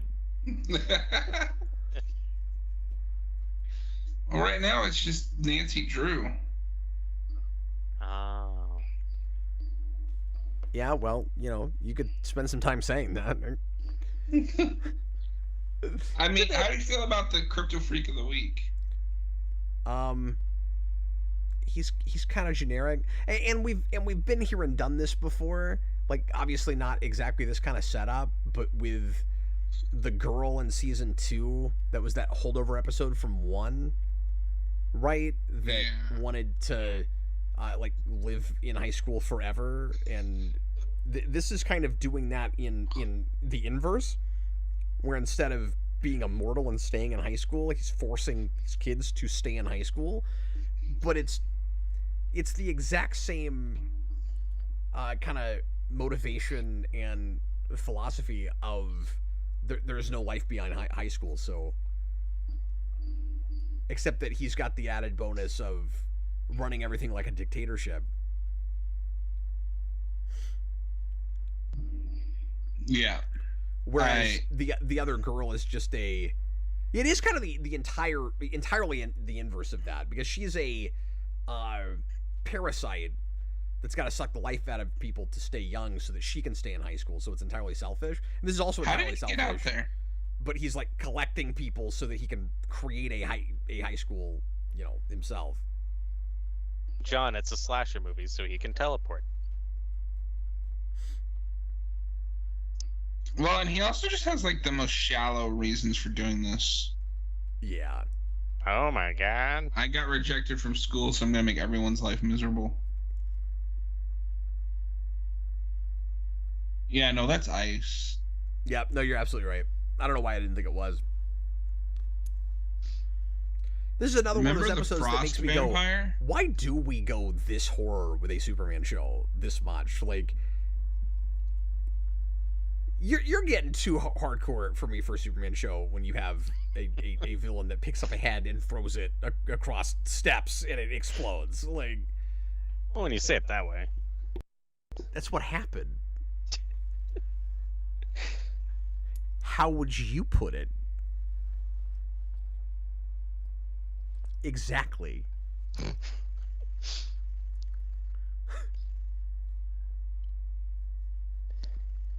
Well, this is at least more entertaining than some of the other episodes.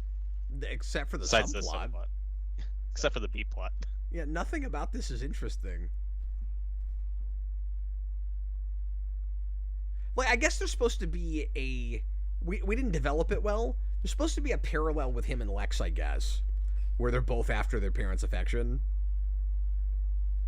It came too late, and I understand it with Lex in a way I don't with this guy. Cap, how pissed would you have been if Jason killed Lionel? Would that have killed the show for you? Yeah, I mean, I have a hard time even taking this question seriously because they never would have done it like that, right? Like, yeah. But I mean, yes. Personal for who? For yes and for no, him? Because I have to say, at this point, they've kind of about, for me, and people won't agree with this, they've kind of about done everything with Lionel. Like, they're gonna sort of spin their wheels after this, where it's like, oh, we're gonna make you wonder if he's a good person that's trying to help Clark and all of that. I kind of lose interest at that point.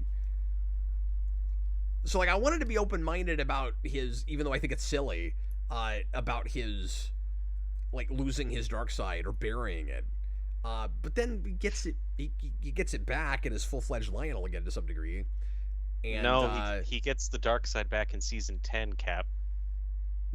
Yeah, but if he got what I'm saying is, if he got killed here, I don't know that I would have a lot of feelings about it. Yeah, I get that. It'd be a lame way for him to go out. But I don't think I'd have, like... yes, he is running around shooting people. I knew that happened. He's shooting at people.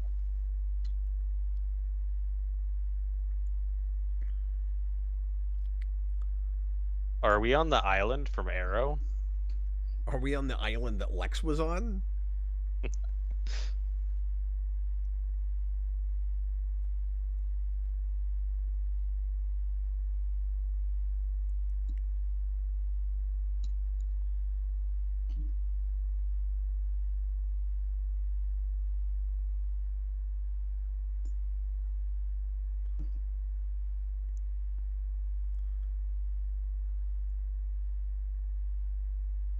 See? He shot someone. He shot the tree.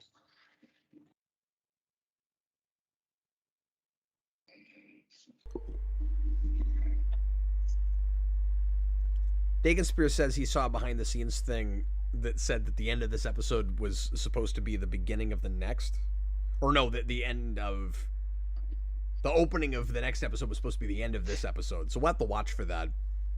The end is the beginning is the end. Exactly.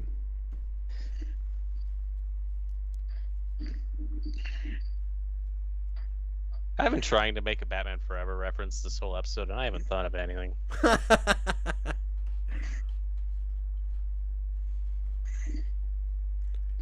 Oh, now he just spells it out. Look, we're paralleling characters, Lex.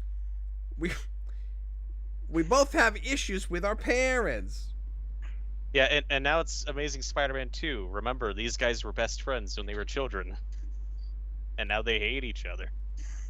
Yeah, this is worse because when they first meet, it doesn't seem like they've ever met before.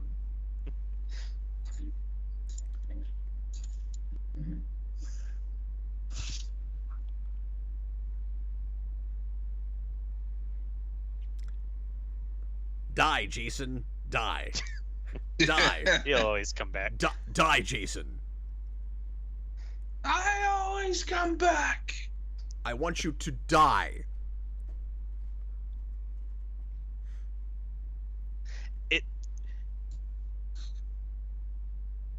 It's just, it feels so weird because this isn't like how we typically treat season-long characters. Like, this feels like just a villain of the week. Like, it's so weird. Well, it's weirder because it's the second time we did it. It's becoming a pattern.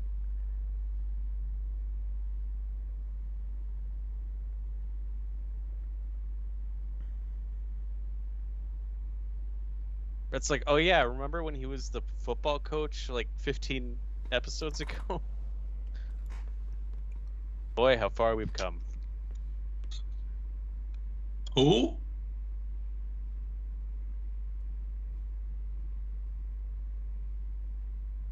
At least you can't say that nothing's happened in this episode. Well, I mean, Austin would find some preposterous way to make that claim, but yes.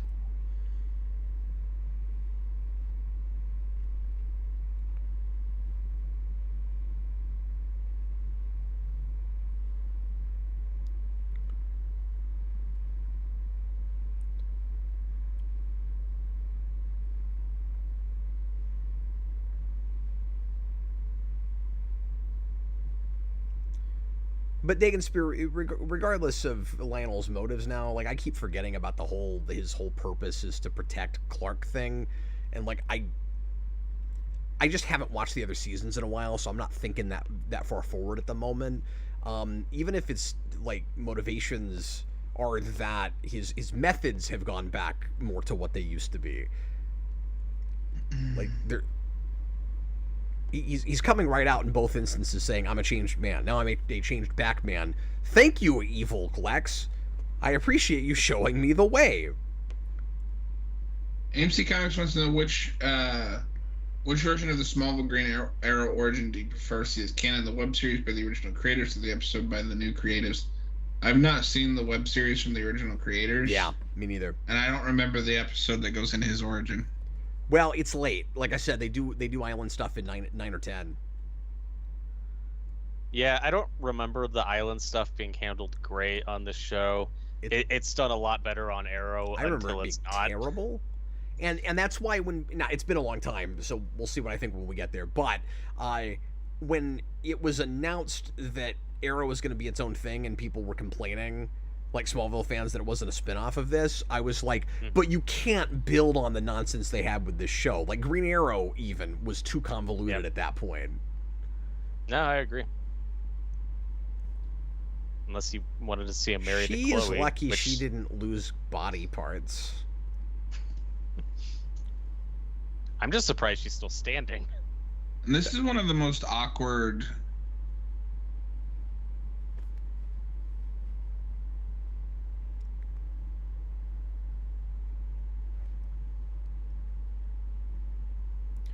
You know a guy like this is absolutely barking mad when he talks about the rights people have when he is stealing people and making them ice sculptures. Yeah, no, like, there's no dimension to this guy.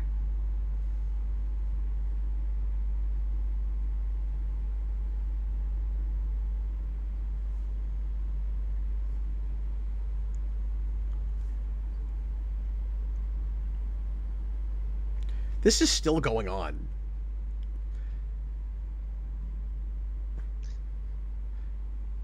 I don't know, you ever just have that instinct that an episode should be over already, even though you're looking at the runtime?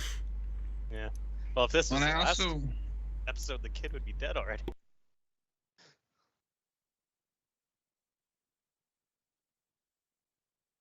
Bullet time. Nice catch. Bullet time and villain death. Wait, thank you. How did he freeze himself? I missed that. Clark touched him. He put his hands together like this. That's how you do it. Say what you will about these episodes. I will. These practical effects aren't that bad. No, it looks fine. Oh, bullet time, yes. Bullet time. I feel like we've kept up a lot better with the count this season. I think that also says something about how little we've had to discuss with some of these episodes. We needed activity. We needed busy work. There wasn't as much to count in the first couple episodes when we were away from high school. Then it came back with a vengeance.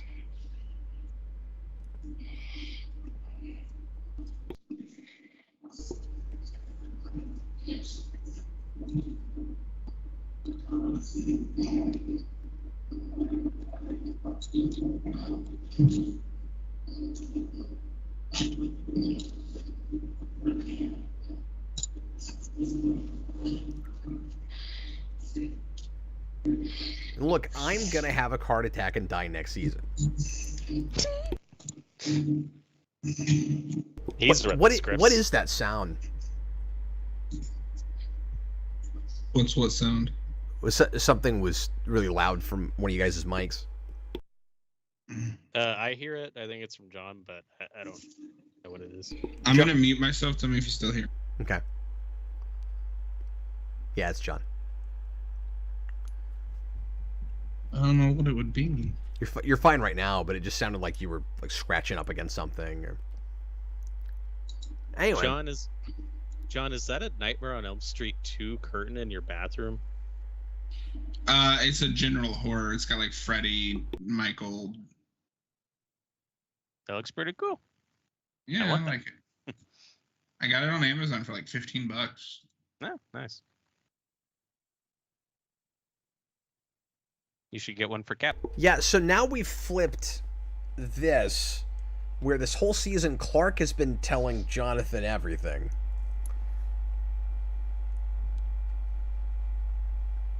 Oh, I guess it's not the thing I thought it was that he's talking about. Okay, never mind. Retracted. Sorry, you guys were distracting me a little bit, and I was having a hard time following the scene. No, you're good. I do like this though. I've been in a similar situation where, like, you know, you want to be there for your family, but they don't want you to have to, you know, sacrifice your future for that. Yeah. Yeah, the father-son stuff this season has been strong, and John, you have not had that complaint that you did last season, where we kept like furthering things and then backtracking it. Like, I feel like there's been a pretty solid progression for the few things that we've actually been trying to move forward this season. relationship-wise. I would agree with that. Like the Clark and Lois stuff is tracking. However, I feel about the beginning of that, where that feels like a pretty natural relationship that is evolving. You've got that with Jonathan appreciating his son becoming more of an adult. Clark trusting his son more and learning to let go. Cap, are you talking over the death of the Wall of Weird? Oh, I really am.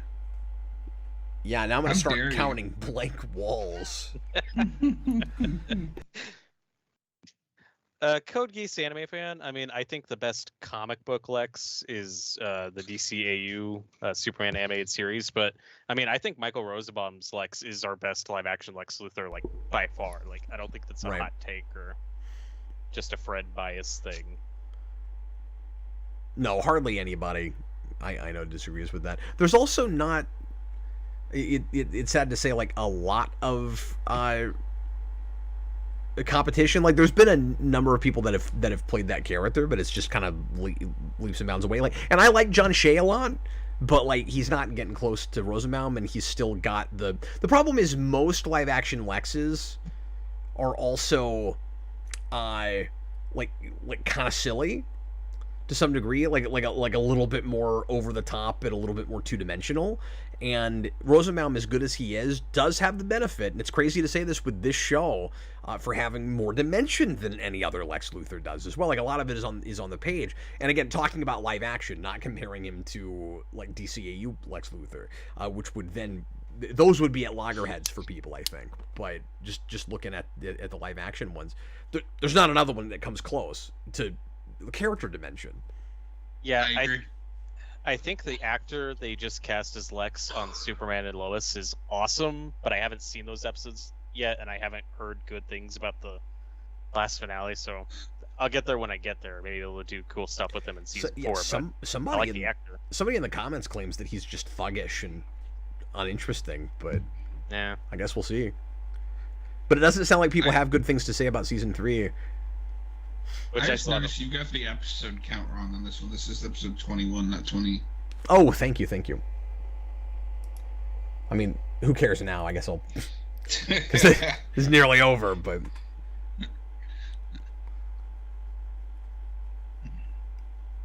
Where's my autograph book? Where's my autograph book? Do you ever just randomly break out into Ivan Ooze quotes? That Kryptofreak is a monster.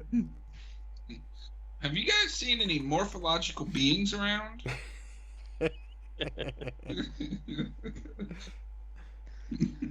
Woo. You know, the funny thing about morphing is you really miss it when you can't do it anymore.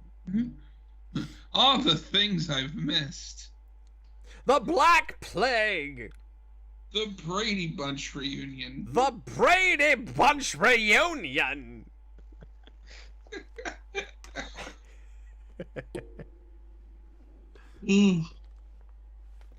So oh, this one goes over 45 minutes. Oh, interesting. So yeah, I'm gonna says it's a full 53. I'm gonna go get Jason. Let's take another 3 or 4 minute break real quick, and then we'll come back and do the last one, folks. Robert, are you gonna stay with us, or are you sick to death of my voice? I know. No, not at all. I know I am. Okay. We'll see you guys in just a minute. Last break, folks.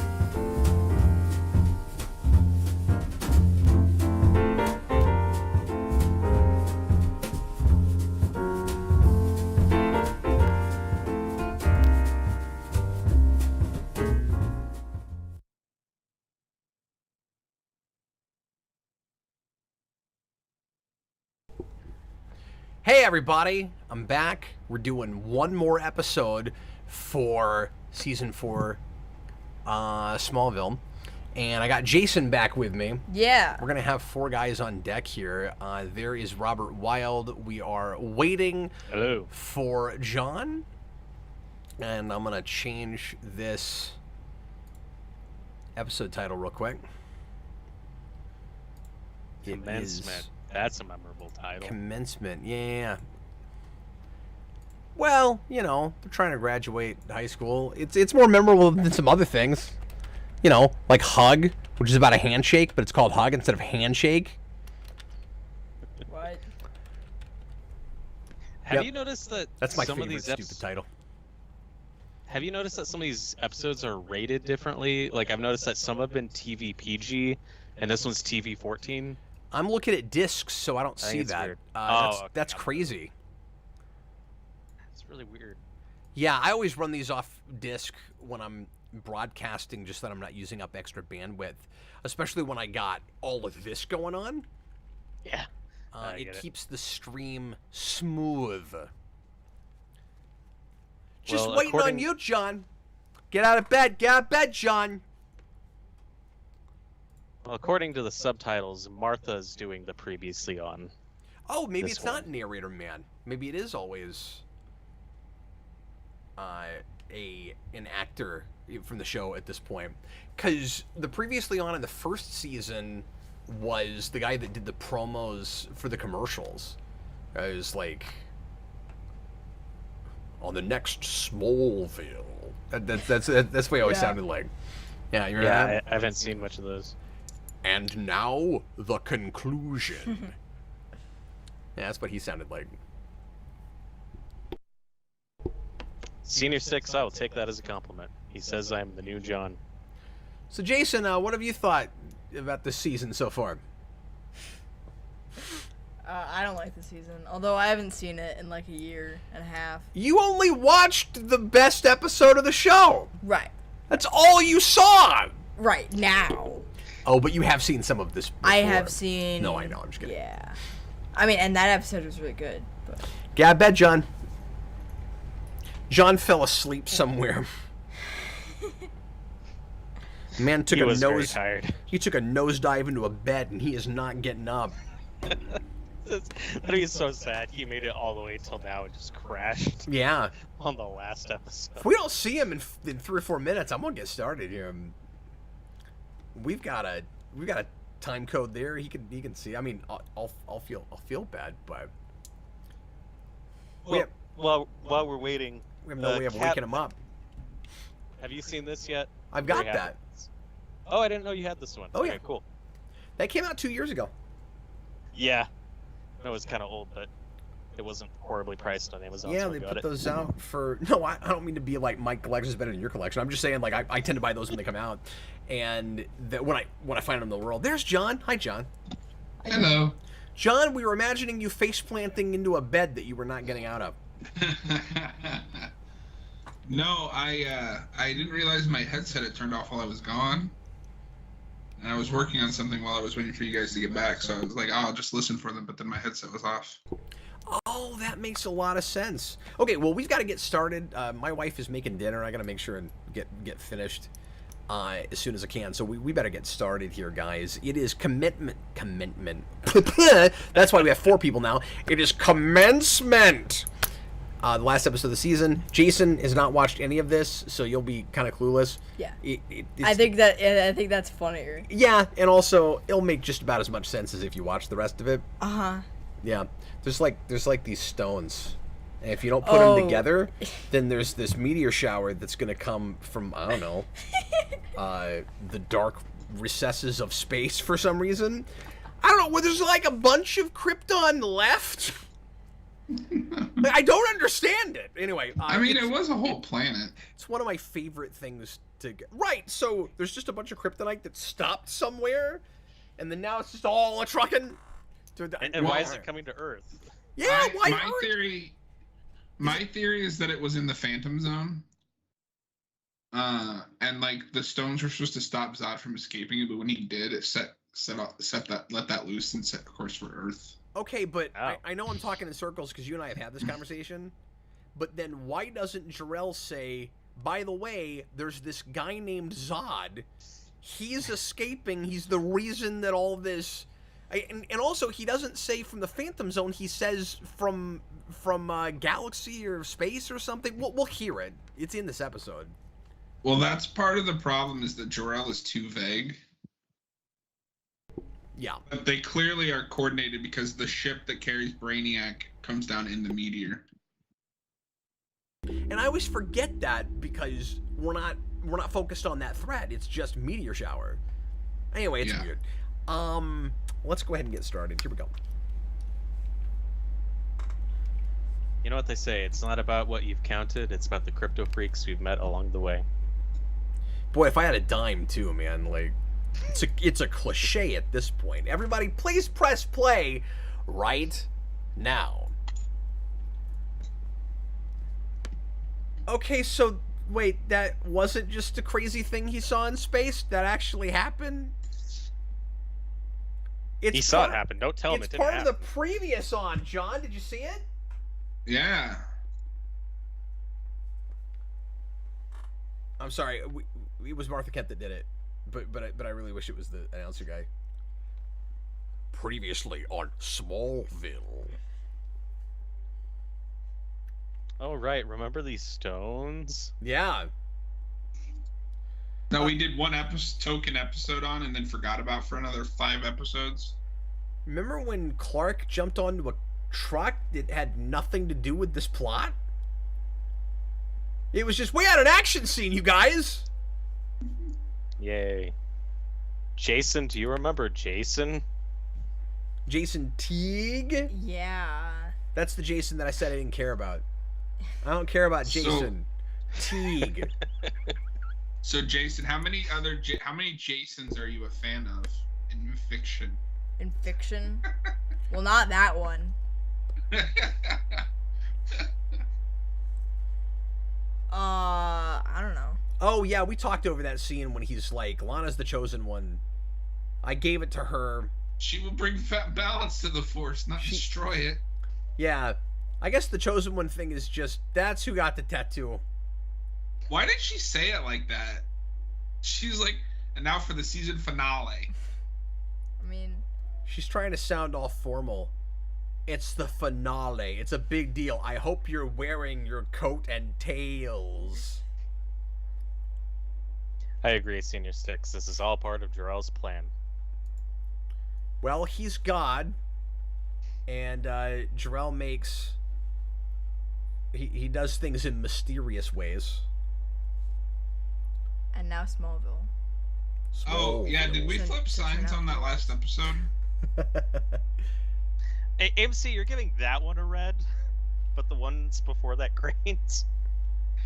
Yeah, I don't remember if I flipped my sign, but the last one was a... Oh, we didn't, did we? What are you flipping? I'm gonna go green. It's a light green, but I'm gonna go green. Yeah, John, I'm going green on that one too. God, based on the rest of this season, I kind of feel like I have to also. A lot of it's for directing, honestly. Yeah.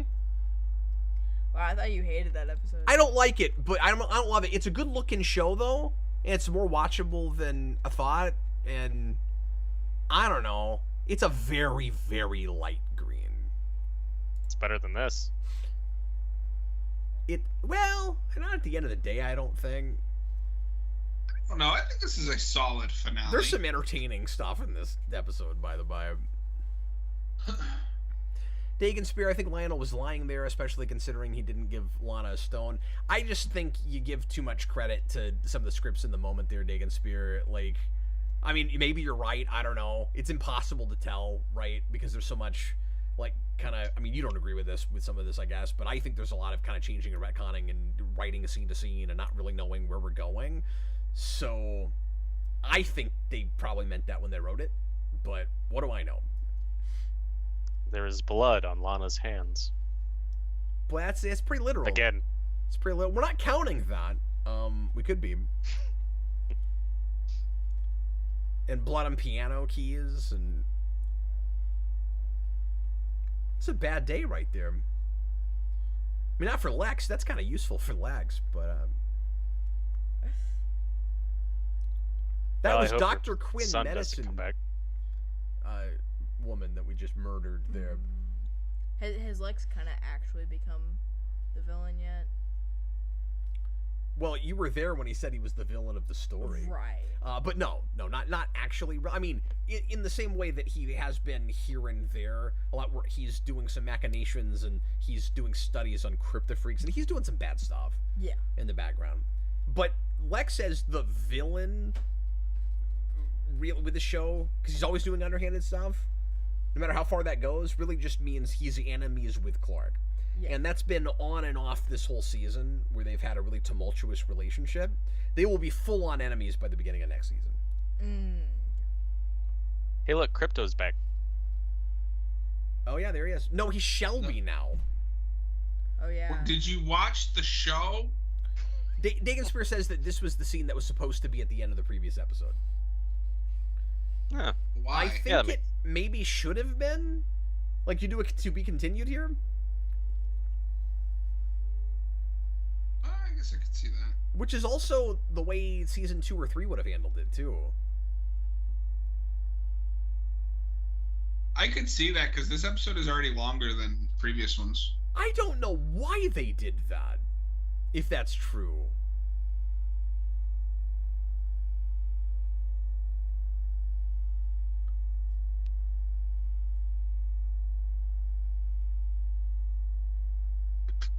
Oh yeah, because that whole thing's like a vision. Well, given that it's a vision, I don't know. Maybe it is better to open with this. I kind of forgot about that. It's a coming. It's a coming this way. Doomsday. Oh wait, that's something else. Oh, okay. I forgot about it. So it is a rock that's formed and then it just breaks apart. So it was already that close to Earth? Why? Well, so again, a lot of this is just mental gymnastics with what I've seen in the show. Yeah. But I have to imagine, and this should have been set up properly, so this is utterly a failing on the show. This is just like a personal headcanon, so to speak. Yeah, sure. The meteors were the Phantom Zone was triggered by, let's say, like the ship exploding back at the end of season 2. That's why he wants to reprogram Cal to get the stone so that he can create the fortress, because the only thing that can steer off the ship from coming to Earth and bringing with it the meteors.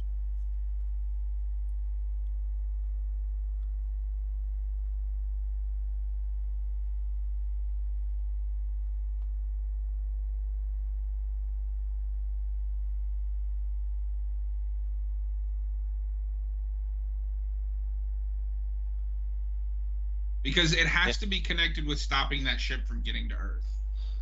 Yeah, that's the thing I need you to keep reminding me of, because I always forget that part of it.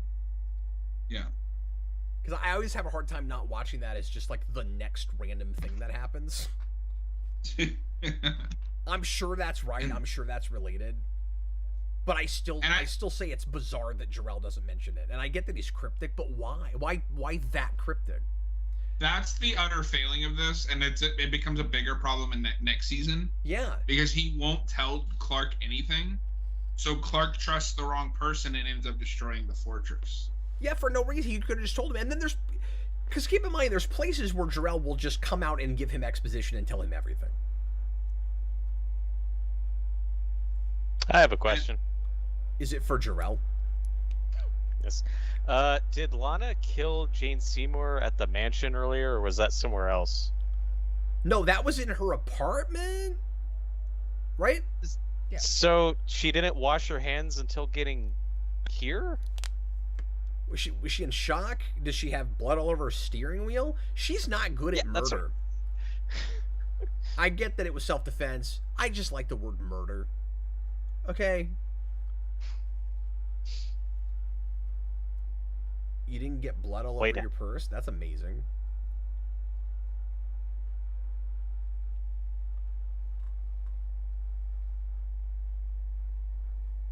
So is he just going to leave that bowl of blood on the table? Yes. He's rich. He doesn't have to worry about that. This is not the first Moida that the Luthers have covered up. You know, if this show, pardon me, it didn't have to have single word episode titles, Bowl of Blood. Quite an episode title. You know, Cap, you are the only one I know who pays attention and is as much of a stickler for episode titles as I am. I have never noticed the one-word theme for this entire series until you. Do you want me to send you a list? Like, they're all one word. I never noticed that. It's so weird. That's funny. I agree with you. To this day, one of the coolest titles for a piece of fiction is Clive Barker's Books of Blood. Yeah. And we have yet to adapt that properly. Hey, look, she's wearing the pajamas she wore like 10 episodes ago. See? It's all Those connected. are different. Also, yeah, looks similar. Really? See, everybody is predicting Superman. That's a reference. Everyone this season has done it. Have you noticed that? Thank you. They're all clairvoyant. They might as well have had visions. It's like, Clark, I've seen your future, and it is bright. You're going to be a hero with a cape and save people. Your father says it. Your mother says it. This girl you don't like that you live with says it, who goes to school for no reason. We all say it. Does that count as a Superman or as a DC Comics reference? Which one? Her pajamas, since you guys are freaking out about it. What's on her pajamas? Yes. I don't know. Robert Wilde said that they were a Superman reference. Explain that to me. I don't. No, I said it was a reference to an earlier episode. Oh, okay. Yeah, I'm like, what does that have to do with Superman? What are we talking about? I don't know. That's Robert's the one that said it. No, he didn't say it was a reference. He was just saying it was. I don't know what he's talking about. No, he said it not was even a the thing same that she pajamas. wore earlier. Yeah, he's just saying it was pajamas that she wore in a previous episode. Yeah, but they're not. Agree to disagree. Oh my god. No, because the ones that she had in that other episode were white. And they weren't actually pajamas. We just thought they kind of looked like it. Now that I know what you're talking about, yeah, Robert is off on this. This is the hill I am willing to die on. You must try, Robert. Try. Try, Robert. And I have no idea what you guys are talking about there. I missed that whole section. Oh, you've got to go back. Well, it was from last season. Oh, okay, gotcha. Where, in the flashback, where Lionel is trying to get his wife to take care of the baby, and he's like, "You must try, Lillian. Try. I need you to try."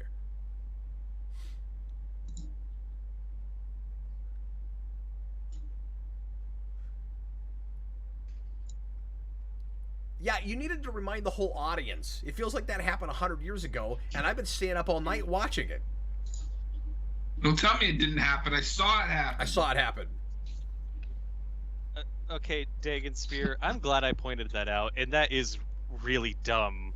Like, that trail of blood that Lana must have left behind.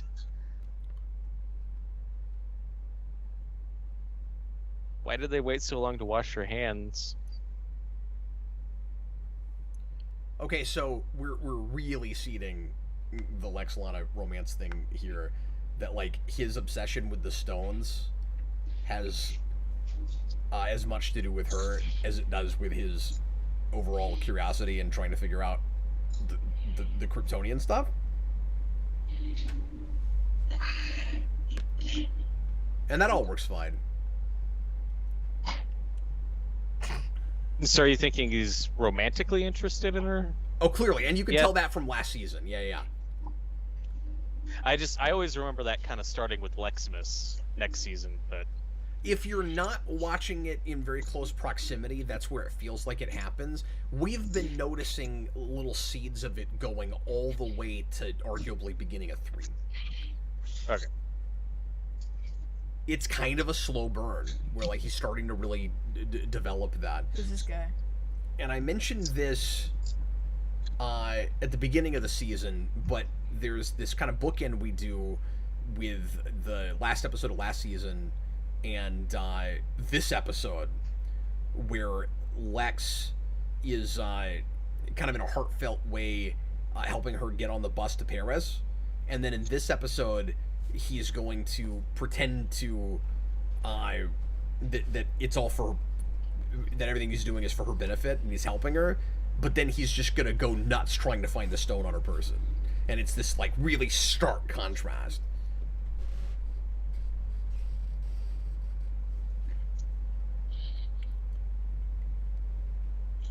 So I've said this before, but now that we're 4 seasons in, I really gotta say it again, which is everybody should be on edge at the end of the year, at the end of the school year, always. Because some horrible catastrophe always happens at exactly this time, because this is when the season of television ends. It's like, right around May 20th or so, expect doom. Expect doom. Also, what are they doing with this, like, 24 thing? Yeah, it's this countdown to when the second meteor shower is about to happen. Yeah. It does kind of feel like 24. Do you wish that the commercial breaks were just do.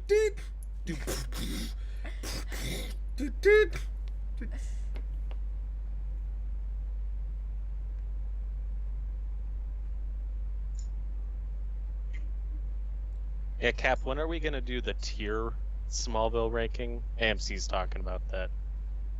But what tier is the season? Yeah, we have to watch them all first. But we could do episode tiers. Like, I've thought about doing those videos. That's become kind of a popular thing. And I occasionally get requests from people like, "Oh, Cap, do a tier list video for this thing." I've never done one. I'm thinking about it. Yeah. Might be fun. I mean, you got to do some Star Trek tiers. Oh yeah, absolutely. No, I'm thinking of all kinds of categories that I could arbitrarily do that on, and then make lists that I won't agree with in a week. Sure. But start with Voyager Enterprise. Start with the ones that no one will watch. So do you mean like seasons or like episodes? I mean, tiers can be seasons, characters. Because I know those shows well enough to do them by episode. Most of them. That would be a long. That would be a popular. big tier list. Like. Yeah, but I could do it season to season. Yeah. Okay, it's not right here, but the guy, I'm assuming he's a teacher, because he's not the principal, unless the principal changed again. But you've got the guy that's reading out all the names in alphabetical order, and when he gets to Lana and she's not there, his line reading is hilarious, and it's always stuck with me, and I can't stop thinking about it whenever I think of this episode. It's this guy at the podium. He's gonna go, "Lana, bang!" And he does it like, he tilts his head, Robert. He's, "Lana, bang!" Just watch for it. It's wonderful. On the edge of my seat. I don't know. I think it's funny. Clark? Kent. And then he and Lana are right next to each other in the alphabet. Because of course they are. I mean, at least we're kind of paying attention to the order of the names.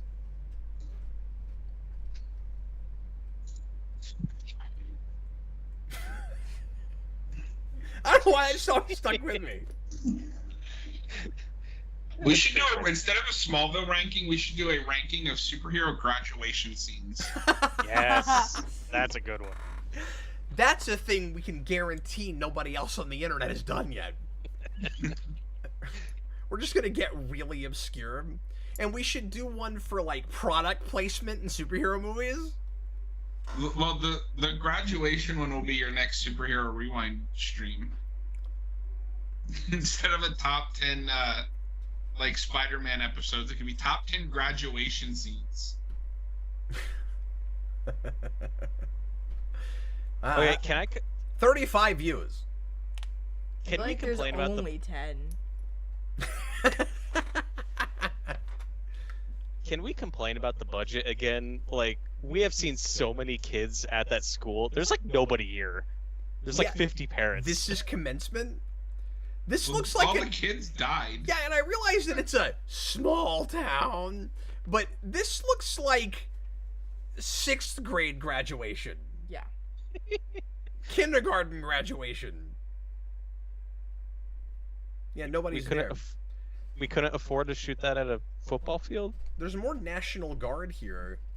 Okay, wait a minute. Are you guys seeing this? It's sprinkling, and he's got water on his shirt, but sometimes it cuts and he's dry. Yeah. I haven't seen the dry, but I do see the water. Yeah, he's got water. It cut once and he was dry. We'll see if it happens again. He's dry. Yeah, he's dry. Completely dry. On the close-ups, he's dry. The filmmakers of Jaws 4 would be proud. You have to dry, Clark. Dry. I want you to dry. Cap, have you seen Jaws 4 yet? Why on earth would I watch them? Well, there's a scene Jaws where Michael... 4 is hilarious. Okay. There's a the answer is where no.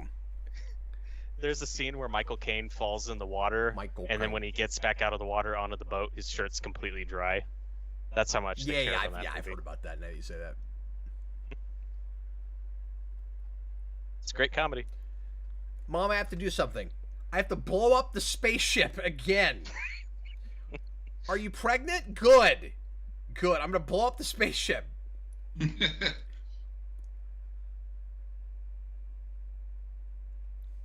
know what's also stupid about that graduation scene? There should have been like a half-hour-long in memoriam section. Here's all the kids that should have graduated that are dead. It's a lot. Why is this like framed like an episode of 24? That's what Jason was asking. I didn't hear him. It's reminding me of Independence Day for some reason. Just this countdown to ooh.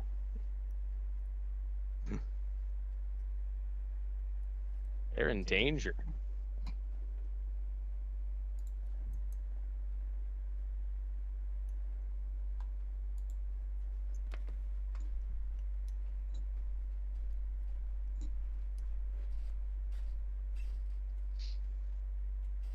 And we didn't see that coach at the graduation ceremony, did we?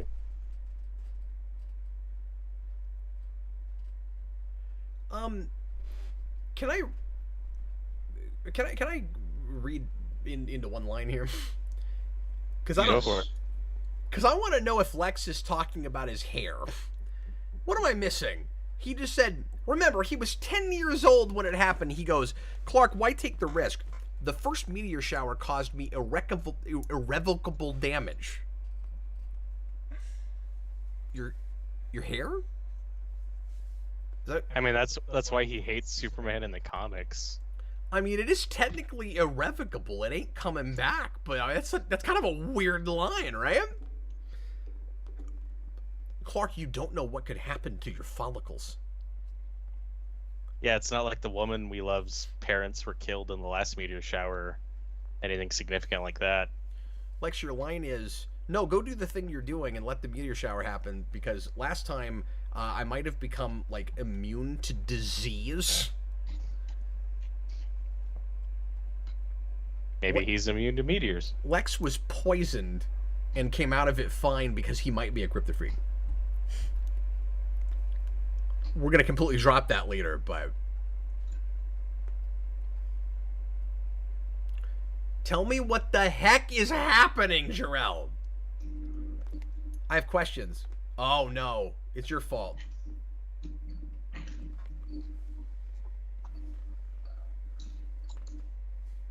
I mean, I tried. I got one. Well, sort of. I thought he was gonna say he's guilty.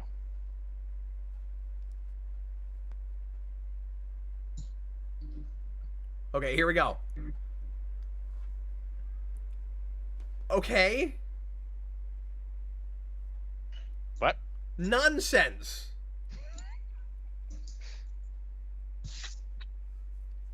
Okay. So if you get blood on a stone, meteor shower. From the darkness of space. What? That's what he said. And you were giving me crap for preferring the last episode. Yeah, so, I mean, okay. That's not the craziest thing, though, right? Getting blood on one of the stones is like, because the stones are like a gate. It opens the wrong gate and lets something through. So this is your Phantom Zone theory with the. Well, yeah, meteors? because Brainiac is in this meteor ship or a meteor storm, and that had to have come from the Phantom Zone. Plus, in the first episode of season 5, you get those 2 Phantom Zone escapees. Yeah. Wait a minute. No. Let's talk about this for a second. They're from the Phantom Zone? I think so. Like, they open the Phantom Zone in 6, and they bring out all the zoners. Well, no, but remember, season 5, it's not just Brainiac in the ship. There's those 2 Kryptonians. I know, and they have a gateway that can send you to the Phantom Zone, but did they come from there? I don't know if that's true. I could be wrong.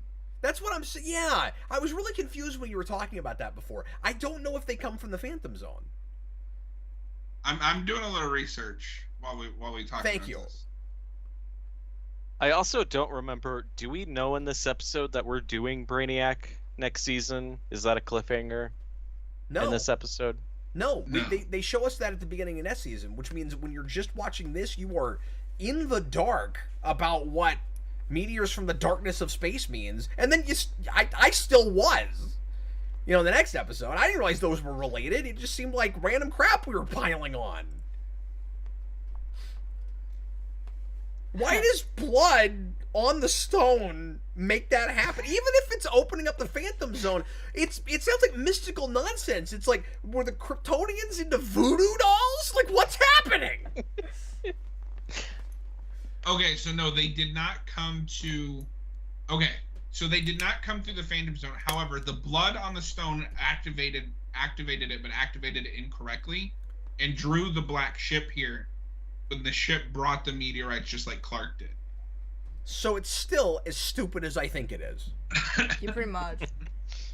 It did it incorrectly. It went, whatever the darkness of... Oh my god, this is... It's like, whatever it is... It's a cloud. No, whatever it is, it brings the meteors, and then it's like that big black thing looks like a meteor. Wait, so whenever a ship goes to Earth, a meteor shower comes with it? No, I don't think that's what it is. I think it's so the blood on the stone makes meteors go to Earth, but that also brings a ship because it looks like a meteor. Cap, I thought you liked this episode. So I think what it is the ship probably just escaped Krypton and then was like caught in the meteor field debris, but it didn't have like a place to go until the stone activated it as like a homing beacon. Oh, thank you. Dagispear says, to be fair, Clark's blood does open the Phantom Zone portal in season 6, and Kara's blood opens it in season 8, but it's their specific Kryptonian blood that does that, and it's Phantom Zone. This doesn't open Phantom Zone, and it's not Kryptonian blood that did it. Is it? What blood is it? It wasn't Kryptonian. It was No, Teague's, it's Teague. It was Teague's blood. Why does that do anything? So I think the idea is that Kryptonian blood would open the Phantom Zone or would unite the stones. But if you corrupt it with human blood, it becomes a beacon for any nearby Kryptonians to find. Because that's bad. That filthy human blood. We can't have that. We better shower. Well, I mean, every single Kryptonian except Clark thinks that they're like inferior creatures, apparently.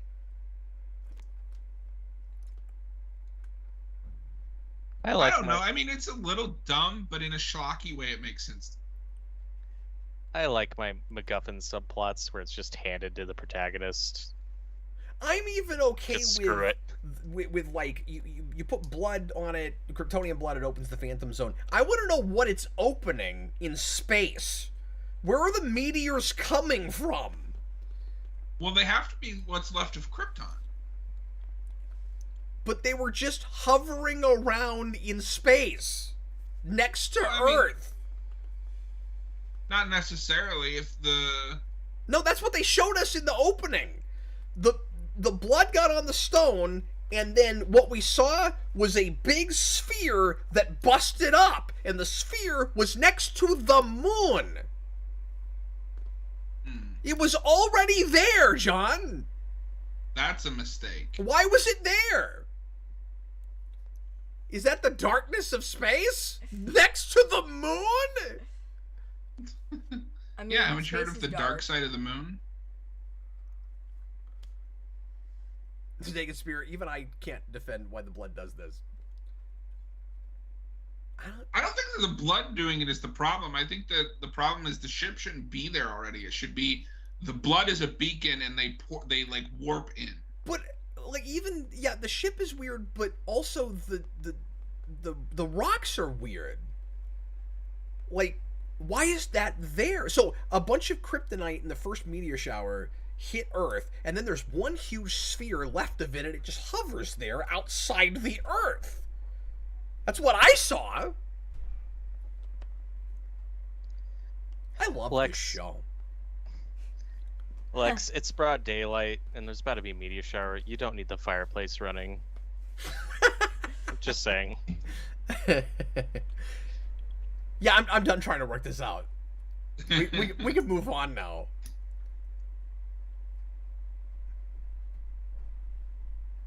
This is a really well acted scene. Everything we're about to do with the madness with Lana and Lex and Lionel. And I really like I think we finally kind of do a pivot in season 5 and do some pretty decent stuff with Lana. Where she's trying to find the ship and everything, especially because I just like her performance. Yeah. It seems like Kurik feels like I'm finally getting enough to work with. I can at least be in danger, and I'm not a damsel. Like, I think she's digging that. You know what I mean? Like, I gotta be a strong character. I gotta look out for myself. I gotta limp on a busted leg, but I'm not being kidnapped or stalked. You know, makes you feel more like Tomb Raider than just kidnapped girl. It's good. These are the standards by which I have to review this. Oh my god, he's back.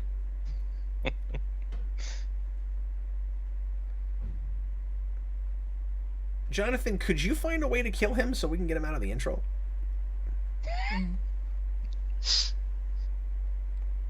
Yeah, Jason knew that he was still in the opening credits, so he forced himself to come back. Jason, get out of the opening credits. Just get out of it. Get out of there, Jason. Get out. Get out of there! Get over here. Okay, well, that's parents in danger. Is that one? Yep. Oh. We're not sure why we still count this, but there it is.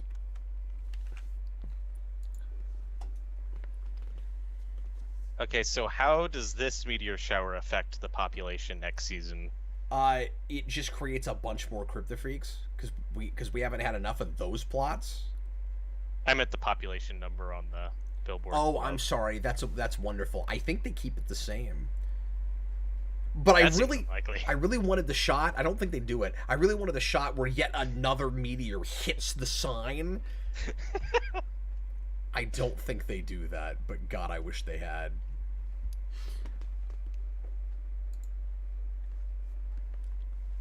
Senior Stick's new Krypton material cap. What?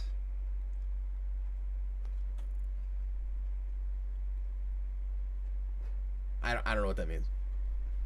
It's TH1 who speaks in riddles. You need a different power, Senior.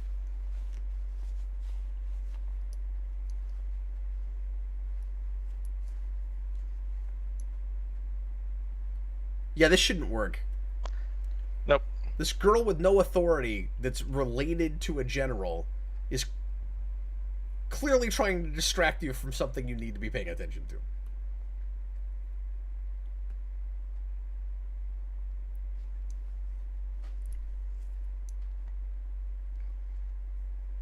I forget. Do we reuse any footage from the pilot? I honestly don't think so. I mean, they're showing. I feel like we reused a couple shots. Yeah, they're showing a lot of. Oh, you think so? That's how I remember it. But could be wrong. Digging Spirit's possible it may have been leftover meteor shower debris, but I don't know. It's just weird that it's one big sphere. It looks almost man-made. I like that tie. Yeah. Yeah. That's an attractive tie, Lionel. He's about to get in a big fight and get blood all over himself, but that's a nice tie.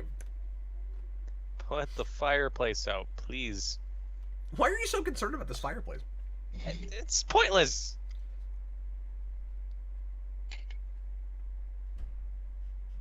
They don't know there's a meteor shower coming. Well, maybe they do. Yeah, they do. Yeah, wasn't he like warning Clark, like, "Hey, I can get you on a jet out of here"? You know, we're kind of doing the same thing we did at the end of 1, too, where there's sort of a natural disaster. It doesn't sound all that natural, but you know, like with the tornadoes. Oh no, something's coming. Our house is gonna get hit. Let's sit around and talk a while. Oh, is this episode longer? Yes. Yeah, if you're wondering why barely anything's happened in over 30 minutes, it's because this is a longer episode.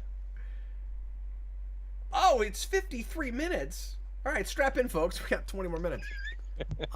Great, because we're supposed to have dinner, and I thought we were doing a 45-minute show. But this is your favorite episode, so we had to do it. When did I say that? You said it was. You said you really liked this episode. When did I say that?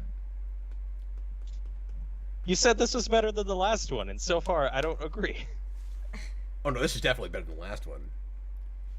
Is it though? Is it? Thank you, John. Subjectively, I'm enjoying it more. I'm enjoying complaining about it more than the things I enjoyed about the last episode.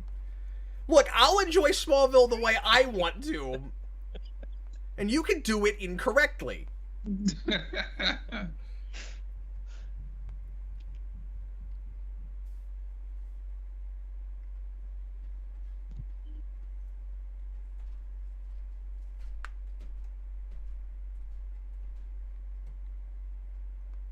Oh no, is he blind again?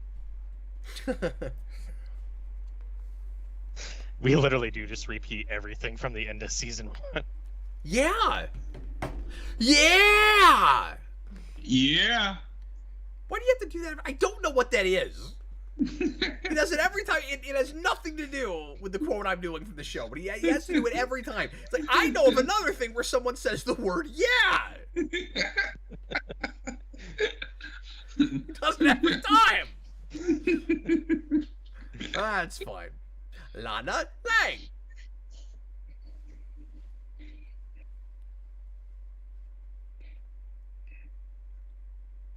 Wow, it's like smoking. That's John's favorite sound. Now it's time for one of John's favorite sounds. Oh man, did you see the reflection on his eyes? Oh yeah. It's awesome.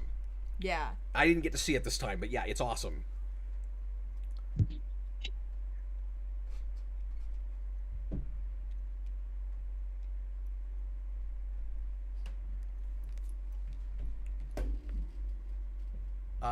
No.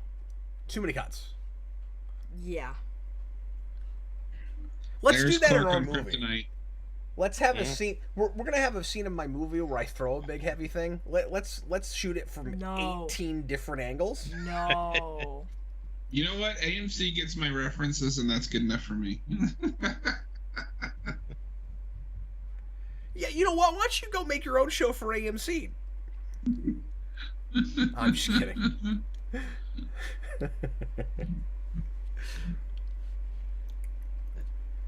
Oh, see, because he has a mother. Martha, you can take this guy. Yeah, kick his ass, Martha. Get him! Why did you get to be in the intro?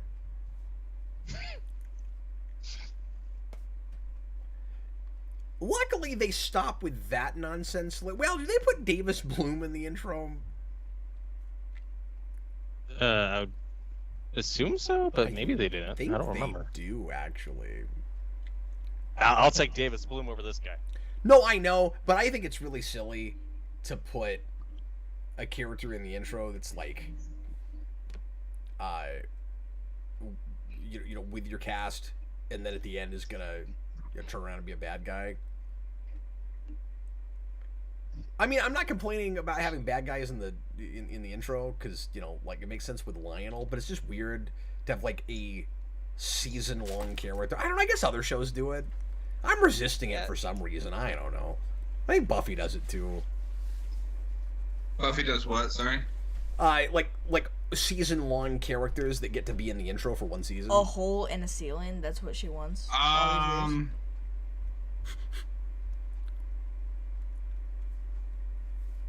No, but Buffy does do the opening credit in the opening credits for one episode, and it's Tara. Yeah, but what about Riley? Is he not in the opening credits? Maybe. See, I thought he was. That's a one-season character. No, it's not, because he's in 5. He doesn't leave until like halfway through 5. I couldn't remember. I haven't seen 5 in so long. But that would be like a season and a half character. Yeah.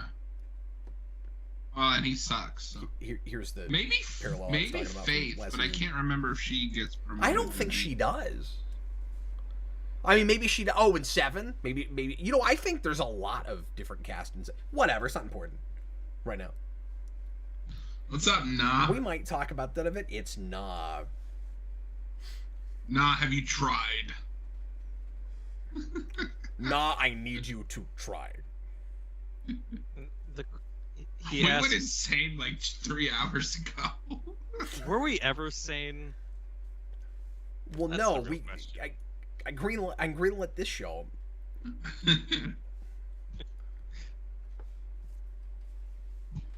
Discussing topics. So Lex is just kind of losing it here. Yeah. Yeah. Oh, it's not even fun anymore. Like.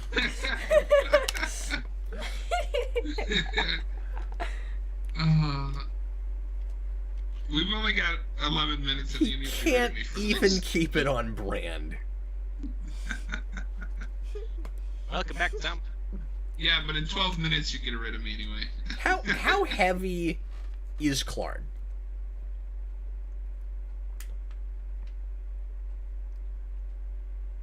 I guess this is a version of Superman where the indestructible thing doesn't make you like difficult to move. And I mean, if you were, then you'd like break scales at the doctor's office, and that'd be a problem. So, yeah, he's not RoboCop. Yeah, but there are, I think, versions of Superman where he's like super dense and you can't move him if he doesn't want to move. I also really like how nuts he finally gets with Chloe, and this continues in the beginning of next season. You want to get nuts? Yeah, he does. Is he gonna grab a fire poker and smash something? And see, this is why Onyx has to be the season. Yeah. Because you want Lex to be informed by that performance. Yeah. Yeah. Because of just how close he's getting to that here. And he will reel it in, at least in the way he deals with people, when he wants to pretend to be more benevolent than he is. But this is the place where he's really cracking.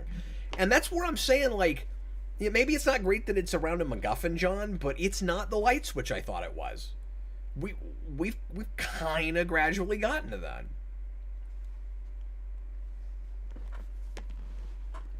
So is Onyx is that the best episode this season? It is. Do you guys think? Yeah, hands down. It might be the best episode of the show. Which is nuts, because there's not anything that gets close to it this season. Certainly not this. No, but this isn't terrible. No, I'll still go green on this, as obnoxious as... Compared to other stuff in this, I'd rather watch this. Maybe not this scene. Yeah, you're saying that during this scene. Gee, I wonder what's gonna happen.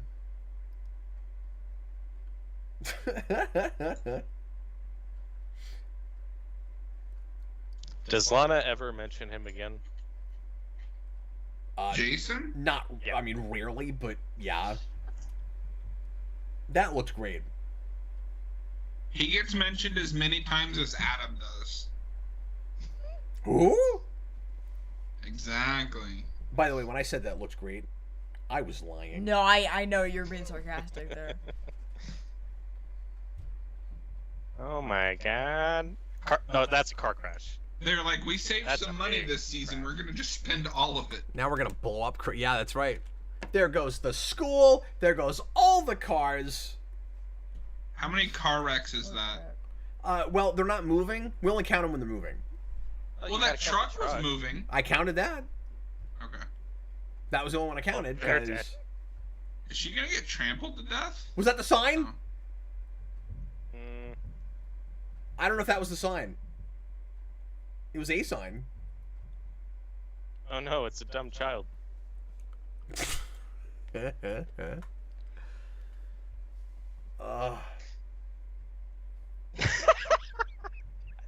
Dang it. Get out of the way, kid! This kid is dumb. Oh, and this is gonna be in the intro. That's in like, the intro. From forever. No. But like, how? Why wasn't that kid born with any self-preservation instinct? Because he's a Kryptofreak. Wait, already? I don't know how it works.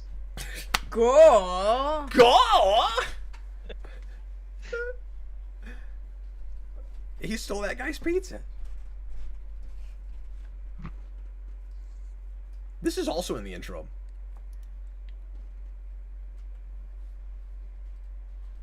Oh my god.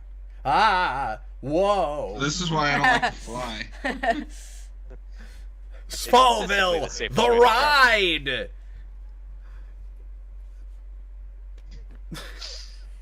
What would a Smallville? This is Right, what it's like- Smallville at Universal Studios would look like. You're just dodging meteors? It opens up. I'm gonna say that's what's going on with Jarrell's warning. He's actually just making a theme park ride. Attendees, attention! A blood has gotten on a Kryptonian stone and opened up recesses in the dark depths of space. Now meteors are coming to kill you. Everyone get in a helicopter and hope for the best. Whoa! You're like picturing like the Spider-Man ride at Yeah. Universal, right? Just that, but with meteors and helicopters. Well, I was actually kind of picturing the old. I never got to go to it, but the old Star Trek: The Experience ride in Vegas. Oh. Come on, Chloe. Yeah. Was it? Never mind. So Lana's dead, right? You do not survive that helicopter crash. She is dead. The Kents are dead. Jason Teague is dead. Everybody's Everybody's dead. dead.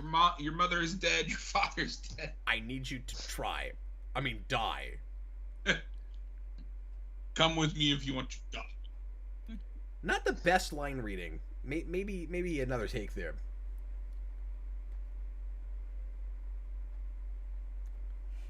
Speaking of stupid pieces of rock, here's a CG one. Do you know? It's not a Do rock you know where cap, this is it's a leading? mineral. Do you know where we're going? Mm-mm. Do you know what the big cliffhanger is at the end of the season? Mm-mm. Besides, everybody's dead except for me. You know why? Because I have my tray You table tried. up and my seat back in the full upright position. It's coming. That was a Weird Al reference. It's coming.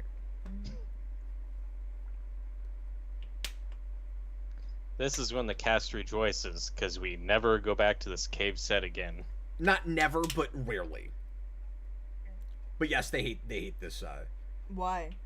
because it's hard to shoot in, and it's too confined, and it's dusty, and Yeah, Look it's at like that. hard for them to breathe. That actually does look cool. that's cool.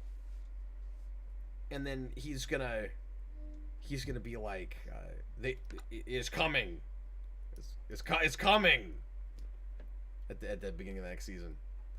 What are we doing, Jason? Oh, I forgot he teleported.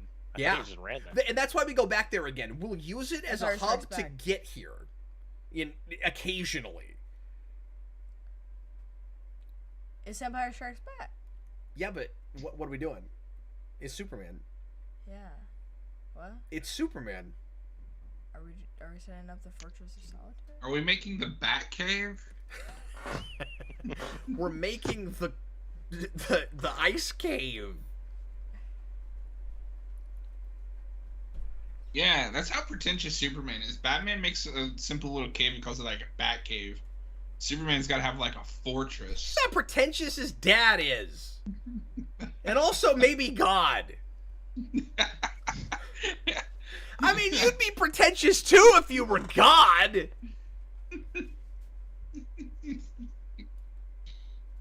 Clark's pretentious. I want to say God. I want to say Clark in this case is Jesus, but we met him earlier in the season.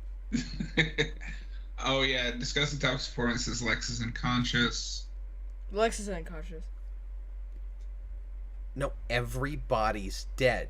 Okay, it's a tragedy. Lex got knocked out. She's not dead. Oh, I forgot that they actually show. Well, it's nice they don't tease you about that too hard. He's dead. Oh God! Oh. Previously He's on dead, Lost. On Lost.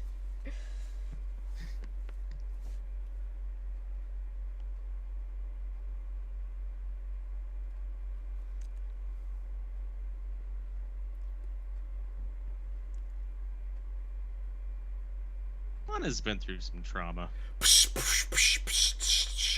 Yeah, she'll be fine though. You know? I love all the like random fire at the bottom. She's like, at least I don't have to get. Yeah, at least I don't have to get kidnapped or stalked right now. I'll take this. Okay, why is her instinct to crawl over here? Why was her instinct to get back in the truck with the tornadoes when she's next to a ditch? Well, because we have to share this. Yeah, that's why. Oh, look, it's a big piece of the it's a big version of the rock It's a ship. that No, it's a ship. oh. Well, it looks like the rock that See, it's a ship. There's hatch, it's That opening. blood looks really good. No, yeah, it does. it does. Lana, I need you to climb up this hill. I need you to try. I need you to spy. And I think we get into some John Williams again here. But I might be mistaken on that. I forget. I feel like that's something they would do. Well, I mean, we have been the last couple seasons, but No, that sounds very John Williams to me. it isn't. But it's like John Williams adjacent. Yeah. No, it's not. It's their own thing. And whoosh. The quilted quicker picker upper. It flew right through that camera. And then at the beginning of next season, you're gonna see the fortress get built. It's like We did it! yeah, that was terrible and great. It was the best of times. It was the worst of It times. was. That's right. That's what this is. This is worth being compared to that. Okay,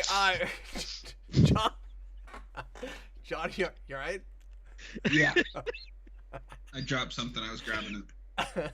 Hey, John. How do you flip on this, sir? I am gonna go green. Me too. It's stupid. I love it. Yeah. It's exciting. It's fun. It doesn't make any Still think sense. about it. Yeah. Hey, yeah. Stop it. You can't start with it. It really messes it up. Yeah. Hey, Yeah. Robert, how do you rate this episode? I'll go a light green because I don't want to be the contrarian. You can be the contrarian. We just want to invite you back. We'll just kick you out. Right. We'll replace you with nah. Dad, so That's fair. half Nah. so half of this season is good. That's how I would. No. Yeah, half the season is good. I don't think we were too far different. Let me count this. It's 11. 5. I had 11, and John's got 2, 5, 6, 7, 8, 9. Yeah, so you have more greens than me by 2. Okay. Well, how do you think Austin would rate this episode? It would be a sea of red. It would be gone. I don't have to. Yeah. I don't have to keep to just this episode. I can tell you how he would rate the 22 episodes. Nothing but red. All of them. Anyway, everybody, thanks so much for joining us. I hope you had a good time, whether you were here with us for an hour or a bunch of hours. Thanks for watching after the fact. If you're doing that, we will be back at least one more time this year with another one. I can't promise any more than that. I'm hoping to do at least 2, but I want to, my goal is to get to at least the halfway point. Originally, I was hoping to get as close to all 10 this year as we could.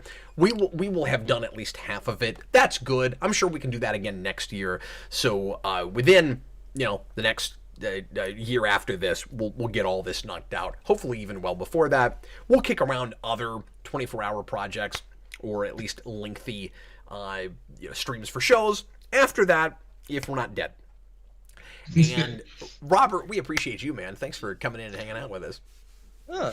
Thank you for letting me here, and rest in peace, the Wall of Weird. Oh, I thought you were going to say that to us. Rest in peace, Captain Cap is John. so excited the Wall of Weird's gone. I am. We're going to sleep in coffins, John. Oh, I've always wanted to do that. That sounds like a thing with you. Anyway, vampires are cool. Discussing topics says this is 11 hours. I think it lets you go to 12 now. I said 10. I was doing that to be careful. Hopefully this is not a mistake. We're gonna end right now. Thanks for being here, folks. Yeah. And we'll see you next time. Yeah. Bye, everybody. Look, I need everyone to try.